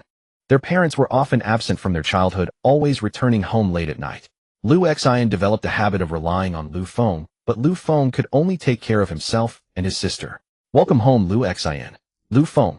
The synthesized voice of their parents echoed in the empty room, and various fully automated machines began their work. Warm lighting food seasoned strictly according to precise proportions. The dishes served were perfect in color, aroma, and taste. After finishing his meal, Lu Feng skillfully lay down in the hibernation pod and opened the hottest game of the moment, Ancient Star's End, where players navigate a robot that has exhausted its energy on an abandoned planet searching for resources to survive. This sandbox game was backed by the capital of Longqing's largest gaming company, Bangyu. The technology used and the cast involved were all top tier in the industry. Yet despite being such a high-quality game, it was completely free, with all its funding coming from game peripherals and derivative works such as fan films, animations, and comics. Gazing at the top-tier equipment he had painstakingly grinded for, Lu Feng felt a twinge of melancholy while trapped in his mental cage. If not for the severity of Lu Xian's illness, he would never have abandoned this game account that had accompanied him for years. A monotonous life. The young Lu Feng disconnected the controller, and as the pod's mode shifted, his body sank into slumber. In the era before the apocalypse, sleep had become a major issue for humanity. Along with the plummeting birth rate and soaring divorce rate, these three problems plagued Longqing. But what did any of this have to do with the sleeping Lu Feng? It seemed unrelated, yet the official answer was that these three issues were constantly shifting among themselves. Lu Feng clearly remembered that day, the sudden blackout and the cold bodies of his parents in the night. The police employed every means to track down the murderer, ultimately ruling out the possibility of a human perpetrator. At that time, there was no other lead except for Lu Xian. Lu Xian was the first to discover the bodies of their parents. However, afterward, no matter who asked about the killer, she would have a violent stress reaction. The police took the siblings away. After a full day of questioning and a thorough investigation into their family's habits, Lu Xian was brought into a glass room. Despite the help of dozens of psychological experts, she still could not recover her memory. They were helpless against this completely symptomless dissociative amnesia disorder. Perhaps the trauma was too deep. Every time she recovered, she could only fall asleep beside Lu Feng. Lu Feng, somehow mustering the courage, refused all interrogations and took Lu Xian alone to rent a house near the school. Due to their parents' special status, the two still had to go to the police station from time to time. Because of this, they gradually became outcasts. This situation lasted for 2 or 3 years until Lu Feng went to another city for school. Only then did Lu Xian return to a normal life, and her personality reverted to its former state. But Lu Feng could never move on. He had been frantically pursuing the truth of that year, studying everything from the control system of the power grid to architecture and any field related to room structure and criminal methods. Yet despite turning his hometown upside down, he found no clues. During the investigation, Lu Xian contracted a viral disease. The virus was not contagious, but was extremely lethal. Later, Lu Xian mentioned that several people claiming to be colleagues of their parents had visited her, but they did not reveal anything about their parents' work. Lu Feng's understanding of his parents' work was limited to knowing they possessed high scientific knowledge and seemed to be engaged in some research, but that was all. And today, perhaps all the answers could be revealed as long as he smashed through this damned cage. At first, Lu Feng did not notice the enormous cage surrounding his body. It was only when he tried to control his body that he discovered this expandable cage. When Lu Feng ran forward, the cage moved forward. When he stepped back, the cage retreated even faster, always firmly enclosing him. Bailuo leisurely emerged from the void. Originally, it could easily enter a cage of this level, but now, except for Lu Feng, it could only access specific areas through the void's interface. Such a miserable cat life. Bailuo sighed nonchalantly as it approached the edge of the cage, licked it, and seemed quite displeased with the taste. Filled with loneliness and resentment toward the world. Quite a rich life experience. Thanks for the compliment. Lu Feng continued running forward desperately, trying to outpace the cage's movement. For some reason, watching Bailuo casually walk to a place he could not reach, Lu Feng suddenly felt a surge of anger. Slamming on the brakes, Lu Feng stepped back. The cage visibly shortened, nearly touching him. Seeing that this method seemed effective, he continued, trying to break it with brute force. Unexpectedly, Bailuo yawned and sneered. You're still 100,000 miles away. This method will only drive you to mental exhaustion.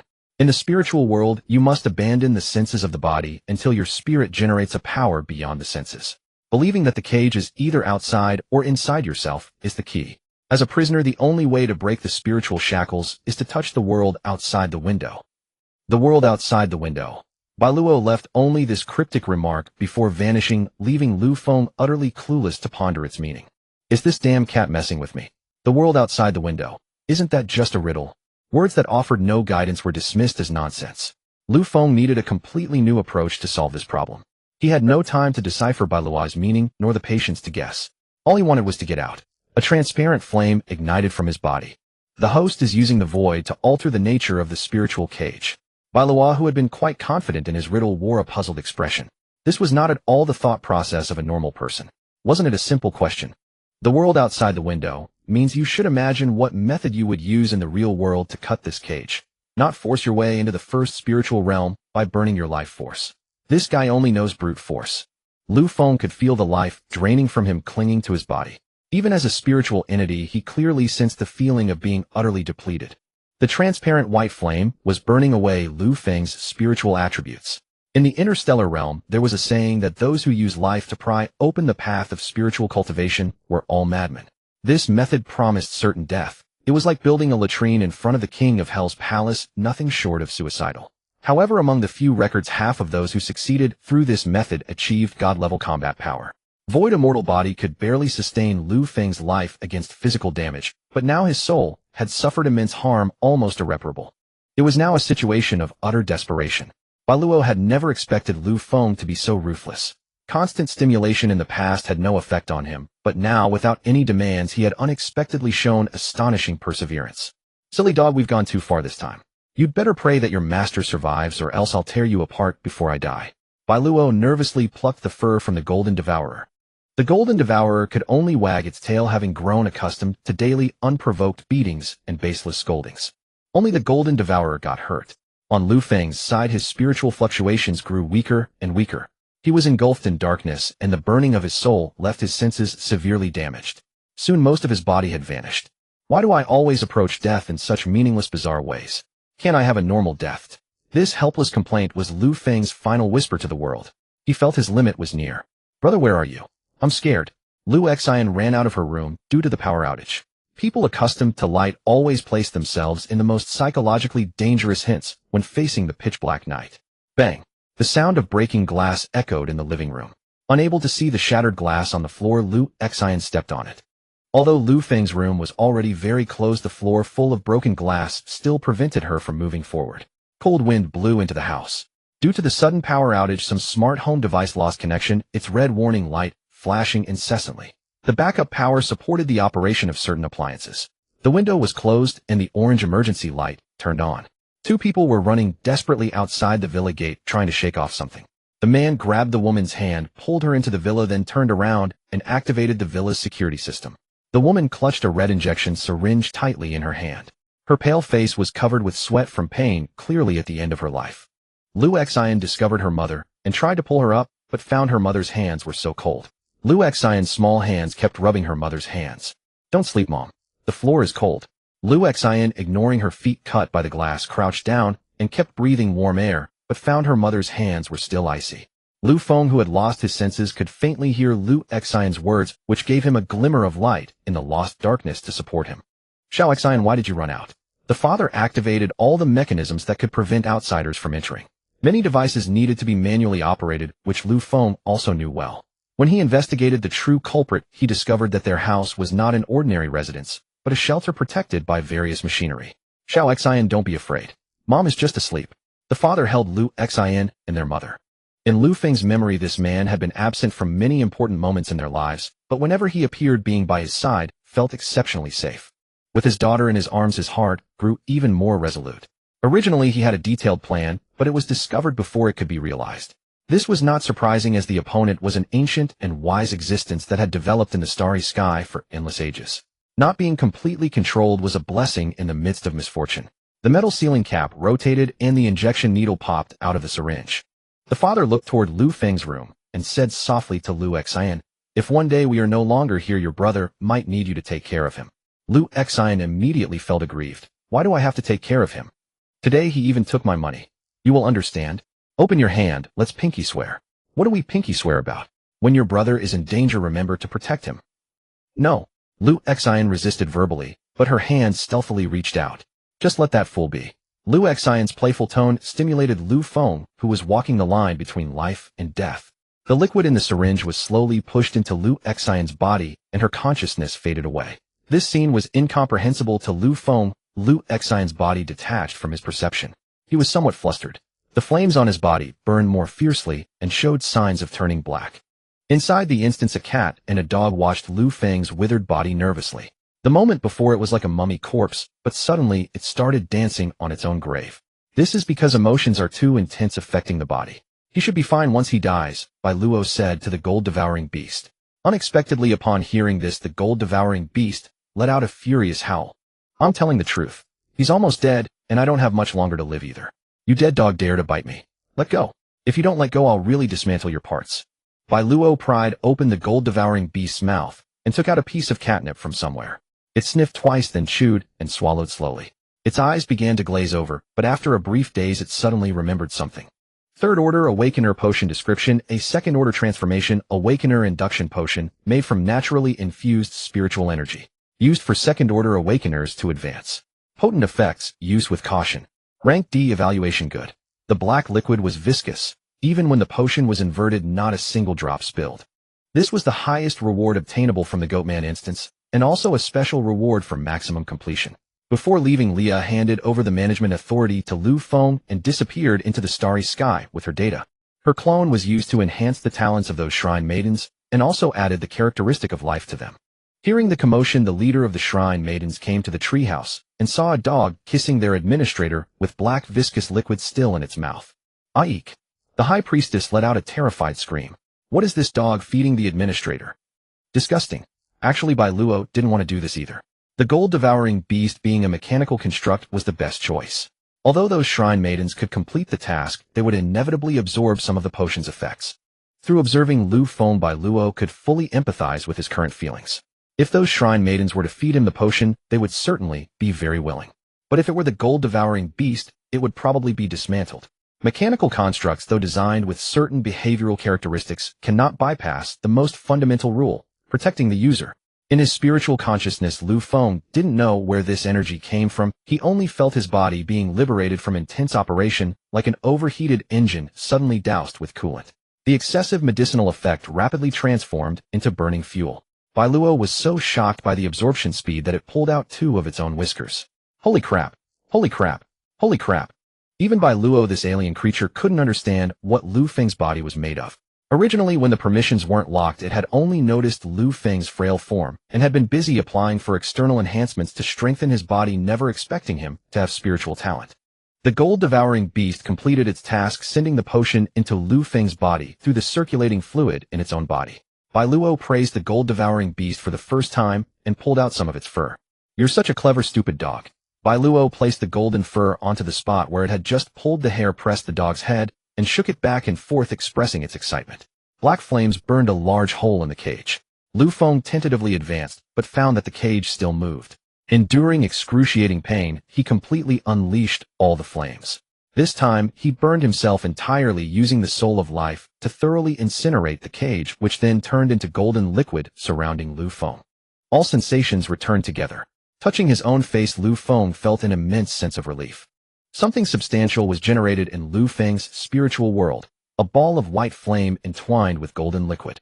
He succeeded, and Bai Luo lay down on its back with all 4 legs in the air, feeling comfortable.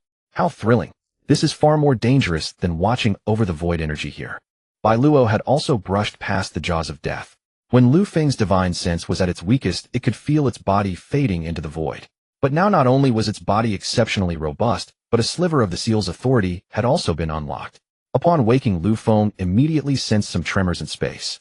Though he felt no threat, his greater desire was to uncover the truth that drove him to madness. Who exactly had killed his parents? And why had Lu Xian lost her memory? Pushing open the door of memory, Liu Xion's arm pierced through the bodies of their parents. The three of them embraced as if the apocalypse had arrived. Why? It turned out there was no murderer at all. Liu Xion was the real killer of their parents. But Liu Xion's arm could never have pierced through the bodies of two adults. All of this reeked of a bizarre conspiracy, yet Liu Feng exhausted every ability and could not detect any anomaly. His divine sense flame left his body vaguely sensing a sinister wind that coldly cut into his spiritual perception. All of this shattered like a bubble in an instant. Liu Feng knelt on the ground, unwilling to pay heed to the panic of the mortal world. Outside the instant's gong, Yu was leading zombies around in circles, while many people were overwhelmed by the tide of seafood zombies. The heart-wrenching screams made the three factions in the chat room unable to sit still. They were all striving to maintain the number of survivors, but today that number suddenly began to plummet. Clearance mission starts in 0100. Finally, the star-shaped transmission key was auctioned at an extremely high price. The first 5 transmission keys were not contested at all. Everyone tacitly chose to give them face. It wasn't because they couldn't defeat them. Absolutely, it was out of respect. Come to our Royal City Avenue, and we'll definitely knock that dragon headpiece off his head. They won't get any good out of it. On a life-sustaining planet near the central star of the Henglanki star system, a prince named Yu Heng was bantering with his attendants, completely ignoring that the target of his mockery hadn't even glanced at him. Hello, my name is Xing, a member of the Dragon Clan. Your pendant ring is very beautiful. Could you sell it to me? His words were clear and kind, and Xing's tone always had a leisurely, unhurried feel. The headpiece on his head was one of his collections, the skull of some omnivorous creature. Such a collectible was not rare, but Xing found this skull extremely beautiful and wore it everywhere. The dragon race's innate talent for sensing treasures was completely absent in Xing, but the almost compulsive hoarding instinct of dragons was perfectly manifested in him. He was indifferent to comparisons among his kind. After all, he himself had no need for treasures. He only desired things that appeared beautiful without insisting on their value. Even when he wanted something badly, he would not take it by force. One could say that by his own efforts he had raised the moral standards of the entire race. The dragon's oppressive aura always affected others invisibly. Although Yu Heng was a prince of a planet, he had only observed dragons through the cosmic void network. Being in close contact today, he finally understood the terror of this race. Without any verbal provocation, just standing there, Xing's demeanor already surpassed that of the useless prince. Xing was not even taller than the prince, yet whenever the prince spoke, he felt as if he was reporting to a superior. All right. This thing isn't anything valuable either. Just give whatever you think is fair, consider it as making a friend. The attendants nearby could barely suppress the corners of their mouths from rising, but fortunately their professionalism kept their expressions fairly normal. A purple coin and the pendant ring swapped places. Prince Yu Heng finally found a reason to vent. Xing's image had always been that of a gentleman. Openly swapping items without permission was simply unacceptable. Yu Heng held up a purple coin and shouted loudly, "The esteemed Dragon Clan, and they dare to exchange this for our Wanyang Star's treasure wing. Everyone judge for yourselves." Xing was almost seated when he was pointed at by that man. He paused his fiddling motion. "Sorry, I took the wrong one." The purple coin in Yu Heng's hand was replaced with a black one, and his face also turned somewhat dark. Before coming, the old king of Wanyang Star had given him 3 black coins, telling him to use them sparingly. These were savings accumulated over many years and held high purchasing power in the interstellar realm. The unified interstellar currency was originally manufactured by the Gubong clan. Due to its complex production process, it formed a hard anti-counterfeiting mark and gradually developed into a fixed currency. On native planets, interstellar currency was almost never seen. In remote regions of the galaxy, they were symbols of status, their significance as wealth surpassing their practical value. Some planets would often purchase such currency with excessive resources to prepare for emergencies. A black star coin represented that the planet's strength was approximately that of a third-tier awakener. However, this did not apply universally. Some places did not recognize this currency at all, and strength could not be judged by this method. Yu Heng had suffered exactly this kind of loss. Wanyang Star had no fourth-tier combat power, and likewise could not obtain purple star coins. There were exchange and synthesis ratios between star coins. Due to this simple requirement for evaluating strength, when a planet did not meet the strength requirement, lower-level star coins could not be exchanged upward. Although the old king did not know the value of purple star coins, he had instilled in Yu Heng the premise that black star coins were very valuable. As a result, Yu Heng, who had originally intended to make a scene, swallowed his sarcastic words. "Whatever I take down is money in hand, but holding it up like this, it seems like I'm the one losing out," Yu Heng thought to himself. "We're all friends, just joking. Even if Brother Xing really took my pendant ring, it's no big deal. Why are you all looking at me? We two brothers are just fooling around." The crowd below burst into laughter, but no one was willing to spoil the atmosphere by explaining everything to Yu Heng. The four people above were truly enjoying a drama. Originally, they had thought that a planet capable of producing a divine treasure would not be too remote, but now it seemed they were completely mistaken. He really is like a group of crabs. I thought he would at least be at the level of an ape. Otherwise, why would he provoke the Longxing Yuling clan? Zhu Yi was the first to burst out laughing. Before coming, they had intended to maintain basic respect for the low-level planetary forces. But now it seemed unnecessary. After all, a creature that could exchange a purple star coin worth tens of thousands of times its value for a black star coin was simply not on the same level as them. Yu Hang was dizzy from the surrounding derisive laughter, but Longxing merely waved the coin at him before returning to his seat. In the sea of fire, Gong Yu felt an extremely abnormal recovery speed, and his power was continuously rising with the intensity of the flames slowly increasing. It seemed he hadn't done much. Despite many questions arising in his mind, he still charged toward the crowd. From Lu Feng's perspective, Gong Yu was passively absorbing a kind of energy that lingered on the survivors devoured by zombies, yet was not absorbed by the zombies. They would actively approach the nearest survivors, ignoring any obstacles. With only 2 minutes left on the countdown, these visitors from distant stars were about to arrive at launching. Pengu, the Salvation Society, and the Hall of Heroes all fulfilled the commitments expected of major organizations, not forcibly expelling awakened individuals below the second rank, which was the most reasonable approach. The output of the first batch of awakened crops allowed many to reach the second rank, but the proportion of second-rank individuals was still a small fraction, and the number of second-rank combatants in various small groups was even smaller. Pengu took the lead in prohibiting members from going out on missions, gathering all members at the leader's base. The extraterrestrial visitors streaked in like meteors, landing in various places on launching. The survivors also felt the changes on launching. The originally rampant zombies suddenly ceased their endless harassment of survivor bases. The zombies still fighting survivors also stopped moving. Tasks that had required arduous battles suddenly became free of danger. They split open the zombies' bodies, extracted the crystals, and strode away. The cleansing mission begins now. Duration 30 days. Mission details: awakened individuals below the second rank must fight against first and second rank alien awakened.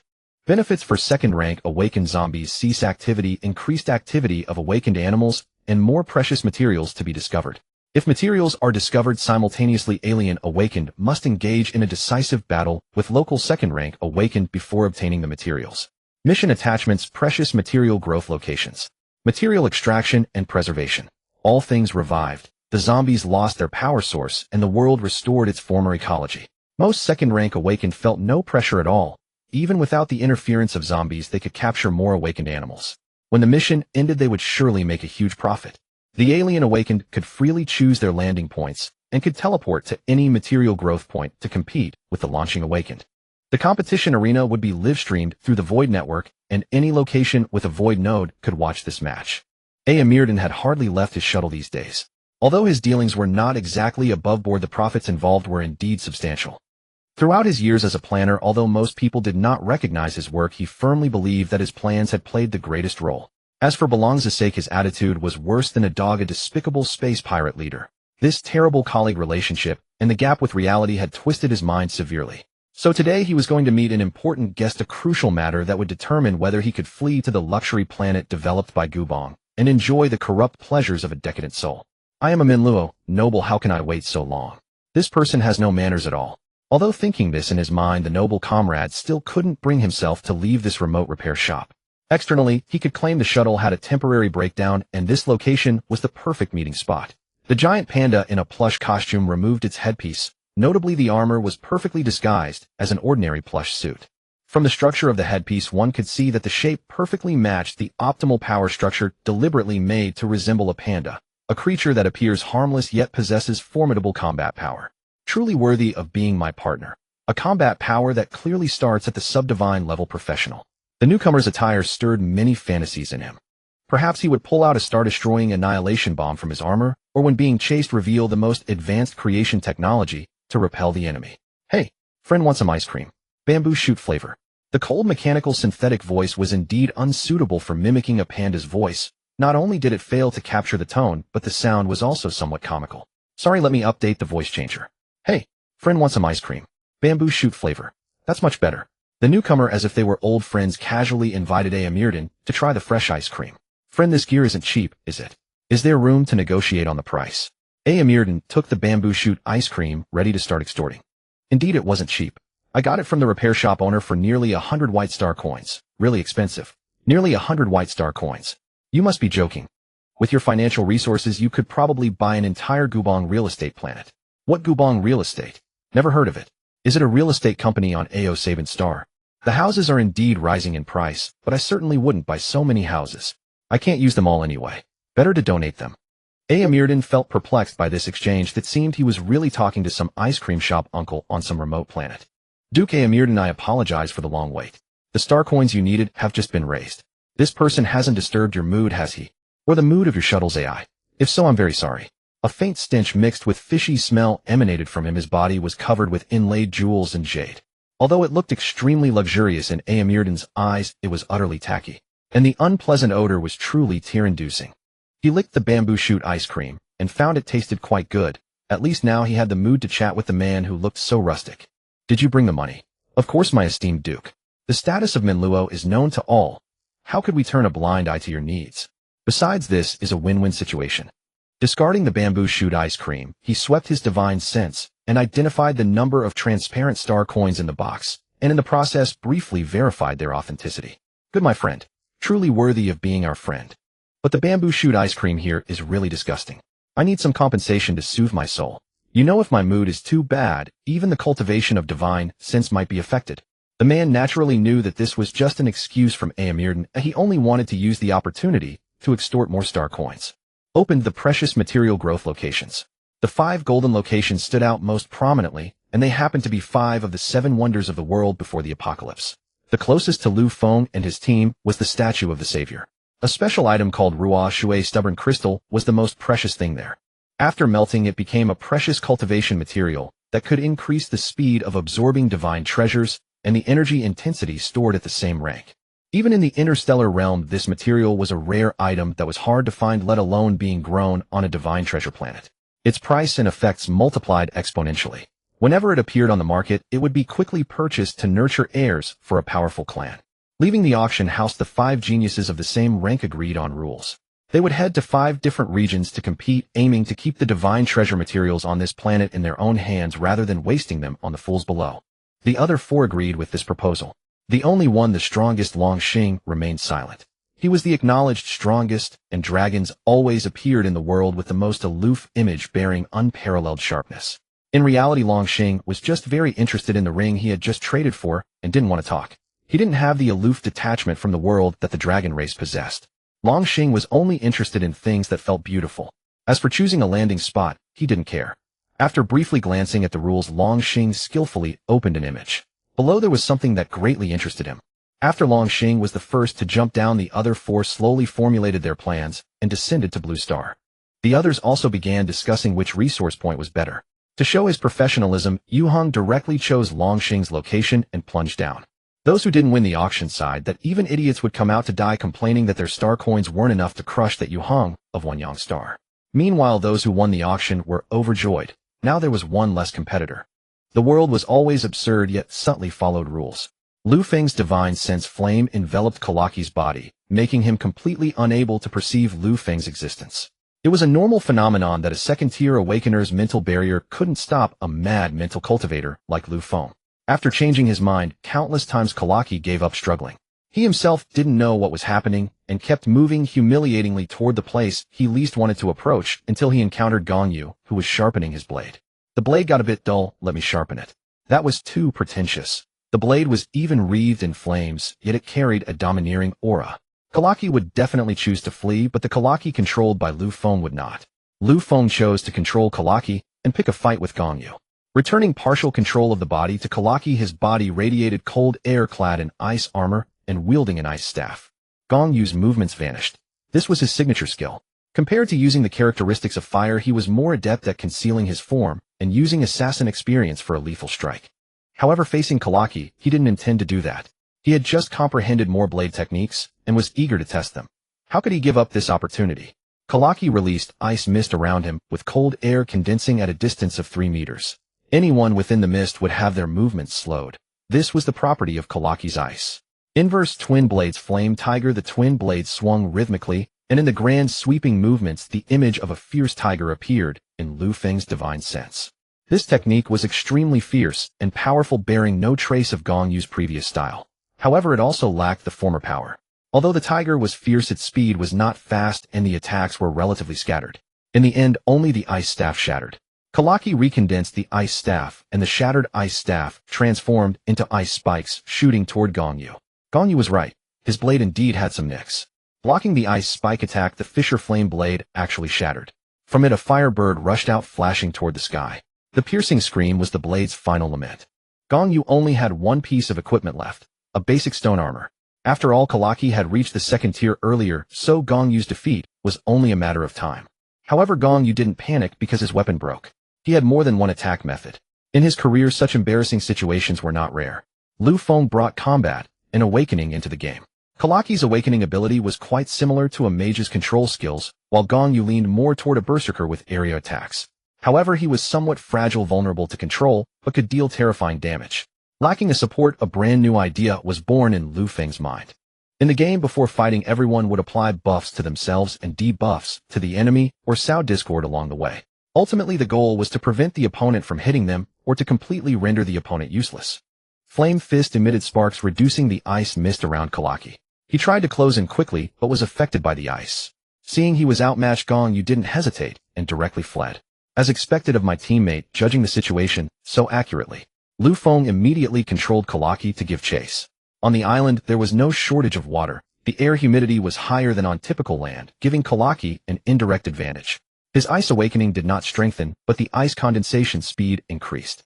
This not only allowed him to better master the characteristics of the second tier, but also gave him the power to kill Gong Yu. Gong Yu waited for Kalaki at the only bar on the island, holding a glass of wine. During his time as the boss, due to various reports, Gong Yu had learned about the entire island's terrain and all existing buildings. Due to his interest in drinking, Gong Yu had once inspected the wine cellar here. Of course, it was the third day when he returned. He had drunk quite a bit and was grateful to have encountered such a miraculous event. He had missed the new era he always pursued, but instead met the apocalypse. Was it the mockery of heaven or the whim of fate? Upon entering, he noticed a strong smell of alcohol. Kalaki also gave up spreading the ice mist. In this environment, facing such an opponent using such a stamina-consuming skill was indeed unwise. He just couldn't understand why he didn't have the thought of leaving. Only after taking a couple of drinks did his depression slightly ease. Gong Yu and Kalaki began a silent standoff in the burning bar, savoring the mellow aroma of wine. The wine from the ancient country had a profound and distant richness. Neither had the mood to continue fighting. Both had reached their limit of endurance. Continuing this pointless battle would be a waste of life. Flame and ice intertwined, and the sacred ram's horn was chipped. Gong Yu was clutching a bottle of liquor, pouring it incessantly into his mouth. He had fulfilled a long-cherished wish, to fight someone fair and square rather than employing the assassin's method of endless killing. Lu Feng also picked up his cup and took a hearty gulp. He had many sorrows to drown and could only seek solace in drink. They exchanged a knowing smile, then turned their cups toward Kalaki, who lay on the ground in a miserable state, swallowing his bitter wine in silence. Kalaki had no words to express his grievance. This man had successfully provoked the blood tiger, ascended to a second-rank awakener in the apocalyptic environment, and nearly become the leader of an organization. Quite an achievement. But he crossed paths with Gong Yu and Lu Feng, and ultimately could not escape the machinations of these two actors. They spared his life only to have him transfer his points to Lu Feng. After Lu Feng gave the signal, Gong Yu skillfully ended his life. Lu Feng, what's your next move? Go have some fun with those aliens. We need to establish an organization to recruit awakeners below the second rank. Aren't you below the second rank yourself? Why would you think that? Gong Yu was getting a bit drunk. Lu Feng set down his cup, and with a sweep of his divine sense flame, the black rod came to rest on Gong Yu's head. Gong Yu burst into a coughing laugh, feeling an immense exhilaration, as if his illness had completely healed. Yet in truth, he remained uncertain how much longer he had to live to experience such intriguing events at the end of his life. The two simultaneously activated their teleportation devices and entered the teleportation point of the Savior statue. The pre-apocalyptic architecture had long lost its former glory. The embracing statue had transformed into a warrior wielding an AK, and the once colossal stone was now a steel model. This place had once been a testament to people's faith in gods, but now it had become a scenic attraction. The system had altered many iconic structures, incorporating the artistic features of launching to create numerous realistic replicas. What is this thing? God, forgive our sins. Several survivors who had believed in deities before the apocalypse knelt begging for divine mercy. Your gods are nothing but a pile of scrap metal. Your faith is far too cheap. The Hanlian clan, flying through the air, sneered with disdain. They descended slowly, their appearance resembling angels, though most of their feathers were variegated. Only the leader Ju, he had pure white wings behind him. The 5 Hanlian clan members circled the sky, discovering abundant materials in the vicinity. Materials grown on a planet with divine treasures possessed many miraculous effects, and in their clan hardly anyone would pass up the chance to enter such a planet. Qianjin Meng Wan Yi Siyuan, we just gathered a batch along the way and already have such a harvest. If we truly reach the secret realm below, won't we become rich overnight? Feng Shiluo, a contestant from Yogu Planet, posted this on his personal social media. Lu Feng, spying from a void point, observed all the content, understood the value of those materials, and clarified his target for action. Indeed, the operator is the biggest winner. Lu Feng looked at these posted messages, and his divine sense flame nearly burst forth. Bai Luo had only obtained the lowest level of void authority. Once Lu Feng completed his 7th rank awakening, all void authority over launching would fall under his control. Why won't you let me in? Get out of our planet. The man, his head covered in blood and his equipment shattered, still prepared to charge forward. The savior statue was submerged in water, and a waterfall cascaded from the heavens onto the statue. A massive portal formed at the point where the statue's arms spread open. Mechanical armor was installed at the entrance. Anyone attempting to pass would automatically trigger the machine's attack. The steel blades emitted steam, and its eyes shot lasers. Awakeners below the 2nd rank were completely helpless, as they could not inflict damage on this machine with their awakened abilities. This was the system's screening, not the setup of foreign awakeners. An awakener above the 2nd rank only needed to attack a mechanical armor once, and it would automatically yield its position. But against lower rank awakeners it showed no mercy, resolutely blocking them outside. Gong Yu was somewhat worried about Lu Feng, though he knew his strength. Yet this machine surely couldn't sense that Lu Feng's power was above the 2nd rank. Zhu Yi punched the robot's iron plate, the first to breach the guard's defense. It still seemed operational, but from its exposed wires and sparks it was on the verge of a glorious retirement. But the system did not allow anyone to exploit loopholes. Another robot emerged from the portal to fill the gap, while the previous one detonated on the spot. The foreign awakeners who had hoped to sneak through using combat techniques now felt immense pressure. They were all 1st-rank awakeners, having chosen to land here only after seeing a certain rule. The reward of 5 precious materials can be distributed equally through a challenge mode. What a temptation, competing against the 5 strongest on the field with a chance of success. It sounded exhilarating, but they never expected such an outcome. Being restricted by the rules was one thing, but they were also ostracized by the outraged native awakeners of launching. However, they could still take advantage of the survivors' ignorance of combat techniques and the method of absorbing divine treasures to cultivate on the spot. As long as they broke through, entering would no longer be a problem. That's a 1st-rank awakener who still wants to get in. I used the windwave step and couldn't slip through. I bet he'll lose both arms. The gathered foreigners board set up a betting pool to predict the next 1st-rank awakener's miserable fate. I bet 2 white star coins. Anyone in? I'll add 3. Lu Feng stepped forward, crossed his hands, and assumed a praying posture. But the robot didn't acknowledge him. What bird god are you praying to? Hoping to soften iron with piety. Unless you have god-level combat power to melt everything with heat. Fei Tian Miao Miao, eternal glory, 1,000 years of hymns open the gate in an instant. Fool. Heh. Everyone stopped their cultivation of the divine treasure method, ready to watch the fool get chopped. The scorching blade and the laser ready to fire foretold the outcome, yet Lu Feng still walked devoutly toward the robot. The robot's eyes suddenly changed color. Its blade retracted, its defenses opened, and a display screen appeared. Welcome to the Miao Miao sect. Among the crowd someone activated a combat technique, preparing to charge in. To him this was a system malfunction, a rare opportunity. Bang! A human-shaped sack flew out, spewing curses and blood from its mouth. Some dumbfounded foreigners unconsciously imitated Lu Feng's posture, chanting Miao Miao sect. They hadn't heard exactly what he said, only vaguely catching Miao Miao sect. A laser flashed, and over a dozen figures drifted through the air, crashing into the depths of the forest. Distant screams carried the profound greetings of extraterrestrial friends. 2 minutes later, they climbed back up the mountain, only to see Lu Feng emerging from the teleportation portal, murmuring to himself. Seeing them climb up, he seemed somewhat excited and quickly walked over to them. Greetings, everyone. I am the spokesperson of the Miao Miao Divine Sect. We worship the all-powerful, omnipotent cat god. As you have witnessed, I can freely enter and exit this teleportation array before you. In fact, everything here is the legitimate property of our Miao Miao Divine Sect. Lu Feng had thought that combining his divine sense flame with void control would allow him to completely dominate the behavior of this group, but unexpectedly, he encountered some difficulties. Among the dozen or so individuals, 2 were completely beyond his control. Their thoughts seemed encrypted by something, and the only way to obtain the hidden data within was through deception, no through friendly communication. Sir of the cat god sect, I deeply respect your beliefs.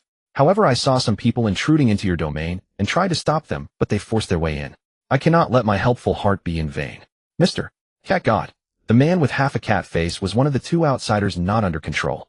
Seeing that you are destined to be connected with our sect and bear some resemblance to our cat god, I will make an exception and allow you to enter to apprehend the thieves.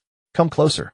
Lu Feng fabricated a set of rituals and narrated them to him, instructing him to perform 3 kowtows and 9 prostrations, sincerely chant, flying meow meow, eternal existence praise for 1,000 years, open the door in an instant. The others also wanted the entry secret, but he refused, following Lu Feng's instructions step by step to complete the ceremony. As he wished, he successfully stood at the spot where Lu Feng had been. Just as he was about to proudly take a couple of photos, he was directly slapped away by a robot, his tail curled up like a perm from the heat. The others looked at each other in dismay, beginning to doubt the spokesperson of the so-called meow meow divine sect. His heart was not sincere. Just before the teleportation, he had a moment of distraction. Actually, the cat god is inherently easygoing. If you wish to gain the cat god's trust, it is not difficult. Simply hand over your precious belongings to me to offer to the cat god. Everyone was eager to try seeing a glimmer of hope. Lu Feng did not care about the offerings from the others. What he needed was to identify the two who were not under his control. Cat god, this is my most precious secret manual, the turtle breath method, which can absorb the divine treasure overflowing from the surface of this planet. The turtle man respectfully handed a book to Lu Feng. As he took the book, Lu Feng sensed a fluctuation in the void. Bai Luo explained it to him. The void provides them with storage and services, deducting 3 of all their gains here. After briefly flipping through the book, Lu Feng followed the method described, and sensed the presence of the divine treasure, similar to the feeling after Gong, you killed the zombies, yet not exactly the same. The turtle man walked straight toward the teleportation array without any obstruction. The rest brought out their own cultivation manuals to offer to Lu Feng and swaggered into the trial grounds. At this moment, the cat-faced man, dragging his injured tail, limped up the mountain and approached the teleportation array again, only to see awakened beings of the first tier continuously entering the trial grounds.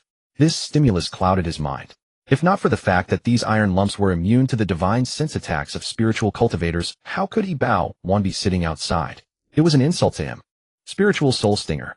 His anger made his spiritual attack even more ferocious than before. A black thorn shot toward Lu Feng. This was his signature technique, and the very reason he dared to compete with Zhu Yi here. What a waste to use it on you. The spokesperson of the cat god sect knew full well that the so-called cat god sect might not exist at all, or perhaps the man had used some divine sense technique to deceive everyone. If he could win the divine sense duel, he would surely expose him. From Lu Feng's perspective, a black nail tried to force its way into his body, but was devoured by white flames. During the burning, red flames emerged. This was Bao Wan's soul color, also indicating his cultivation path. Having devoured Bao Wan's divine sense, the white flame grew even stronger. Bao Wan, whose divine sense was engulfed and burned, became despondent. His technique, which could only be used 3 times a day, was blocked by this unknown figure, who even fully rebounded it onto him, shattering his last shred of confidence. He actually threw himself into Lu Feng's arms and wept. This shocked one person among the crowd. He was well aware of Bao Wan's level. Even among divine sense cultivators, his talent was not weak, and his ghost spirit thorn was an extremely sinister technique. He had never failed when trying to ambush someone. Now he showed submissive behavior toward this mysterious man, clearly the result of being utterly crushed in divine sense cultivation. It was evident that this man's spiritual cultivation had reached an unfathomable level. Weighing the rock transformation art in his hand, he doubted it was worthy of Lu Feng's attention. Finally, he reluctantly took out the fragment of the origin dream source, a spiritual cultivation method he had acquired at a high price from an auction. But it was too incomplete for him to practice, so he decided to use it to test Lu Feng's depth. Greetings, sir of the cat god sect. This origin dream source is my most precious spiritual cultivation method. Please take a look. The intricate text was revealed under the scan of the white flame, but Lu Feng could not make sense of it. Just as he was about to give up, Bai Luo stopped him. This book was valuable, but incomplete. Bai Luo suggested recruiting him into the sect and asking if he had the complete method. Your offering pleases the cat god, but it is not complete. The cat god likes complete toys. I hope you can provide it. Can this be a toy? It could even be practiced for fun. His heart was greatly shaken, and he also came to believe in Lu Feng's strength. After entering the trial, latching onto him became his goal. Lu Feng stepped aside, and he immediately entered the teleportation array. Has everyone made their offerings? The cat god still requires more offerings. The only ones left were native awakened beings from Blue Star who had come to try their luck. Naturally, they had nothing worthy to offer, but they had sensed the changes in their bodies and had remained here. Oops, my hand slipped. Lu Feng recorded all the manuals into the void, casually discarded them all, and then jumped into the teleportation array. The crowd stared at the manuals on the ground and immediately began selecting. Bai Luo did not recommend this approach, as observations suggested that it was not impossible for the native awakened beings to be ungrateful. Bai Luo believed this was not beneficial for Lu Feng, but Lu Feng thought otherwise. He needed more people to enter the trial. Skillfully passing through a circular water gate, he arrived at the trial ground, the horizontal shooting range. Through the live broadcast from the Void Node's real-time transmission to Lu Feng's system page displayed various factions with their own virtual seats. During the live stream, viewers could choose to hide their avatars or reveal virtual ones and could offer tips and support in the form of star coins.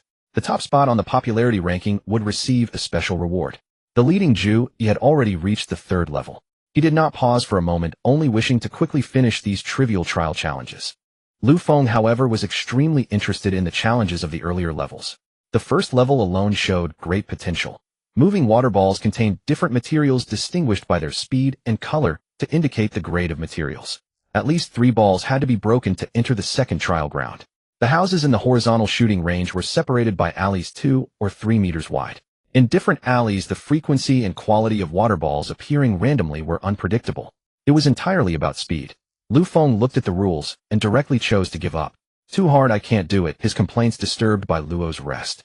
Outside the door, Lu Feng had used the authority Bai Luo granted to allow most outsiders to enter the trial. But now faced with complex rules, Lu Feng could hardly invoke the authority again. Facing Lu Feng's attitude, Bai Luo had already prepared a corresponding plan. According to their agreed plan, Lu Feng had to obtain materials from 5 trial grounds before Bai Luo would reveal the exact location of Lu Xine. And these 5 trial sites all had void technology support, so Lu Feng would receive relatively advantageous conditions. Yang Zhan watched the live stream from the deck of the sinking star Celestial Pivot. As the captain and person in charge of implementing the plan, his promotion was tied to this trial. What exactly was Aamired in going to the Immortal Zone 3 for fishing? If it was truly to enhance his divine sense power, that would be fine. But if he caused any more trouble, they would all be kicked out of this base. Bolong Zasake was daily indulged in the succubus's tender embrace in the training room. It was unknown how he could persist in training while constantly draining his body. For his only trusted subordinate Yang Zhan could only indulge him to mess around. After all, they were once space pirates addicted to interstellar plundering. It was indeed difficult for them to receive a fixed salary here. Invest star coins to select weapon: wooden spear free, iron spear, white star coin 1, annihilation spike, green star coin 1, golden kiss, black star coin 1, really giving no way out. Where would you get star coins? This interstellar currency was only carried by foreign awakened ones. But it didn't matter, the free ones would do. The rest he would handle. After a simple complaint about the rules, Bai Luo directly chose the free throwing weapon for Lu Feng. Golden Kiss appeared to be an ordinary golden spear, but inside it contained top-tier 2nd-level creation mechanical technology capable of precisely guiding toward the target. However, such an item was extremely expensive. No one would choose it unless they lacked strength. The foreign awakened ones brought by Lu Feng saw through the live stream that he had chosen wooden spear. 3 ordinary wooden spears came into Lu Feng's hands. Lu Feng weighed it in his hand. The weight was only 2 or 3 kilograms. It might not even reach the water ball's position, let alone the reward. He came to an alley, casually threw it. The wooden spear left his hand, then rushed to the next intersection and repeated the same action. As expected, all 3 wooden spears fell halfway. Throughout the entire process, Lu Feng kept his eyes closed and made no aiming movements at all. Even his motions were extremely perfunctory, giving the impression of someone who had skipped a whole semester of class and then showed up for the exam. I told you, how could this place be some damn Meow God Sect's forbidden ground? This guy is just spouting nonsense. If it weren't for you, I would never have given him the technique. Hand over your half-light sword technique, now, or don't blame me for being ruthless. What are you talking about? The technique was handed over by you yourself. Why should I compensate? Both of them came from a planet called Ingli. Due to their excellent talent, they joined the Luoheng Academy together. One of the Academy's first-level graduation tasks was to find a 2nd-level Blood Fury Stone on a divine treasure planet.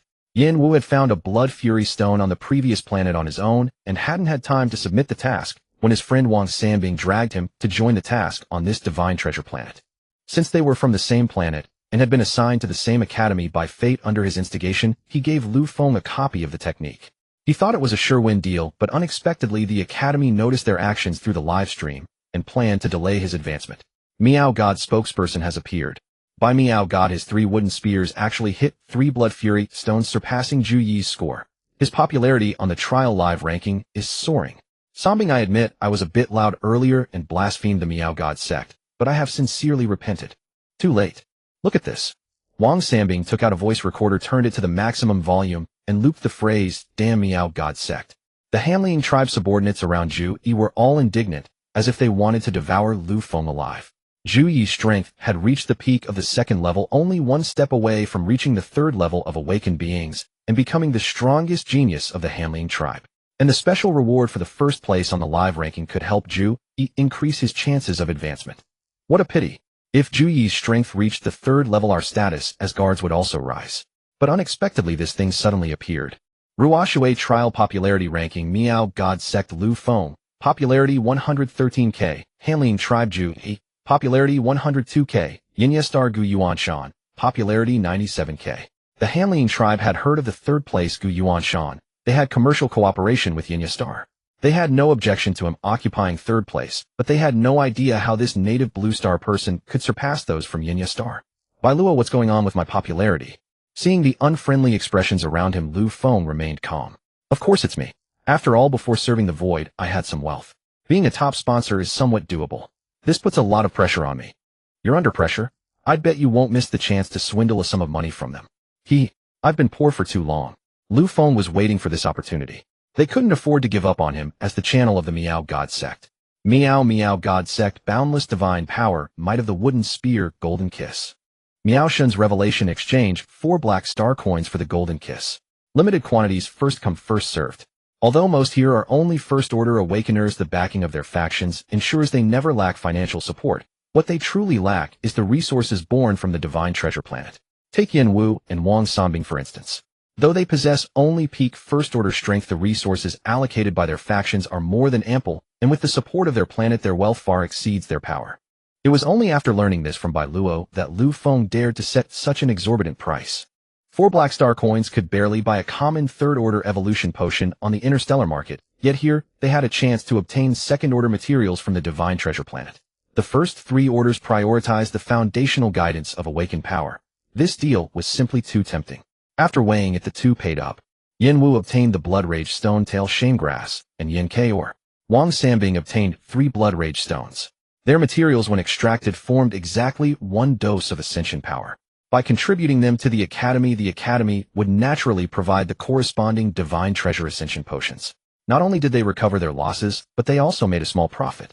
Using breakthrough materials from the divine treasure planet would elevate Yin Wu to a pinnacle existence among 2nd order peers, and the weapon forged from Yin K, or would place his strength at the absolute summit of his order. Why did they insist on harvesting materials from Blue Star?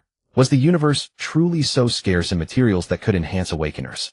The sight of him counting money while still asking questions truly moved Bai Luo. It was the first time he had seen him so proactive. Blue Star is known as a divine treasure planet, normally undetectable. But within your planet's core lies a rare energy in the cosmos, the divine treasure. This energy transforms ordinary cosmic materials into divine treasure materials. When used for awakening and ascension at the same order, the difference between the two is as vast as the heavens and earth, with a power disparity of roughly tenfold. No wonder they were willing to abandon cosmic resources to compete for the divine treasure. Lu Feng felt the star coins in his hand grow hot. They were all earned by selling his home planet's materials. The thought made him somewhat embarrassed. Why are you feeling embarrassed? Trust me, more star coins will give you more choices. Bai Luo's words seemed laden with meaning. Ascending through awakening on a divine treasure planet is the dream of most prodigies. They lack no talent, but the interstellar materials cannot sustain their ambitions. You born here resonate more deeply with the power of the divine treasure and can harness it more easily. Yet you lack many cultivation methods, such as techniques and battle arts, for absorbing divine treasure power. The interstellar realm even possesses arts that allow ordinary humans to rival awakeners. Yang Zhan sent over a dozen messages to Ao Mir Dun, but received no reply. In the livestream, the scene of Lu Feng counting money made his scalp tingle. After a thorough investigation, he traced the issue to a malfunction in the void control system. Ao Mir Dun's official duty was to work with void technicians on the trial grounds plan. Without the void technicians, they could not obtain authorization and thus could not stop the data anomalies below. But this native awakener Lu Feng was undeniably popular. A first-order awakener breaking through void restrictions and even bringing others into the trial.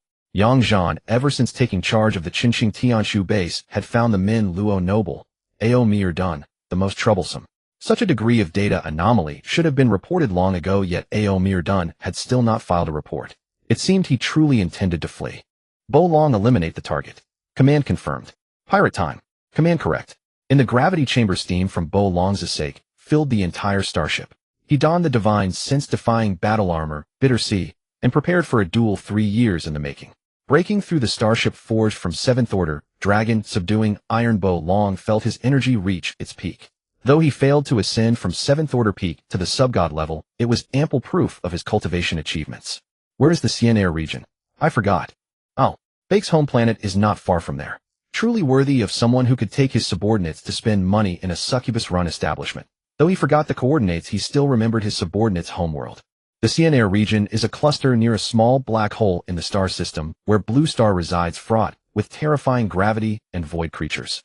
However, it produces exquisite fish and is an excellent area for training divine sense. This region was practically paradise for Ao Mir Dun, satisfying both his training needs and his desire for entertainment. 2 birds with 1 stone. The void portal near the black hole was extremely unstable. Had Ao Mir Dun not paid out of pocket to maintain the passage, Bo Long would never have reached this area so easily. 7th Order Awakeners are the closest to god-level combat power and are essential guardians for divine treasure planets. Facing the pull of a black hole, they can sustain themselves without being devoured. For cultivators of divine sense, such operations are even easier. As long as they keep their bodies away from the black hole's center, they face no danger at all. Crossing the meteor swarm, Bo Long's physical form seemed to tear through the starry cosmos. With a single movement, several planets turned to dust. The explosive power unleashed in the vast universe was far more spectacular than watching dummies burst in the training room. They even equipped you with subgod-level protection against divine sense. Yang Zhan truly has great influence, but you still cannot kill me. In the endless void, Bo Long's body radiated starlight as they fought near the black hole. Yet Ao Mir Dun appeared unhurried. Physical damage meant nothing to him. As a subgod-level divine sense combat unit, his body was obsolete. He could fully detach from the flesh and enter the world of creation or choose different species materials. He took out a fishing hook, his divine sense deftly swirling around it. He was actually fishing in the void. Ao Mir Dun's figure in the void became incomprehensibly distorted, and void creatures came uninvited. They had come to devour all energy that fell into the black hole. Maintaining the void's cleanliness was their sole duty. Bo Long's battle armor was also severely damaged, with the leg and chest plates nearly beyond repair. So this is the Min Luo, lord of the Gubon clan. Seems hardly worth mentioning. Having completed his mission, Bo Long left the black hole's gravitational range without a trace of reluctance. He planned to take a vacation and visit Bake's family. The void issue has been resolved, but let him return. Yang Zhan received the latest news. This message came from a certain forbidden land. Yang Zhan dared not disobey, and immediately relayed the order for Bo Long to come back. At this moment, Bo Long was inside a certain building on Kambai Chetuo Star. Though there was no blood on his hands, the thick scent of blood in the room still indicated what had just transpired. Alright, then I'll go back. Bo Long flew toward the meteorite's landing site and moved a mountain to cover the traces of the extraterrestrial object. The important figure in the void found the technician who had been sealed away by Ao Mir Dun using divine sense. When discovered, he was deeply immersed in the illusion created by divine sense, trying to manifest a state of abundant offspring in the illusory world. If not for Yang Zhan's concern for his colleague's face, the one in the void might have continued observing. After a cautious reminder, the figure in the void finally remembered the purpose of his visit. He took out a ball of black viscous liquid and forcibly shoved it into the technician's mouth. Nah, how did I get here? Little Huang, what's going on? Help me up. Yang Zhan. Qia's duck-like lips truly made Huang Daji burst out laughing. What are you laughing at? Clearly Xia had not yet awakened from the illusion, still believing himself to be the interstellar overlord from the illusion. Now Yang Zhan also laughed, joining Huang Daji to play along with Xia. Huang Daji loved such amusing things. By hanging out with him, when he was entertained, the void's technology would be more widely applied in Qinxing Tianshu. The second-floor trial ground was a vast ice platform. It would create an ice replica of the challenger at the same cultivation level to test their comprehension talent for combat techniques. Everyone had learned from the previous live broadcast about the difficulty of this trial. Even a genius like Zhu Yi had only defeated 5 identical ice replicas and obtained 5 types of materials. As for the other second-tier awakened ones, almost all of them barely defeated a single ice replica before being teleported to the 3rd floor, making people sigh at the huge gap in resources and strength. However, the second floor was a very friendly test for first-tier awakened ones. The created ice replicas automatically lowered to the first-tier level. Such an equal trial was practically free resources. I'll go first. Yan Wu pulled back Wang Sanbing, who was about to step onto the stage. Lu Feng felt that the method used on the first floor was unscientific. It failed to make them feel the difficulty of the trial. He should have appeared at the last moment when everyone was despairing to gain the greatest benefit. Bai Luo also wanted Lu Feng to truly improve his strength, while receiving a powerful blow, changing his bad habit of only wanting to make money. As long as you can defeat 3 ice replicas, I can teach you true combat techniques. Bai Luo did not believe that Lu Feng had much combat talent, especially in this purely talent-based test. Luoheng Academy Yan Wu. Combat Technique Talent D. Defeated ice replicas too. Although Yan Wu's talent was not as high as those extraordinarily gifted geniuses being selected by Luoheng Academy, from Ingli Star inevitably meant he had his exceptional qualities. With a flash of blue light, Yan Wu arrived at the 3rd floor. Luoheng Academy Wang Sanbing. Combat Technique Talent C. Defeated ice replicas 3. As a cyan light sword swept out, Wang Sanbing's half-light sword technique slew 3 ice replicas, reaching the talent level of Zhu Yi's guards, also putting immense pressure on the others on the 3rd floor. The 3rd floor was divided into 2 arenas. As long as one stood on the arena and challenged others for more than 10 matches, they could successfully advance. The arenas were divided into the Earth Arena for first-tier awakened ones, and the Heaven Arena for second-tier awakened ones. The void nodes in the interstellar space were still stably transmitting the live content. However, the popularity had undergone a huge change. Lu Feng's popularity had disappeared under the massive tips from the Hanlian clan. The top 3 all became Zhu Yi and his group. The other forces also avoided their edge. The face of the Hanlian clan in the interstellar world was still valuable. To compete at this time was to cut a knife on their face. Making them lose face was not just about Zhu Yi's rewards. Zhu Yi's guards had already completed their advancement and were waiting for the final competition. Now it seemed that the rewards for second-tier awakened ones were all within their grasp.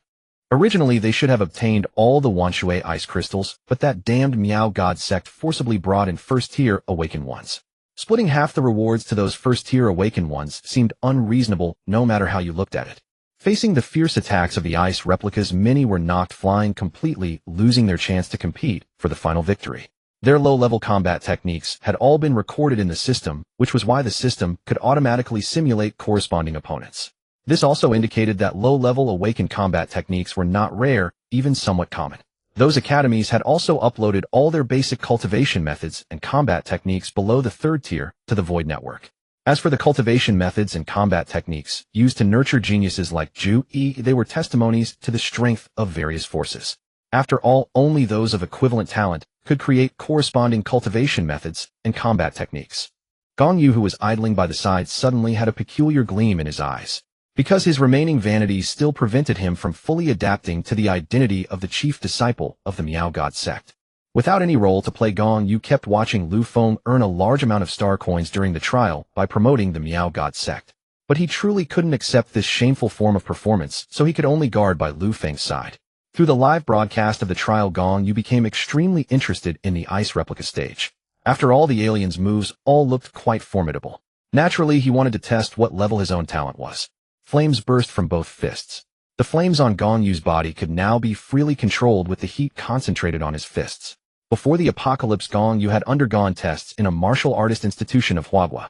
Without any mechanical assistance, his single punch could reach over 400 kilograms, which was a fairly average level among martial artists. After awakening, his body had undergone an enhancement beyond its limits.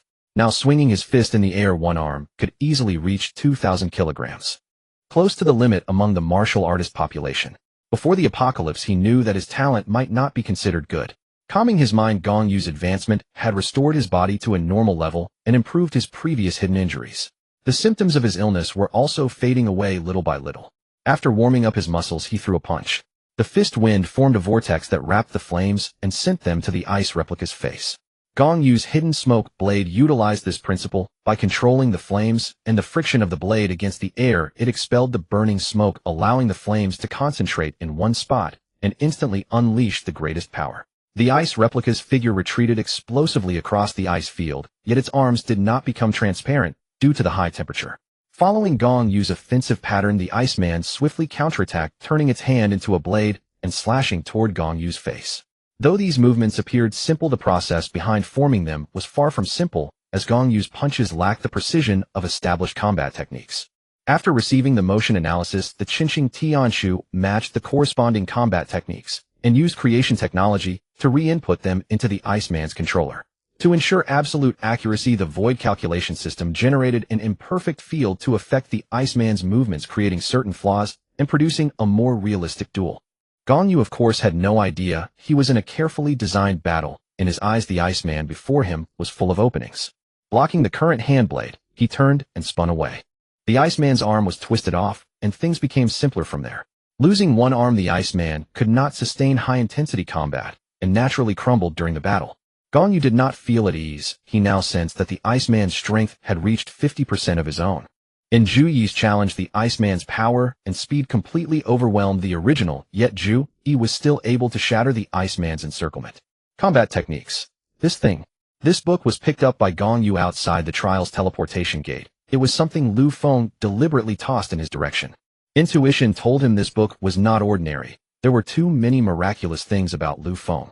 He walked out of the dungeon not only without bringing any aliens, but also seemed to have gained a set of equipment.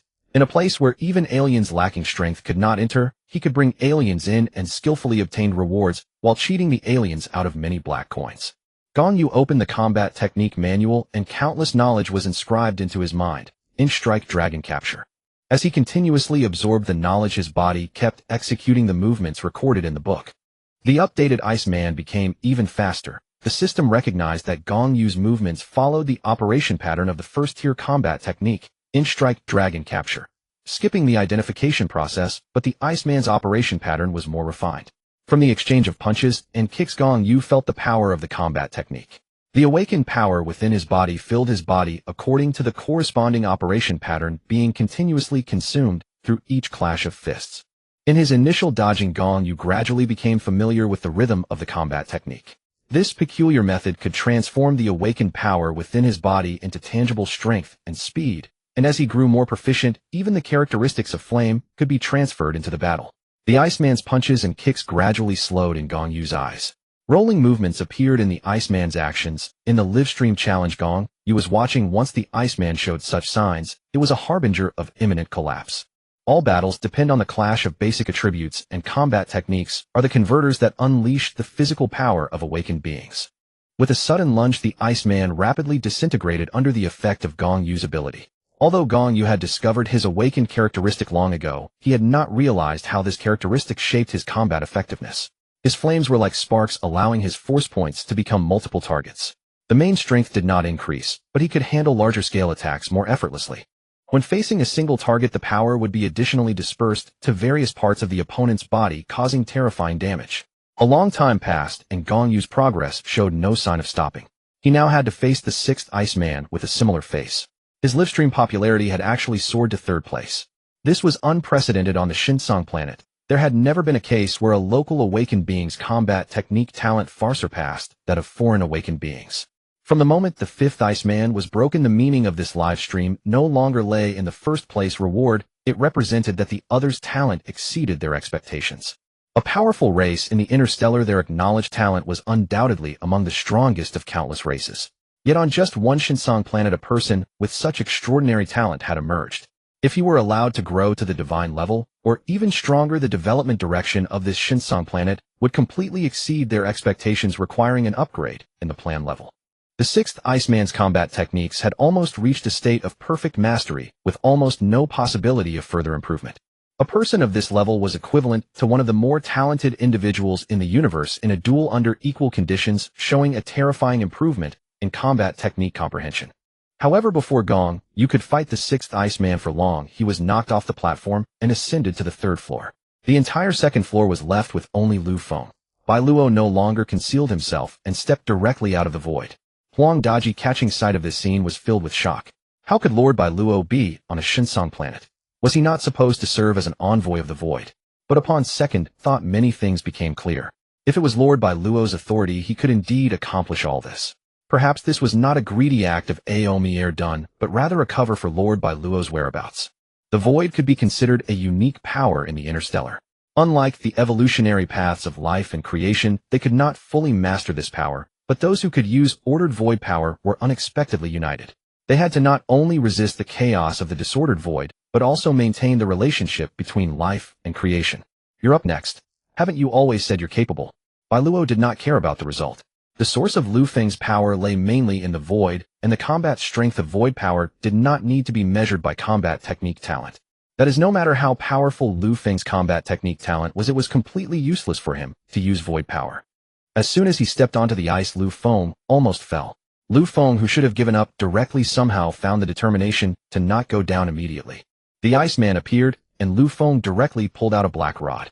He had been inspired by others' challenges. No matter what, those who used weapons could always defeat the first Iceman, let alone with his own peculiar weapon. But what Lu Feng didn't expect was that the Iceman did not conjure a similar rod, nor did it even pick up a weapon. The first Iceman stood still, waiting for Lu Feng to smash it to pieces. "This is a bug," Lu Feng muttered as he shattered the first Iceman. Huang Daji of the Qinxing Tianshu thought he understood Lord Bai Luo's intention. Instead of correcting the trial error, he sealed the void point responsible for the second floor. How could a first-tier awakened being possess a divine-level weapon? It must be Lord Bai Luo. Huang Daji felt immensely satisfied with his actions. Finally, he had helped a great being in the void.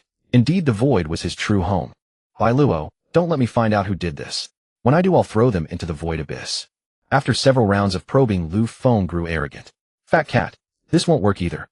I'm exceptionally gifted. This Iceman must be stunned by my powerful talent. That's why he stands still." He casually shattered the 30th Iceman. Lu Feng was a bit tired, but he intended to smash a lucky number. On the arena of the third floor, Zhu Yi waited atop a Roashui ice crystal. His aura continuously grew, and his gaze turned increasingly cold. Miao God Sect Lu Feng Combat Talent A. Defeated Iceman 66. The flame beside him had just extinguished, and now another native awakened being came to disturb his mood. These people were indeed tenacious. As for the A grade, no one believed it, because it was the best result in the galaxy. Now his name couldn't even be mentioned, yet even after over 10,000 years his record remained the most perfect standard. Seeing the aura of a first-order awakened being on Lu Feng, the guards beside Zhu Yi could barely contain their anger. If it weren't for this man bringing so many first-order awakened beings, they would have already returned to their clan. The guards spread their wings, adopting a provocative stance. Gong Yu had been knocked unconscious and laid on the ground.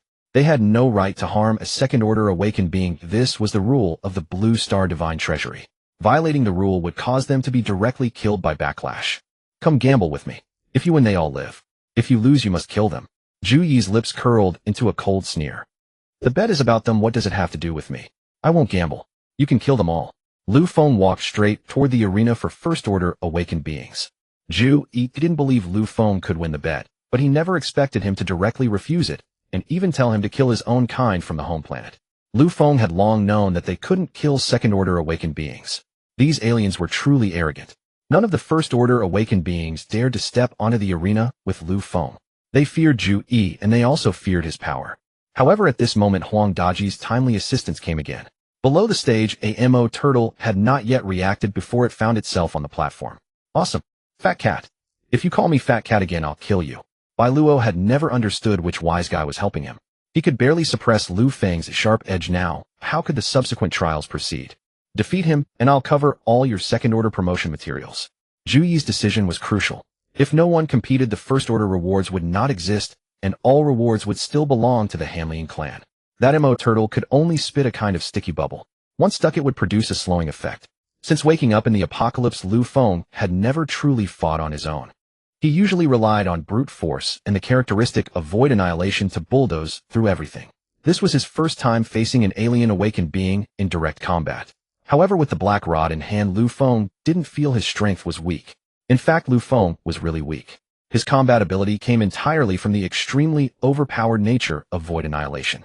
At the first-order stage, it could theoretically achieve the effect of slaying gods. Third-order awakened beings must undergo an important stage, the third-order nurturing spirit.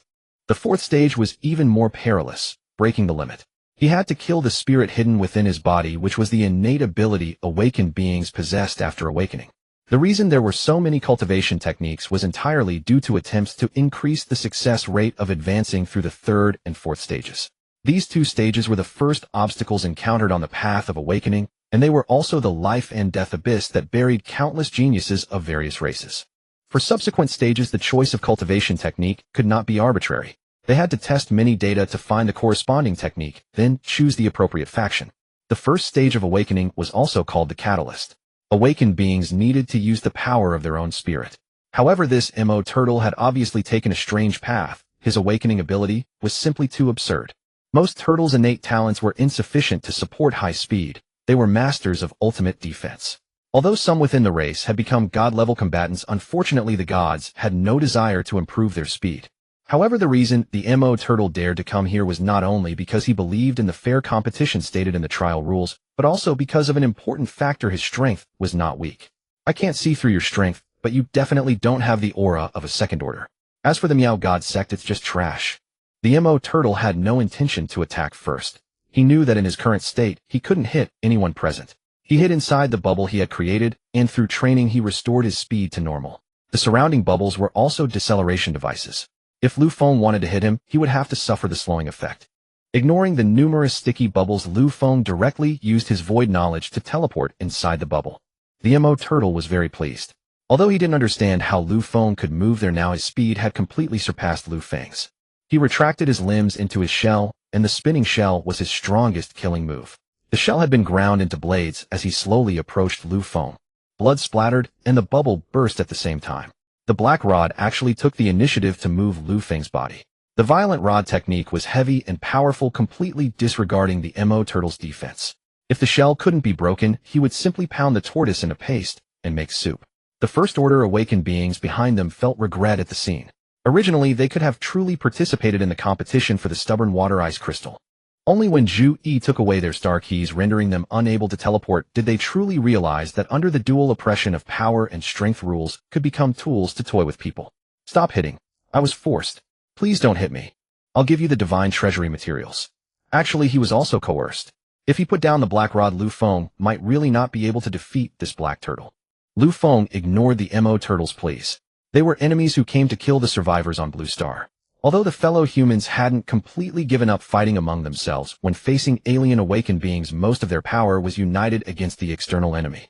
Until the Mo turtle lost his life, Lu Feng stopped his hammering. Bai Luo collected the Mo turtle's shell. The remaining 9 foreign awakened beings took the stage one by one. Although each had different weaknesses, none had a fatal flaw like the Mo turtle. They also concluded that the condition for Lu Feng's attack was that they must first hit Lu Feng, and only then would the black rod protect him until the opponent fell. The next 9 awakened beings from beyond made a wise choice to retreat. They quickly fled the arena the moment they stepped onto the platform in a most undignified manner. One could only say that they had entirely underestimated Lu Feng's strength, or perhaps it was their arrogance and distrust of the Meow Meow cult that led to the current situation. Lu Feng's speed indeed could not catch up to them. These protected creatures had never had the chance to gather in one pot before the apocalypse, but now it seemed no law could stop Lu Feng from achieving the feat of gathering them all together. In the sky, ice crystals crashed onto the arena. Everyone held their breath. Such a massive piece of stubborn water ice crystal was enough to allow over 100 people to simultaneously advance to the 3rd rank of awakened beings. This is a divine treasury material. Our assets aren't even enough to buy a piece the size of a fist. If we could take it out, we'd become rich overnight. The 1st rank awakened beings below, having had their star keys taken away, could only chat idly here. In Zhu Yi's void space, there was also an equal weight of stubborn water ice crystal. As the strongest genius of the Hanlian clan, his advancement materials had always been divine treasury materials. With his conditions, the quality of his advancement was almost the same as that of the native awakened beings on the divine treasury planet, and due to the superiority of his cultivation method, his strength even surpassed most native awakened beings. On the arena, Zhu Yi was helpless. He could only watch as Lu Feng absorbed the stubborn stone ice crystal. Wait, isn't he a 1st rank awakened being? Why can he absorb the advancement materials of a 2nd rank awakened being? What is he doing? Why did he step onto the 2nd rank arena? Under everyone's gaze, Lu Feng, with the strength of a 1st rank awakened being, stood on the 2nd rank arena. Both sides had obtained half of the stubborn water ice crystal. Lu Feng could have chosen to directly teleport to some corner of Blue Star and hide there to advance to the 2nd rank, thus avoiding the pursuit of all interstellar awakened beings. But he did not. Instead, he chose to teleport Gong Yu and the others back to the base of the 3 forces on Blue Star. Then, using the power of annihilation, he peaked in an instant, causing all matter under the influence of the annihilation power to dissipate. The void network points were a bit laggy. More and more people came upon hearing the news from various races. Even the geniuses of each race arrived at this void network point. What they wanted to see was not only Zhu Yi being killed on the divine treasury Blue Star, but also this unparalleled battle of first-rank native awakened being against a second-rank peak interstellar awakened being. And the most critical point was the leak of the annihilation power. The moment the annihilation power had been displayed earlier, it was excluded from Blue Star's system by Luo. Now Lu Feng's identity did not exist on Blue Star's survivor list at all. Within just a few minutes, this headline spread to the home planet of the Hanlian clan. Zhu Yi's parents and clan elders all learned of the matter. Absolute fury. They could not accept that their clan's genius had been instantly killed by a first-rank awakened being along with 5 guards of the same rank. Through the void, Zhu Yi's relics were transported back, including a massive stubborn stone ice crystal. The Hanlian clan immediately decided to enter Blue Star. A new dungeon, the Absolute Peak Bird, appeared on Blue Star. In the near future, they would appear on Blue Star as a legitimate force, and then kill Lu Feng. As for the other method, which was too slow for them, it was to wait until the next cleansing by third-rank awakened beings, and then send a clan genius back to Blue Star to kill Lu Feng. They held no hope for this plan. That was the power of the void. To make it disappear, the highest grade scheme must be used. As for Lu Feng, with Bai Luo's help, he arrived at the largest desert on Blue Star. Using the Black Star coins he had swindled, he could directly trade with interstellar engineering teams. They were going to establish a civilization of zombies. The entire civilization would consist of only Lu Feng facing the starry interstellar space. These were all the thoughts Bai Luo had pondered in the dungeon. In the past, although the chosen ones of the void had high talent, basically none could pass the void's trials, and most couldn't even complete the process before the final trial. And Lu Feng's attitude toward power made Bai Luo suddenly realize what the void wanted was not the strongest person, but someone like Lu Feng who was best at being lazy and had no feeling for power. To achieve the ultimate goal, all taboos must be broken, and Lu Feng must be made a god as quickly as possible. Lu Feng knew nothing of this. He only wanted to know the whereabouts of his family. In the desert, various container-like structures were descending. How far could an agricultural civilization go? According to the corresponding energy level utilization rate, the energy utilization of an agricultural civilization was indeed very low. But this was a plan sufficient to overturn the interstellar order. Its upper limit was beyond what Lu Feng could imagine. Stone houses were delivered by construction robots from across the ocean to the desert. A wooden giant tower towering 10,000 zhong was being built methodically according to the design drawings. Various types of houses formed a circular pattern linked like fine threads. It was hard to imagine that this was the ultimate achievement of an agricultural civilization. Lu Feng's aura was also rising. The stubborn stone ice crystal under his feet continuously melted under the scorching of a white divine sense flame, and the melted mist adhered to Lu Feng's body. Even the body transformed by the void could not help but struggle somewhat, but Lu Feng's rapid advancement did not exceed Bai Luo's expectations. He wanted Lu Feng to develop the idea that the source of power was not these materials. The void lacked nothing, least of all materials and wealth.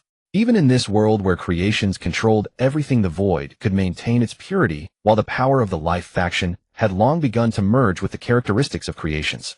For example, the battle armor and various weapons they wore, and the most completely merged ones became the original appearance of creation power. Lu Feng, the second-rank awakened being, awakened another characteristic, fusion. By capturing zombies, Lu Feng could directly change the strength of the zombies. They were excellent materials for modification. The characteristic of life left the most classic, mutated fusion trait on them. This was one of the first methods used by the gods to create life. Although it was labor-saving, the quality of the created life was uneven, leading to the different talents of the various races in the interstellar now. The use of void power was not limited by rank. As long as there was enough void energy, it could be used freely. So now void control came in handy. By controlling the survivors in the first moment, they teleported zombies from different regions to the desert, providing materials for Bai Luo's next plan. One could imagine Lu Feng's mood was so turbulent. He felt this was an operation contrary to the laws of nature, but Bai Luo was very confident, and he was embarrassed to remind him. After all, Bai Luo was the only one who knew the details of Lu Xion's whereabouts. Next were the remaining 4 trial grounds. Lu Xion awoke within the crystal, becoming the sovereign of billions of zombies. She sensed a surge of power rising from the distant desert. Bai Luo waited anxiously. Utilizing all the Black Star coins in Lu Feng's possession, it elevated the civilizations acceptable to the system to the highest tier. Now the largest desert on Blue Star had transformed into the most magnificent architectural complex on the planet. Lu Feng subconsciously traversed 7 worlds simultaneously, undergoing the trials of the void. The ancient fish possessing boundless starry power, the starry whale Ramo, dug out the bones of werewolves on Baitage, obtaining the supreme void skeleton. During this process, matriarch Leah on Baitage Star bestowed demonic attributes upon the werewolves, and Lu Feng's black rod awakened. From space above Blue Star, they contacted the zombie kings willing to fight against the myriad realms. Having absorbed excessive divine treasury power, they could hide themselves, evading the pursuit of all realms. Lu Feng, possessing the Black Rod, the strongest divine artifact on Blue Star, and the Supreme Void Skeleton, could already be considered a god-level combatant. Thus, Bai Luo also unlocked all Void permissions. They placed a Void lock on Blue Star. According to the system's rules, Lu Feng had unlocked all eras, and the zombies had formed the most powerful force, surpassing the expectations of everyone beyond the stars. They began searching for the remaining 5 trials across the stars. Relying on the starry whale, they traversed to the 3rd layer of trials. On Longxing's home planet, Longxing took a liking to Lu Feng's sleepy fire dragon and exchanged 3-tier advancement materials with him, allowing Lu Feng to advance to the 3rd-tier realm. In the subsequent journey, Lu Feng ascended to the peak of the 7th tier within 3 years, simultaneously passing the other 4 trials. Bai Luo believed that Lu Feng could become the only one to fully master the power of the void. However, just as Lu Feng was preparing to journey to the end of the world to seek the source of the void, myriad races simultaneously invaded Blue Star. Although the void lock suppressed their power, the god-level combatants on Earth were only the 9 zombie kings, along with Lu Xian on Blue Star and 3 martial artists from the Hua Kingdom. They fought desperately to buy Lu Feng an opportunity for void teleportation. However, since Lu Feng had not reached god level when he arrived at the end of the world, the void devoured him. The source of the 7 deadly sins was the void trials accumulated throughout the stars. Lu Feng then fused with them, but still did not regain consciousness. Bai Luo thought of itself. It was the void that guided it to choose Lu Feng. There was also the growth trajectory arranged on Blue Star. In the end, it chose to fuse with the divine treasury incarnation of Blue Star, becoming Lu Feng's advancement material. Even after becoming a god, Lu Feng still could not control the rampaging power of the void to become its master. The terrifying phenomenon of spatial ripples appeared throughout the stars. The myriad races also regretted not having enough energy to teleport everyone to another space. They had been collecting divine treasury energy in order to use the ultimate creation of the ancient tribe to teleport the myriad races of the stars to an unfamiliar space. They could only use this creation once, which made some people feel a lingering attachment to their original home. But in the end, they failed to gather enough divine treasury energy. At the moment the stars shattered, Lu Feng comprehended the will of the void. It did not need someone to master it, but rather a person willing to abandon everything and merge with it, complementing the cause and effect of life to make everything whole. No wonder what they needed was me. Lu Feng watched the spatial fluctuations, the myriad races wailing, living beings vanishing in the shattering of space. He merged his divine sense and vanished from the world,